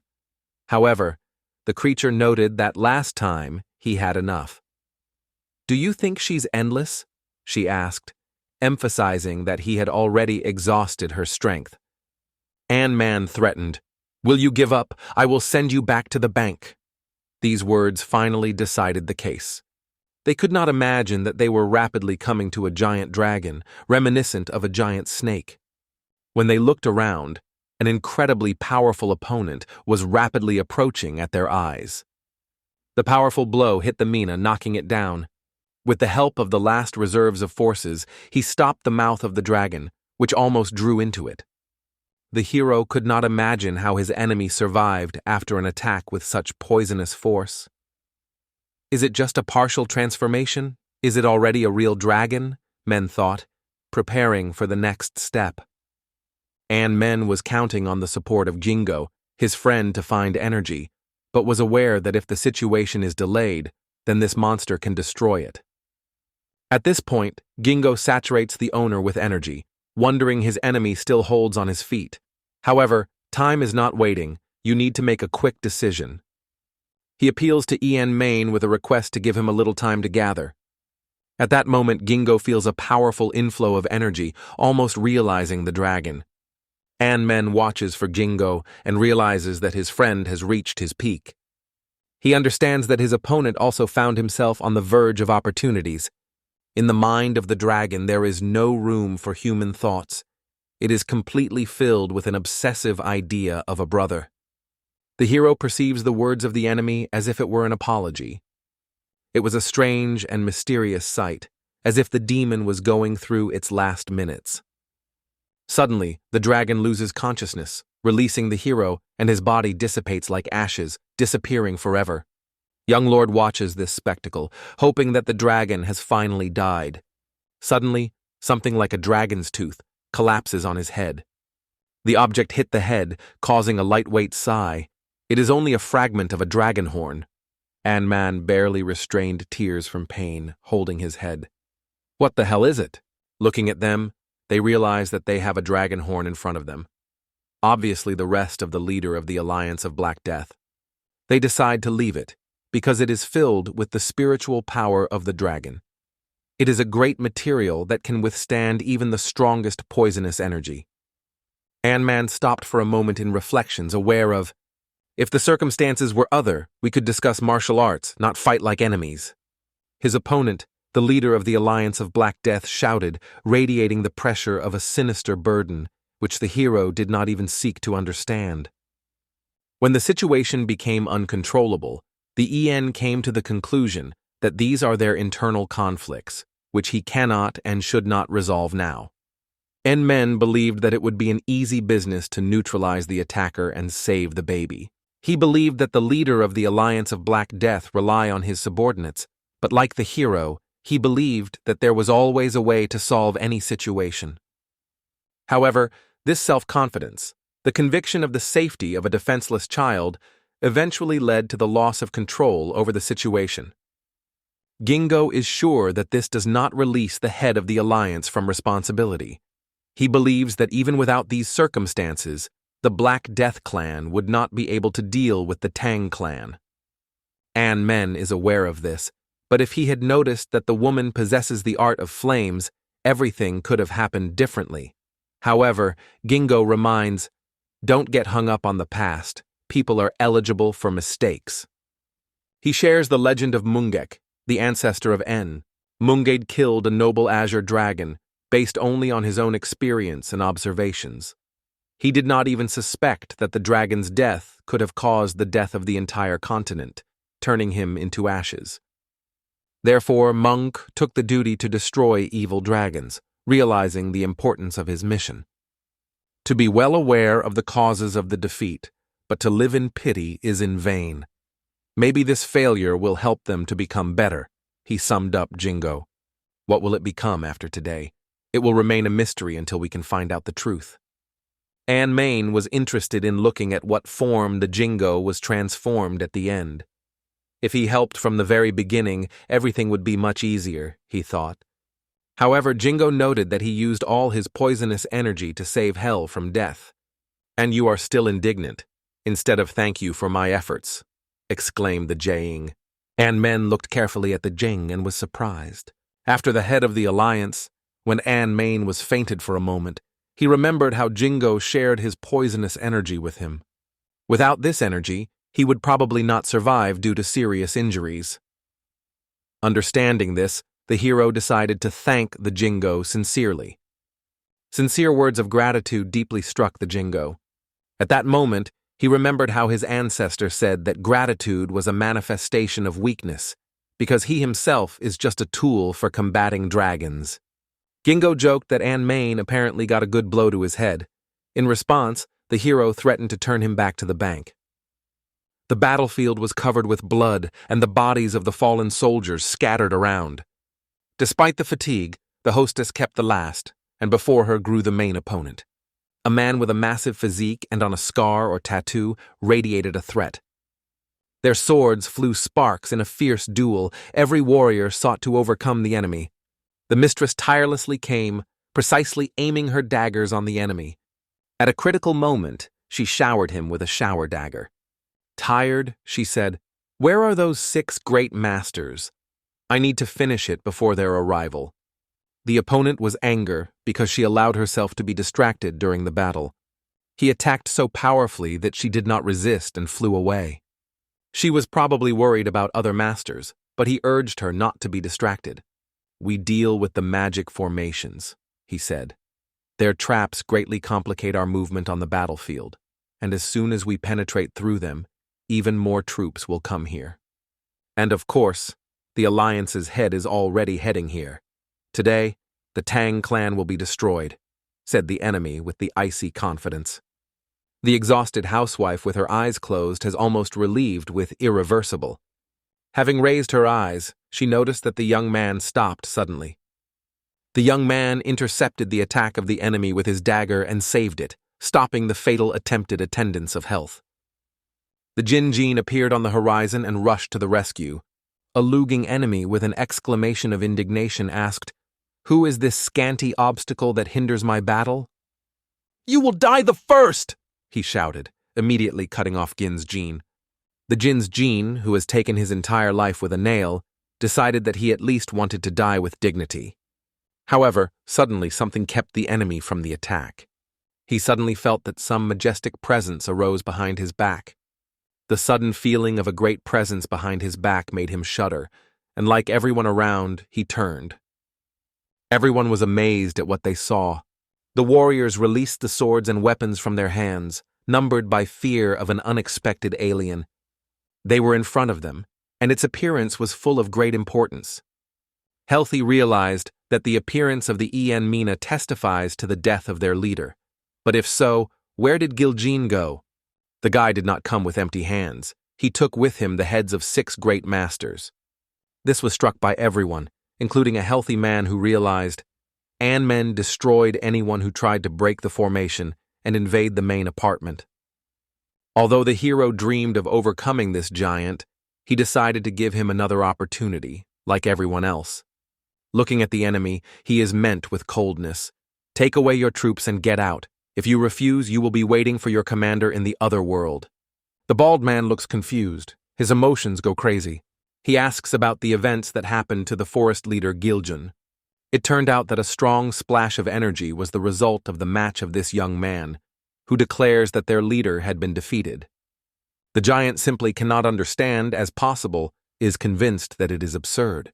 However, the young man confidently states that the victory was on his side, although he recognizes the striking power of Giljin, especially in the skill of his technician. At the same time, he claims that he had surpassed his opponent and won a personal victory in the battle. If so, the Gilgun still was defeated. The surprised giant lowers his sword. He gives the team to his warriors immediately stop the attack. After all, Bishop Pao was killed by the young leader of Clan Tan. Hearing this news, the warriors were as impressed as everyone else. How did it happen that the supreme master of the evil sect was able to win a regular young man? The young man not only defeated all the big elders, but also withstanding all the most powerful techniques of Giljun with incredible skill. Large masters now stretch at his feet, leaving only one not yet bent opponent. The only one to whom was to resist was his level, a gun. As the last of the 6 great masters, Benjan-san proclaims, this is his final order, to make a weapon. Then, to run something, to save themselves, because now they will only have to rely on their own strength. Everyone should look for their way to salvation. However, the hero notices that Benjan-san is not going to escape. The elder, without holding back tears, contemplates the brothers with whom he passed through all life trials. He remembers the daughter they brought up together. Everything that was vital to him is now destroyed. Despite anger and pain, he has no right to give up. Young Lord understands his position and accepts a duel. He grabs a dagger and calls for an elder to start an attack. For the elder who lost all loved ones, for whom he lived and glad, life has lost its meaning. He tells himself to his friends that he will soon reunite with them. Everyone kept breathing in anticipation of the final collision. All the warriors kept their breath without taking their eyes off this scene. Without the shadow of regret, the young lord defeated and destroyed this majestic master.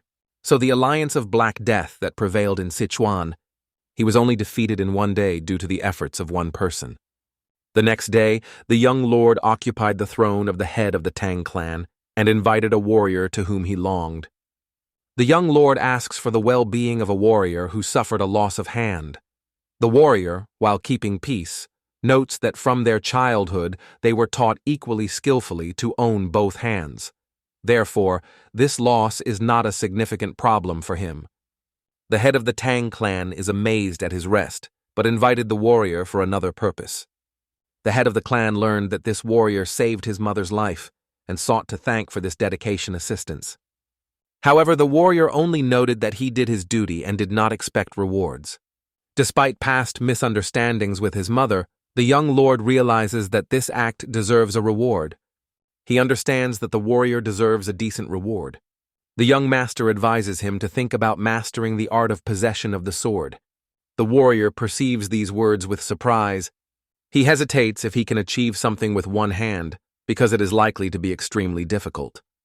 However, the young lord proposes to teach him to own a sword with his left hand, because metal weapons also require specific equipment. Young lord promises a warrior that following his guidelines, he will receive a second chance. He is guaranteed that he can become stronger than ever, even with one hand. It is a great honor for the warrior, but he is convinced that he should not thank it, because the men has a debt to him. As soon as the warrior restores strength, they will start training. Meanwhile, the elder is in his residence, reflecting on the events that have happened. Tears swell in his eyes because he understands that this young leader has achieved incredible success. But as soon as these words fly from the mouth, our hero suddenly appears near him, causing an unexpected fright in the elder. The embarrassed elder begins to speak, expressing the joy that the head returned healthy and unharmed. However, men proposes to reject formalities, suspecting that the elder is hiding something important. He was already told about how the elder skillfully kept the formation, preventing the enemy from penetrating inside. However, the elder confessed that he really reluctantly fulfilled this duty and dreamed of escape. The elder recalls how he already planned to escape during the battle, despite the difficulty of the moment, but he was stopped by the girl, reproaching for his lack of desire to protect them. Even the measure, despite the complete exhaustion, went out to the battlefield to delay the time to complete the formation. The old man, faithful to his word, despite all the difficulties, understood that the chances of a young mistress for salvation were extremely small. Giljun was an extremely powerful rival. However, the girl believed in her leader infinitely, leaving no crumbs in his victory. The elder remembers her words and realizes that it is due to its happiness, the head of the Tang clan, who intervened in time. The young owner expressed gratitude for keeping his word. He assured that he would make efforts to support the Gal family to restore their capacity faster. After that, the head leaves the room, passing all the organizational questions of the elder. Hearing such words from the one who was always afraid, the elder unexpectedly felt that he was a completely different personality before him. Finally, the young lord warned that he would not even try to desert a second time, because the next time the consequences would be strict. The elder almost lost the ability to speak, it seemed. His mustache could fall off at any time, and drops of sweat came under the armpits. He assured that this would not happen again. Fortunately, the main clan suffered only minor losses. Despite the bitter losses among the soldiers, all the problems were finally solved. However, there is another task. 2 days later, the group went to the dungeon of the Fortress of the Black Death of the Alliance. The warriors were shocked, opening that something incredible was hiding under the fortress. They were not the most stunning of them, but amazing treasures. These were invaluable treasures of the clan, collected for decades. There were so many of them that everyone would have enough. The warriors who accompanied the young owner could not take his gaze from these incredible wealth. One of the fencers realized why the alliance never spread its influence beyond Sichuan. Giljun headed the unorthodox sects that, instead of expanding the territories, chose a strategy for strengthening their positions in the area. Their students, most likely, paid treasures for the teaching of martial arts. But given the nature of Guild, it reflected his greed more than a real need.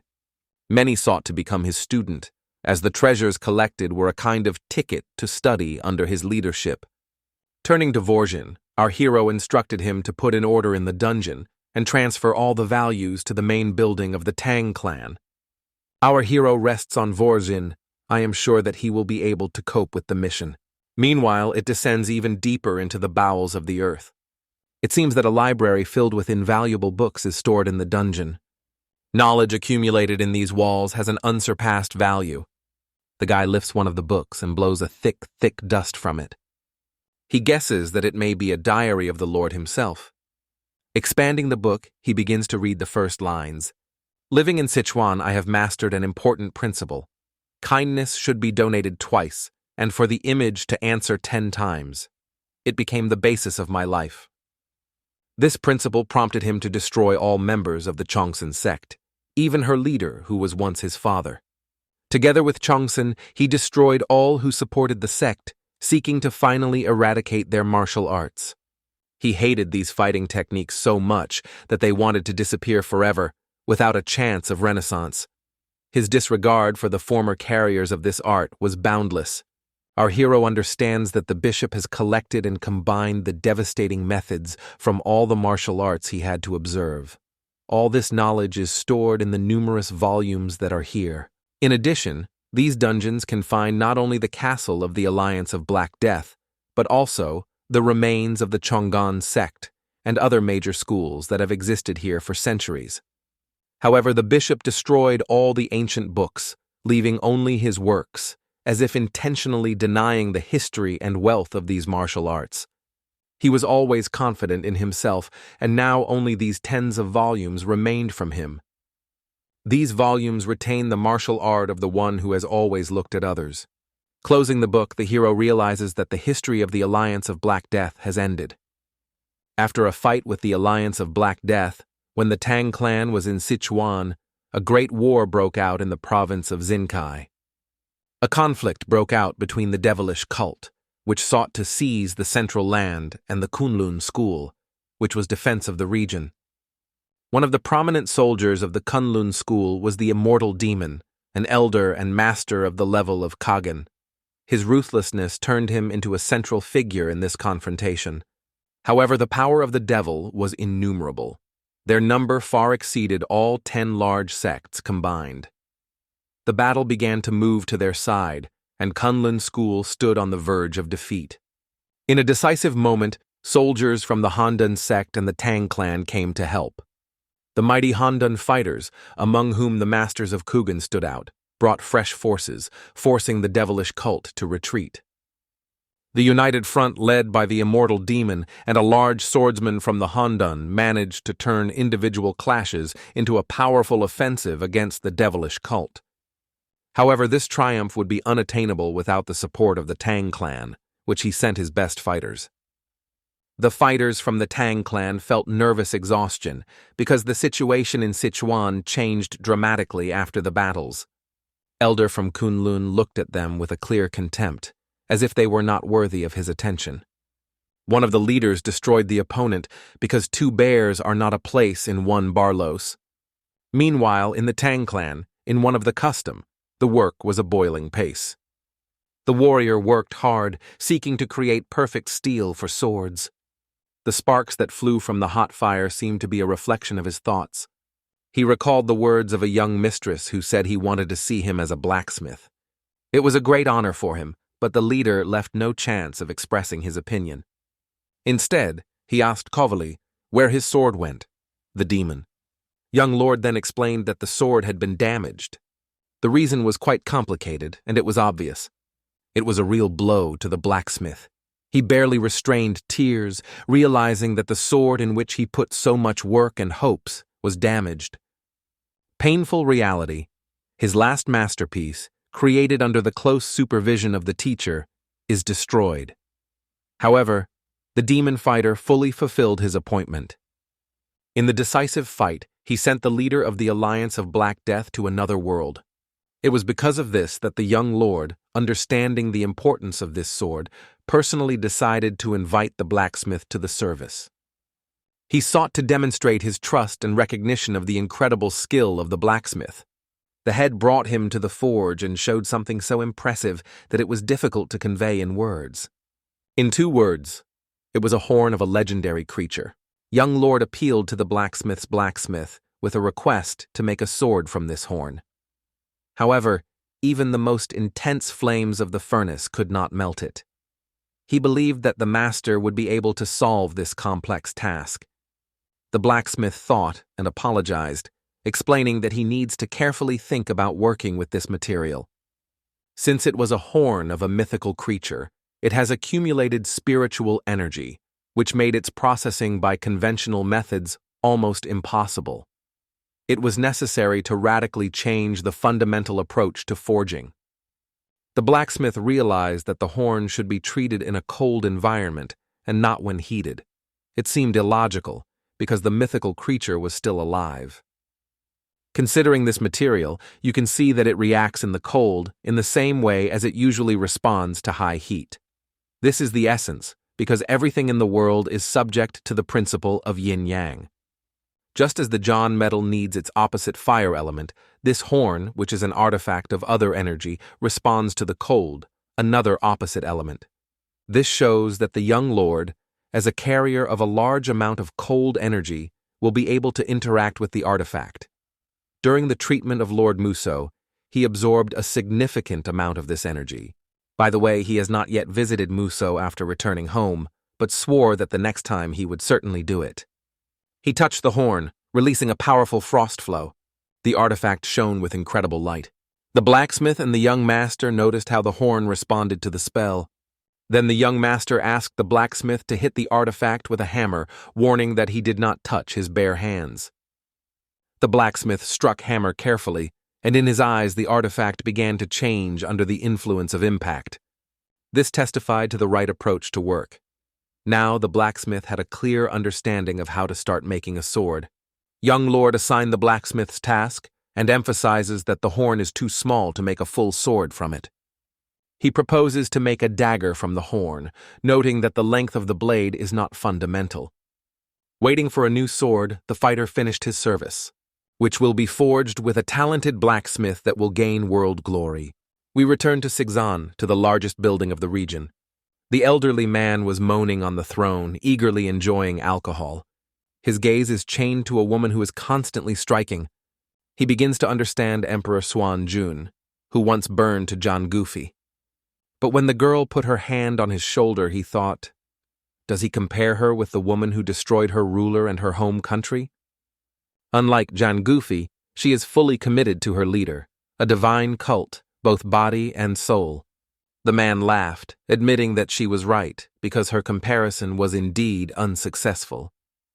However, he still intends to ask her one question. He asks if she knows that their cult is now in a state of war with Kunlun School. Those scum, as he calls them, stand on their way in the Central Plains, and it has not been possible to break through them. The Kunlun School forces are impressive, but their main threat is the immortal demon of the UN.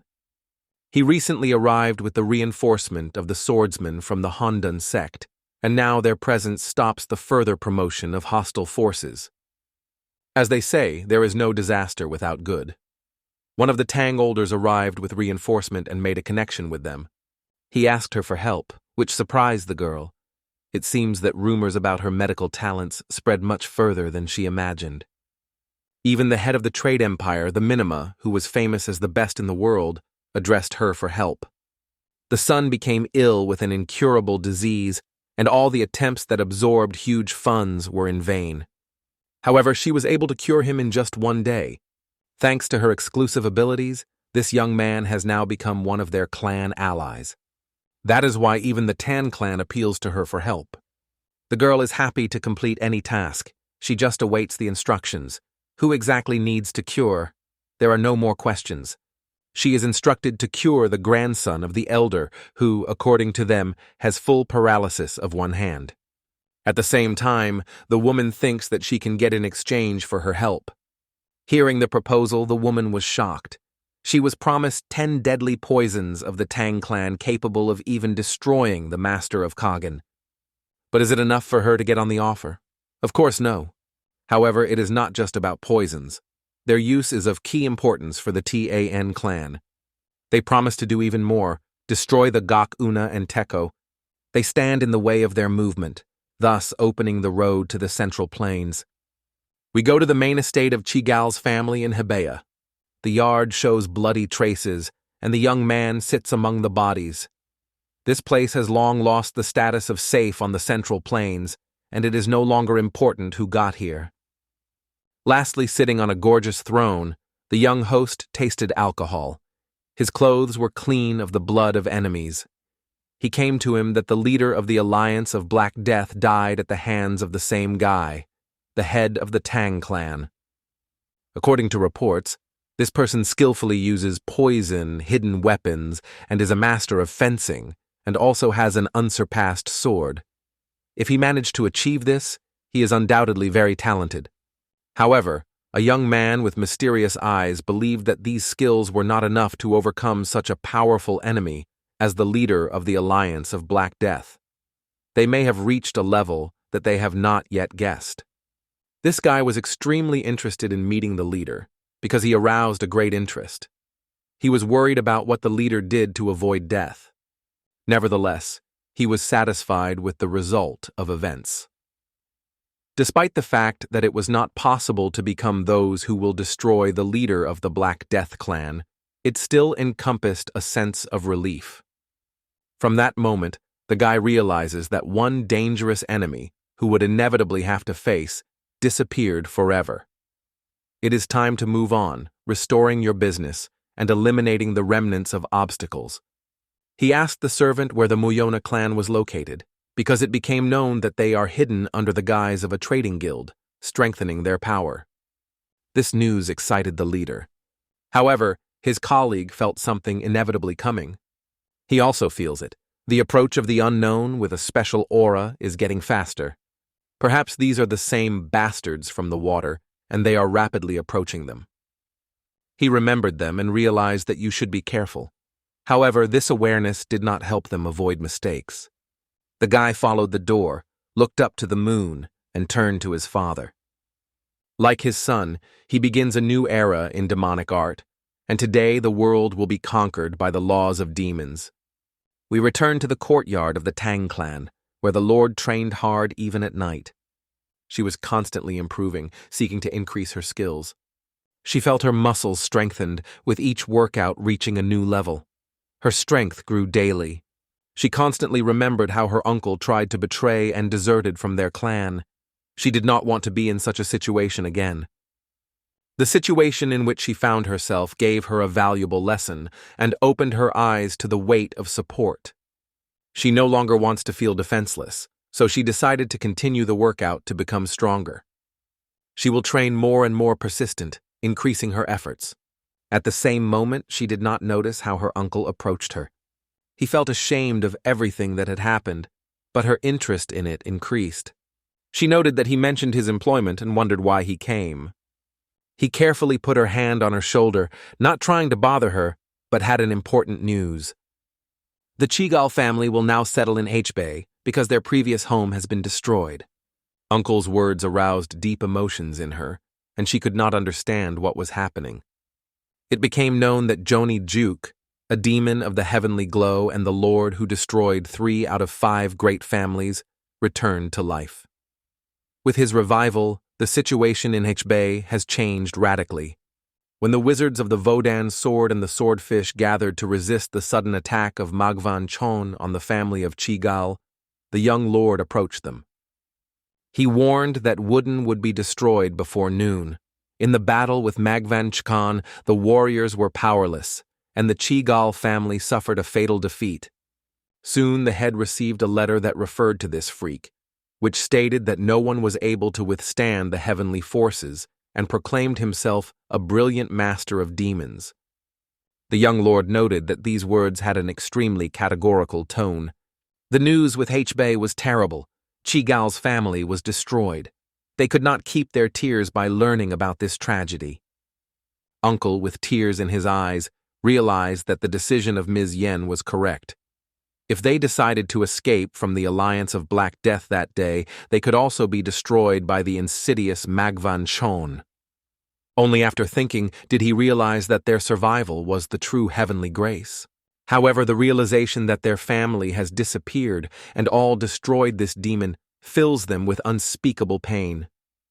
Uncle, deeply crushed with humiliation and embarrassment, thought whether he should repent before the head of the Tank clan for his weakness. However, the young master stopped him, assuring that not everything was lost. Since the Tang clamans still remained members of the Chigal family who are able to take care of themselves, he believes that they will be able to survive this difficult period. He promises to restore the family and provide them with as long as it takes. At this point, they realized that the head of the Tang clan has not yet fulfilled his promise to those who adhered to his word. He assures that he will make every effort to restore their family and complete it in the shortest possible time.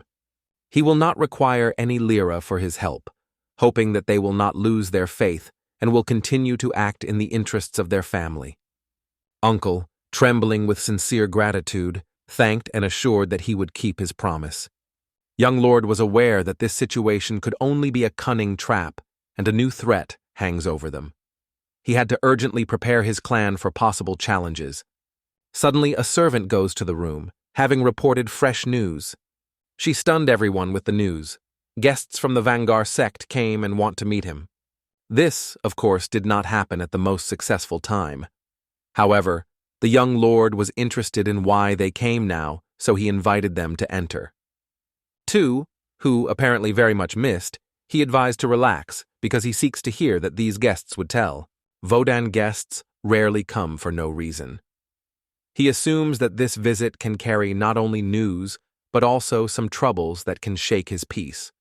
A man named Cheojin, a representative of the Swordfish sect, was included in the room, who asked to help the Tan family. Young Lord was aware of the mess in Hebus. He told the guy that the rumors claim the owner of the demons is active again. It was pure truth.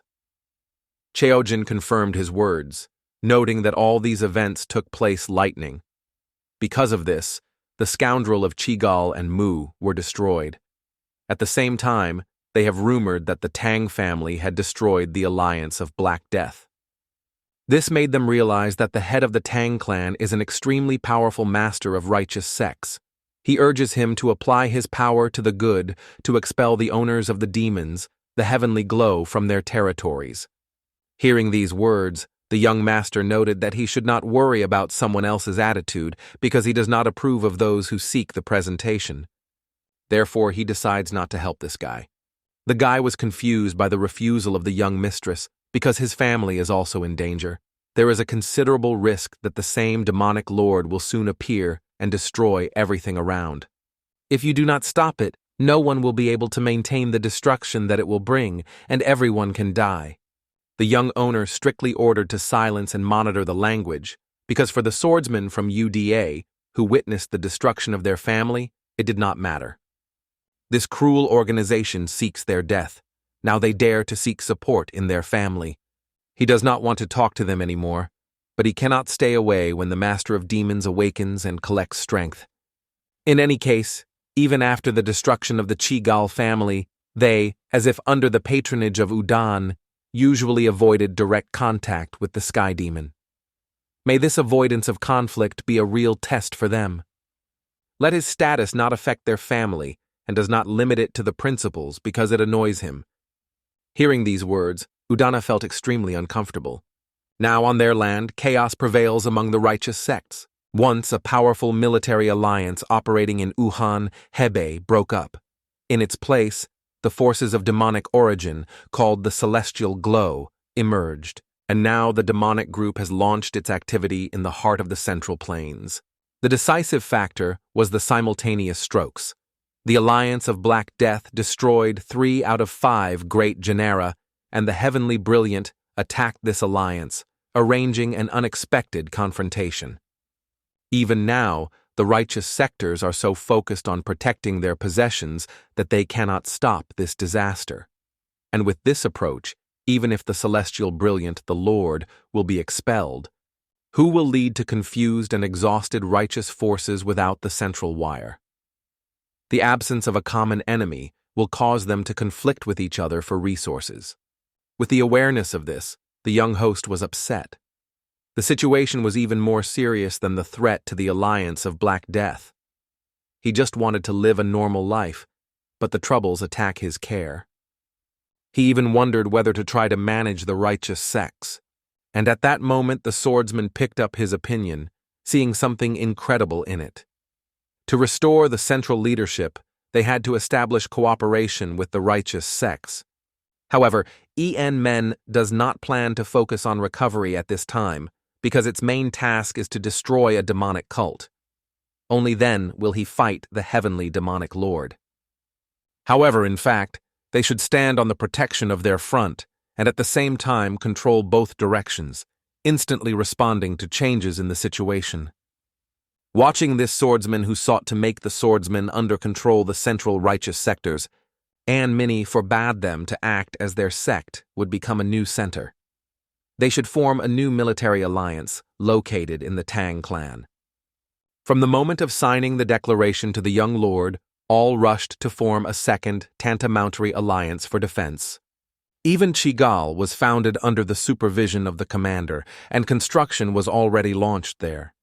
When the general directorate settled here, the prices of the land in Sichuan flew to heaven, which caused the common satisfaction among the administration.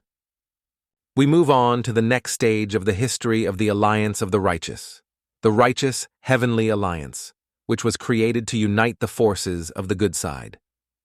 Shortly after the formation of a righteous heavenly alliance, a large-scale set of talents and heroes from all over the world began to Sichuan, a symbol of righteousness. The young lord noted that these people seek to join their movement. Watching from the podium of his home, he sees thousands of people. Such a huge hype was a surprise for him.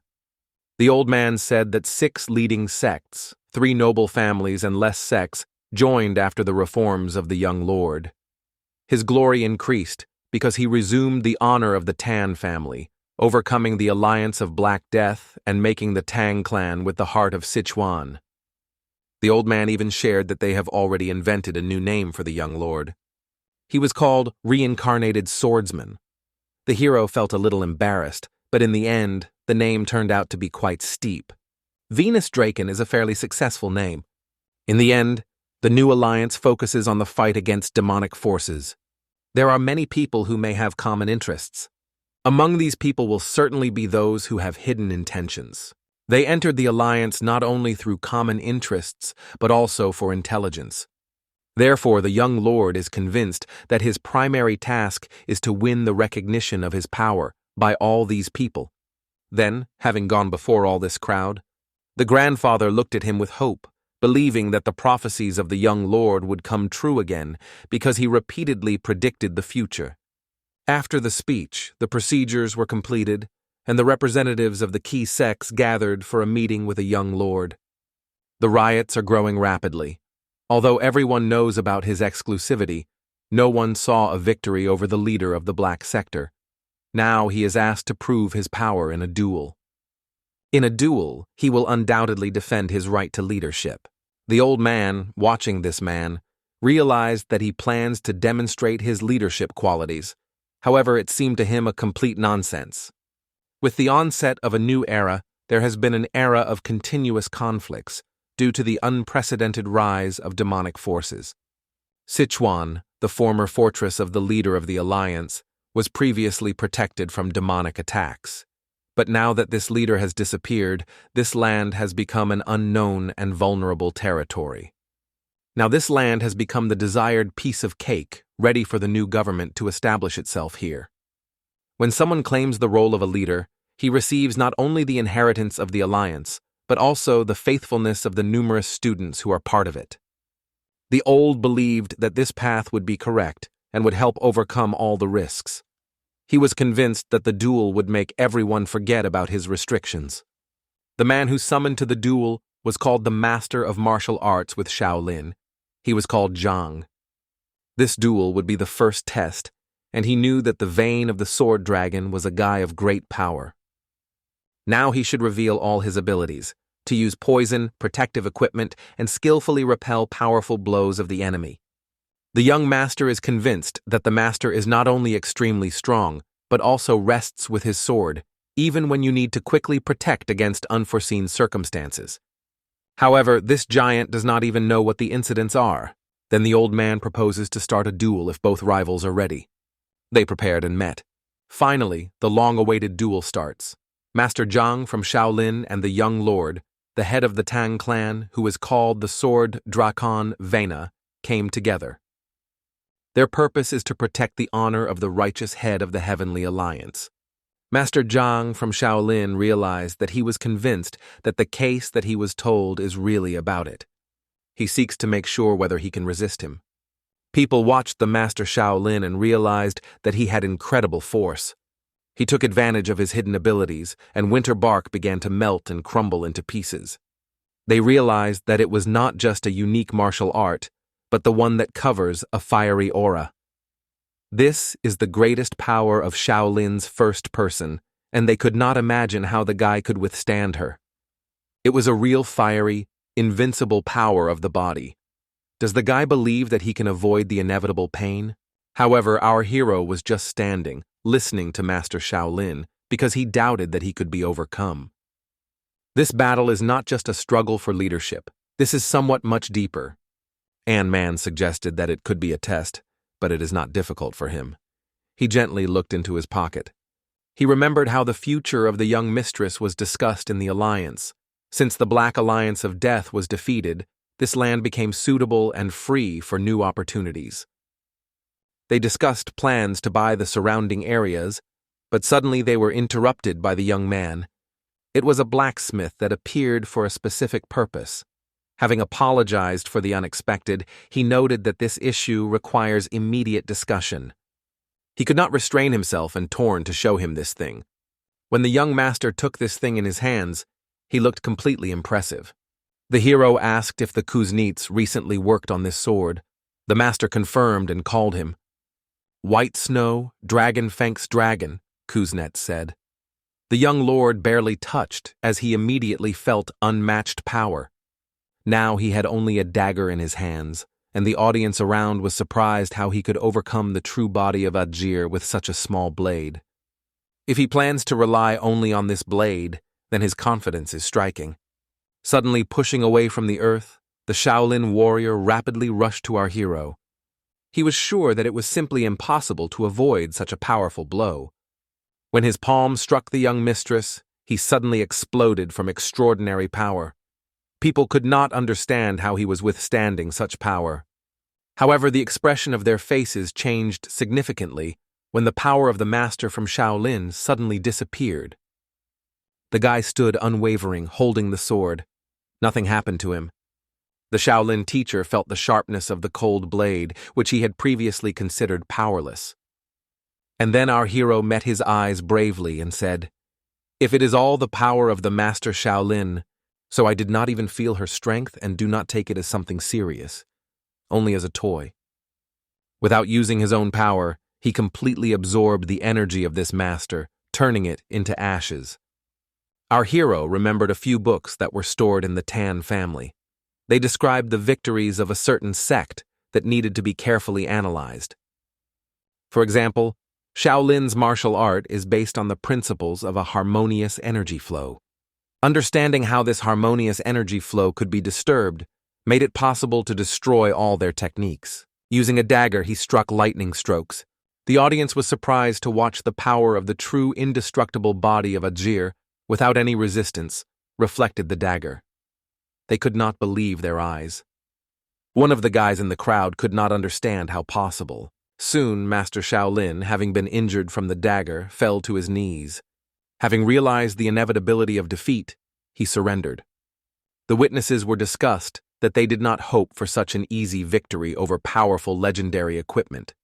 But the young lord overcame her incredibly simple. They said that even the leader of Black Death could not cope with it. The guy who witnessed these conversations could not help but think, as it is possible that a young lord from the Tan family is able to do the same. The guy asked the master to climb, despite the result. However, people began to suspect him in the use of demonic techniques and practices.